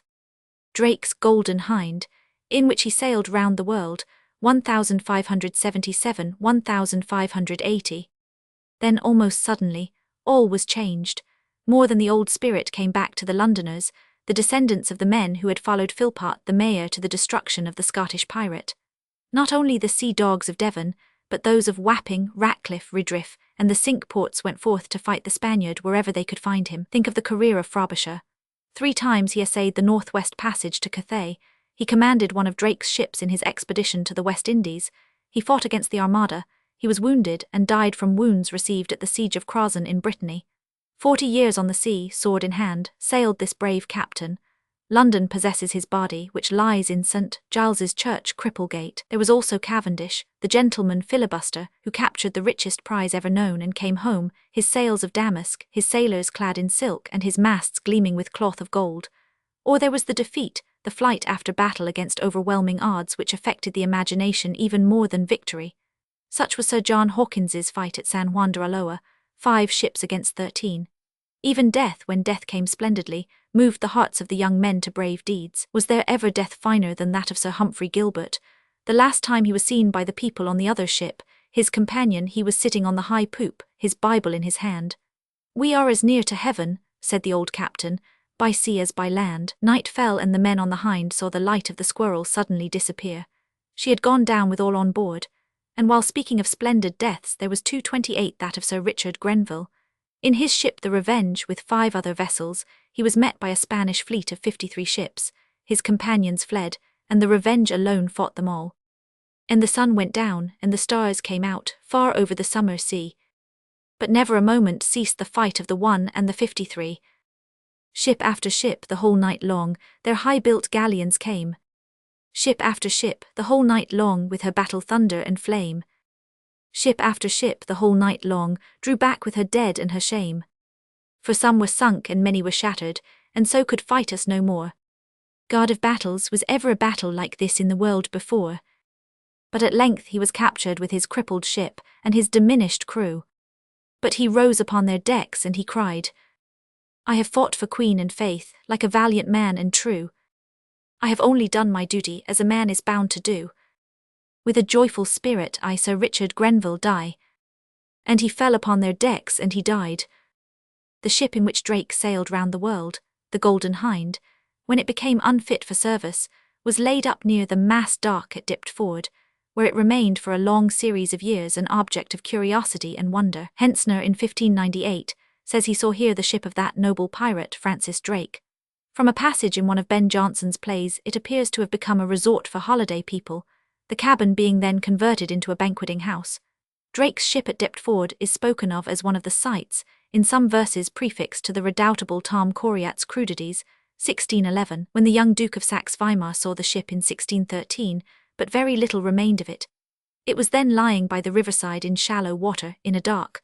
The lower part only was left, the upper part being all gone, for almost everybody who went there, and especially sailors, were in the habit of carrying off some portion of it. Philippart, History of Kent, 1659, says that in a very short time nothing was left of her. And in Morison's Itinerary, 1617, it is noticed as follows. Not far from hence, Deptford, upon the shore, lie the broken ribs of the ship in which Sir Francis Drake sailed round the world, reserved for a monument of that great action. A chair made out of the wood is to be seen in the gallery of the Bodleian Library at Oxford. Let us take a contemporary poet, to see how Drake's own generation was affected by his exploits. Awake, each muse awake. Not one I need but all. To sing of Francis Drake and his companions toll. One muse may chance do well, where little is to tell, but 9 are all too few, to tell what he did do. His friends and soldiers all. Drake was made general, by sea and eke by land, and Christopher Carlyle did next unto him stand. Brave Winter too was there, and Captain Frobisher, and Knowles and many mo, did all together go, to lend a helping hand. 3,000 volunteers were numbered with the rest, and sailors as appears, to guide them to the west, to quell the Spaniards' pride, which could not be denied, but which could not be seen, by our most noble Queen, and stomached with the best. In more than 20 ships, they sailed from the port. In speed they did eclipse, and took St. Jago's fort. It was a glorious day, before they came away, the day of our Queen's birth. They kept with joy and mirth, in well beseeming sort. Santo Domingo next they took and also spoiled. The Spaniard he was vexed, to be so easy foiled. No force could them resist. They did as they list. The Spaniards bought the town, and paid the ducats down, for which they long had toiled. From thence to Carthagene they carried victory. Upon the Spanish main the city rich doth lie. They took it by assault. The Spaniards were in fault, but they could not oppose the valour of such foes, and yielded presently to Terra Florida. They did direct their course, and ever by the way they proved their skill and force. With fear the Spaniards shook, while all their town they took, for barrels of bright gold. The town our English sold, and showed therefore remorse, and now they have returned to Plymouth back once more, and glory they have earned, enough to put in store. Our Queen with great delight beheld the joyous sight, and thanked them every one for what they thus had done, by sea and on the shore. Now welcome all and some, now welcome to our isle. For Francis Drake is come to London with Carlyle, and many more with him, that ventured life and limb, and fighting side by side, did quell the Spaniards' pride, to cause our Queen to smile. And if the following truly represents the spirit of the sailors, what a promising and cheerful spirit it was. Lustily, lustily, lustily let us sail forth. The wind trim doth serve us, it blows from the north. All things we have ready, and nothing we want, to furnish our ship that rideth hereby. Victuals and weapons, they be nothing scant. Like worthy mariners ourselves we will try. Lustily, lustily, etc. Her flag is be new trimmed, set flaunting aloft. Our ship for swift swimming, oh she doeth excel. We fear no enemies, we have escaped them oft. Of all ships that swimmeth she beareth the bell. Lustily, lustily, etc. And here is a maester excelleth in skill. And our maester's mate he is not to seek. And here is a boatswain will do his good will. And here is a ship boy we never had leak. Lustily, lustily, etc. If fortune then fail art, and our next voyage prove, we will return merely and make good cheer, and hold all together as friends linked in love. The cans shall be filled with wine, ale, and beer. Lustily, lustily, etc. But enough of songs, we must return to the more serious aspects of trading England. When merchants first began to carry on foreign trade, in association it is impossible to ascertain. But as we find men of the Emperor and men of Juan in London in Saxon times, it is probable that foreign trade was from the beginning carried on by members of companies. These members traded each for himself, but they were associated for protection, and of necessity an interloper, as the private trader was afterwards called, could not carry his wares to a foreign city when he knew not the language or the customs, nor could claim the privileges accorded to the companies. On the other hand, behind the members stood a powerful corporation. This gave the merchants credit. This procured for them respect and protection. This provided the machinery of warehouses, markets 231 interpreters, and information as to laws, regulations, prices, demand, supply, privileges, and all the special points required to be mastered if trade were to be successful. The first foreign trading company, then, was exactly like a trades guild, in which only members could follow the trade, which had its own quarter, made its own laws for itself, elected its own officers, yet every member worked for himself. The longest-lived and the most important of the medieval companies was the Hanseatic League, already mentioned at p. 82. F. Hostingal, a merchant of the Steelyard. From the portrait by Holbein at Windsor Castle, the earliest association of London merchants for foreign trade is that called the Staplers' Company. They claim to have existed long before the merchant adventurers. There is, however, a great deal of mystery attached to their early history. Thus, if they were associated for exporting the staple wares, such as wool, lead, tin, and skins, how far did they overlap the Hanseatics? And were they all foreigners? The latter question seems answered by the law of 1253, which prohibited English merchants from exporting staple goods. Again, was this law strictly enforced? In 1362, more than 100 years later, it was repealed. The merchants of the staple are sometimes confused with the fraternity of St. Thomas a Becket, from whom sprung a much more important body, the merchant adventurers. The reason of the decay of the staplers was the growth of English industries, which forbade the exports of the most important of the staples, wool. The staplers, however, continued their trade, having their headquarters at Antwerp, Brussels, Louvain, Calais, and Bruges, successively. It will be remembered that Edward Roman III established the staple of wool at Westminster. The name of Staple Inn preserved the fact that the merchants had houses on that site. About the year 1358, the fraternity of Thomas Becket received privileges from Louis, Count of Flanders, for fixing their staple of English woolen cloth at Bruges. This fraternity gave rise to the Mercers' Company founded under Edward III. The saint, son of a London mercer, was especially regarded as the protector of the company. The brotherhood was not at first possessed of exclusive rights, but if we suppose that they were backed by the richest traders in London, namely, the mercers and the drapers, and that no other London trader would compete with them, it is quite probable that they feared no competition. They got a charter in 1406, when Henry IV gave them the right of choosing their own governors. They then began to arrogate to themselves exclusive rights, which were confirmed by another charter of 1436. So wealthy and powerful did they become that when, in 1444, they removed their headquarters from Middelburg to Antwerp, the magistrates and citizens met them outside the town and offered them an entertainment. Their secretary, John Wheeler, Treatise of Commerce, 1601, says that the English nation were the real founders of Antwerp's wealth. There were troubles as to the attempts of private merchants to trade.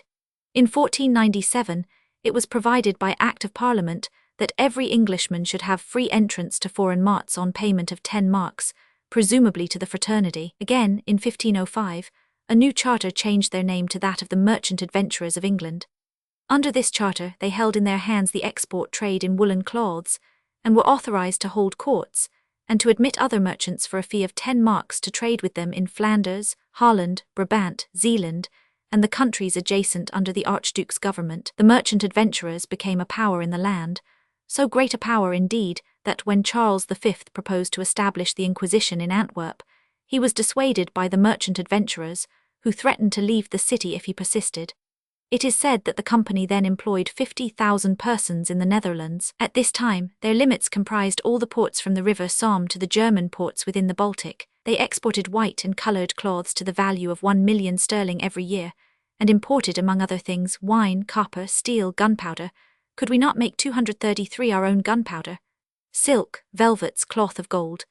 This business was well nigh ruined by King James I when he granted a monopoly for the sale of cloths dyed at home to Sir William Cochin, alderman. See London in the time of the Stuarts, p. 194. W. A. Mansell and Co. Medals struck in commemoration of the Armada. From medals in the British Museum. As the merchant adventurers grew richer, it became necessary, according to the bad practice of the time, to bribe statesmen for a continuance of their privileges. They also increased the fees for admission. The troubles between Holland and England in the 17th century drove the adventurers to Hamburg, where they remained, and were called the Hamburg Company. The vast enlargement of trade and enterprise under Elizabeth was well begun under her father. In 1511, ships began to sail from the ports of London, Southampton and Bristol, to Sicily, Candia, Chio, Cyprus and Tripoli. They took out woolen cloths and hides, and they brought back rhubarb, silk, corslets, malmsey, oil, cotton, carpets and spices. An English merchant was appointed consul at Candia. Another merchant, a foreigner, was made consul at Chio. In the year 1535, a ship took out from London 100 persons who were settled by the English merchants as factors at the various centres of trade. Trade openings were made on the coast of Guinea and with Morocco.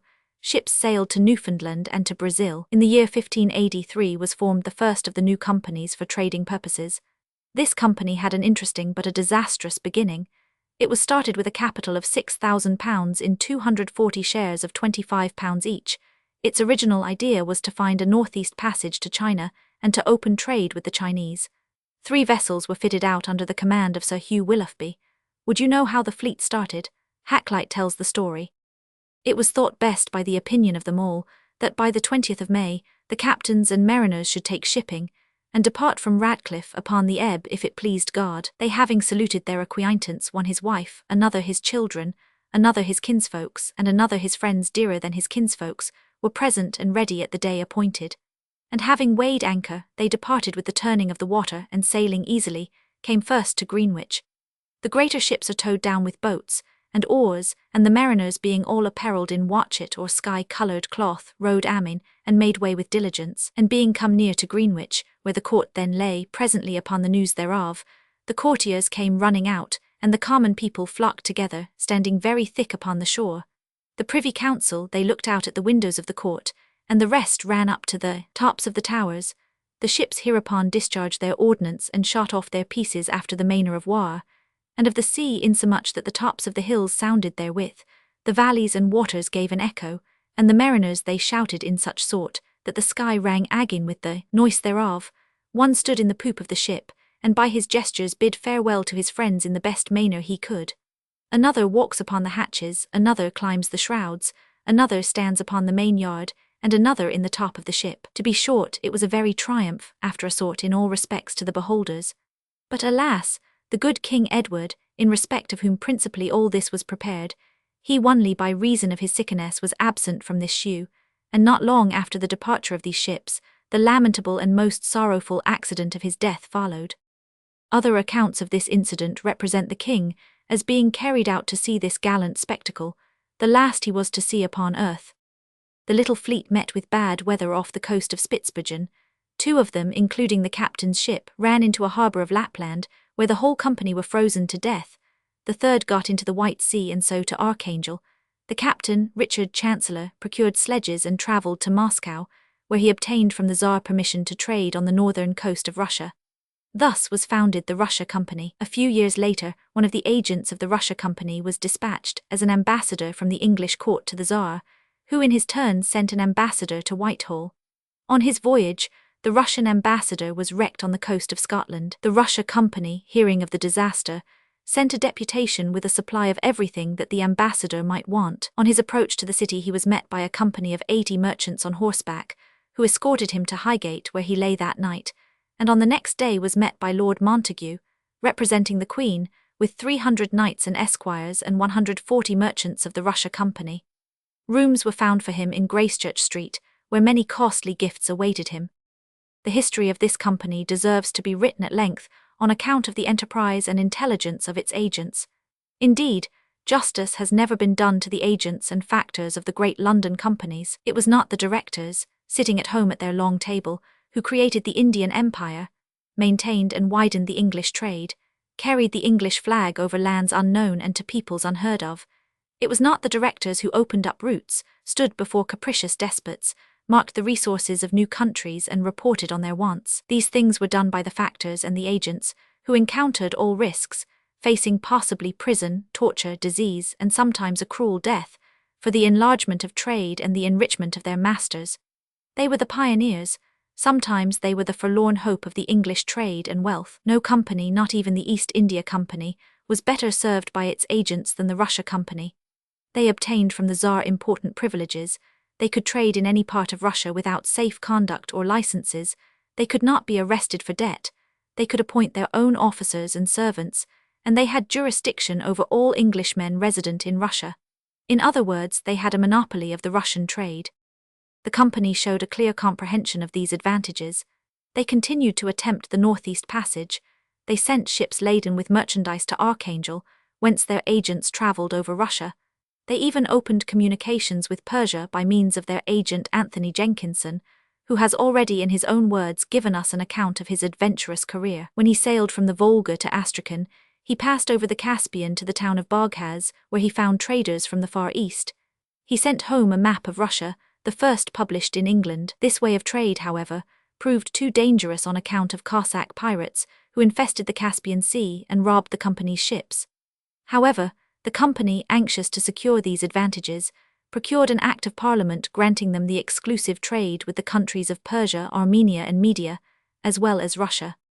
St. John's Hospital, Smithfield, St. James's, Clerkenwell, Baynard Castle, St. Paul's Cathedral, Grey Friars, Queen Hythe, St. Martin's le Grand, Aldersgate, Jews' Cemetery, Cheapside, The Standard, Cross Cheapside, Rochester House, Winchester House, St. Mary's over Rye, St. Thomas's Hospital, St. George's Church, Kent Road, Suffolk House, St. Giles's Cripplegate, Cripplegate, The Barbican, St. Albans Wood Street, Bow Church, Broken Wharf, The Cranes, The Steel Yard, Cold Harbour,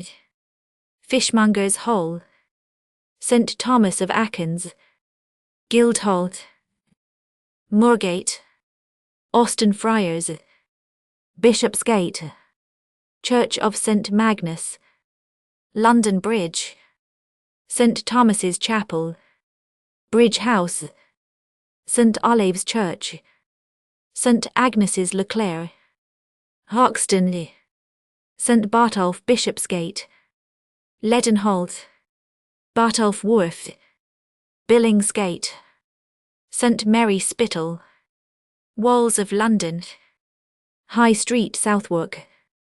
From the Panorama of London, Westminster and Southwark in 1543, by Anthony van den Vingerd, Sutherland Collection, Bodleian Library, Oxford, for continuation CPP, 218 and 351. 235 internal troubles in Russia, such as the taking of Moscow by the Tartars, caused the company a loss of 400,000 rubles. Pirates in the Baltic and other misfortunes greatly reduced the company, but they persevered in their voyages of discovery, once more attempting the northeast passage, which was expected to do so much for them. They did not succeed, but they discovered the deep-sea fisheries, and they brought home immense quantities of fish oil and of dried salmon. They suffered from the Dutch who followed in their wake. They obtained from the King of Denmark permission to put in at any of his seaports in Iceland or Norway. They lost their exclusive rights in Russia, but only for a time. They found themselves cut out by the Dutch, whose vessels carried more merchandise.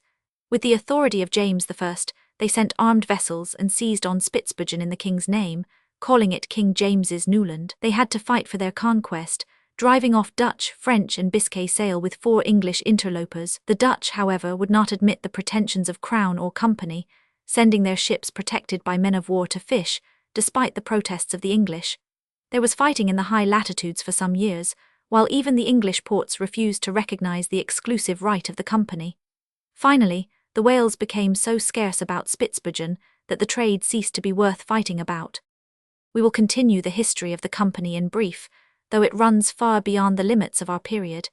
In the year 1620, the route by the Caspian was reopened by Hobbes, an agent to the company, who took that way from Moscow to Ispahan. In 1623, a new treaty was concluded between James I and the Tsar, in which privileges, but not exclusive rights, were conferred upon the company. A deadly blow was inflicted on the company by the execution of Charles, an event naturally viewed by all sovereigns with the deepest indignation.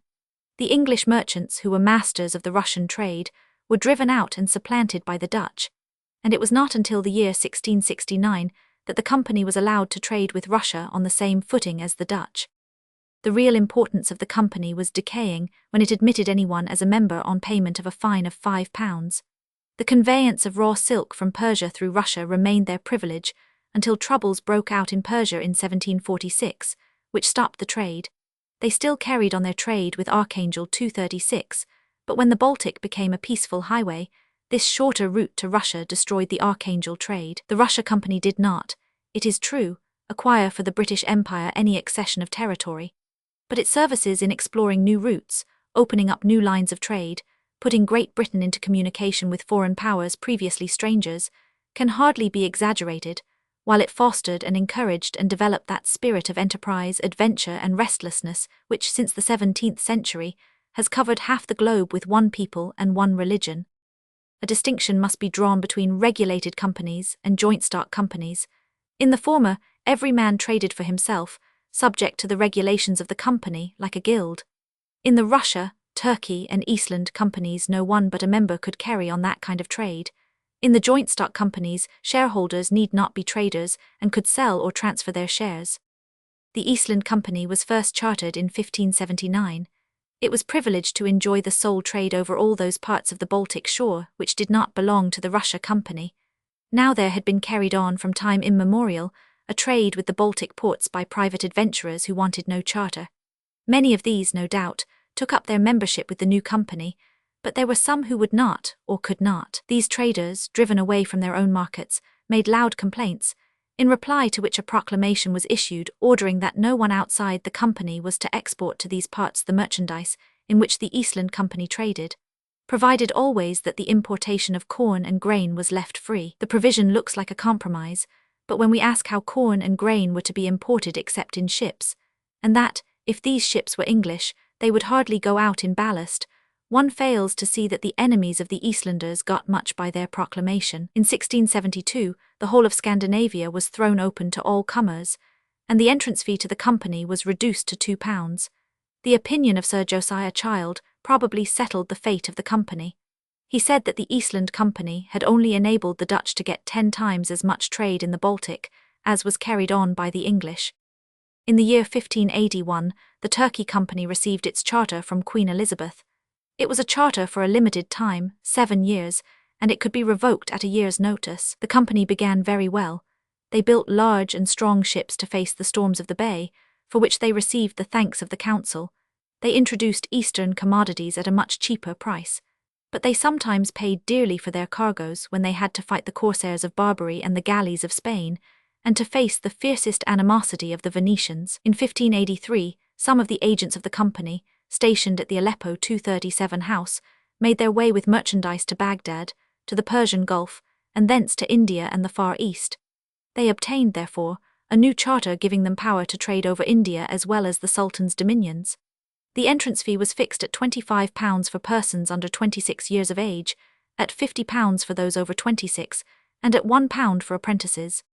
The company now became extremely prosperous, carrying on a most extensive trade. This trade, by a later order under Charles Roman II, was kept entirely in the hands of the City of London, no one, unless a resident and a freeman, being admitted into the company.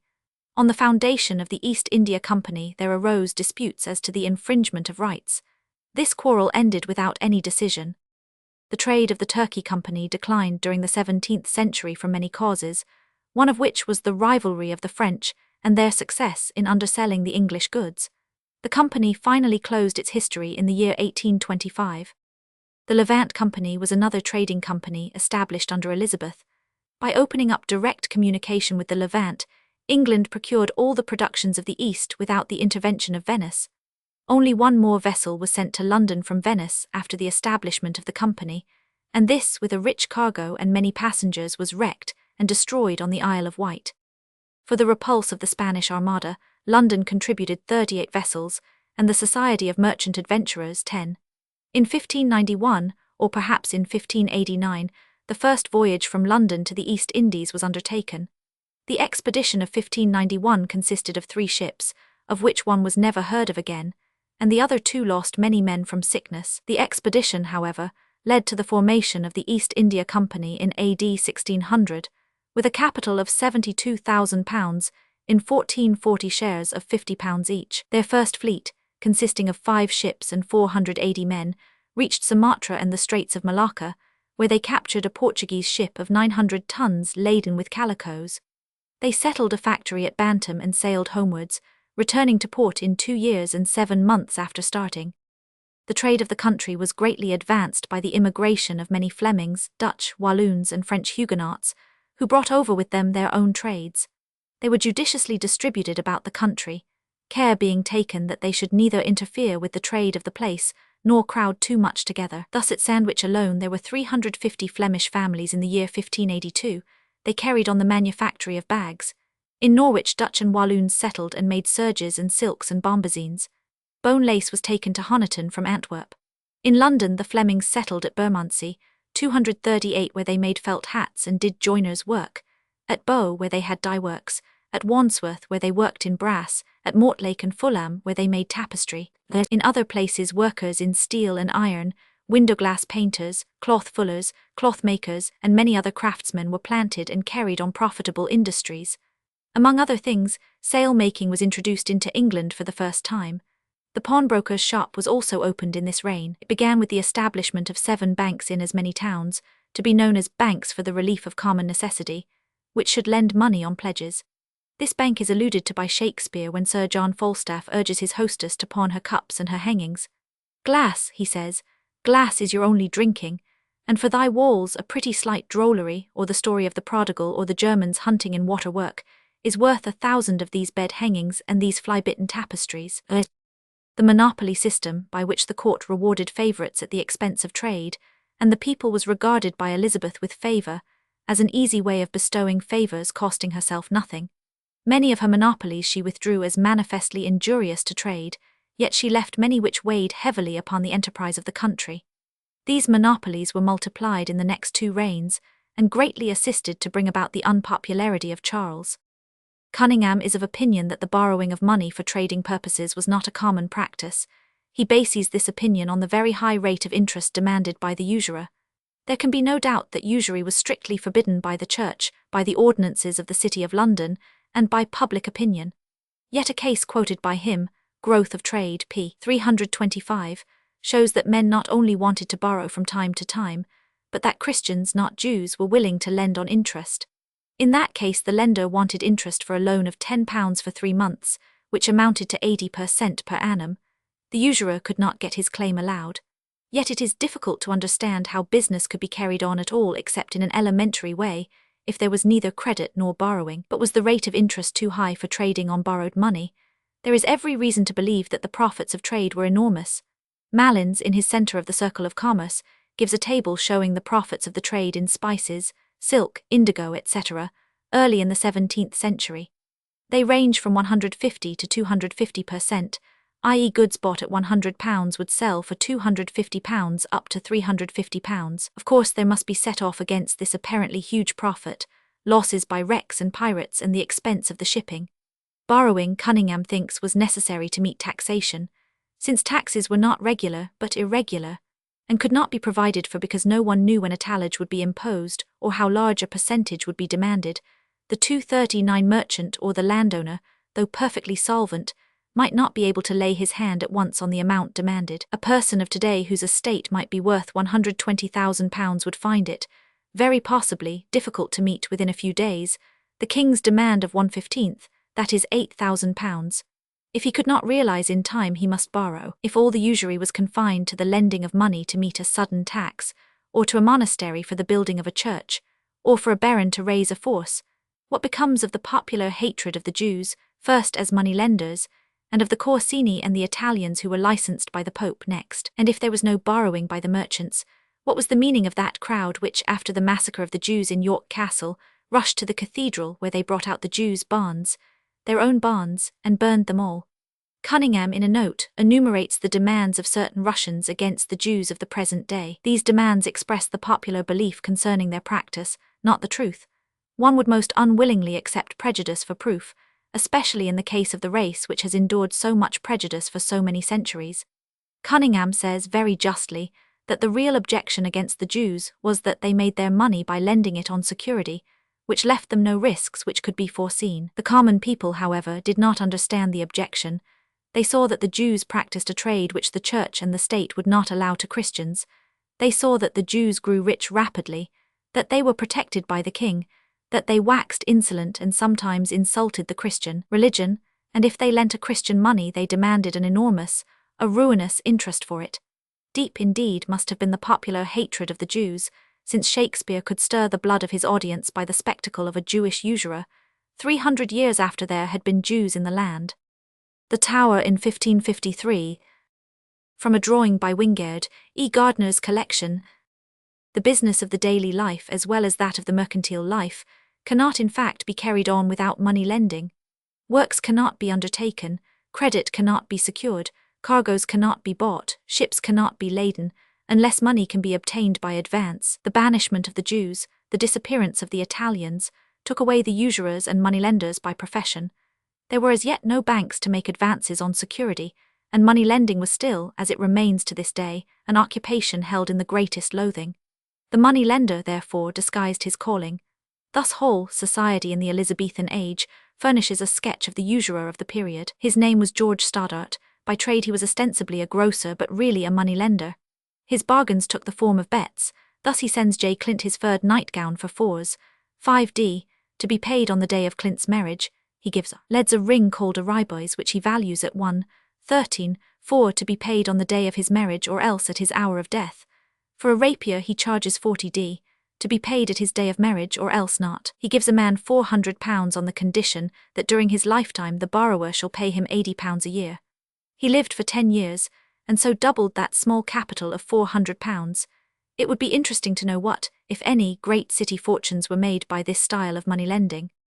The increase of trade and of shipping in the port of London is indicated by a passage in Camden, when he speaks of the multitudes of ships, as a very wood of trees, disbranched to make glades and to let in the light, so shaded is it with masts and sails. The watermen of London were those who lived by the river and the port. John Taylor, the water poet, says that 40,000 people lived by the labour of the oar and scull. In 1613, there was a petition from the Company of Watermen against the erection of a theatre on the London or Middlesex side of the river, because it drew away so many people who otherwise would have been carried across the river to the theatres on the south bank. John Taylor shows us that many of these watermen had been sailors.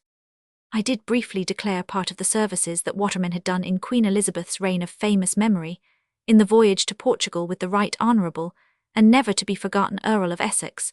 Then after that, how it pleased God, in that great deliverance in the year 1588, to make watermen good serviceable instruments with their loss of lives and limbs to defend their prince and country. Moreover, many of them served with Sir Francis Drake, Sir John Hawkins, Sir Martin Frobisher and others. Besides in Cadiz action, the island voyage, in Ireland, in the Low Countries, and in the narrow seas they have been, as in duty they were bound, at continual command, so that every summer 1,500 or 2,000 of them were employed to the places aforesaid. Afterwards the players began to play on the Bankside, and to leave playing in London and Middlesex, for the most part. Then there went such great concourse of people by water that the small number of watermen remaining at home were not able to carry them, by reason of the court, the terms, the players, and other employments, so that we were enforced and encouraged, hoping that this golden stirring world would have lasted ever, to take and entertain men and boys, so that the number of watermen and those 241 that live and are maintained by them, and by the only labour of the oar and the scull betwixt the bridge of Windsor and Gravesend, cannot be fewer than 40,000.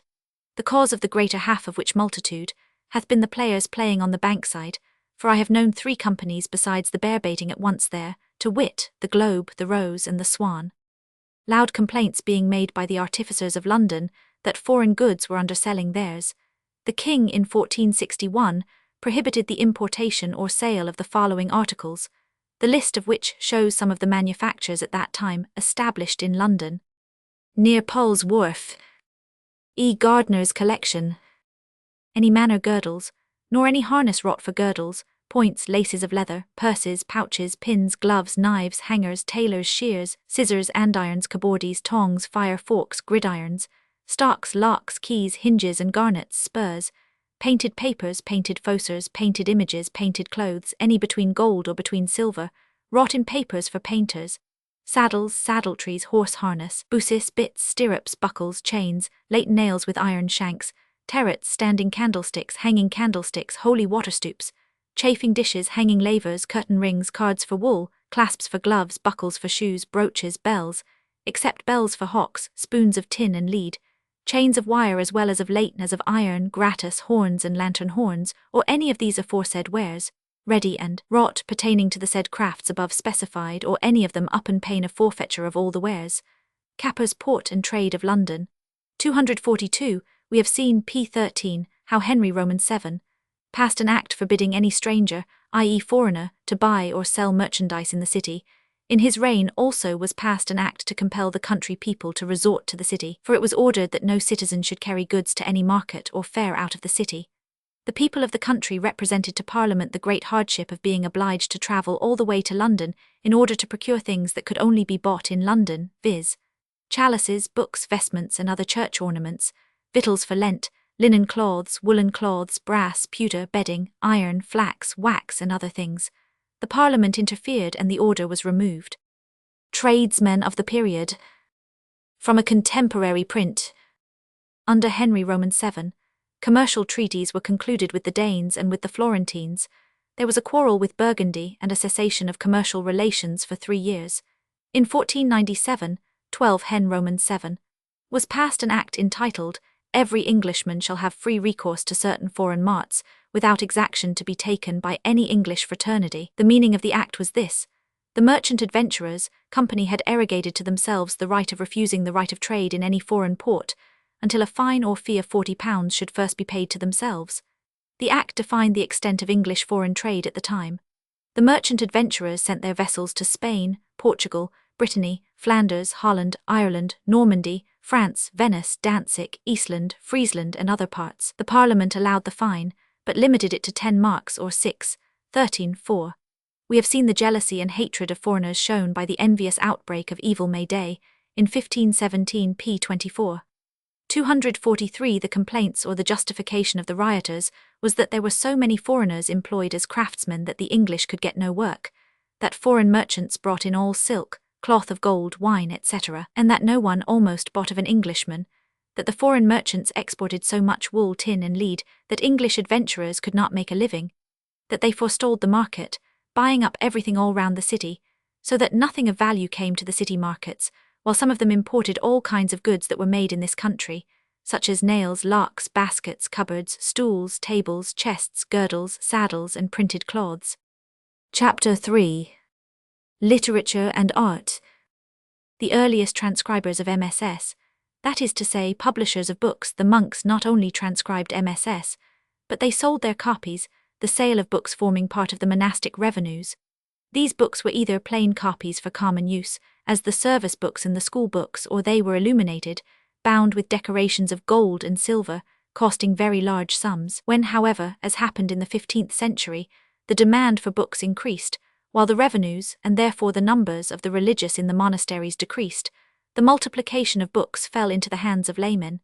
In some cases the monks themselves employed laymen as transcribers. There grew up various branches of the book trade: the maker of parchment, pens, ink, colours for illumination, the writers, the binders, the illuminators, and the sellers. As regards the value of books at any time, it is impossible to estimate it, because we must first learn the purchasing power of money, which is very difficult to ascertain. E.g., the price of wheat, sheep, fowls, etc., is a very fallacious test because we do not know the standards of the time. The wage test is the safest guide. For instance, £6 a year was thought sufficient pay for the maintenance of a chantry priest, a man considered superior to the ordinary craftsman, yet not very high in the social scale. In addition, we must know the whole conditions of production, the cost of materials, the time taken by transcribers for a page or a sheet, the demand, the competition, and everything else connected with the work. Some of these points have been cleared up, but most of them can never be cleared up. It must be sufficient to understand that there was a large demand for books, and that many collections of books were formed by princes and prelates and monasteries. It was a providential circumstance that the art of printing was well advanced at the time of the dissolution of the religious houses. Otherwise the losses, which were great indeed, might have been very much greater, even irreparable. The first printers in the city of London were Caxton's workmen, Wynkyn de Worde and Richard Pinson. The former set up his press in Fleet Street, over against the Conduit, which stood at the end of Shoe Lane, the latter outside 245 Temple Bar. In the course of the century, however, the number of printers rapidly increased, and in the reign of Elizabeth the number of books published in any branch was extraordinary. Nothing can show more conclusively the general avidity for learning, and for the possession of books in every branch of knowledge, when, indeed, we consider that the yearly output of books in Great Britain and America now amounts to some 10,000, a large number of them new editions, which at an average of 1,000 each means 10 million volumes among a population of 120 million, who nearly all read, without counting India, which alone contains millions of readers. And when we remember that the whole reading public of England amounted to a few thousands, it is clear that the Elizabethan output was beyond comparison greater in proportion than our own. Old Temple Bar in the time of James I. E. Gardner's collection. It could not be long before a censorship of the press was established. In 1526 the printing of books against the Catholic faith was prohibited. Later on, that of books defending the Catholic faith was in turn prohibited. It was in 1557 that the very singular powers were conferred upon the Company of Stationers of suppressing and prohibiting books either seditious or heretical. These powers were absolute and subject to no appeal. Why the Company of 246 Stationers was entrusted with powers which belonged to the Bishop of London and the ecclesiastical courts does not appear. However, the Company exercised this authority for 2 years, when Queen Elizabeth ordered that no book should be printed without a license being first obtained. She then illogically granted monopolies to certain printers and booksellers for the sale of certain books specified, to one for the sale of Bibles, to another for sale of catechism, to a third for that of music books, and so on. To the stationers she granted the monopoly of Psalters, Primers, Almanacs, a B.C., the Little Catechism, and Noel's English and Latin Catechism. The printer, however, was already separating from the bookseller. As yet there was no such thing recognized as the author's rights over his own property. In many cases he did not wish his name to appear. The publisher did what he pleased with the MS. Among the early booksellers was Richard Grafton, who was printer, bookseller and author as well. He reprinted and continued Hall's Chronicles. Other publishers and booksellers of the 16th century were Robert Redman, who quarrelled with Richard Pinson, Henry Pepwell, who died in 1539, John Day, for whom John Fox, who wrote the Book of Martyrs, worked. He issued a church music book. He also published Bibles, sermons and ABCs. Day had shops successively in Holborn, Aldersgate Street, and St. Paul's Churchyard. William Middleton, whose shop was in Fleet Street, near St. Dunstan's Church, was both printer and bookseller. He published Hayward's 4 P.S. and an edition of Froissart. Henry Smythe, Redmond's son-in-law, was the publisher of Littleton's Tenures. Richard Tartell, whose shop was within Temple Bar, published Tusser's 100 Good Points of Agriculture, Grafton's Abridgment of the Chronicles of England, and Stowe's Summary of the Chronicles of England. Harrison of St. Paul's Churchyard published Shakespeare's Venus and Adonis in 1593, but it was printed by Richard Field, a fellow townsman of the poet. In 1594, Harrison published The Rape of Lucrece. The publication of the plays, however, belongs mostly to the 17th century, but Romeo and Juliet, Richard Roman II, Richard Roman III, Henry Roman IV, Part I, Love's Labours Lost were published at this time, and in 1600 Henry Roman IV, Part Roman II, Much Ado About Nothing, A Midsummer Night's Dream, The Merchant of Venice, Titus Andronicus, and Henry V all came out. In all, 11 of the plays were published in the 16th and the rest in the 17th century. There was an astonishing number of printers and booksellers. Thus, in addition to the names mentioned above, we may note those of Middleton, Richard Field, Harrison, father and son, William Leake, Wise, Aspley, Ling and Nathaniel Butler, Ponsonby, Edward White, Cadman, Burby, Ward, William Barley, Humphrey Hooper, John Budge, Thorpe and Norton. Already the bitterness of the author against the publisher has begun. Drayton 247 speaks of the booksellers as a company of base knaves, whom I scorn and kick at. Complaint was made concerning a book called A Petit Palace of Petty's His Pleasure, 1576, that the printer had suppressed the name of the author and his preface, and had substituted his own name with a preface by himself. Again, the authors complained of the advertising tricks employed to increase the sale of a book. Thus, Ben Jonson addresses his bookseller: Thou that max'd gain thy end, and wisely well, calls to a book good or bad as it doth sell.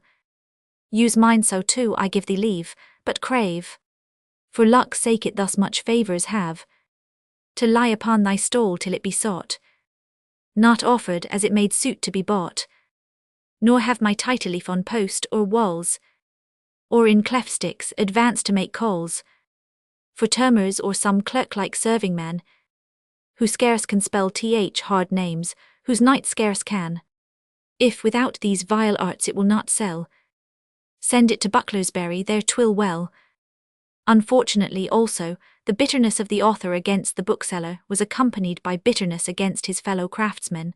Thus Barnaby Rich says, One of the diseases of this age is the multitude of books, that doth so overcharge the world that it is not able to digest the abundance of idle matter that is every day hatched and brought into the world, that are as divers in their forms as their authors be in their faces. It is but a thriftless and a thankless occupation, this writing of books. A man were better to sit singing in a cobbler's shop, for his pay is certain a penny a patch, but a book writer, if he gets sometimes a few commendations of the judicious, he shall be sure to reap 1,000 reproaches of the malicious. W. Roberts, Earlier History of English Bookselling.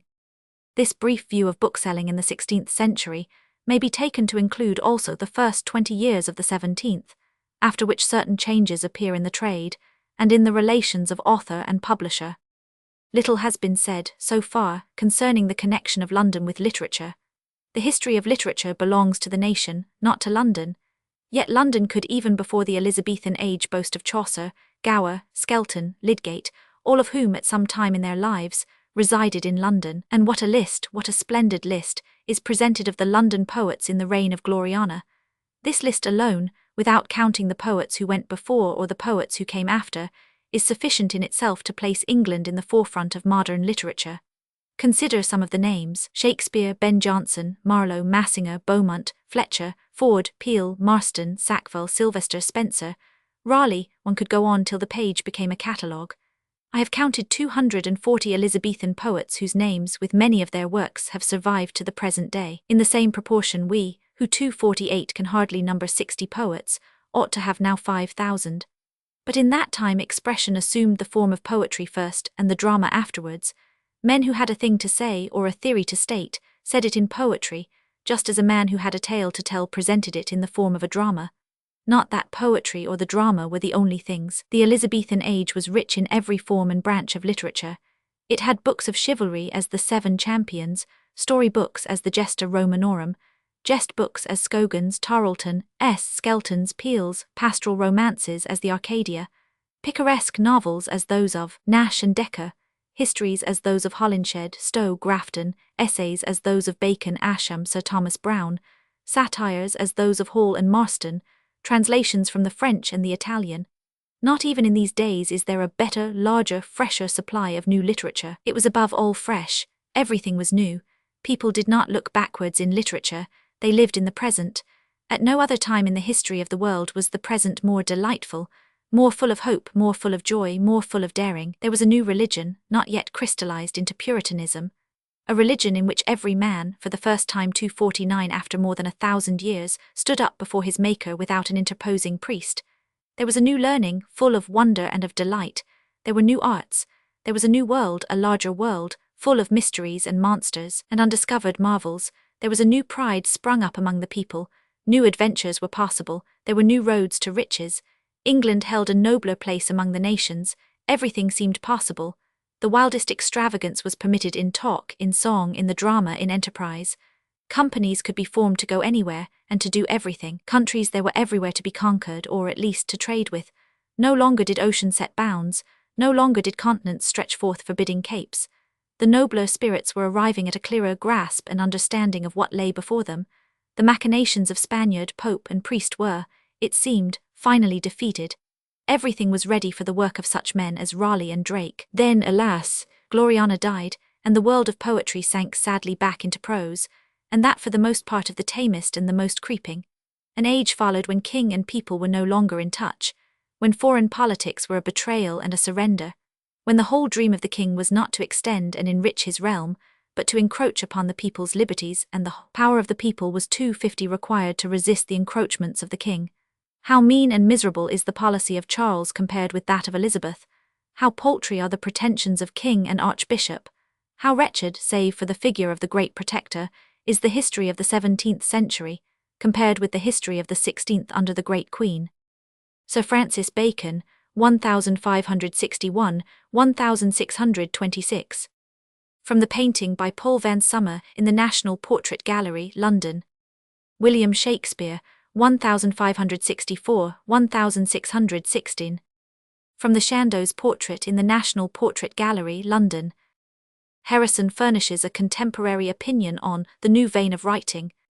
This further is not to be omitted, to the singular commendation of both sorts and sexes of our courtiers here in England, that there are very few of them, which have not the use and skill of sundry speeches, beside an excellent vein of writing before time not regarded. Truly it is a rare thing with us now, to hear of a courtier which hath but his own language, and to say how many gentlewomen and ladies there are, that beside sound knowledge of the Greek and Latin tongues, are there too no less skilful in the Spanish, Italian, and French, or in some one of them. It resteth not in me. Sith I am persuaded, that as the noblemen and gentlemen do surmount in this behalf, so these come very little or nothing at all behind them for their parts, which industry guard continue, and accomplish that which otherwise is wanting. The ladies of the court employ themselves in continual reading, either of the Holy Scriptures, or histories of our own or foreign nations about us, and diverse in writing volumes of their own, or translating of other men's into our English and Latin tongues. Finally, to avoid idleness and prevent sundry transgressions, otherwise likely to be committed and doon, such order is taken, that every office hath either a Bible, or the book of the Acts and Monuments of the Church of England, or both, besides some histories and chronicles lying therein, for the exercise of such as come into the same, whereby the stranger that entereth into the court of England upon the sudden, shall rather imagine himself to come into some public schools of the universities, where many give ear to one that readeth, than unto a prince's palace if you confer the same with those of other nations. Would to God all honourable personages would take example of here graces godly,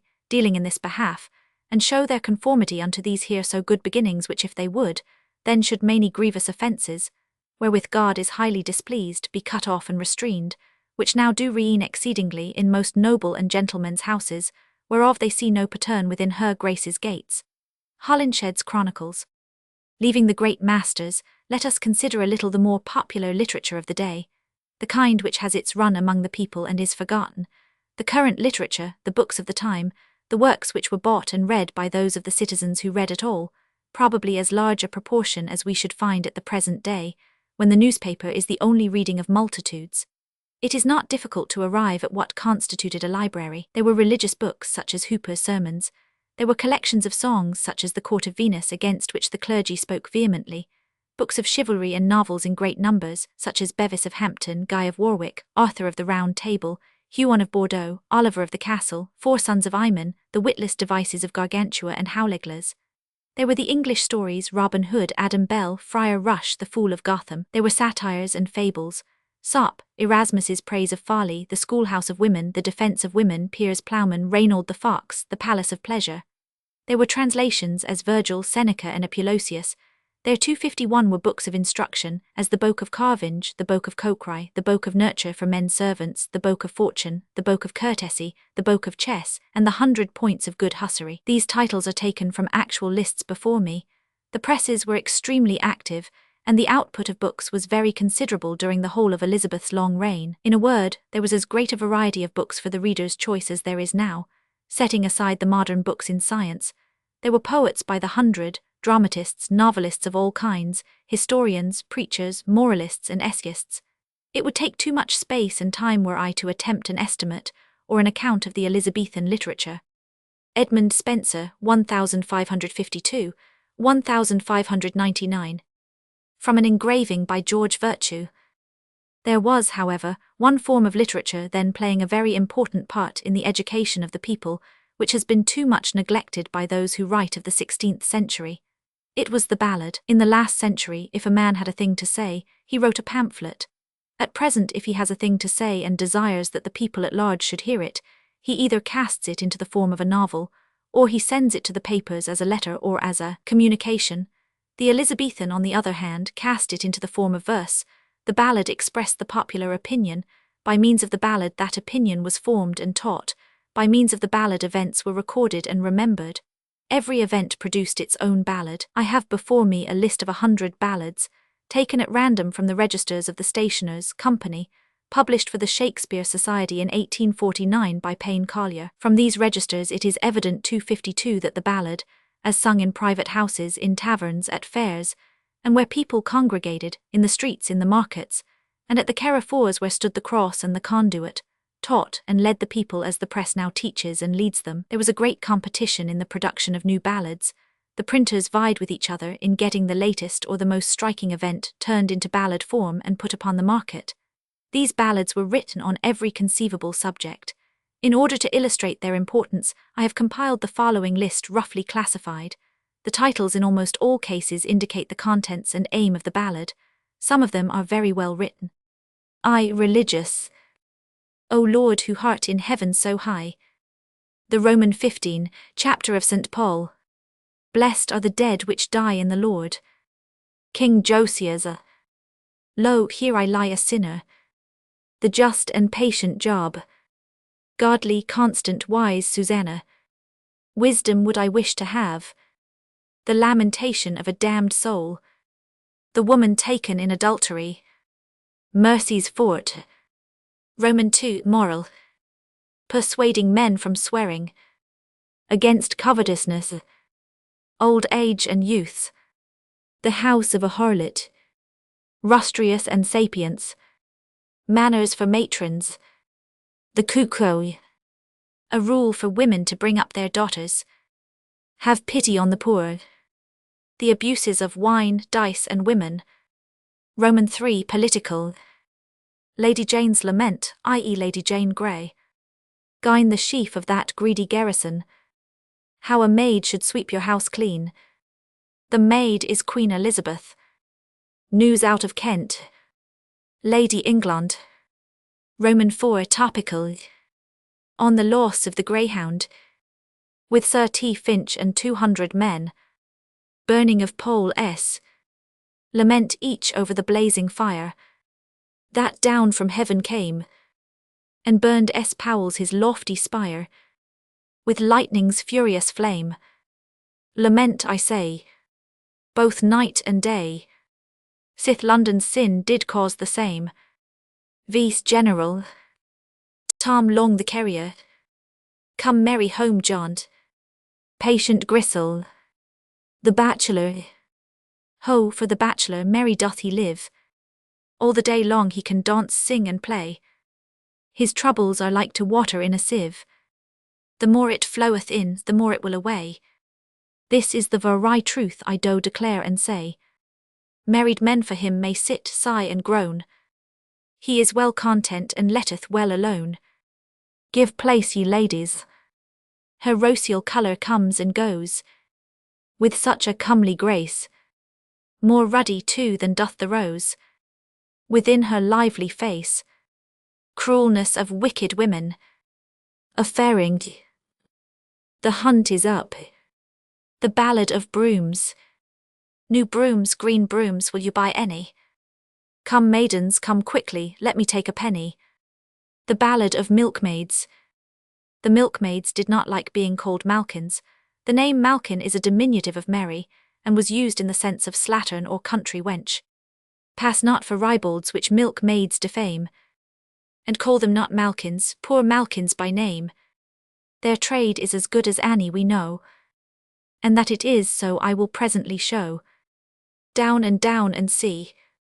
A merry rhyme concerning butchers, gracers, schoolmeisters and tankard bearers, ruffle sleeves and hose. The nut brown maid. Row well, ye mariners. God send me a wife that will do as I say. This list might be multiplied indefinitely. Enough has been given to show that the ballad was the principal medium by which the people were moved, and 254 taught. One would not underrate the power of the sermon. At no time, not even in the 17th century, was the sermon more powerful than under Elizabeth. But the sermon chiefly treated of doctrine, and the ballads taught morals and the conduct of life. Nay, in these cases, which were many, when a ballad secular, amatory, scandalous or immoral had become popular, the clergy took it in hand and moralized it, i.e. presented a religious parody of it, which they persuaded the people to sing instead of the first version. For example, here is part of a moralized ballad. To pass the place where pleasure is, it ought to please one fantasy, if that the pleasure be armies, and to God's work plain contrary, or else we sin, and hell we wind, great panic therein, all remedy gone, except in Christ alone. We must not forget to take account in this brief review of the topical writings of the day of the difference of dialect. It is not too much to say that a Norfolk countryman would not understand a Kentish lad, and that a Yorkshire man would talk a strange tongue to a man of the Midlands. Caxton says, writing a little earlier, English that is spoken in one shire varieth from another, insomuch that in my days happened that certain merchants were in a ship in Tamise, for to have sailed over the sea into Zealand, and for lackey of wind they tarried at Foreland, and went to land for to refresh them. And one of them, named Sheffelder, a mercer, came into house and asked for meat, and specially he asked for eggs. The good wife answered that she could speak no French, and the merchant was angry, for he also could speak no French, but wold have eggs, and she understood him not. And then at last another said that he would have saron. Then the good wife said that she understood him. In the year 1592 was published a book in prose and verse by Richard Johnson, entitled The 9 Worthies of London, inscribed to Sir William Webb, Lord Mayor of London. Its wide popularity proves that it presents some, at least, of the ideas current among the people. To begin with, the 9 worthies are not by any means, with one exception, those ancient citizens whom we should now consider of the greatest renown. We do not find here the names of Thomas a Becket, Whittington, Philpot, or Gresham. The things worthy to be remembered are neither enterprise in trade, nor vigilance in guarding the liberties of the city, nor the acquisition of wealth, nor charities and endowments. The only thing worthy to be remembered, even among citizens of London, is prowess of arms. The 9 worthies come out one after the other, and relate their own achievements. It is certain that Richard Johnson did not himself select these men for honourable mention, because they are clearly referred to in a passage of the Paradise of Dainty Devices. The worthies 9 that were of might, by travail won immortal praise. If they had lived like carpet knights, consuming idly all their days, their praises had been with them dead, where now abroad their fame is spread. The work is reprinted in the Harleian Miscellany, Vol. Roman 8, from which I take the following extracts. First, William Walworth, p. 443. But when I saw the rebels' pride increase, and none control and countercheck their rage, 'twere serve as good, thought I, to purchase peace, and malice of contentious brags assuage. With this conceit all fear had taken flight, and I alone pressed to the traitors' sight. Their multitude could not amaze my mind, their bloody weapons did not make me shrink. True valour hath his constancy assigned, the eagle at the sun will never wink. Amongst their troops, incensed with mortal hate, I did erst Wat Tyler on the pate. The stroke was given with so good a will, I made the rebel couch unto the earth. His fellows that beheld tease strange were still. It marred the manner of their former mirth. I left him not, but ere I did depart, I stabbed my dagger to his damned heart. Second Henry Picard or Pilchard, who entertained the 4 kings of England, Scotland, France and Cyprus, with the Black Prince p. 445. When Edward triumphed for his victories, and held 3 crowns within his conquering hand, he brought rich trophies from his enemies, that were erected in this happy land. We all rejoiced and gave our God the praise. That was the author of those fortunate days.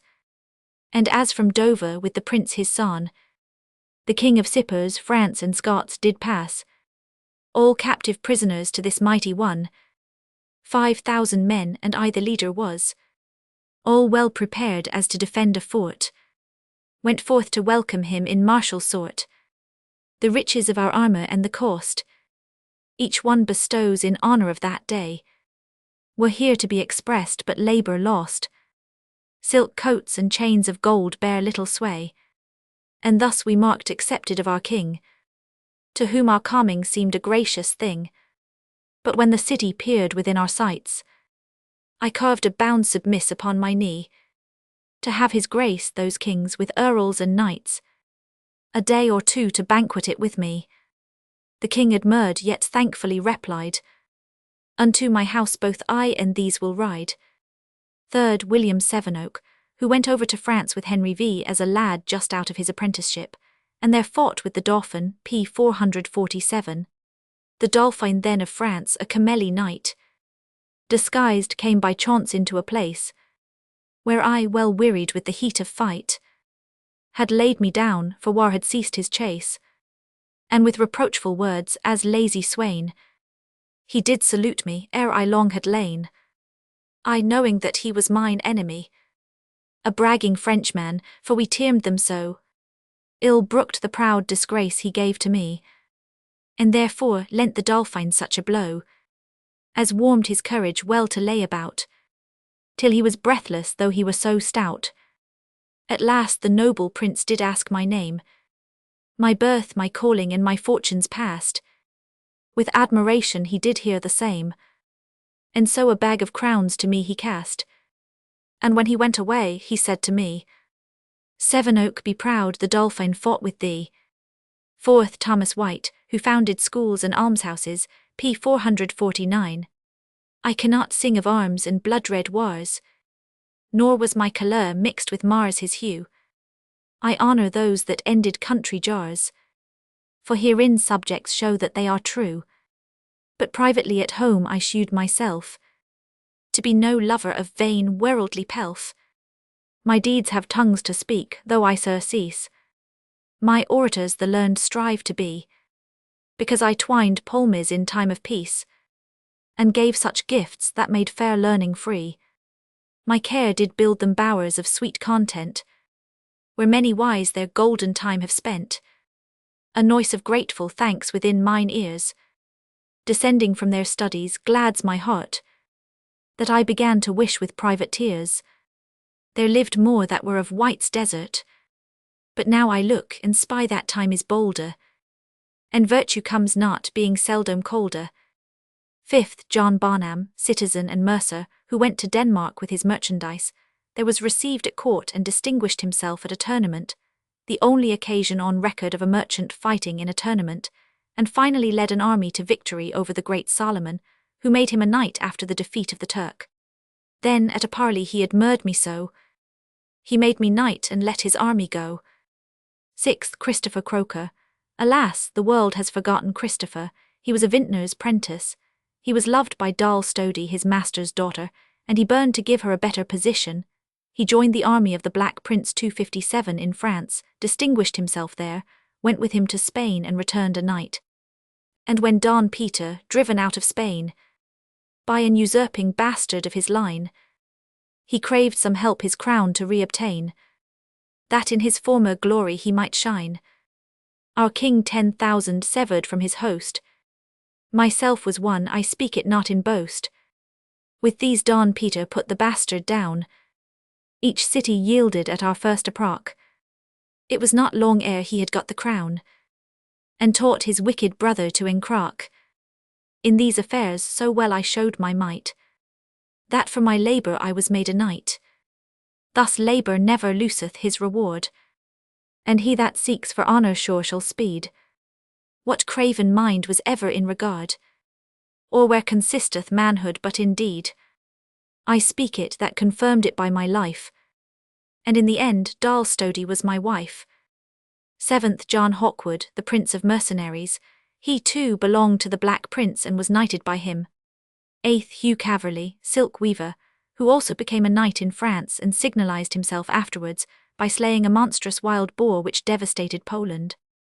9th and last, Henry Maleverer, grocer, knight crusader and custodian of Jacob's Well. And thus with love, with honour and with fame, I did return to London whence I came. It is a curious list, and shows what legends of former citizens had grown up in the minds of the people. They had clean forgotten the old patron saints of London, St. Erkenwald and St. Thomas a Becket. They had forgotten Philpot and his splendid achievement over the pirates of the North Sea. They had forgotten Whalley, Mayor of Bordeaux and of London. They had forgotten Dick Whittington. They had even forgotten Gresham, and in place of the men who had made London and brought wealth, prosperity and freedom to the town, they remembered mythical adventures and traditions of battle and of victory. One would like to know more about the popular belief in London worthies, the wholesale destruction of MSS, and medieval libraries at the suppression of the religious houses, though doubtless a heavy loss from an artistic point of view, considering the loss of illuminated books, may be considered as compensated by the increased activity of the press and the reconstruction of the library. What was actually lost to literature? John Bale tells us, manuscripts of the fathers, schoolmen and commentators. Was this a loss? It is quite certain that the 258 monkish commentators regarded their text from a point of view no longer held. The Holy Scriptures, they said, were lost. The manuscript copies were very likely lost, but the press multiplied copies. I think that the greatest loss to literature was the loss of certain chronicles, of which we have so many left, which relate the history of current events as the monkish scribe heard and understood them. In any case, the destruction of so many books made it impossible, henceforward, to consider a library as made up chiefly of manuscripts. The press rapidly restored the books that were wanted, and gave the world a library filled with printed books, while the old commentators were clean forgotten. The age of great folios and mighty scholars was the 17th, rather than the 16th century. In the 16th, scholars were busy in putting forth new editions of the classics. Men like Darlot and Rabelais were not ashamed to correct for the press. The voluminous commentator came afterwards. Meantime, it is remarkable that we had no Rabelais among our writers. He, formerly a friar, came out of the cloister, his head filled with the old learning and eager for the new.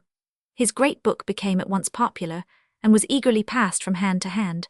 The origins of his chapters have quite recently been explored and discovered in Mr. W. F. Smith's excellent translation.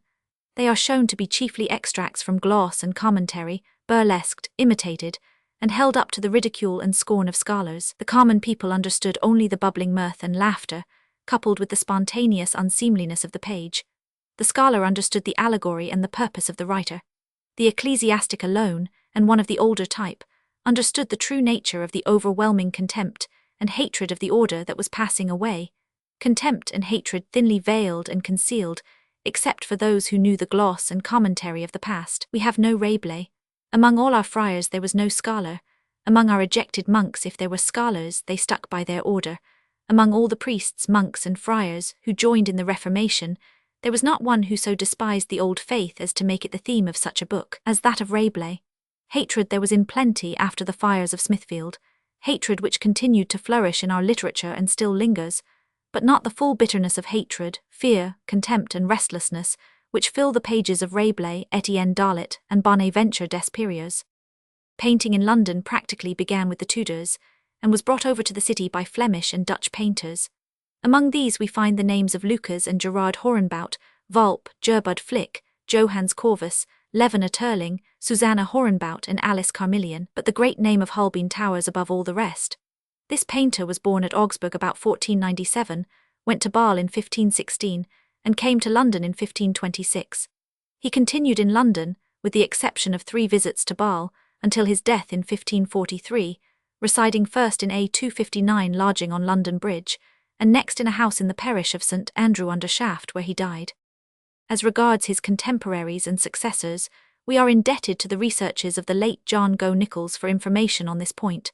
They are embodied in a paper published by the Society of Antiquaries, Roman 39, p. 19.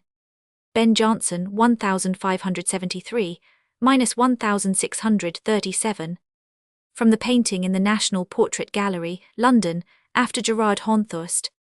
The earliest court painter to Henry VIII was one John Brown. He was appointed in 1511 a sergeant painter with a salary of 2d. a day and 4 ells of cloth, valued at 6s. 8d.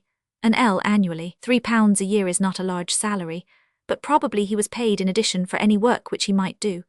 Thus, he was paid 40 shillings for a painted tabard of sarsenet provided by him for Nottingham pursuivant. In 1522, he was elected alderman for Farringdon Without, and in 1525 he was discharged from office without having been either sheriff or mayor. He gave by will to the painter Stainers, company his house for their hall. The present hall stands upon the site of Brown's bequest. John Brown was succeeded as sergeant painter by Andrew Wright. This painter received £30 for painting and decorating the King's barge. He had a manufactory of pink, a vegetable pigment used by painters at that time. It 260 was the Italian Giallo Santo and the French Stèle de Grain. Wright died in 1543.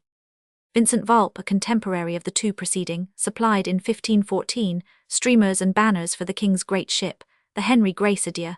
He is called in 1530 the King's painter.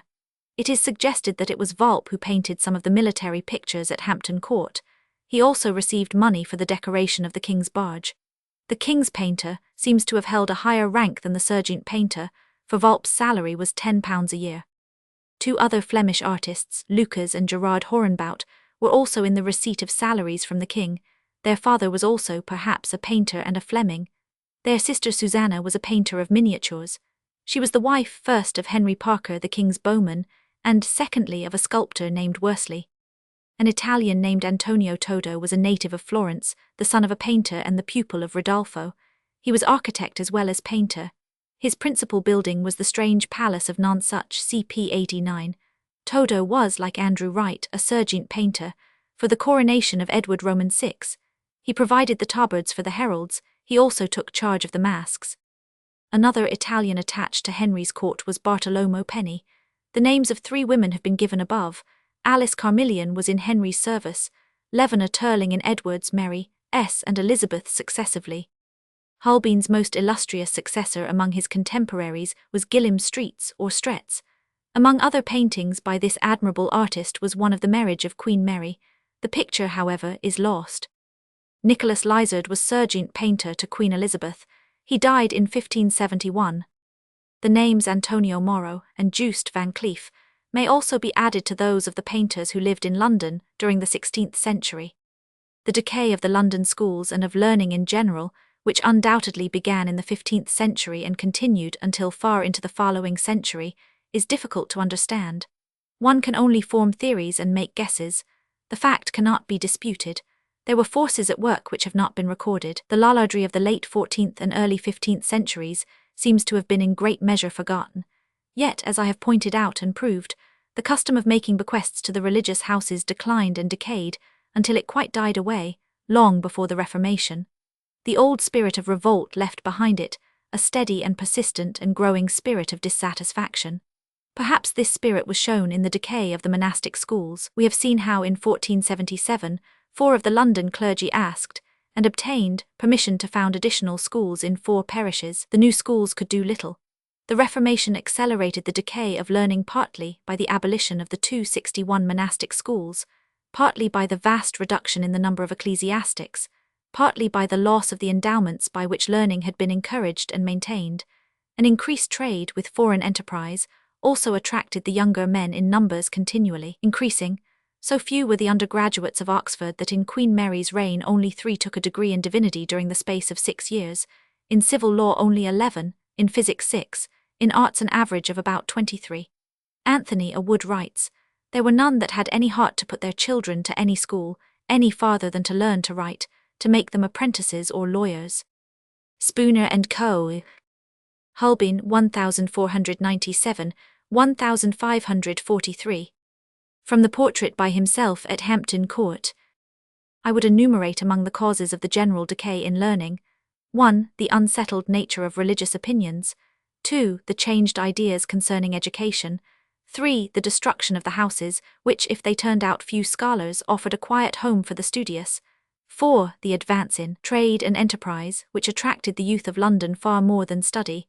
5. The contempt into which the mass of the Protestant clergy had fallen. 6. A feeling of uneasiness about scholarship, lest it should bring one to the stake, of which there had been presented many terrifying examples. Of music there is a much nobler record. Never before had the people been such great lovers of music, and such admirable proficients. In every barber's shop was hung a zither or a guitar, anybody played, everybody sang. Henry VIII. Himself was a composer of no mean capability, and a performer equal to any. Elizabeth upon the virginals was unequalled. Many of the anthems and madrigals of the period survive to this day, and are still sung. The music of the Chapel Royal was held to be better than anything of the kind in Western Europe. Would that the musical tastes and traditions of London had been preserved. They were destroyed by the Puritans.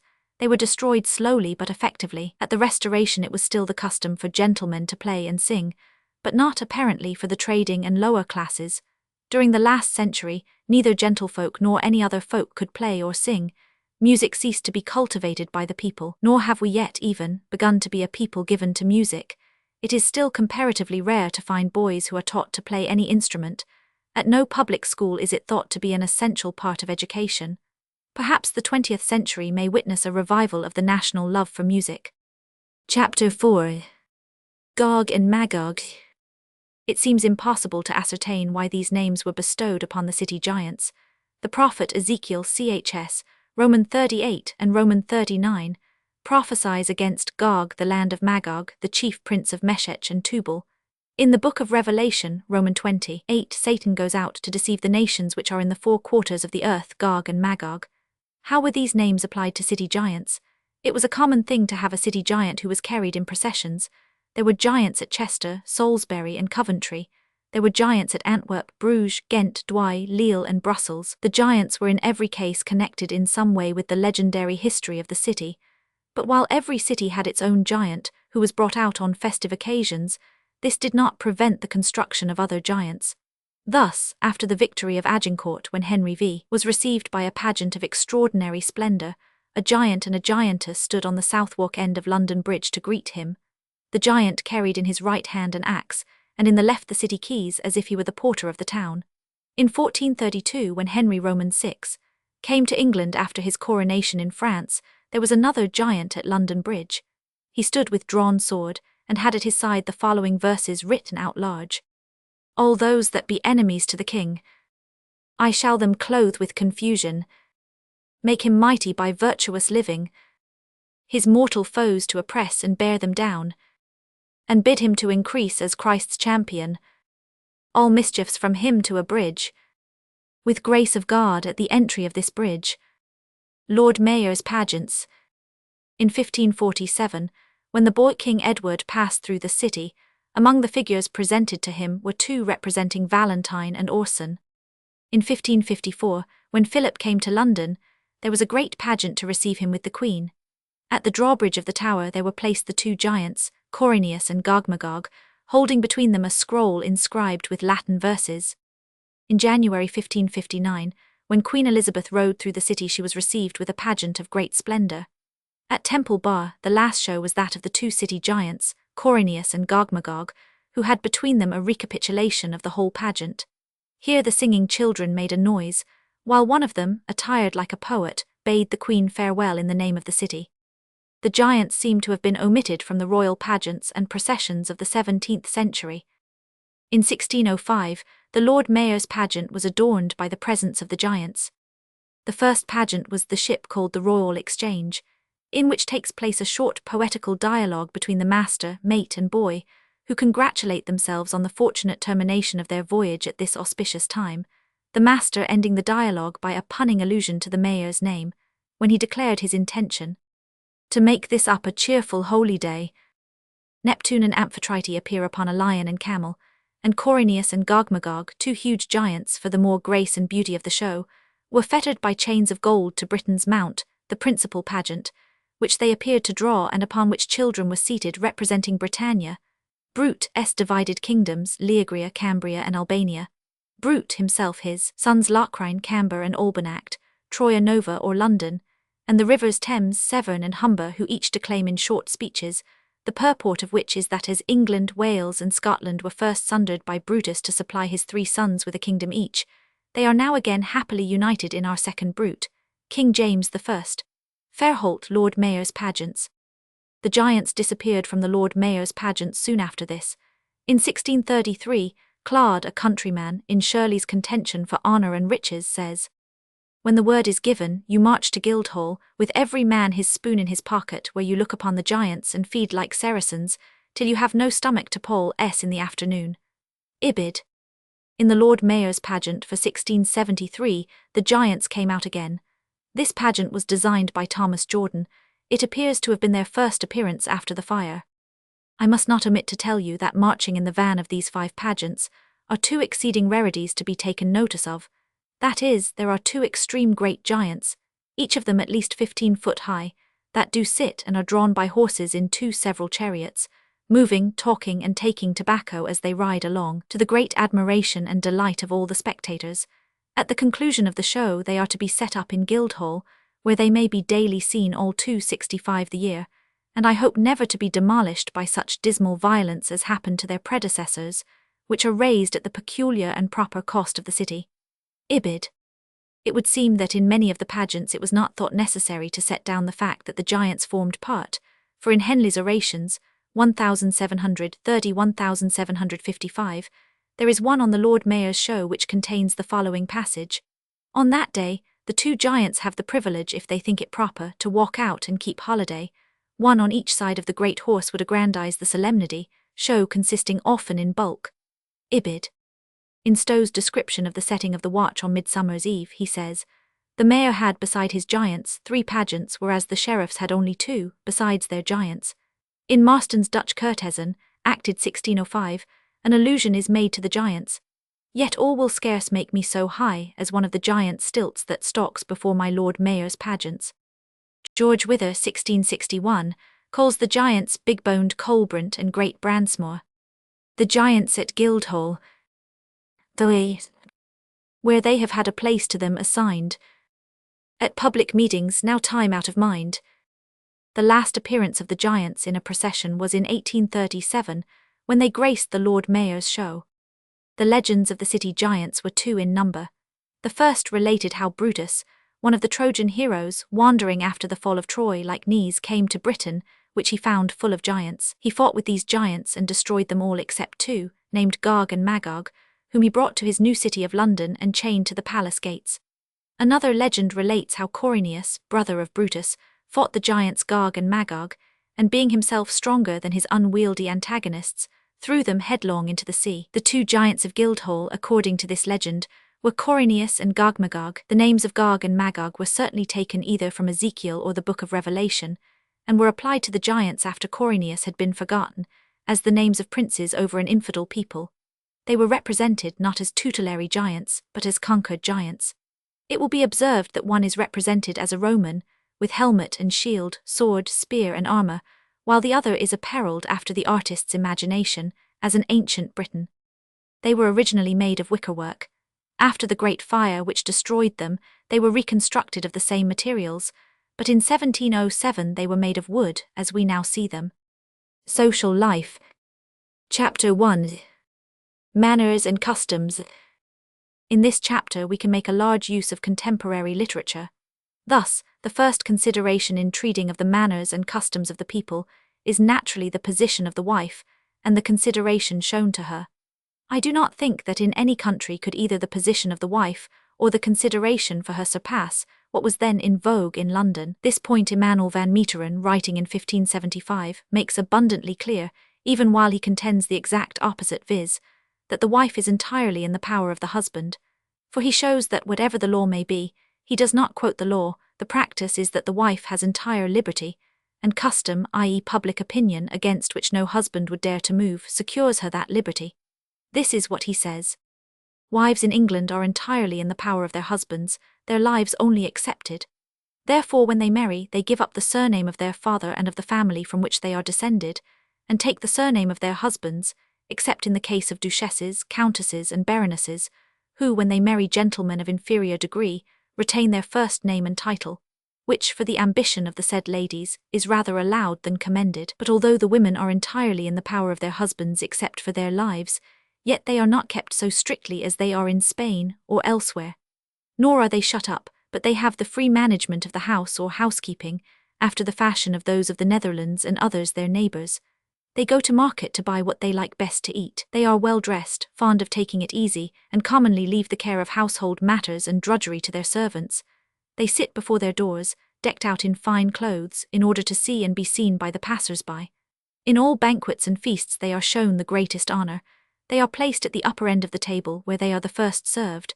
At the lower end they help the men. All the rest of their time they employ in walking and riding, in playing at cards or otherwise, in visiting their friends and keeping company, conversing with their equals, whom they term gossips, and their neighbours, and making merry 270 with them at childbirths, christenings, churchings, and funerals, and all this with the permission and knowledge of their husbands, as such is the custom, although the husbands often recommend to them the pains, industry, and care of the German or Dutch women, who do what the men ought to do both in the house and in the shops, for which services in England men are employed. Nevertheless the women usually persist in retaining their customs. This is why England is called the paradise of married women. The girls who are not yet married are kept much more rigorously and strictly than in the Low Countries. The women are beautiful, fair, well-dressed and modest, which is seen there more than elsewhere, as they go about the streets without any covering either of mantle, hood, veil, or the like. Married women only wear a hat both on the street and in the house. Those unmarried go without a hat, although ladies of distinction have lately learnt to cover their faces with silken masks or vizards, and feathers, for indeed they change very easily, and that every year to the astonishment of many. If this was the ordinary life of the London merchant's wife, the following is the contemporary ideal Gervase Markham. Next unto her sanctity and holiness of life, it is meet that our English housewife be a woman of great modesty and temperance, as well inwardly as outwardly. Inwardly, as in her behaviour and carriage towards her husband, wherein she shall shun all violence of rage, passion, and humour, coveting less to direct than to be directed, appearing ever unto him pleasant, amiable, and delightful. And though occasion of mishaps or the misgovernment of his will may induce her to contrary thoughts, yet virtuously to suppress them, and, with a mild sufferance rather to call him home from his error, than with the strength of anger to abate the least spark of his evil, calling into her mind that evil and uncomely language is deformed, though uttered even to servants, but most monstrous and ugly when it appears before the presence of a husband, outwardly as in her apparel and dight, both which she shall proportion according to the competency of her husband's estate and calling, making her circle rather strait than large. For it is a rule, if we extend to the uttermost we take away increase, if we go a hair's breadth beyond we enter into consumption, but if we preserve any part, we build strong forts against the adversaries of fortune, provided that such preservation be honest and conscionable. For as lavish prodigality is brutish, so miserable covetousness is hellish. Let therefore the housewife's garments be comely and strong, made as well to preserve the health, as to adorn the person, altogether without toyish garnishes or the gloss of bright colours, and as far from the vanity of new and fantastic fashions, as near to the comely imitation of modest matrons. Let her diet be wholesome and cleanly, prepared at due hours and cooked with care and diligence. Let it be rather to satisfy nature than 271 her affections, and apter to kill hunger than revive new appetites.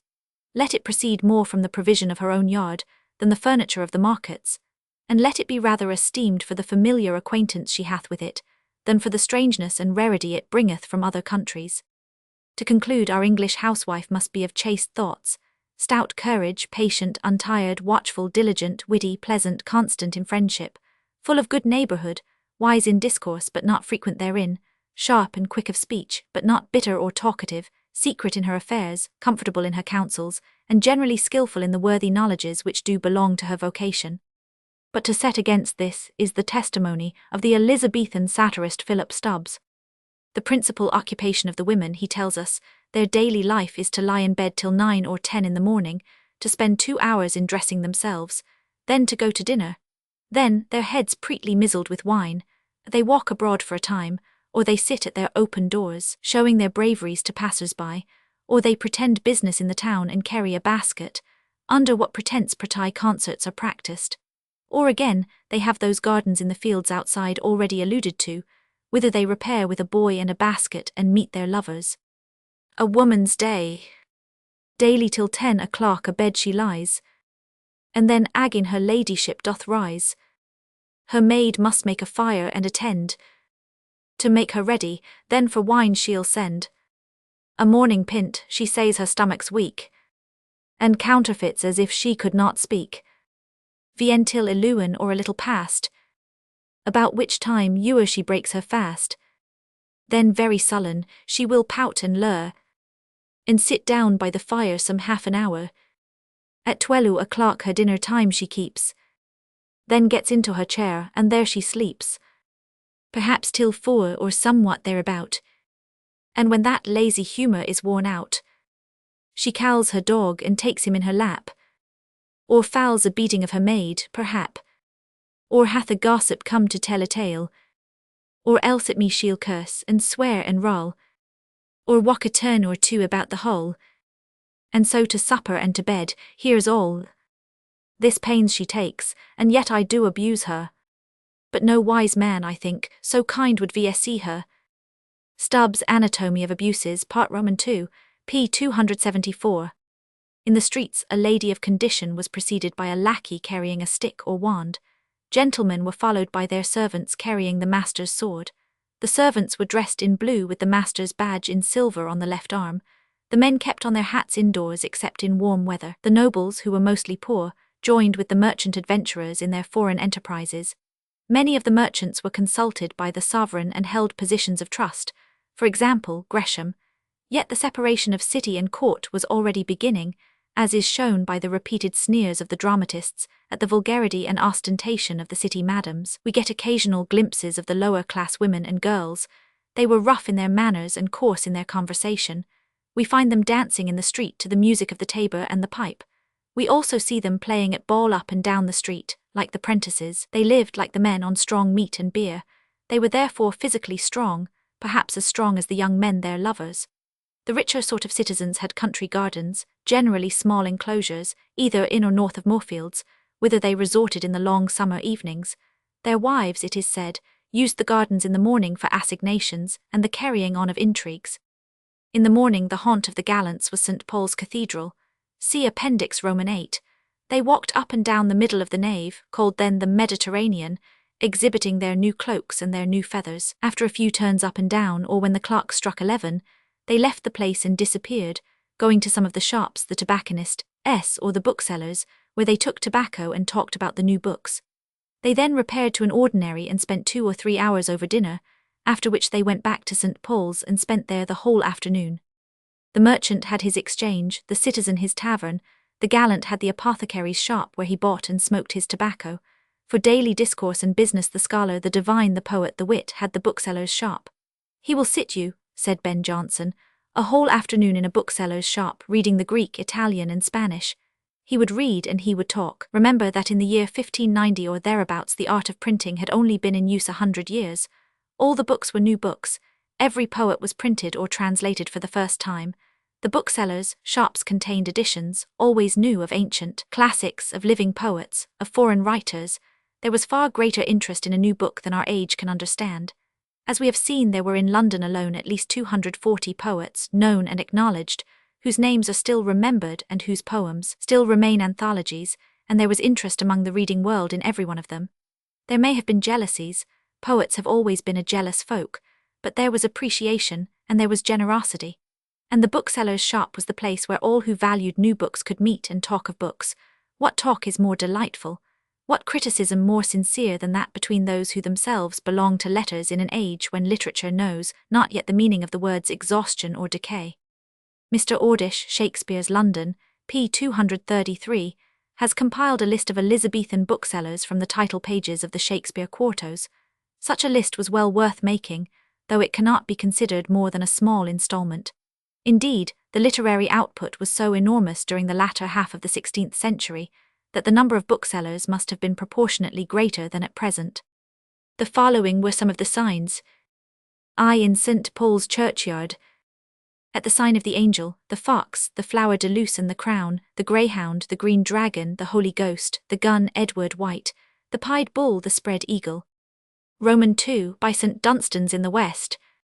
At the sign of the White Hart, at the shop under the dial. Roman 3, in Paternoster Row.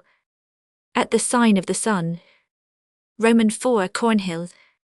At the sign of the cat and parrots. V in Carter Lane near the Pole Head. Plays and masques were performed on Sunday as well as any other day. The feeling, however, was growing rapidly in favour of a stricter attention to the Sunday, which was confused with the Sabbath. In other words, the Puritans were fast increasing in numbers and in importance. If amusement was wanted, it might also be sought in the street, where the juggler with his music and his tumbler had his regular round. He was distinguished by his thin, coloured cloak and his yellow breeches trimmed with blue. For a modest fee he performed for any who summoned him. Another form of amusement, suitable to those who could not afford to pay the itinerant juggler, and had to consider the expenditure in candles, was to sit round the fire in the evening and tell stories. Or some merry fit of Maid Marian, or else of Robin Hood. As for the girls, then is it pleasure the yonge maids amonge, to watch by the fire the winter night's lunge, and in the ashes some plays for to mark, and cover wards for fault of other work, to taste white chevers to make profiteroles, and after talk oft times to fill the bowls. In the private houses there was a great deal of whipping. Gentlemen had their servants whipped in the porter's lodge. To be whipped was no disgrace, but a natural part of servitude, no more to be deplored than the necessity of death. 274 ladies whipped their maidservants, their sons and their daughters. When a child had been whipped, the rod was tied to her girdle. With what we should perhaps consider an excess of admonition, children knelt before their parents until bidden to rise. On their knees, too, they asked for their father's blessing. If we may believe Caxton, who died in 1491, and therefore hardly belongs to the Tudor period, there was a great falling off in the behaviour of children in his own recollection. It is a mark of increasing years to compare things of the present with things of the past to the disparagement of the former. I see that the children ben born within the said sight increase and profeet, not like their faders and olders, but for most part, after that they ben come in to their perfite years of discretion and ripness of age, know well that their faders haw left to them gret quantite of goods, yet scarcely among 10 to thrive. O blessed Lord, when I remember this I am all abashed. I cannot judge the cause, but fairer ni wiser ni bet bespekken children in their youth ben no were than the ben in London, but at their full riping there is no carnal, ni good word found en, but chaff for the most part. As for the boys of the household, they either went to one of the city schools or they were instructed by a tutor at home. Probably the latter was unusual when schools were ready to hand. In country places the tutor was common, and his position was anything but pleasant. Such is the most base and ridiculous parsimony of many of our gentlemen, if I may so term them, that if they can procure some poor bachelor of art from the university to teach their children to say grace, will be content upon the promise of £10 a year at his first coming, to be pleased with 5, the rest to be set off in hope of the next advuson, which perhaps was sold before the young man was born. Or if it chance to fall in his time, his lady or master tells him, Indeed, sir, we are beholden unto you for your pains. Such a living is lately foulny, but I had before made a promise of it to my butler or bailiff for his true and extraordinary service. Is it not commonly seen that the most gentlemen will give better wages, and deal more bountifully with a fellow who can but a dog, or reclaim a hawk, than upon an honest, learned, and well-qualified man to bring up their children? It may be hence it is that dogges are able to make syllogisms in the fields, when their young masters can conclude nothing at home, if occasion of argument or discourse be offered at the table. Did the great city merchant ever maintain the domestic chaplain? I have found no instance of such a servant in the household of a citizen. Bishop Hall assigns the domestic chaplains to the country gentlemen. A gentle squire would gladly entertain into his house some trencher chapelaine, some willing man that might instruct his sons, and that would stand to good conditions. First, that he lie upon the truckle bed, while his young master lieth o'er his head.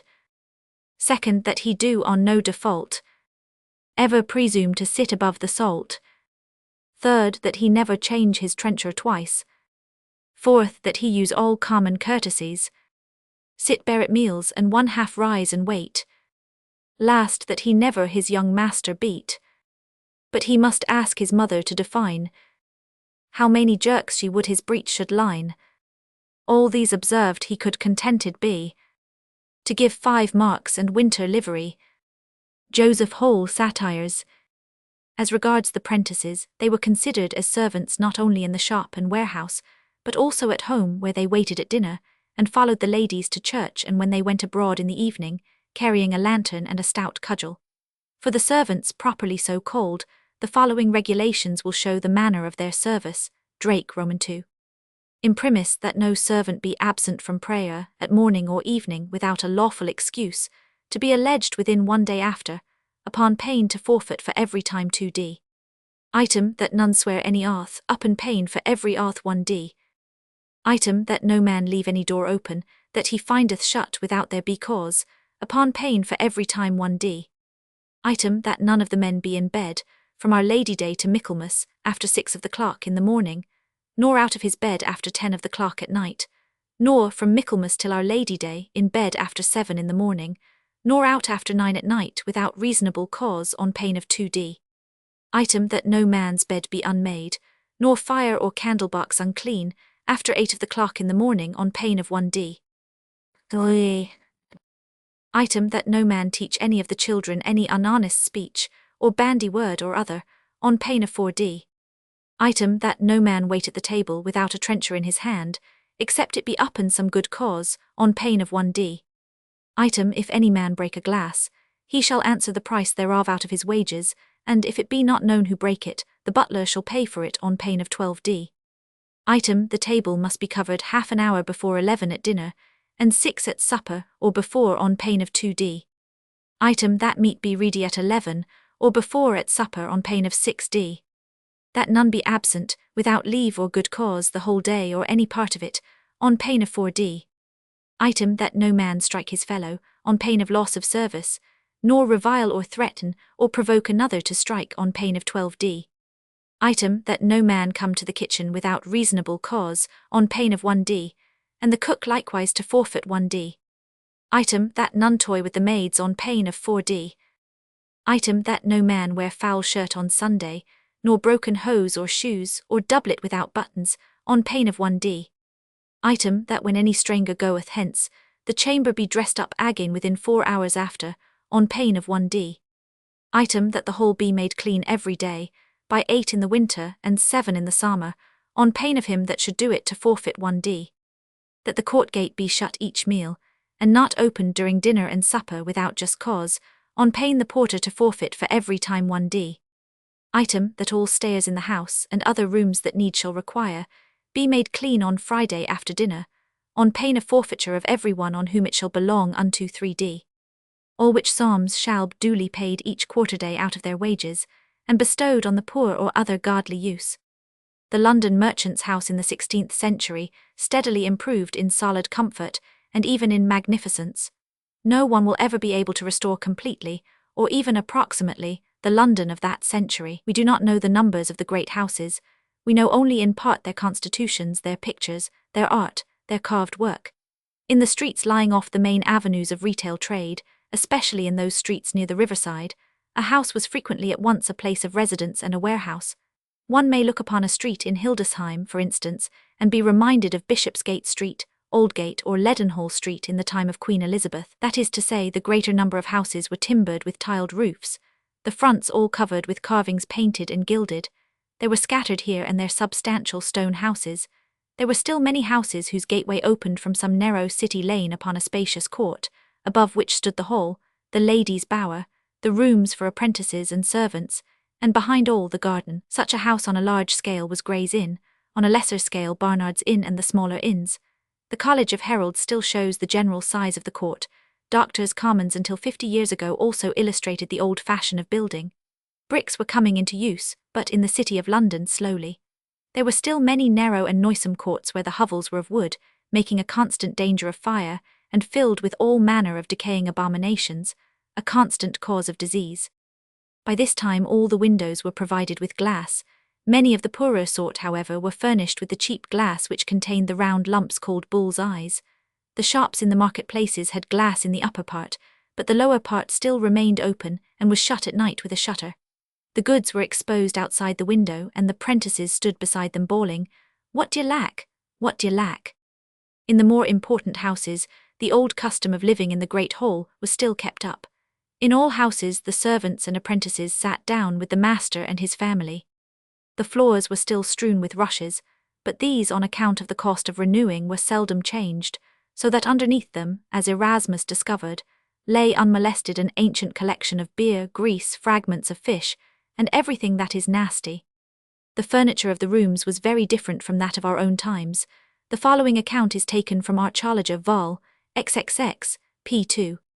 The furniture of the different rooms is very similar, varying principally in number and quality of the articles, consisting of sets of hangings, tables with trestles, joined forms, joined stools, court cupboards, carpets, cushions, and a few chairs, also andirons and other fire utensils, and several pairs of virginals in different rooms, besides a pair of organs in the chapel, and an instrument musical in the chamber of presence. The carpets, which are numerous, would scarcely appear to have been used according to modern custom for the floors of the apartments, Hentzner having informed us that the presence chamber of Queen Elizabeth herself was strewed with hay, i.e., rushes, but they were principally coverings for the tables, stools, and court cupboards, though they may have been occasionally used to cover some select part of a room, as in the presence chamber, for instance, where a Turkey carpet is mentioned, 5 yards and a half long and 2 yards and 3/4 broad. Staple Inn, Holborn. The court cupboards, which are generally considered to have been movable closets answering the purpose of a sideboard, were frequently much ornamented, and such an article may still be seen in old mansions and in collections of old furniture. They were covered with carpets or cupboard cloths, and set out with cups, salvers, and plate. Some of these carpets were very handsome. In one of the inventories in that valuable authority for researches of this nature, the history of Hengrave, is mentioned, one carpet of black velvet, for the little board, laced and fringed with silver and good, lined with taffeta. Some of these carpets also had cloths to lay over them, probably, when not in use, in order to protect them. In the same inventory cushions are mentioned which in richness exceed those of the Archbishop, as 2 long cushions of plain black velvet, embroidered with roses, with good and pearl all over, with tassels of gold and silk. But the nature of his archiepiscopal office probably induced him to avoid too much splendour in his household. There is, however, in the chamber of presence a cushion of cloth of bodkin, 9, and in other apartments, several cushions of velvet and damask. The chair of cloth of gold and silver in the gallery was probably a state chair, and indeed from the paucity of these articles, they would seem to be intended only for persons of higher rank. From the Latin andirons in the chamber of presence being valued at 40 shillings, it may be inferred that they were ornamented, and in some cases we know they were richly carved. Iachimo, describing the chamber of Imogen, says, "Her andirons, I had forgot them, were 2 winking cupids, of silver, each on 1 foot standing nicely, depending on their brands." The pictures are chiefly portraits of royal personages, the principal noblemen and officers of state, and the promoters of the Reformation, but the list is interesting to show the Archbishop's selection. In some of the bedrooms are truckle beds, trundle beds, as they are called in some of the inventories of this age.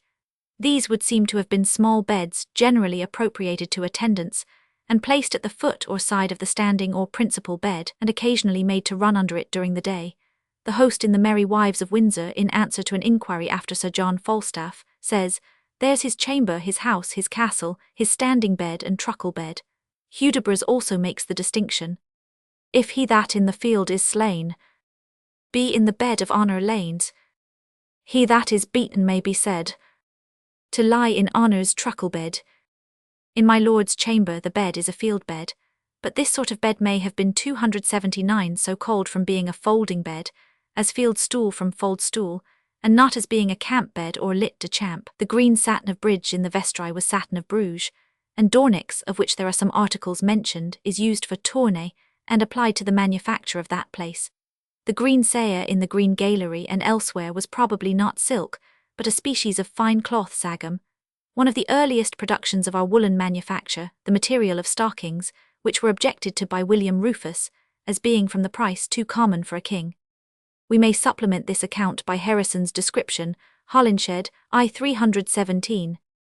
The furniture of our houses also exceedeth, and is grown in manner even to passing delicacy. For herein I do not speak of the nobility and gentry only, but likewise of the lowest sort in most places of our south country, that have anything at all to take to. Certes in noblemen's houses it is not rare to see abundance of arras, rich hangings of tapestry, silver vessel, and so much other plate, as may furnish sundry cupboards, to the sum oftentimes of 1,000 or 2,000 pounds at the least, whereby the value of this and the rest of their stuff doth grow to be almost inestimable. Likewise in the houses of knights, gentlemen, merchantmen, and some other wealthy citizens, it is not jesson to behold generally their great provision of tapestry, turkey work, pewter, brass, fine linen, and their too costly cupboards of plate, worth 500 or 600 or 1,000 pounds, to be deemed by estimation. But as herein all these sorts do far exceed their elders and predecessors, and in neatness and curiosity the merchant all other, so in time past the costly furniture stayed there, whereas now it is descended yet lower even unto the inferior artificers and many farmers, who by virtue of their old and not of their new leases have for the most part learned also to garnish their cupboards with plate, their joined beds with tapestry and silk hangings, and their tables with carpets and fine napery, whereby the wealth of our country, God be praised therefore and give us grace to employ it well, doth infinitely appear. Neither do I speak this in reproach of any man, God is my judge, but to show that I do rejoice rather to see how God has blessed us with his good gifts. And whilst I behold how that in a time wherein all things are grown to most excessive prices, and what commodity soever is to be had is daily plucked from the communalty by such as look into every trade, we do yet find the means to obtain and achieve such furniture as heretofore hath been unpossible. There are old men yet dwelling in the village where I remain, which hath noted 3 things to be marvellously altered in England within their sound remembrance, and other 3 things too much increased. One is the multitude of chimneys lately erected, whereas in their young days there were not above 2 or 3, of so many in most uplandish towns of the realmy, the religious houses and manor 280 places of their lords always excepted, and peradventure some great personages, but each one made his fire against a reredos in the hall where he dined and dressed his meat. The second is the great, although not general, amendment of lodging, for said they, our fathers, yea, and we ourselves also, have li'en full oft upon straw pallets, on rough mats covered only with a sheet under coverlets made of dagswain or hoffarlots, I use their own terms, and a good round log under their heads instead of a bolster or pillow. If it were so that our fathers or the good man of the house had within 7 years after his marriage purchased a matters or flockebed, and thereto a sacky of chaff to restare his head upon, he thought himself to be well lodged as the lord of the town, that peradventure lay a seldom in a bed of down or whole feathers. So well were they contented, and with such base kind of furniture, which also is not very much amended as yet in some parts of Bedfordshire, and elsewhere further off from our southern parts. Pillows, said they, were thought meet only for women in childbed. As for servants, if they had any sheet above them it was well, for seldom had they any under their bodies, to keep them from the pricking straws that ran oft through the canvas of the pallet, and rased their hardened hides. The third thing they tell of is the exchange of vessel, as of treen 10 platters into pewter, and wooden spoons into silver or tin, for so common were all sorts of treen stuff in old time, that a man should hardly find 4 pieces of pewter, of which one was peradventure a salt, in a good farmer's house, and yet for all this frugality, if it may so be justly called, they were scarce able to live and pay their rents at their days without selling of a cow, or an horse, or more, although they paid but £4 at the uttermost by the year. Such also was their poverty that if some one odd farmer or husbandman had been at the alehouse, a thing greatly used in those days, amongst 6 or 7 of his neighbours, and there in a bravery to show what store he had, did cast down his purse, and therein a noble or 6 shillings in silver unto them, for few such men then cared for gold by cause it was not so ready payment, and they were oft enforced to give a penny for the exchange of an angel.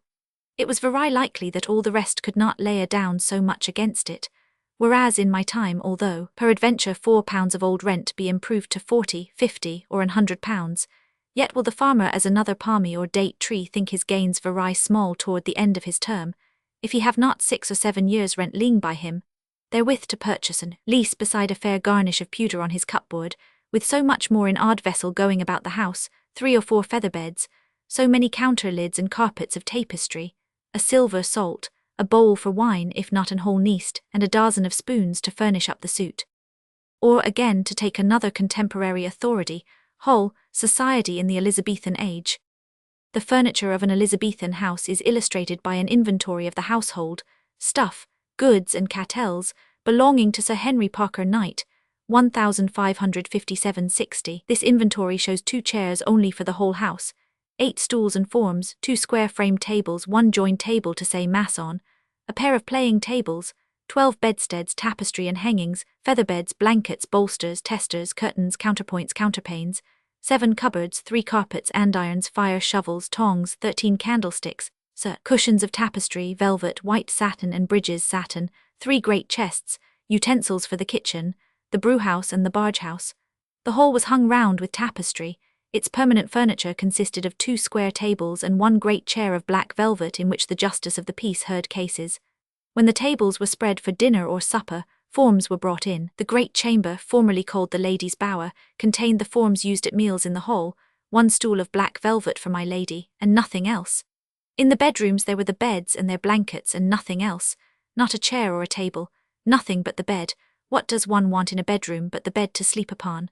For decorations, 1 room had over the chimney a stained cloth with Marie and Gabriel, another had curtains of sarcenet, another of red and green say, another old tapestry work of imagery. In 1 chamber we find a basin and ewer of pewter.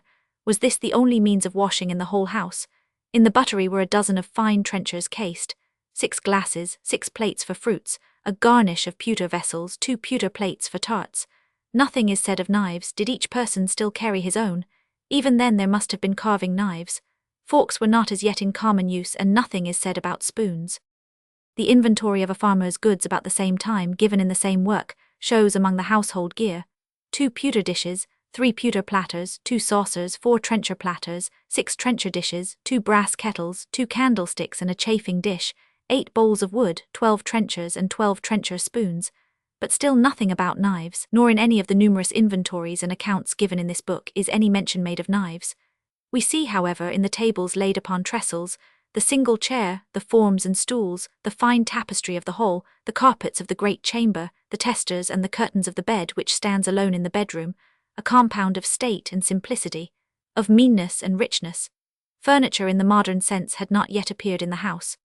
To quote from Shakespeare, Gremio in The Taming of the Shrew, thus speaks of his furniture: "My house within the city is richly furnished with plate and gold, basins and ewers to lave her dainty hands.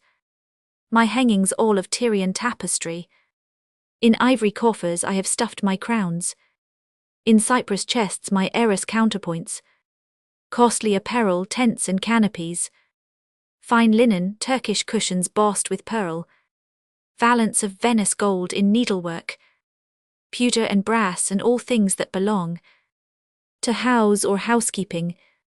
Or take the following note of a lady's room: "Her bedchamber was garnished with such diversities of sweet herbs, such variety of fragrant flowers, such change of odoriferous smells, so perfumed with sweet odours, so stored with sweet waters, so beautified with tapestry, and decked so artificially, that I want memory to rehearse it, and cunning to express it, so that it seemed her chamber was rather some terrestrial paradise than a mansion for such a mateless mistress, rather a tabernacle for some goddess than a lodging for such a loathsome carcase."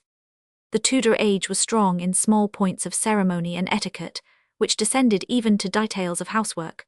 For instance, the ceremony to be observed in making the king's bed, a thing which we might suppose left to a housemaid, was carefully laid down. First a groom or a page to take a torch and to go to the wardrobe of the king's bed, and bringe thame of the wardrobe with the king's stuff unto the chamber for macking of the same bed. Whereas sut to be a gentleman usher eage yeoman of the chamber for to make the same bed, the groom to stand at the bed's feet with his torch, they of the wardrobe opening the king's stuff of his bed upon a fair sheets between the side groom and the bed's foot, eage yeoman or 2 at the left in every side of the bed. The gentleman usher and part commanding thame what they shall do, a yeoman with a dagger to search the straw of the king's bed that there be none untruth therein. and this yeoman to cast up the bed of down upon that, and un of thame to tumul over it for the search thereof.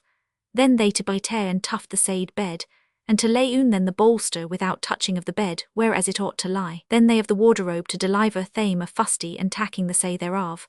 All these yeomen to lay their hands thereun at un, that they touch not the bed, till it be laid as it should be by the commandment of the usher. And so the first sheet in like wise, and then to truss in both sheet and fusty and round about the bed of down, the wardroper to deliver the second sheet unto two yeomen, they to cross it over their arm, and to strike the bed as the usher shall more plainly shew un to thame. Then every yeoman laying hand upon the sheet, to lay the same sheet 283 upon the bed, and so the other fustian upon or idge with such coverage as shall content the kinge. Thus doon the idge yeoman next to the bed to lay down aging the overmore fustian, the yeoman of the wardrobe delveringe thame a pane sheet, the said yeoman therewithal to cover the said bed, and so then to lay down the overmost sheets from the bed's head. And then the say idge yeoman to lay all the overmost clothes of a quarter of the bed. Then the wardroper to deliver unto thame such pillows as shall please the kinge. The said yeoman to lay thame upon the bolster, and the head sheet with which the said yeoman shall cover the said pillows. And so to truss the ends of the said sheet under every end of the bolster, and then the said wardroper to deliver unto them each little small pillows wherewithal the squeers for the body or gentleman usher shall give say to the wardroper, and to the yeomen which have laid on hand upon the said bed, and then the said idge yeoman to lay upon the said bed toward the bolster as it was before, they macking across and kissing it where their hands were, then idge yeoman next to the feet to make the sears as the usher shall tesh thame, and so then every one of them stick up the angel about the bed, and to let down the curtains of the said bed or spaver. The Moore family. From a picture in the possession of Major General F.E. Sotheby. Item, a squeer for the body or gentleman usher ought to set the kinge's sword at his bed's head. Item, a squeer for the body ought to charge a secret groom or page to have the keppinge of the said bed with a lit, unto the time the kinge be disposed to go to it. Item, a groom or page ought to take a torch while the bed wise in macking to fetch a loof of breed, a part with ale, a part with wine for them that maketh the bed, and every man.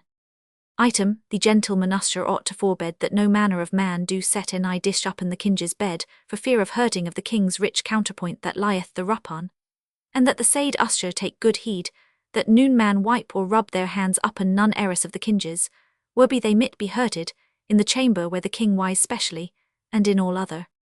The wealth of the English was not so much illustrated, as it was proved, by their immense stores of silver and silver-gilt plate. The people bought all the plate that they could afford. They put their savings, so to speak, in silver plate, as we put them in stocks and shares. Polydore Virgil says that there were few whose tables were not loaded with spoons, cups, and salt cellars of silver. At the marriage feast of Prince Arthur, there was in the great hall a cupboard 5 stages in height, set with plate valued at £1,200, say £15,000 of our money, while in the chamber where the princess dined, there was a cupboard of gold plate valued at £20,000, or £240,000 in our money. Cardinal Wolsey must have spent 284 enormous sums upon plate. There were 2 banqueting rooms, in each of which was a cupboard extended along the whole length of the apartment, piled to the top with plate, and every guest chamber was provided with silver ewers, basins, and candlesticks. Of silver spoons or dishes there were none.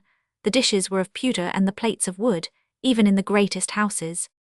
Lastly, on the subject of furniture, let me quote from another paper in Archaeology, Vol. Roman 36, p. 284. The furniture of the hall is excessively scanty and plain, consisting of but a single table and 2 forms of the total value of 4s. 6d. In the parlour, however, is a much greater abundance of furniture, as in addition to the main table, there is the side table and another small table, a chair and 6 stools with embroidered cushions besides footstools, while for the decoration of the room we find a portrait of Henry VIII, and hangings of green say, and for the amusement of the family and guests, a pair of virginals, a bass lute and a guitar, with chess and backgammon boards for those not musically inclined. The children's chamber, or nursery as we should call it, is comfortably provided with bedding and nursery requisites, and contains a cupboard, 2 coffers and a great wicker hamper, as receptacles for the clothes, etc. The allowance of blankets appears but small, being only 1 pair to a bed, either in the nursery or in the bedroom of the master of the house. The latter room is provided with a walnut tree bedstead, adorned with green fringe, and having a coverlet of tapestry, a walnut table, chairs and stools, curtains for the windows of green say, a warming pan, and as a ready means of defence against thieves or intruders, a poleaxe. In an inner closet leading out of this room are 4 stills, for the use of the lady of the house. Sir William Moore's own closet is so well appointed that it might almost serve as a model for the morning room of a country squire of the present day. On the walls hang maps of the world, of France, of England, and of Scotland, and a picture of Judith, a little chronicle, and a perpetual almanac in frames. Among the accessories are a globe, a slate to write on, and a counterboard and cast of counters, with which to make calculations and cast accounts in the manner then in vogue.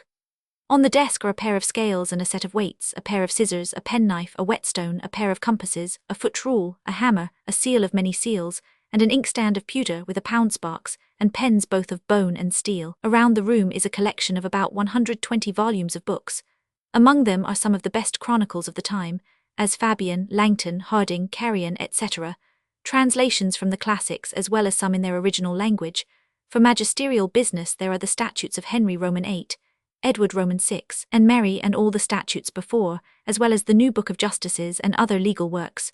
For medical use we find a book of physic, the glass of health, and a book against the sweat, as well as a book of medicines for 285 horses, while for lighter reading there are such books as Chaucer, Lydgate, Skelton, and others, not only in English but also in French and Italian, and for religious study, besides a Bible and testaments in various languages, the Scala Perfectionis, Florus Bibliae, etc.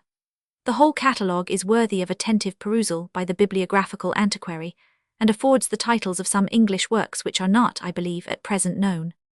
In the closet of the lady of the house are a few more books, principally of prayers, a large collection of trunks and boxes, a number of glass vessels of various forms and uses, and a few of enamel or china, with trenchers, knives, shears, graters, snuffers, moulds, brushes, and other miscellaneous properties of a good housewife.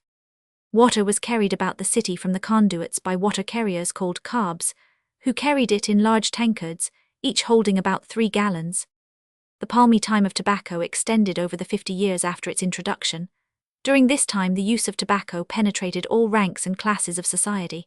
The grave divine, the soldier, the lawyer, the gallant about town, the merchant, the craftsman, the prentice all used pipes. At the theatre the young fellow called for his pipe, and for tobacco, and began to smoke.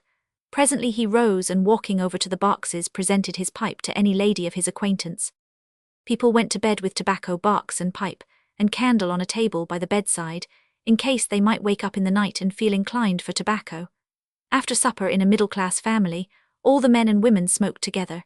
Nay, it is even stated that the very children in school took a pipe of tobacco instead of breakfast, the master smoking with them, and instructing them how to bring the smoke through the nostrils in the fashion of the day. Tobacco was bought and sold in pennyworths. Every man carried a tobacco box, steel and touch. Early in the 17th century there are said to have been 7,000 tobacconists' shops in London. This seems incredible. Perhaps there were 7,000 shops in which tobacco was sold. For instance, all apothecaries sold tobacco. Many of the tobacco shops were of handsome appearance. A tobacco shop had a maple block for cutting the leaf, tongs for holding the coals, and a fire of juniper at which the pipes were lighted. Tobacco was so cheap that a man might fill his pocket with it for twopence, yet over £300,000 a year was spent in London on tobacco, while there were some, but this is impossible, who were reported to spend habitually £400 a year upon tobacco alone, that is, 48,000 pocketsful every year, or 130 pocketsful every day, which is absurd. Expletives and oaths are changed with every generation. The Elizabethans had no doubt a great many, of which the following represent but a few. The old Catholic oaths, By'r Lady, by the Mass, and so forth, vanished with the Reformation. We now find a lot of meaningless ejaculations, such as God's 286 wounds, God's fools, God's dines, cock's bones, deuce take me, bones o' God and bones o' me. The now familiar damn makes its appearance in literature, but indeed it had flourished in the mouths of the people for many generations. There is nothing really remarkable about the swearing of the Elizabethan period. Every merchant formerly carried a signet ring, on which was engraved not his coat of arms but his mark or signet. Thus a curious signet ring was found lying in the bed of the river while digging the foundations of London Bridge. At first it was believed to be Sir Thomas Gresham's, but that seems now to be impossible. It is engraved in the London and Middlesex notebook, p. 195. The device contains the initials of the owner, with an arrangement of lines probably not intended to have any meaning, except that they should be recognized as forming part of Sir Thomas Gresham's signet. Armed with this ring as an introduction, a messenger could buy and sell for the merchant, it being presumed that the ring never left its owner save to be used as a letter of recommendation and introduction. Sometimes the signet ring was worn on the thumb. Other merchants' devices are figured in the notebook. Foreigners have revealed to us some very curious and rather startling peculiarities of the custom of kissing, as practiced by our ancestors. Thus, as early as 1466, a Bohemian nobleman named Leo von Rosmetal visited England, and in the journal of his travel, 1577, it is noted that it is the custom there, that on the arrival of a distinguished stranger from foreign parts, maids and matrons go to the inn and welcome him with gifts. Another custom is observed there, which is that when guests arrive at an inn, the hostess with all her family go out to meet and receive them, and the guests are required to kiss them all, and this among the English was the same as shaking hands among other nations. Erasmus in 1499 wrote a Latin letter from England to his friend Fausto Anfralini, an Italian poet, exhorting him in a strain of playful levity to think no more of his gout, but to betake himself to England. For he remarks, "Here are girls with angels' faces, so kind and obliging, that you would far prefer them to all your muses. Besides, there is a custom here never to be sufficiently recommended. Wherever you come you are received with a kiss by all. When you take your leave you are dismissed with kisses. You return, kisses are repeated. They come to visit you, kisses again. They leave you, you kiss them all round. Should they meet you anywhere, kisses in abundance. In fine, wherever you move there is nothing but kisses." In 1527, Cardinal Wolsey was appointed ambassador extraordinary to France. He was accompanied by George Cavendish, his gentleman usher, who wrote a life of the cardinal. Cavendish had gone forward to prepare his lord's lodging. He says, "And I being there, at the Sire de Crequy's castle at Moruil, about 12 miles from Amiens, tarrying a while, my Lady Crequy 287 issued out of her chamber into her dining chamber, where I attended her coming, who received me very gently like her noble estate, having a train of 12 gentlewomen, and when she and her train was come all out, she said unto me, Forasmuch, quoth she, as ye be an Englishman whose custom is to kiss all ladies and gentlemen in your country without offence, although it is not so here with us in this realmy, yet I will be so bold as kiss you, and so ye shall do all my maids. By means whereof I kissed her and all her maids." In the narrative of the visit of the Spanish nobleman, the Duc de Najera in 1543-44, we are told that, after the dancing was finished, which lasted several hours, the Queen entered again into her chamber, having previously called one of the noblemen who spoke Spanish, to offer in her name some presents to the Duke, who again kissed her hand, and on his requesting the same favour of the Princess Mary, she would by no means permit it, but offered him her lips, and the Duke saluted her, and did the same to all the other ladies. A Greek traveller, Nicander Nucius, came to England in 1545, and remarks, "They display great simplicity and absence of jealousy in their usages towards females, for not only do those who are of the same family and household kiss them on the mouth with salutations and embraces, but even those too who have never seen them. And to themselves this appears by no means indecent." Again, when the Constable of Castile appeared at the court of Whitehall on Saturday afternoon, 18th August 1604, after kissing Her Majesty's hands, he requested permission to salute the ladies of honour, 20 in number, standing in a row and beautiful exceedingly, according to the custom of the country, and any neglect of which is taken as an affront. Whereupon the Queen having given him leave, His Excellency complied with the custom, much to the satisfaction of the ladies. In Shakespeare's Henry VIII, at the Cardinal's banquet the King says to Anne Boleyn, "Sweetheart, I were unmannerly to take you out, and not to kiss you." In dancing it appears to have been the customary fee of a lady's partner. A further illustration of the custom may be seen. Foreigners of the male sex, and especially Frenchmen, are in the more frequent habit of kissing each other, and probably not the ladies. Misson, a Frenchman who travelled in England about 1697, says, "The people of England, when they meet, never salute one another, otherwise than by giving one another their hands, and shaking them heartily. They no more dream of pulling off their hats, than the women do of pulling off their headcloths." The sin of great cities we may pass over. That of early marriage is still, as it was in Stubbs' time, a very terrible evil. The sin of drunkenness is with us still, and is present in every country. The side of charity that consists in giving doles to the 288 poor was then neglected, and is now destroyed. We still suffer from moneylenders, though they can no longer conduct us to a lifelong prison.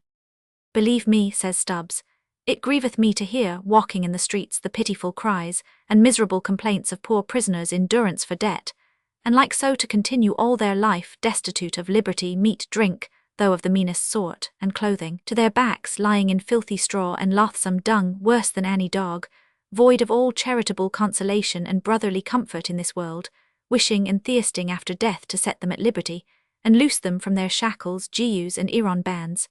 Stubbs. As for the boys of this century, I have always thought their favourite haunt was the river, or the riverside. On the river they rowed about among the fishermen, and the swans above bridge. The Queen's barge swept past them with its trumpets, and its hangings gorgeous to behold. The Lord Mayor and the companies were borne along before them in state and splendour such as we have forgotten. Surely nothing could have been more splendid than these barges, with their long lines of flashing oars and their bows gilt and carved, and the carved work of the covered seat of state, and the servants in their green and gold. Below bridge in the port, they rowed in and out among the ships as boys will about Portsmouth harbour now. The name of each ship with her port was written on her lofty stern. The figurehead of each was bright as paint and gold would make it. If they were allowed to go on board, there were sailors full of yarns, with strange things to show as well as to tell. If they went as far down as dipped forward, there was Drake's ship, the ship which had gone all round the world, all round the world. If they stayed ashore, there were taverns in Wapping and St. Catherine's, where they could snatch the fearful joy of seeing the sailors drink and fight, the foreign sailors and the English sailors, and the sailors from the North Country, and those of London and the Cinque Ports. The river and the riverside were famous schools to fill the minds of London boys with an ardour for adventure, a yearning for the way of war, a burning desire to cross the seas and visit far countries, and a thirst for geography, and all the London boys of every class regularly attended the classes of this academy. The theatre, of course, offers a fine field for the Elizabethan satirist, Stubbs. He cannot find words strong enough to condemn the playgoer.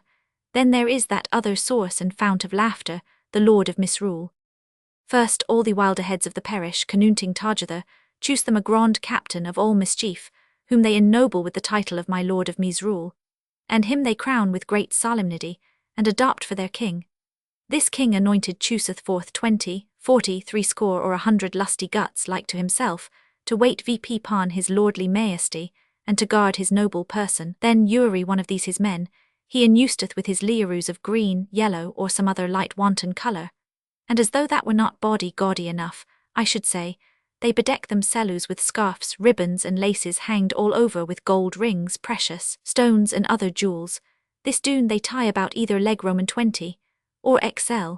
Bells with rich handkerchiefs in their hands, and 289 sometimes laid across our their shoulders and necks, borrowed for the most part of their pretty mopsies and lewing besses, for bussing them in the dark. Thus all things set in order, then whore they their hobby horses, dragons, and other antiques, together with their body pipers and thundering drummers to strike VP the duels dance withal. Then mark these heathen company towards the church and churchyard, their pipers piping, their drummers thundering, their stumps dancing, their bells ingling, their handkerchiefs swinging about their heads like madmen, their hobby horses and other monsters skirmishing amongst the rout, and in this sort they go to the church, I say, and into the church, though the minister be at prayer or preaching, dancing and swinging their handkerchiefs o'er their heads in the church, like duels incarnate with such a confused noise, that no man can hear his own voice. Then the foolish people they look, they stare, they laugh, they fleer, and mount vipon forms and pews to see these goodly pageants solemnized in this sort. Then after this about the church they go again,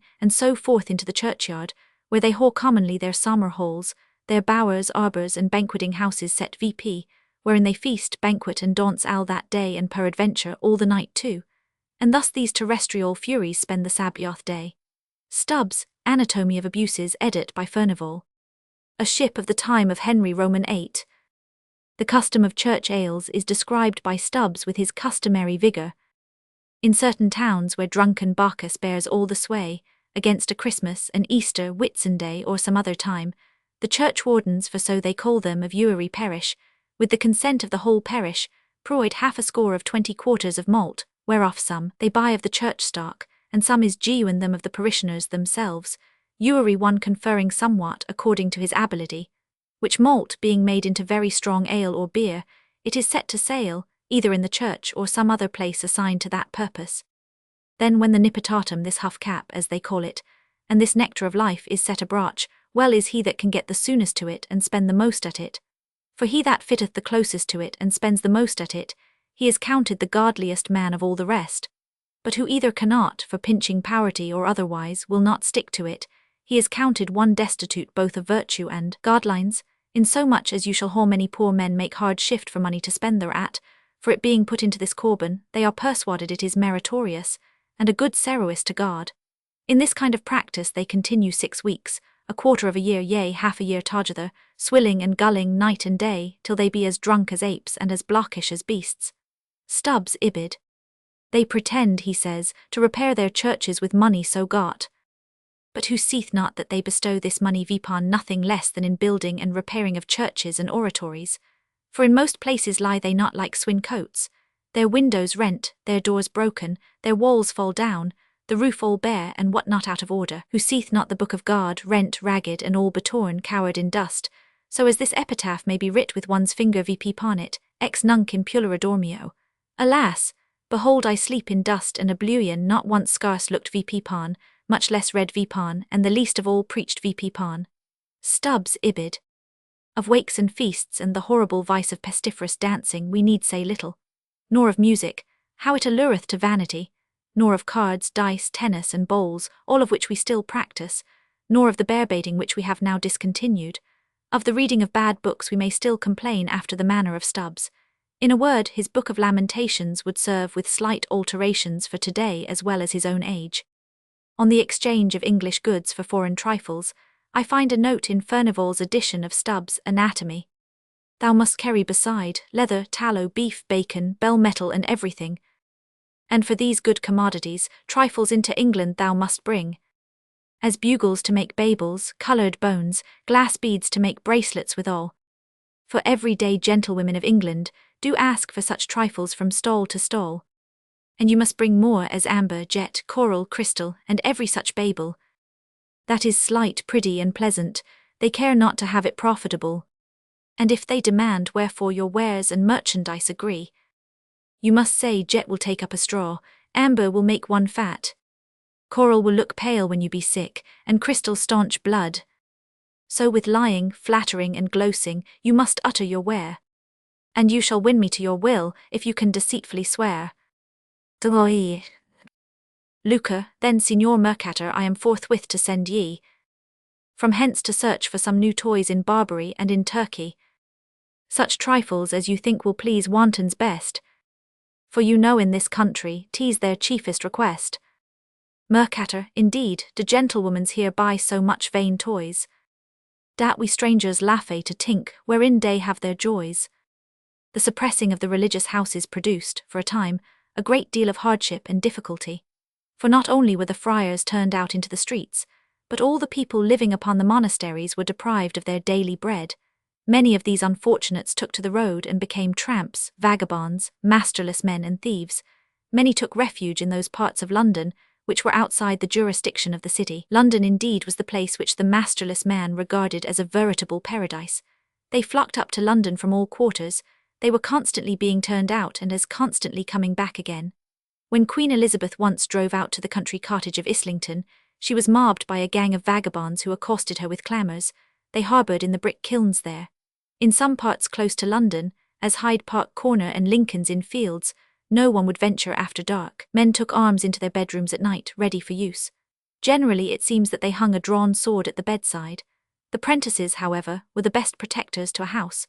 They slept in the shop if there were a shop, or if there were no shop they slept somewhere on the ground floor, as is evident from the edifying revelations of Meryton Latron, in which it is shown how easily the prentices could get out at night for these riotous and profligate meetings and drinkings. I suppose it matters nothing that this writer belongs to the next century.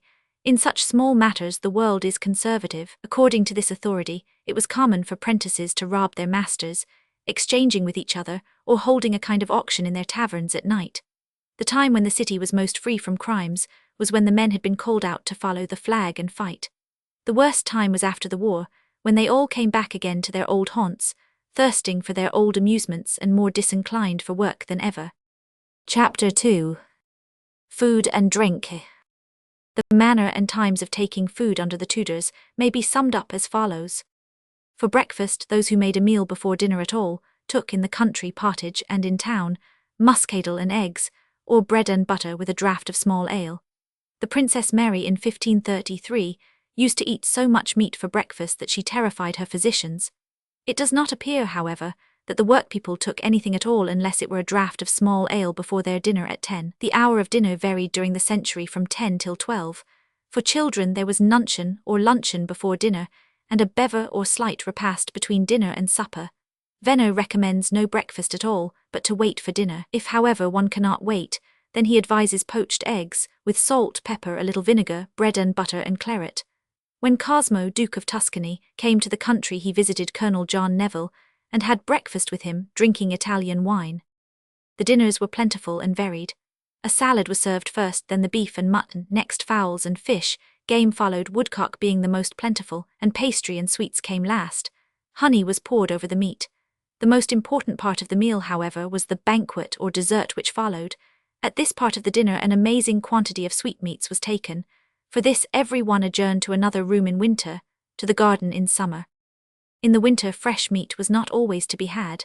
Most people laid in large quantities of beef in October and November, which they salted. The markets, however, made up for the absence of fresh meat by the abundance of all kinds of birds which were brought into London. They were trapped, or shot with sling and stone, in the marshes along the lower reaches of the Thames. Pork could be had all the year round. Fresh fish was generally plentiful, but it was sometimes dear. At such times the people fell back upon stockfish, which was often bad and the cause of much disease. Herrings were brought by sea from Yarmouth in barrels 293 and partly salted, as they are at this day. They were a favourite form of food, and were made into pasties highly spiced. The food of the 16th century was more stimulating than our own. The only drink was fermented and alcoholic, even the small beer which was the national beverage. There was no tea or coffee. Vast quantities of wine were taken. There were nearly 100 different kinds, more than half being French. Wine of Bordeaux was sold at 8d. The gallon, Spanish wine at 1s. In drinking sack the cup was half filled with sugar.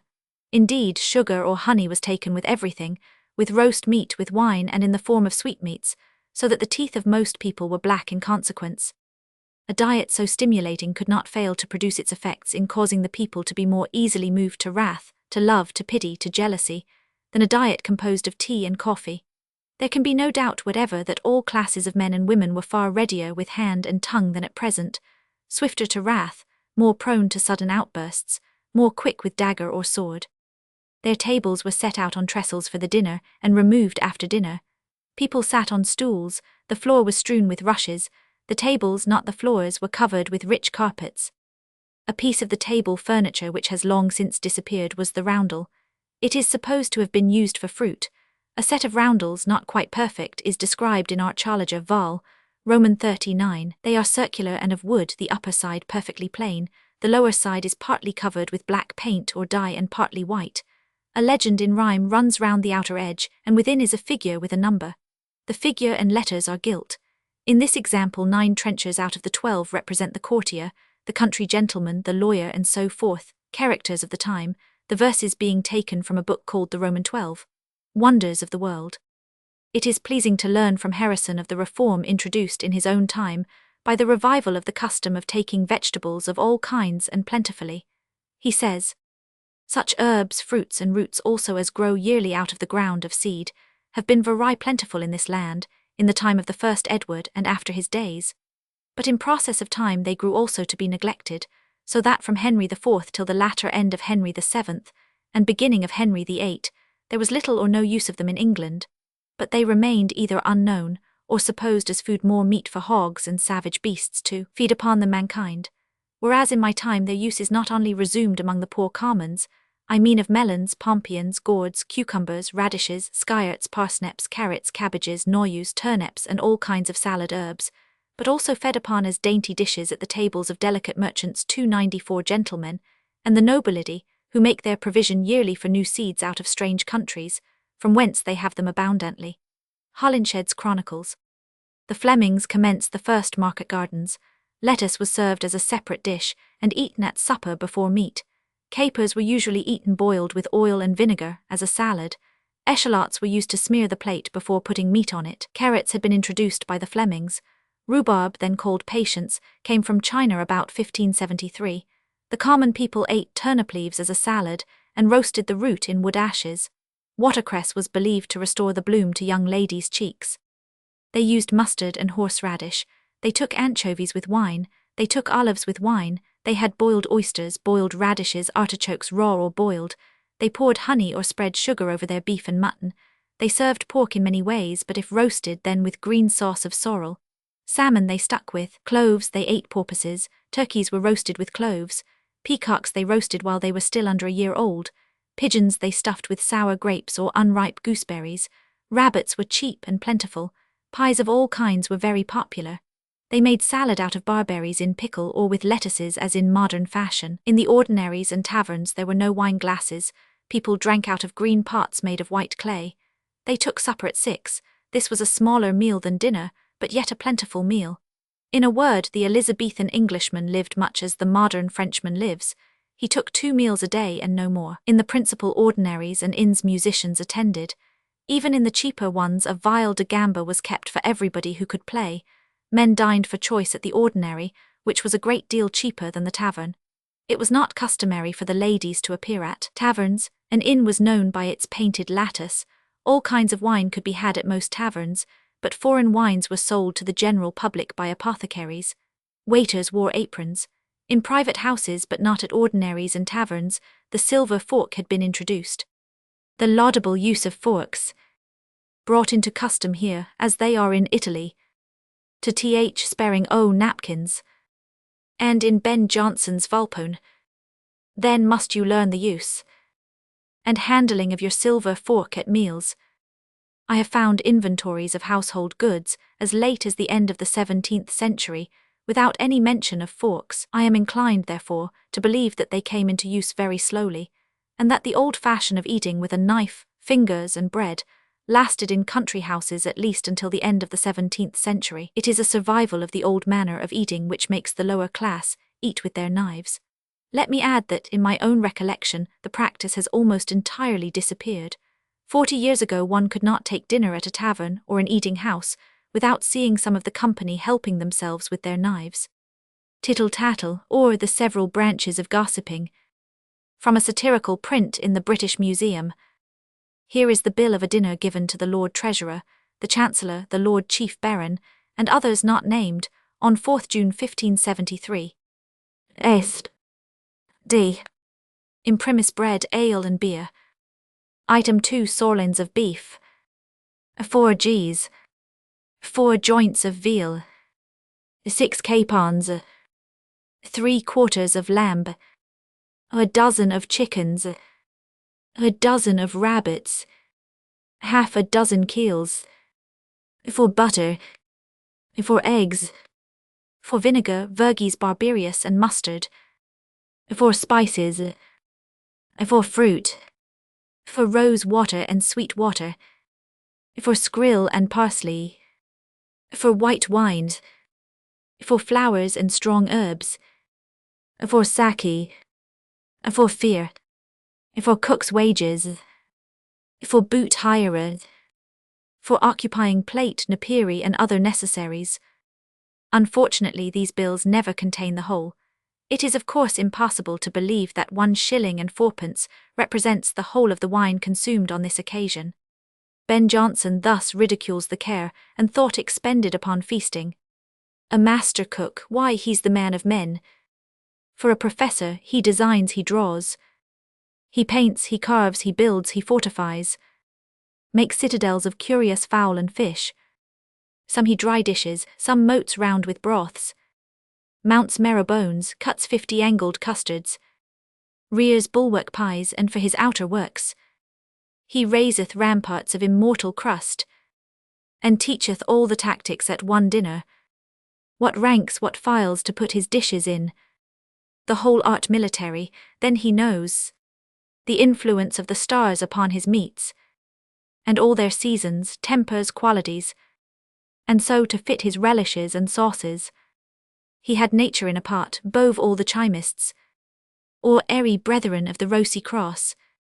He is an architect, an engineer, a soldier, a physician, a philosopher, a general mathematician, and again in his dream of luxurious living. We will be brave, puff, now we have the medicine. My meat shall all come in Indian shells, dishes of agate set in gold and studded, with emeralds, sapphires, hyacinths and rubies, the tongues of carps, dormice and camels' heels, boiled in the spirit of soul, and dissolved pearl, apicious diet gainst the epilepsy, and I will eat these broths with spoons of amber, headed with diamond and carbuncle. My footboy shall eat pheasants, calvered salmons, knots, godwits, lampreys, I myself will have, the beards of barbels served instead of salads, the alchemist, and this for a more sober supper, yet not without its points of excellence.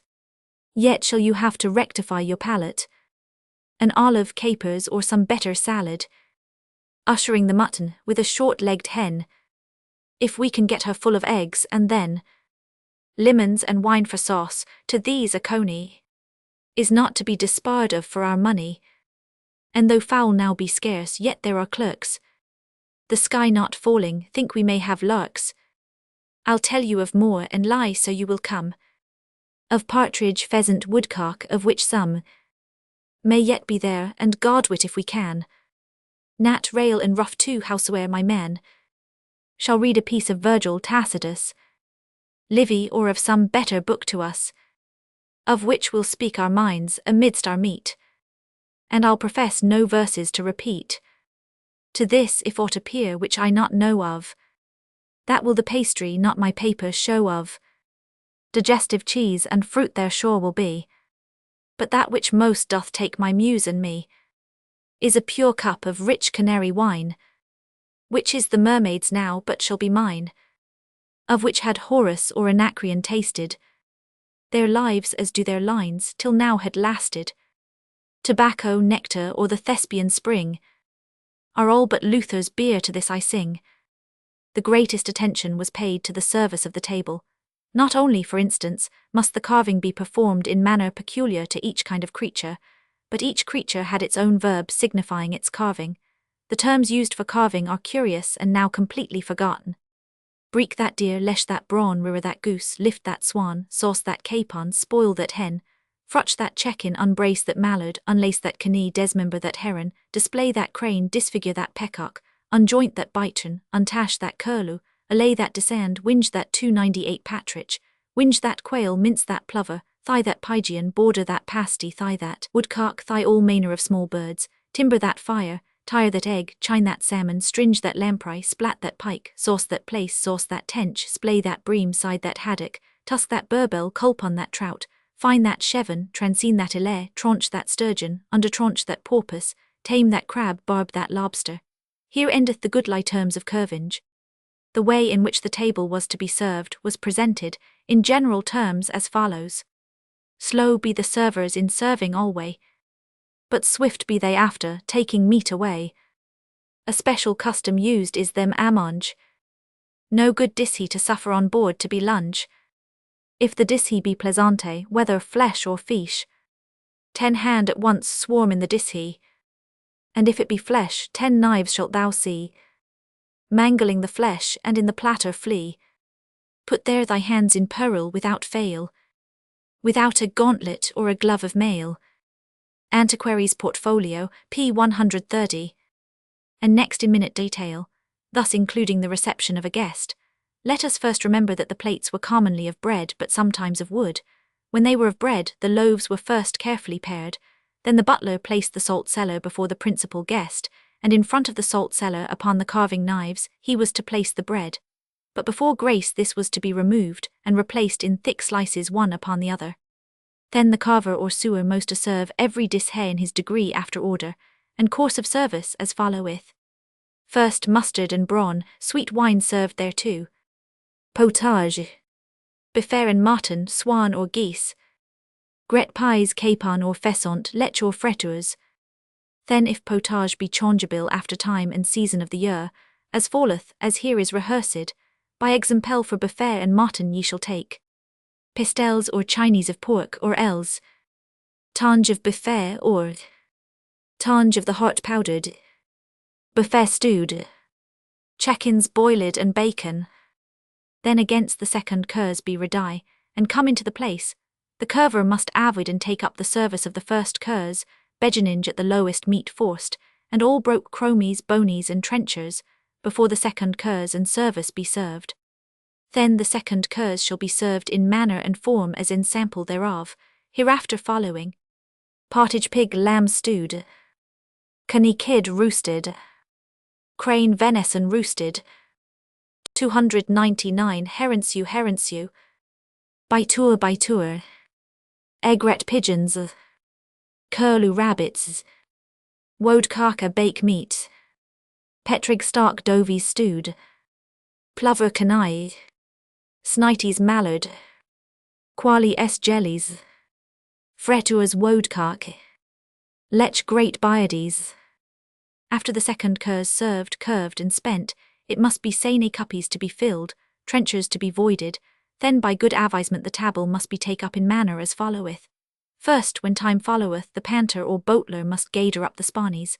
After that done by lacer, the sewer or carver shall bedgin at the lowest end, and in order take up the lowest mess. After the side table be avoided and take up, and then to proceed to the principal table, and there honestly and cleanly avoid and withdraw all the service of the high table.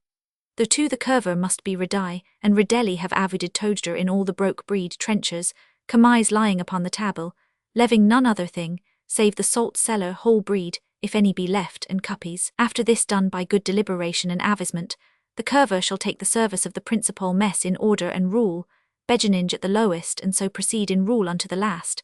And thereupon the curver to have redie avoider, and to avoid all men's trenchers, broke breed in another clean disavoider, and cromies, which with the curving nif shall be avoided from the table, and thus proceed until the table be voided. Then the curver shall go into the cuppyboard, and redress and ordin wafers into toils of reins, tablecloth, or fine napkins, which most be couched fair and honestly up in the table, and then serve the principal mess first, and thorough the table, aye or idge if it so require. Thereto most be served sweet wine, and in ferial time serve cheese scraped with sugar and sarge levis, or else that it be fair curved whole, or fruit as the season of the year giveth, strawberries, chevies, pears, apelles, and in winter wardens, costardies roasted on fish days with blanch powder, and so serve it forth.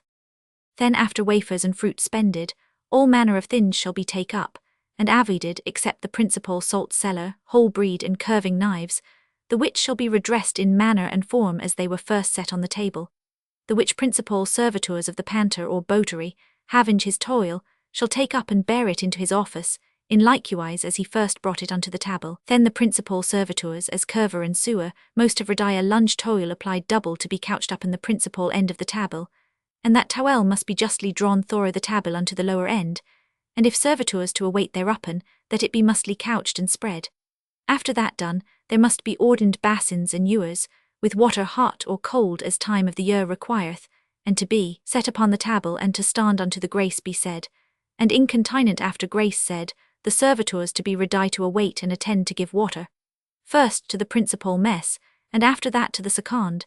Incontinent after this done, the toil and table clothes must be drawn, couched, and sprad, and so by little space taken up in the middies of the table, and so to be delivered to the office of the pantery or botery.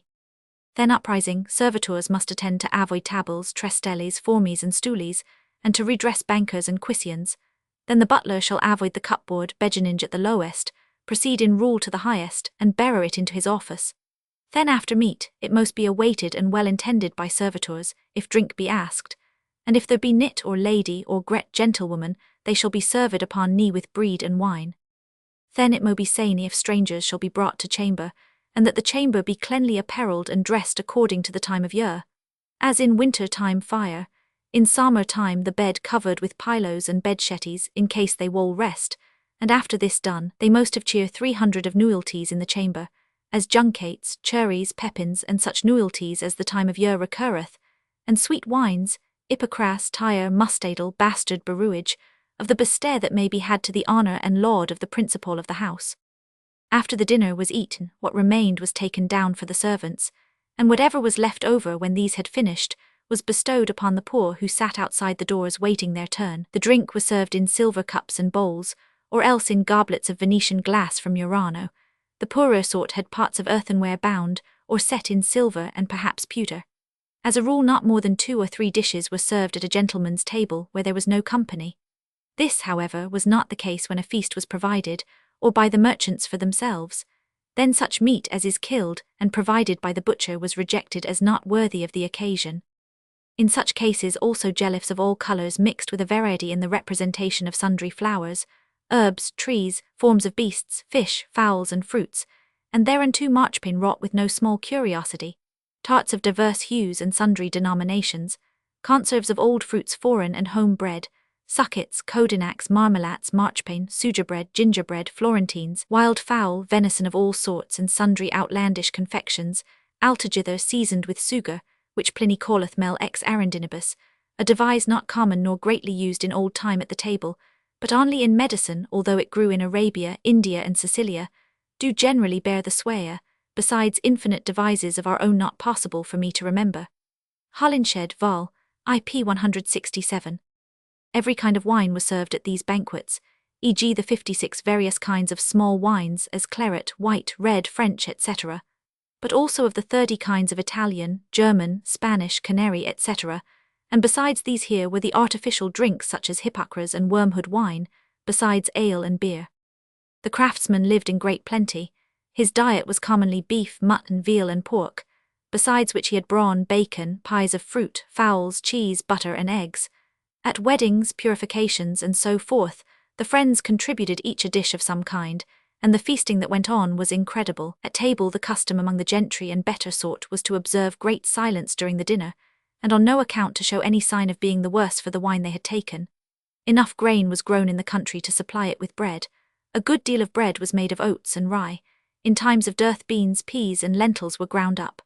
Of homemade drinks besides ale and beer there was cider perry, and especially among the Welsh, mead or metheglin. There is a kind of swish swash made also in Essex, and divers other places, with honeycombs and water, which the homely country wives, putting some pepper and a little other spice among, call mead, very good in mine opinion for such as love to be loose-bodied at large, or a little eased of the cough. Otherwise it differeth so much from the true metheglin as chalk from cheese.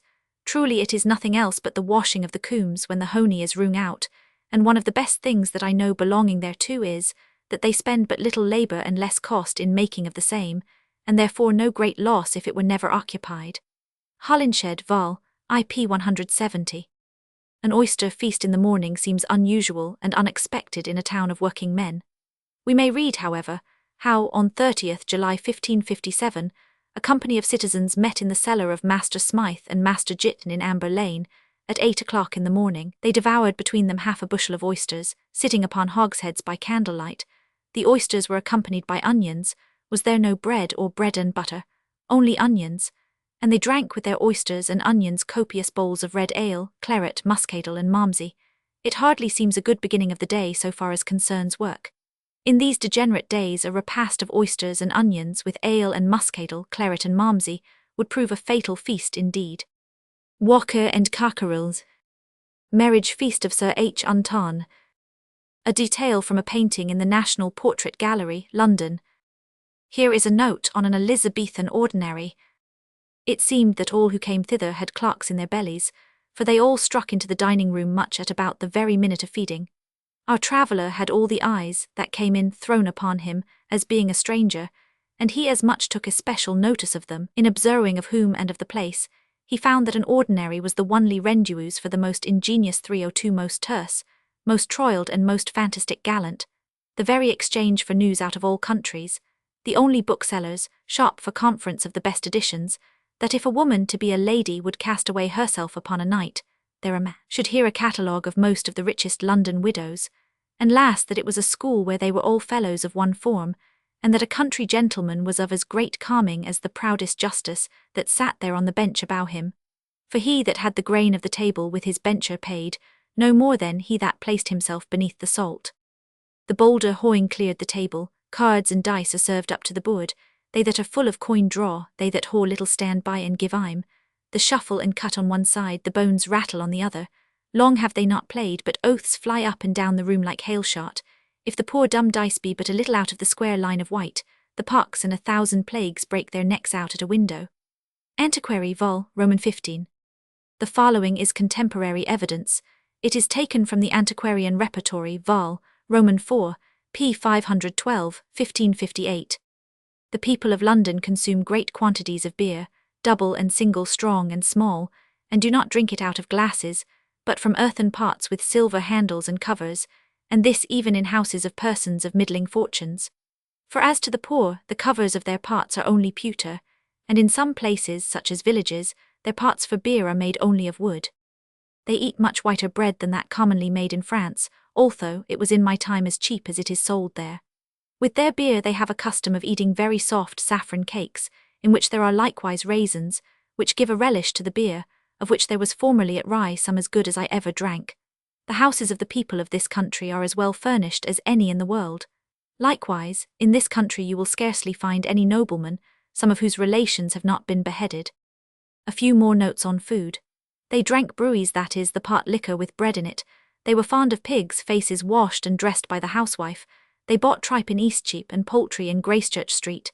They drank wines with strange names, Pedro Ximenes, Charnico, Elitica. The clerks took their dinner at the cooks' shops by messes of so many.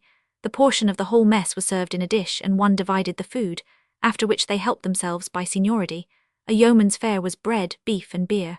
The poor man was served from the basket which stood in the hall and received broken meats.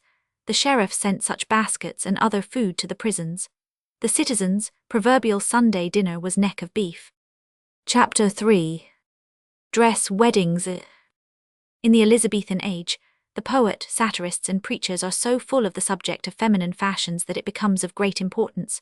The increase of wealth and the growing power of the middle class give a greater prominence to women's dress, while the improvement in the streets and the roads, the introduction of coaches and the development of outdoor amusements, theatres, shows, masques, gardens and water parties, bring the wives and daughters of London more into the open. Farthingale, Lady Runston. From Planche's Cyclopædia of Costume. It was a time of great expenditure upon clothes. The fashions were rich and costly. The custom was to make what we should call an ostentatious display of wealth. Ben Jonson and the dramatists are full of the extravagance of city madams. Not only did the ladies wear rich dresses, they prided themselves upon possessing a great number, as many as they could afford. In every house 3 or 4 there was a room called the wardrobe, in which the clothes of the household were hung up and carefully watched and kept from moth and decay.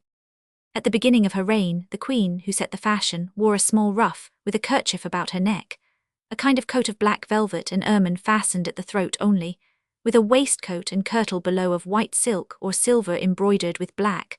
On the shoulders were humps, and the sleeves were large. Stubbs abuses the fashion because it is proper only to a man, yet they blush not to wear it. The cap or coif was adorned with strings of pearls. Lawn and cambric ruffs came in shortly after Elizabeth's accession. A Flemish woman named Van der Plas came over and set up as a starcher of ruffs. The mere mention of starch made Stubbs furiously angry. The ruff was a master devil. The devil himself invented starch. Lady in the Court of Queen Elizabeth, 1559. Noble Matron of England, 1577. From Collection of Ancient and Modern Dresses, 1772. The custom of wearing whalebone to imprison the figure down to the hips also began early in the reign. A long stomacher descended in front, and from the hips stood out the farthingale, horizontally, a hideous thing which was perpetuated in the hoop for 200 years. As for the gowns, they were made, to the 305 indignation of the satirist, of silk, of velvet, of grosgrain, of taffeta, and of fine cloth, 10, 20 or 40 shillings a yard. They were decorated with lace 2 fingers broad, or with velvet edged with lace. The petticoats were also of the finest stuff, fringed with silk, and in addition they had a kirtle also of fine stuff and fringed with lace and silk. It appears therefore that they had first a gown which was pulled back and showed the kirtle, which itself was pulled back, and disclosed the petticoat. English Lady of Quality, 1588. English Nobleman, 1559. From Collection of Ancient and Modern Dresses, 1772. Their stockings were made of the finest cloth, yarn or worsted. Silk stockings were presented to the Queen in her 3rd year. Knitted worsted stockings were introduced from Italy. The stockings of the fine ladies were curiously indented in every point with quicks, clocks and open seams. They wore corkscrews made, like the petticoats and kirtle, of anything that was costly and rare and could be embroidered. The fashions of wearing the hair were endless. It was curled in innumerable curls, it was crisped, it was built up over a cushion, it was laid out over the forehead. It was ornamented with jewels, gold, wreaths of silver and gold, and kept in place with hairpins. The women wore over their hair French hoods, 3 or 6 hats and caps. They wore collars made of net wire and cloth of gold and tinsel. They wore lattice caps with horns, and every merchant's wife or mean gentlewoman indulged in these extravagant fashions. The cap on higher head is like a sow's maw. Such another fashion I think never Jew saw. Then fine gear on the forehead, after the new trick, though it cost a crown or 2. What then they may not strike. If their hair will not take colour, then must they buy new, and lay it out in tussocks. This thing is too true. At each side a tussock, as big as a bowl, her face fair pained, to make it shine bright, and her bosom all bare, her middle braced in, as small as a wand, and some by water of Kyre, at the paste wife's hand. As for the merchants' wives, their dress is described in the following lines. You wore satin on solemn days, a chain of gold, a velvet hood, rich borders, and sometimes a dainty miniver cap, a silver pin, headed with a pearl worth 3d. It was a common practice to entice little children into private places and unfrequented courts there to cut off their long hair to be made up into false hair for women. Long and beautiful hair was in great request by the fashionable dames of the time. Brides especially went to the altar with flowing locks, the longer the better. Come, come, my lord, untie your folded thoughts, and let them dangle loose as a bride's hair. In a word, the Elizabethan fine lady was very fine indeed, much more artificial than her grandmother, and much less beautiful therefore. She painted her face, she dyed her hair, sometimes changing the colour from time to time, a practice which explains the different colour of the hair in Queen Mary's portraits. She used perfumes copiously. She carried a large feather fan with a costly handle of silver or ivory. She also carried a mirror hanging from her girdle with which to contemplate the thing she loved best, her own face, made up, painted, and set in the frame of ruff and cap. Strings of pearls were round the cap, and a gold chain round the throat, and she frequented but secretly the wise women. There were scores of them in the city, who knew secrets ineffable, secrets that were like magic. Perhaps they were magic, for the 307 improvement and preservation of the complexion, the brightness of the eyes, the gloss of the hair, the softness and smoothness of the arm and the throat, and everything that was open to the gaze of man. Ben Jonson preserves as in a phonograph the words and voice of the wise woman. For ladies' complexions, wit they have, water of gourds, of radish the white beans, flowers of glass, of thistles rosemarine, raw honey, mustard seed, and bread dough baked, the crumbs of bread, goat's milk, and whites of eggs, camphire and lily roots, the fat of swans, marrow of veal, white pigeons, and pine kernels, the seeds of nettles, purslane, and hare's gall, lemons thin-skinned. Lady E. how her ladyship has studied all excellent things. Wit but ordinary, madam. No, the true rarities are the alvagada and argentata of Queen Isabella. Lady T.I. what are their ingredients, gentle madam?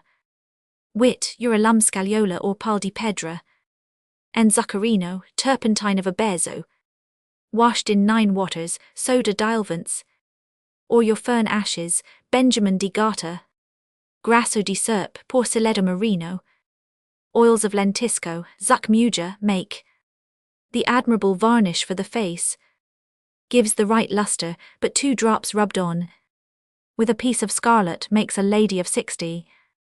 Look as 16, but above all the water of the white hen of the Lady Estefania's. Lady T.O. that same, good madam, I have heard of. How is it done? Wit, madam, you take your hen, plume it and skin it, cleanse it o' the inwards, then chop it bones and all, add to 4 ounces of caravisins, pepitas, soap of Cyprus. Make the decoction, strain it, then distill it, and keep it in your gallipot well gliddered. 3 drops preserves from wrinkles, warts, spots, moles, blemish or sun-burnings, and keeps the skin in decimo sexto, ever bright and smooth, as any looking-glass, and indeed is cold.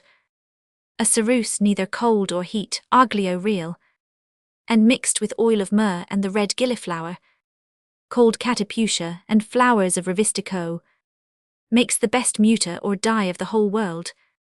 The stuffs worn by gentlemen were taffeta, mikado an inferior velvet, gragram a cheaper taffeta, quelio for the rough, tamin, sendol, and many others which are now mere words. The poorer women, not to be outdone more than was necessary, bought the same clothes, made in the same style of the fripperer or 308 broker, who dealt in second-hand clothes. Now the great danger of buying second-hand clothes was that you might at the same time buy the plague. Men were never so affected and so splendid in their dress as in the 16th century. They wore earrings, they wore costly brooches in their hats. The great nobles wore strings of pearls, they had thumb rings, they carried jeweled daggers, they carried a case of toothpicks with them. They carried their own napkins to the taverns. They had a favourite lock of hair which they curled and treated tenderly, tying a rose to it or a bunch of ribbons.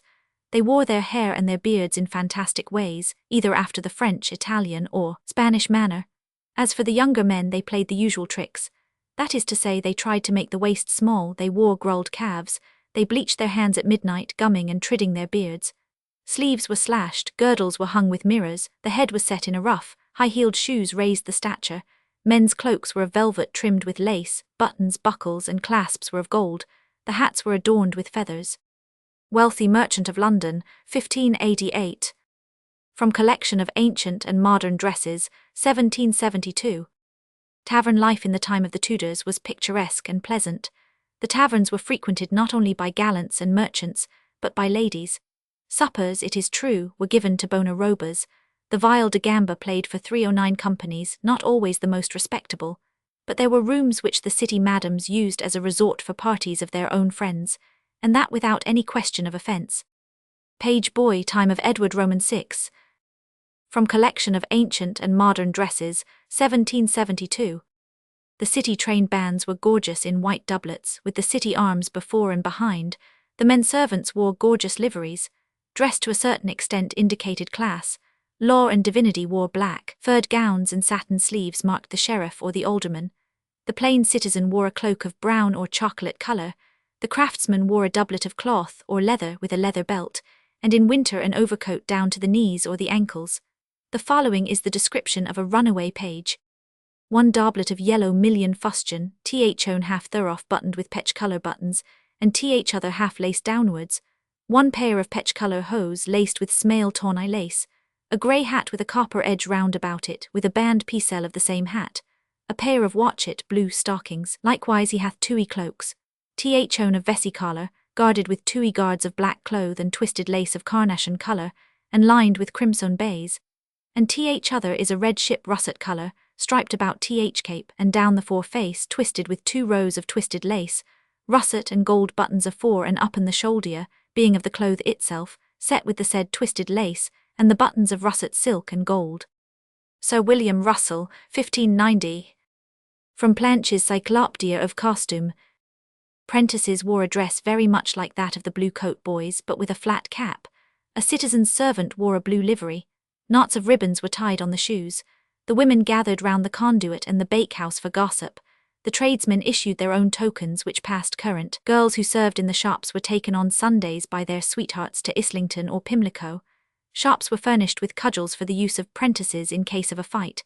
The cudgels were called by various endearing names, but the favourite name was a Plymouth cloak. Clothes were washed at the riverside on wood or a flat stone. The love of fine dress is charged as a fault of the fair Londoners. Why they should be blamed for desiring what all men desire, viz., the appearance of bravery and splendour, is hard to understand. The sumptuary laws which were passed from time to time appear to have been intended not so much to prevent the gratification of this instinctive desire, as to make different classes proclaim their rank and station by their dress. A tradesman, in fact, must not appear as a gentleman, nor a craftsman as a master. In a word, there was a constant feeling that rank should be indicated by outward apparel, and that every one should proclaim his station by his garments. Thus the Act of 1464 ordered. that none below the dignity of a lord or knight of the garter or their wives should be allowed to wear purple, or any manner of cloth of gold, velvet or sable furs, under a penalty of 20 marks, that none below knights, bachelors, mayors and aldermen and their wives should wear satin or ermine under a penalty of 10 marks, that none but such as had possessions to the amount of 40s per annum should be permitted to wear fustian, bustion or scarlet cloth and no fur, but black or white lamb, on forfeiture of 40s, that no yeoman, nor any under that degree, should be allowed to stuff or bolster their doublets, to wear short cloaks or jackets, or shoes with pikes passing the length of 11 inches, under a penalty of 20s, that no husbandman should use broadcloth at above 11s, a yard nor hose above 14d, a pair, nor their wives' kerchiefs whereof the price should exceed 12d, nor girdles harnessed with silver, upon pain of forfeiting at every default 40d.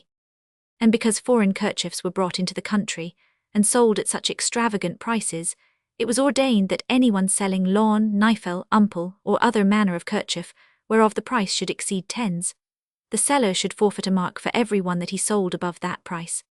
Court of wards and liveries in the time of Elizabeth. From Planche's Cyclopædia of Costume. The person at the head of the table appears to be Lord Burghley. On either side of him is a judge, who may have been there as assessors. The next on the left side is Thomas Seckford, who held the office of surveyor from 1580 to 1589.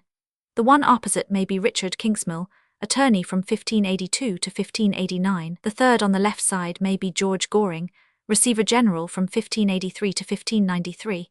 The opposite person with a book open may be William Tooke, auditor 1551 to 1588. The three persons at the lower end of the table are clerks. At the left-hand side next the end is the usher with a rod. In 1578 Marmaduke's servant held this office. Opposite to him on the other side stands the messenger, who in 1565 was Leonard Taylor. This picture was probably made about 1585. To those who take the worthy Philip Stubbs quite seriously and literally, the Elizabethan age will appear more than commonly wicked and unscrupulous. To 311 those who are ready to make allowance for the exaggerated indignation of the satirist, the narrowness of the Puritan, and the real and genuine craving after equity, justice, and honesty, it will become manifest that the age contained, like every other age, grave abuses, great injustices, and much small meanness and trickery. Laws were passed attempting to restrain the tricks of clothiers, tanners, shoemakers, and brokers, i.e. pawnbrokers and marine store dealers. These laws failed, as all such laws must fail, because men who wish to cheat will cheat in spite of any laws that may be passed. In truth, there is very little in Stubbs but does not belong to every town and every age. He laments the pride of the age. So does every satirist. Especially he laments pride of apparel. Take their hats for instance. Sometimes they use them sharp on the crown, picking up like a spear or shaft of a steeple, standing 1/4 of a yard above the crown of their heads. Some more, some less, as pleased the fantasies of their inconstant minds. Other some be flat and broad on the crown, like the battlements of a house. Another sort have round crowns, sometimes with one kind of band, sometimes with another. Now blacky, now white, now russet, now red, now green, now yellow, now this, now that, never content with one colour or fashion 2 days to an end. And as the fashions be rare and strange, so is the stuff whereof their hats be made, divers also. For some are of silk, some of velvet, some of taffety, some of sarcenet, some of wool, and, which is more curious, some of a certain kind of fine hair. And so common a thing it is, that every servingman, countryman, and other, even all indifferently, do wear of these hats. For he is of no account or estimation amongst men, if he have not a velvet or a taffety hat, and that must be pinked and cunningly carved of the Bastille fashion. And good profitable hats be these, for the longer you wear them the fewer holes they haw. Besides this, of late there is a new fashion of wearing their hats sprung up amongst them, which they father upon the Frenchmen, namely, to wear them without bands. But how unseemly I will not say how a fashion that is, let the wise judge. Notwithstanding, however it be, if it please them it shall not displease me. And another sort as fantastical as the rest are content with no kind of hat without a great bunch of feathers of divers and sundry colours, peaking on top of their heads, not unlike, I dare not say, a cockascombs, but as sterns of pride and ensigns of vanity. Stubbs, 1836 edition, p. 38. Robert de Vere, Earl of Oxford. John Clinch, Chief Justice of the Common Pleas, 1584. Sir Edward Coke, Chief Justice of the King's Bench, 1613. From Planche's Cyclopædia of Costume. Marriages took place at an earlier age than is now common, both for men 312 and for women. An unmarried girl of 20 was regarded as an old maid. Thus in the crown garland of golden roses the maiden laments her virginity. 20 winters have I seen, and as many summers green. 'Tis long enough to breed despair, so long a maidenhead to bear. 'Tis a burden of such weight, that I would fain be eased off straight. But alas, I am afraid, I shall live and die a maid.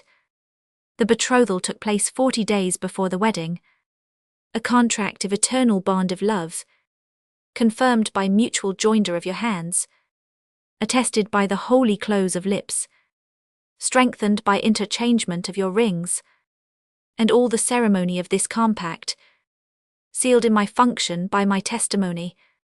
To make the betrothal binding there were therefore 4 points to be observed: 1. The joining of hands, 2. The exchange of kisses, 3. The exchange of rings, 4. The testimony of witnesses. After the betrothal, the wedding. The procession accompanying a rural bride of some consequence or of the middle rank to church was as follows: the bride being attired in a gown of sheep's russet, and a kirtle of fine worsted, her hair attired with a bilment of gold, decorated with long chains of gold, and her hair as yellow as gold hanging down behind her, which was curiously combed and plaited, was led to the church between 2 sweet boys with bride laces and rosemary tied about their silken sleeves. There was carried before her a fair bride cup of silver, gilt, filled with hippocras and garnished with a goodly branch of rosemary, which stands for constancy. The cup was hung about with silken ribands of all colours. Musicians followed, then a group of maidens, some bearing bride cakes, others garlands of wheat finely gilded, and thus they passed on to the church. The wedding customs were very pretty. The bride, like all unmarried women, wore a dress which exposed a portion of her bosom.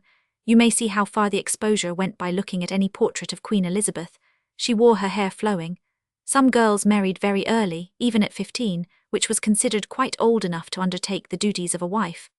On the way to and from the church, wheat was thrown on the head of the bride, just as rice is thrown now, as a symbol of fruitfulness to follow. The wedding guests wore scarves, gloves, and favours.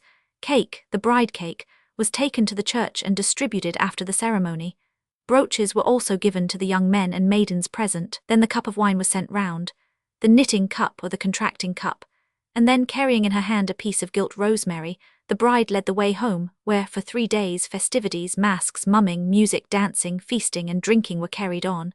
In some of the churches special pews were provided for newly married couples, who sat in 313 them and listened, while the preacher discoursed on the bride's bush, or the wedding garment beautified. In 1584, the Puritans got in a bill permitting to marry at all seasons, and on every day of the year. It had been the endeavour of the bishops to keep Lent as a season in which there was to be no marrying or giving in marriage. Meantime, the keeping of Lent remained, if only as an outward sign of revolt against the Puritans. When there was a christening, it was conducted in the mother's bedroom. After the service, the sponsors presented postal spoons. Then, of course, they sat down to a solid feast, or at least a drink. Nothing could be done without a drink. Comforts were handed round with the wine, and it was not unusual for some of the guests to go away royally drunk. The christening of Prince Arthur. From a historical print in the British Museum.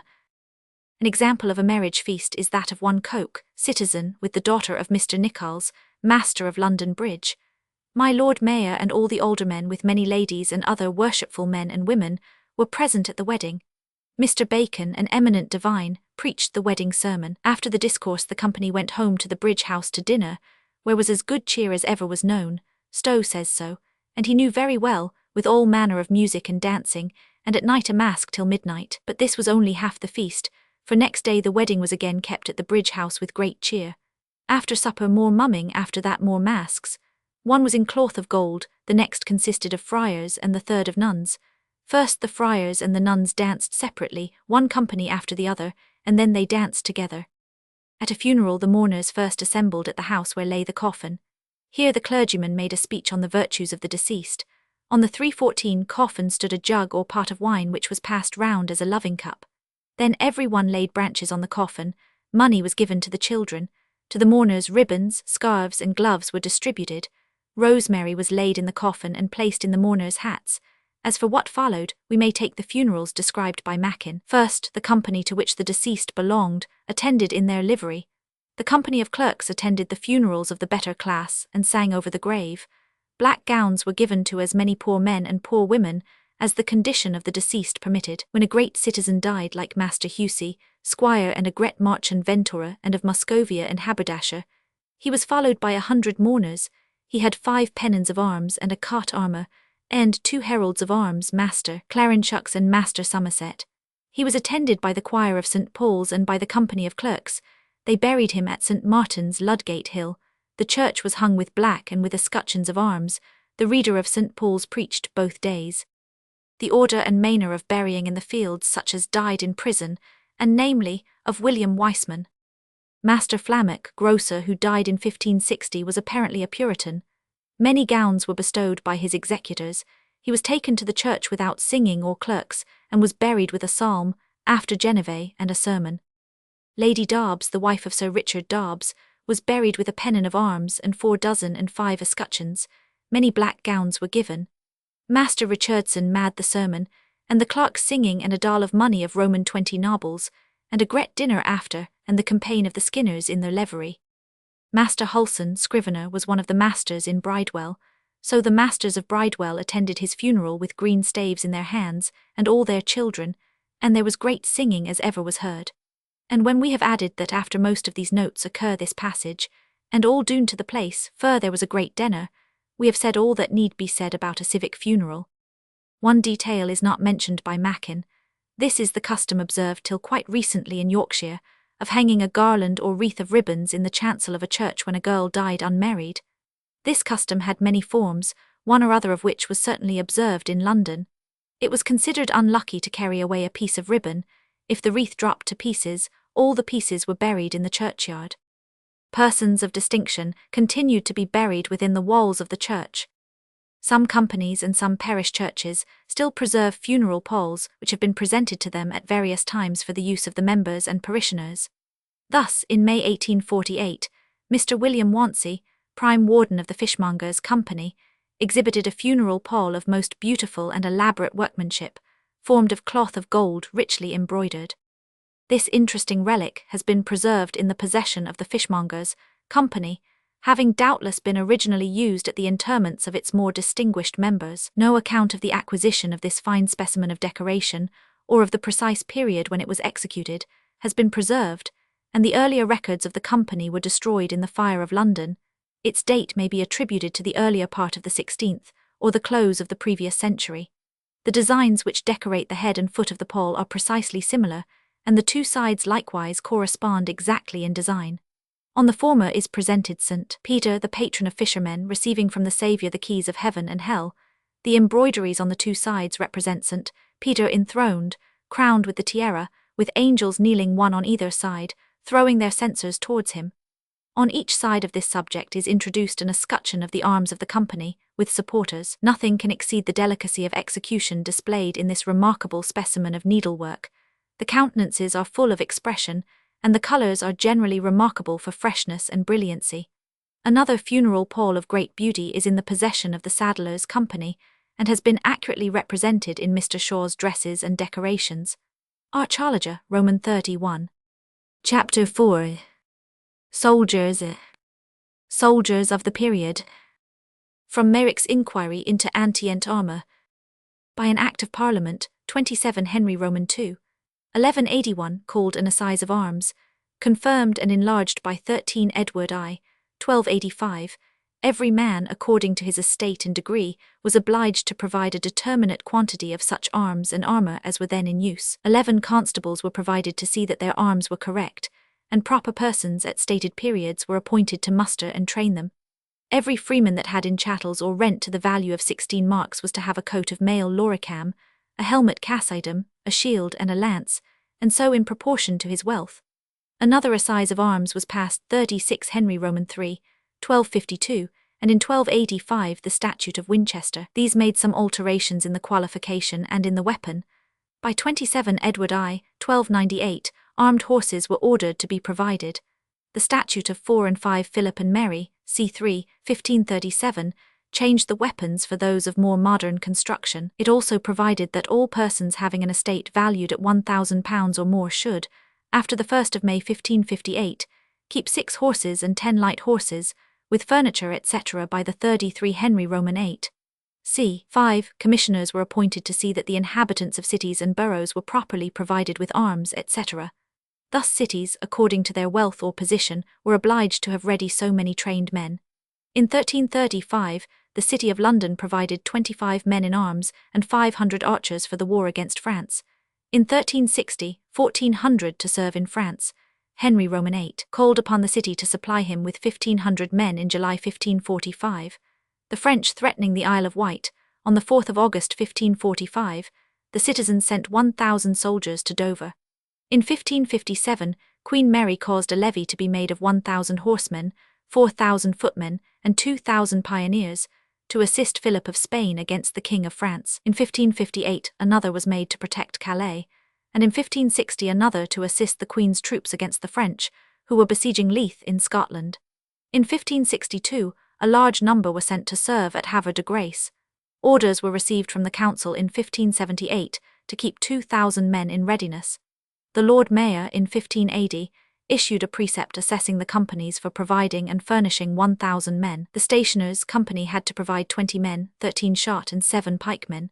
The cost of their provision, furnishing and training was 20, 10, 4, and for powder and other charges 11 threes.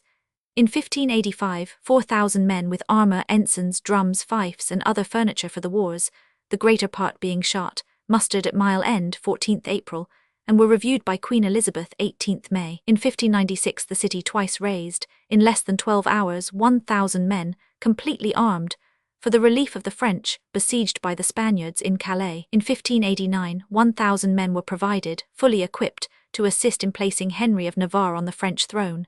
In 1600, 500 men for service in Ireland. In 1624, 2,000 for the Low Countries. In 1638-40, 200 men in all for service against the Scots. There was an ancient and time-honoured march known as the Old English March, which fell into disuse some time before the accession of Charles I, when Sir Edward Cecil, Lord Wimbledon, persuaded the king to issue a warrant, ordering it to be revived. The point raised is extremely interesting. The warrant runs thus: it is dated 7th Feb. 1632. Whereas the ancient custom of nations hath ever been to use one certain and constant form of march in the wars, whereby to be distinguished one from another. And whereas the march of this our 318 English nation, so famous in all honourable achievements and glorious wars of this our kingdom in foreign parts being by the approbation of strangers themselves, confessed and acknowledged the best of all marches, was, through the negligence and carelessness of drummers, and by long discontinuance, so altered and changed from the ancient gravity and majesty thereof, as it was in danger utterly to have been lost and forgotten. It pleased our late dear brother Prince Henry to revive and rectify the same, by ordering an establishment of one certain measure which was beaten in his presence at Greenwich, anno 1610.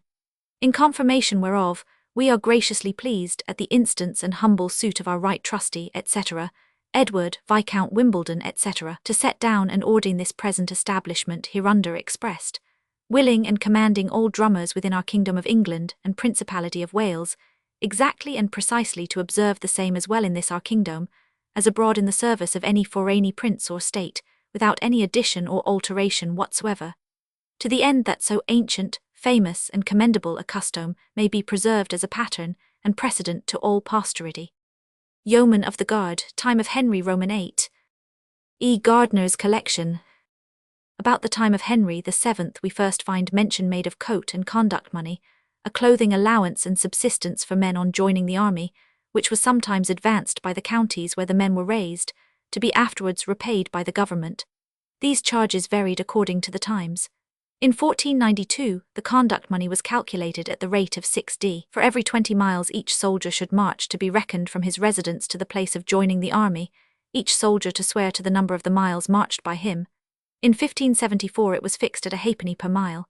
In 1627 coat money to have been settled at 12s, 6d and conduct money at 8d, per diem accounting 12 miles for a day's march. In 1640 it was 8d.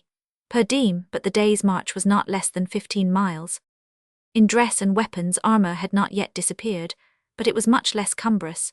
The corselet, with a morion or open headpiece, and thigh guards were still in general use, but plates of armour were frequently fastened to any 319 ordinary tunic for the defence of the shoulders, arms, and chest. The pikemen, with their 20-foot pikes, wore corselets, and were much disinclined to march more than 5 or 6 miles a day, owing to the weight of their dresses and weapons. The billmen were in lighter armour, and their weapons were shorter than the pike, but very effective against cavalry. The bill was a hook-shaped blade fastened to a wooden staff, with a projecting prong at the end and back. Pikemen and billmen were employed in protecting archers from cavalry, and in covering such field guns as were in use. Civic guards and watchmen were armed with bills. The archers wore a buff-padded jacket, with sometimes an undershirt of light chain armour. A jerkin of leather or cloth was indiscriminately worn by all ranks. The firearms were of 2 kinds, leaving out of view artillery. The first 320 could be fired with a rest, and the second were practically very light artillery. The harquebus and the small petronel belonged to the first class, and the culverin, the long petronel, and the musquite, from the French masquet, a hawk, to the second. 2 men were required to handle the weapons of the second class. They had long barrels. They were fired with a match, the barrels resting on an iron fork sticking in the ground. The harquebus was originally a musket stock with a bow fixed to it, but the term was now used to mean the long-barreled handgun with a touch hole and priming pan, and trigger on the right side, which was rapidly driving out other weapons and rendering armour useless. A knight in armour,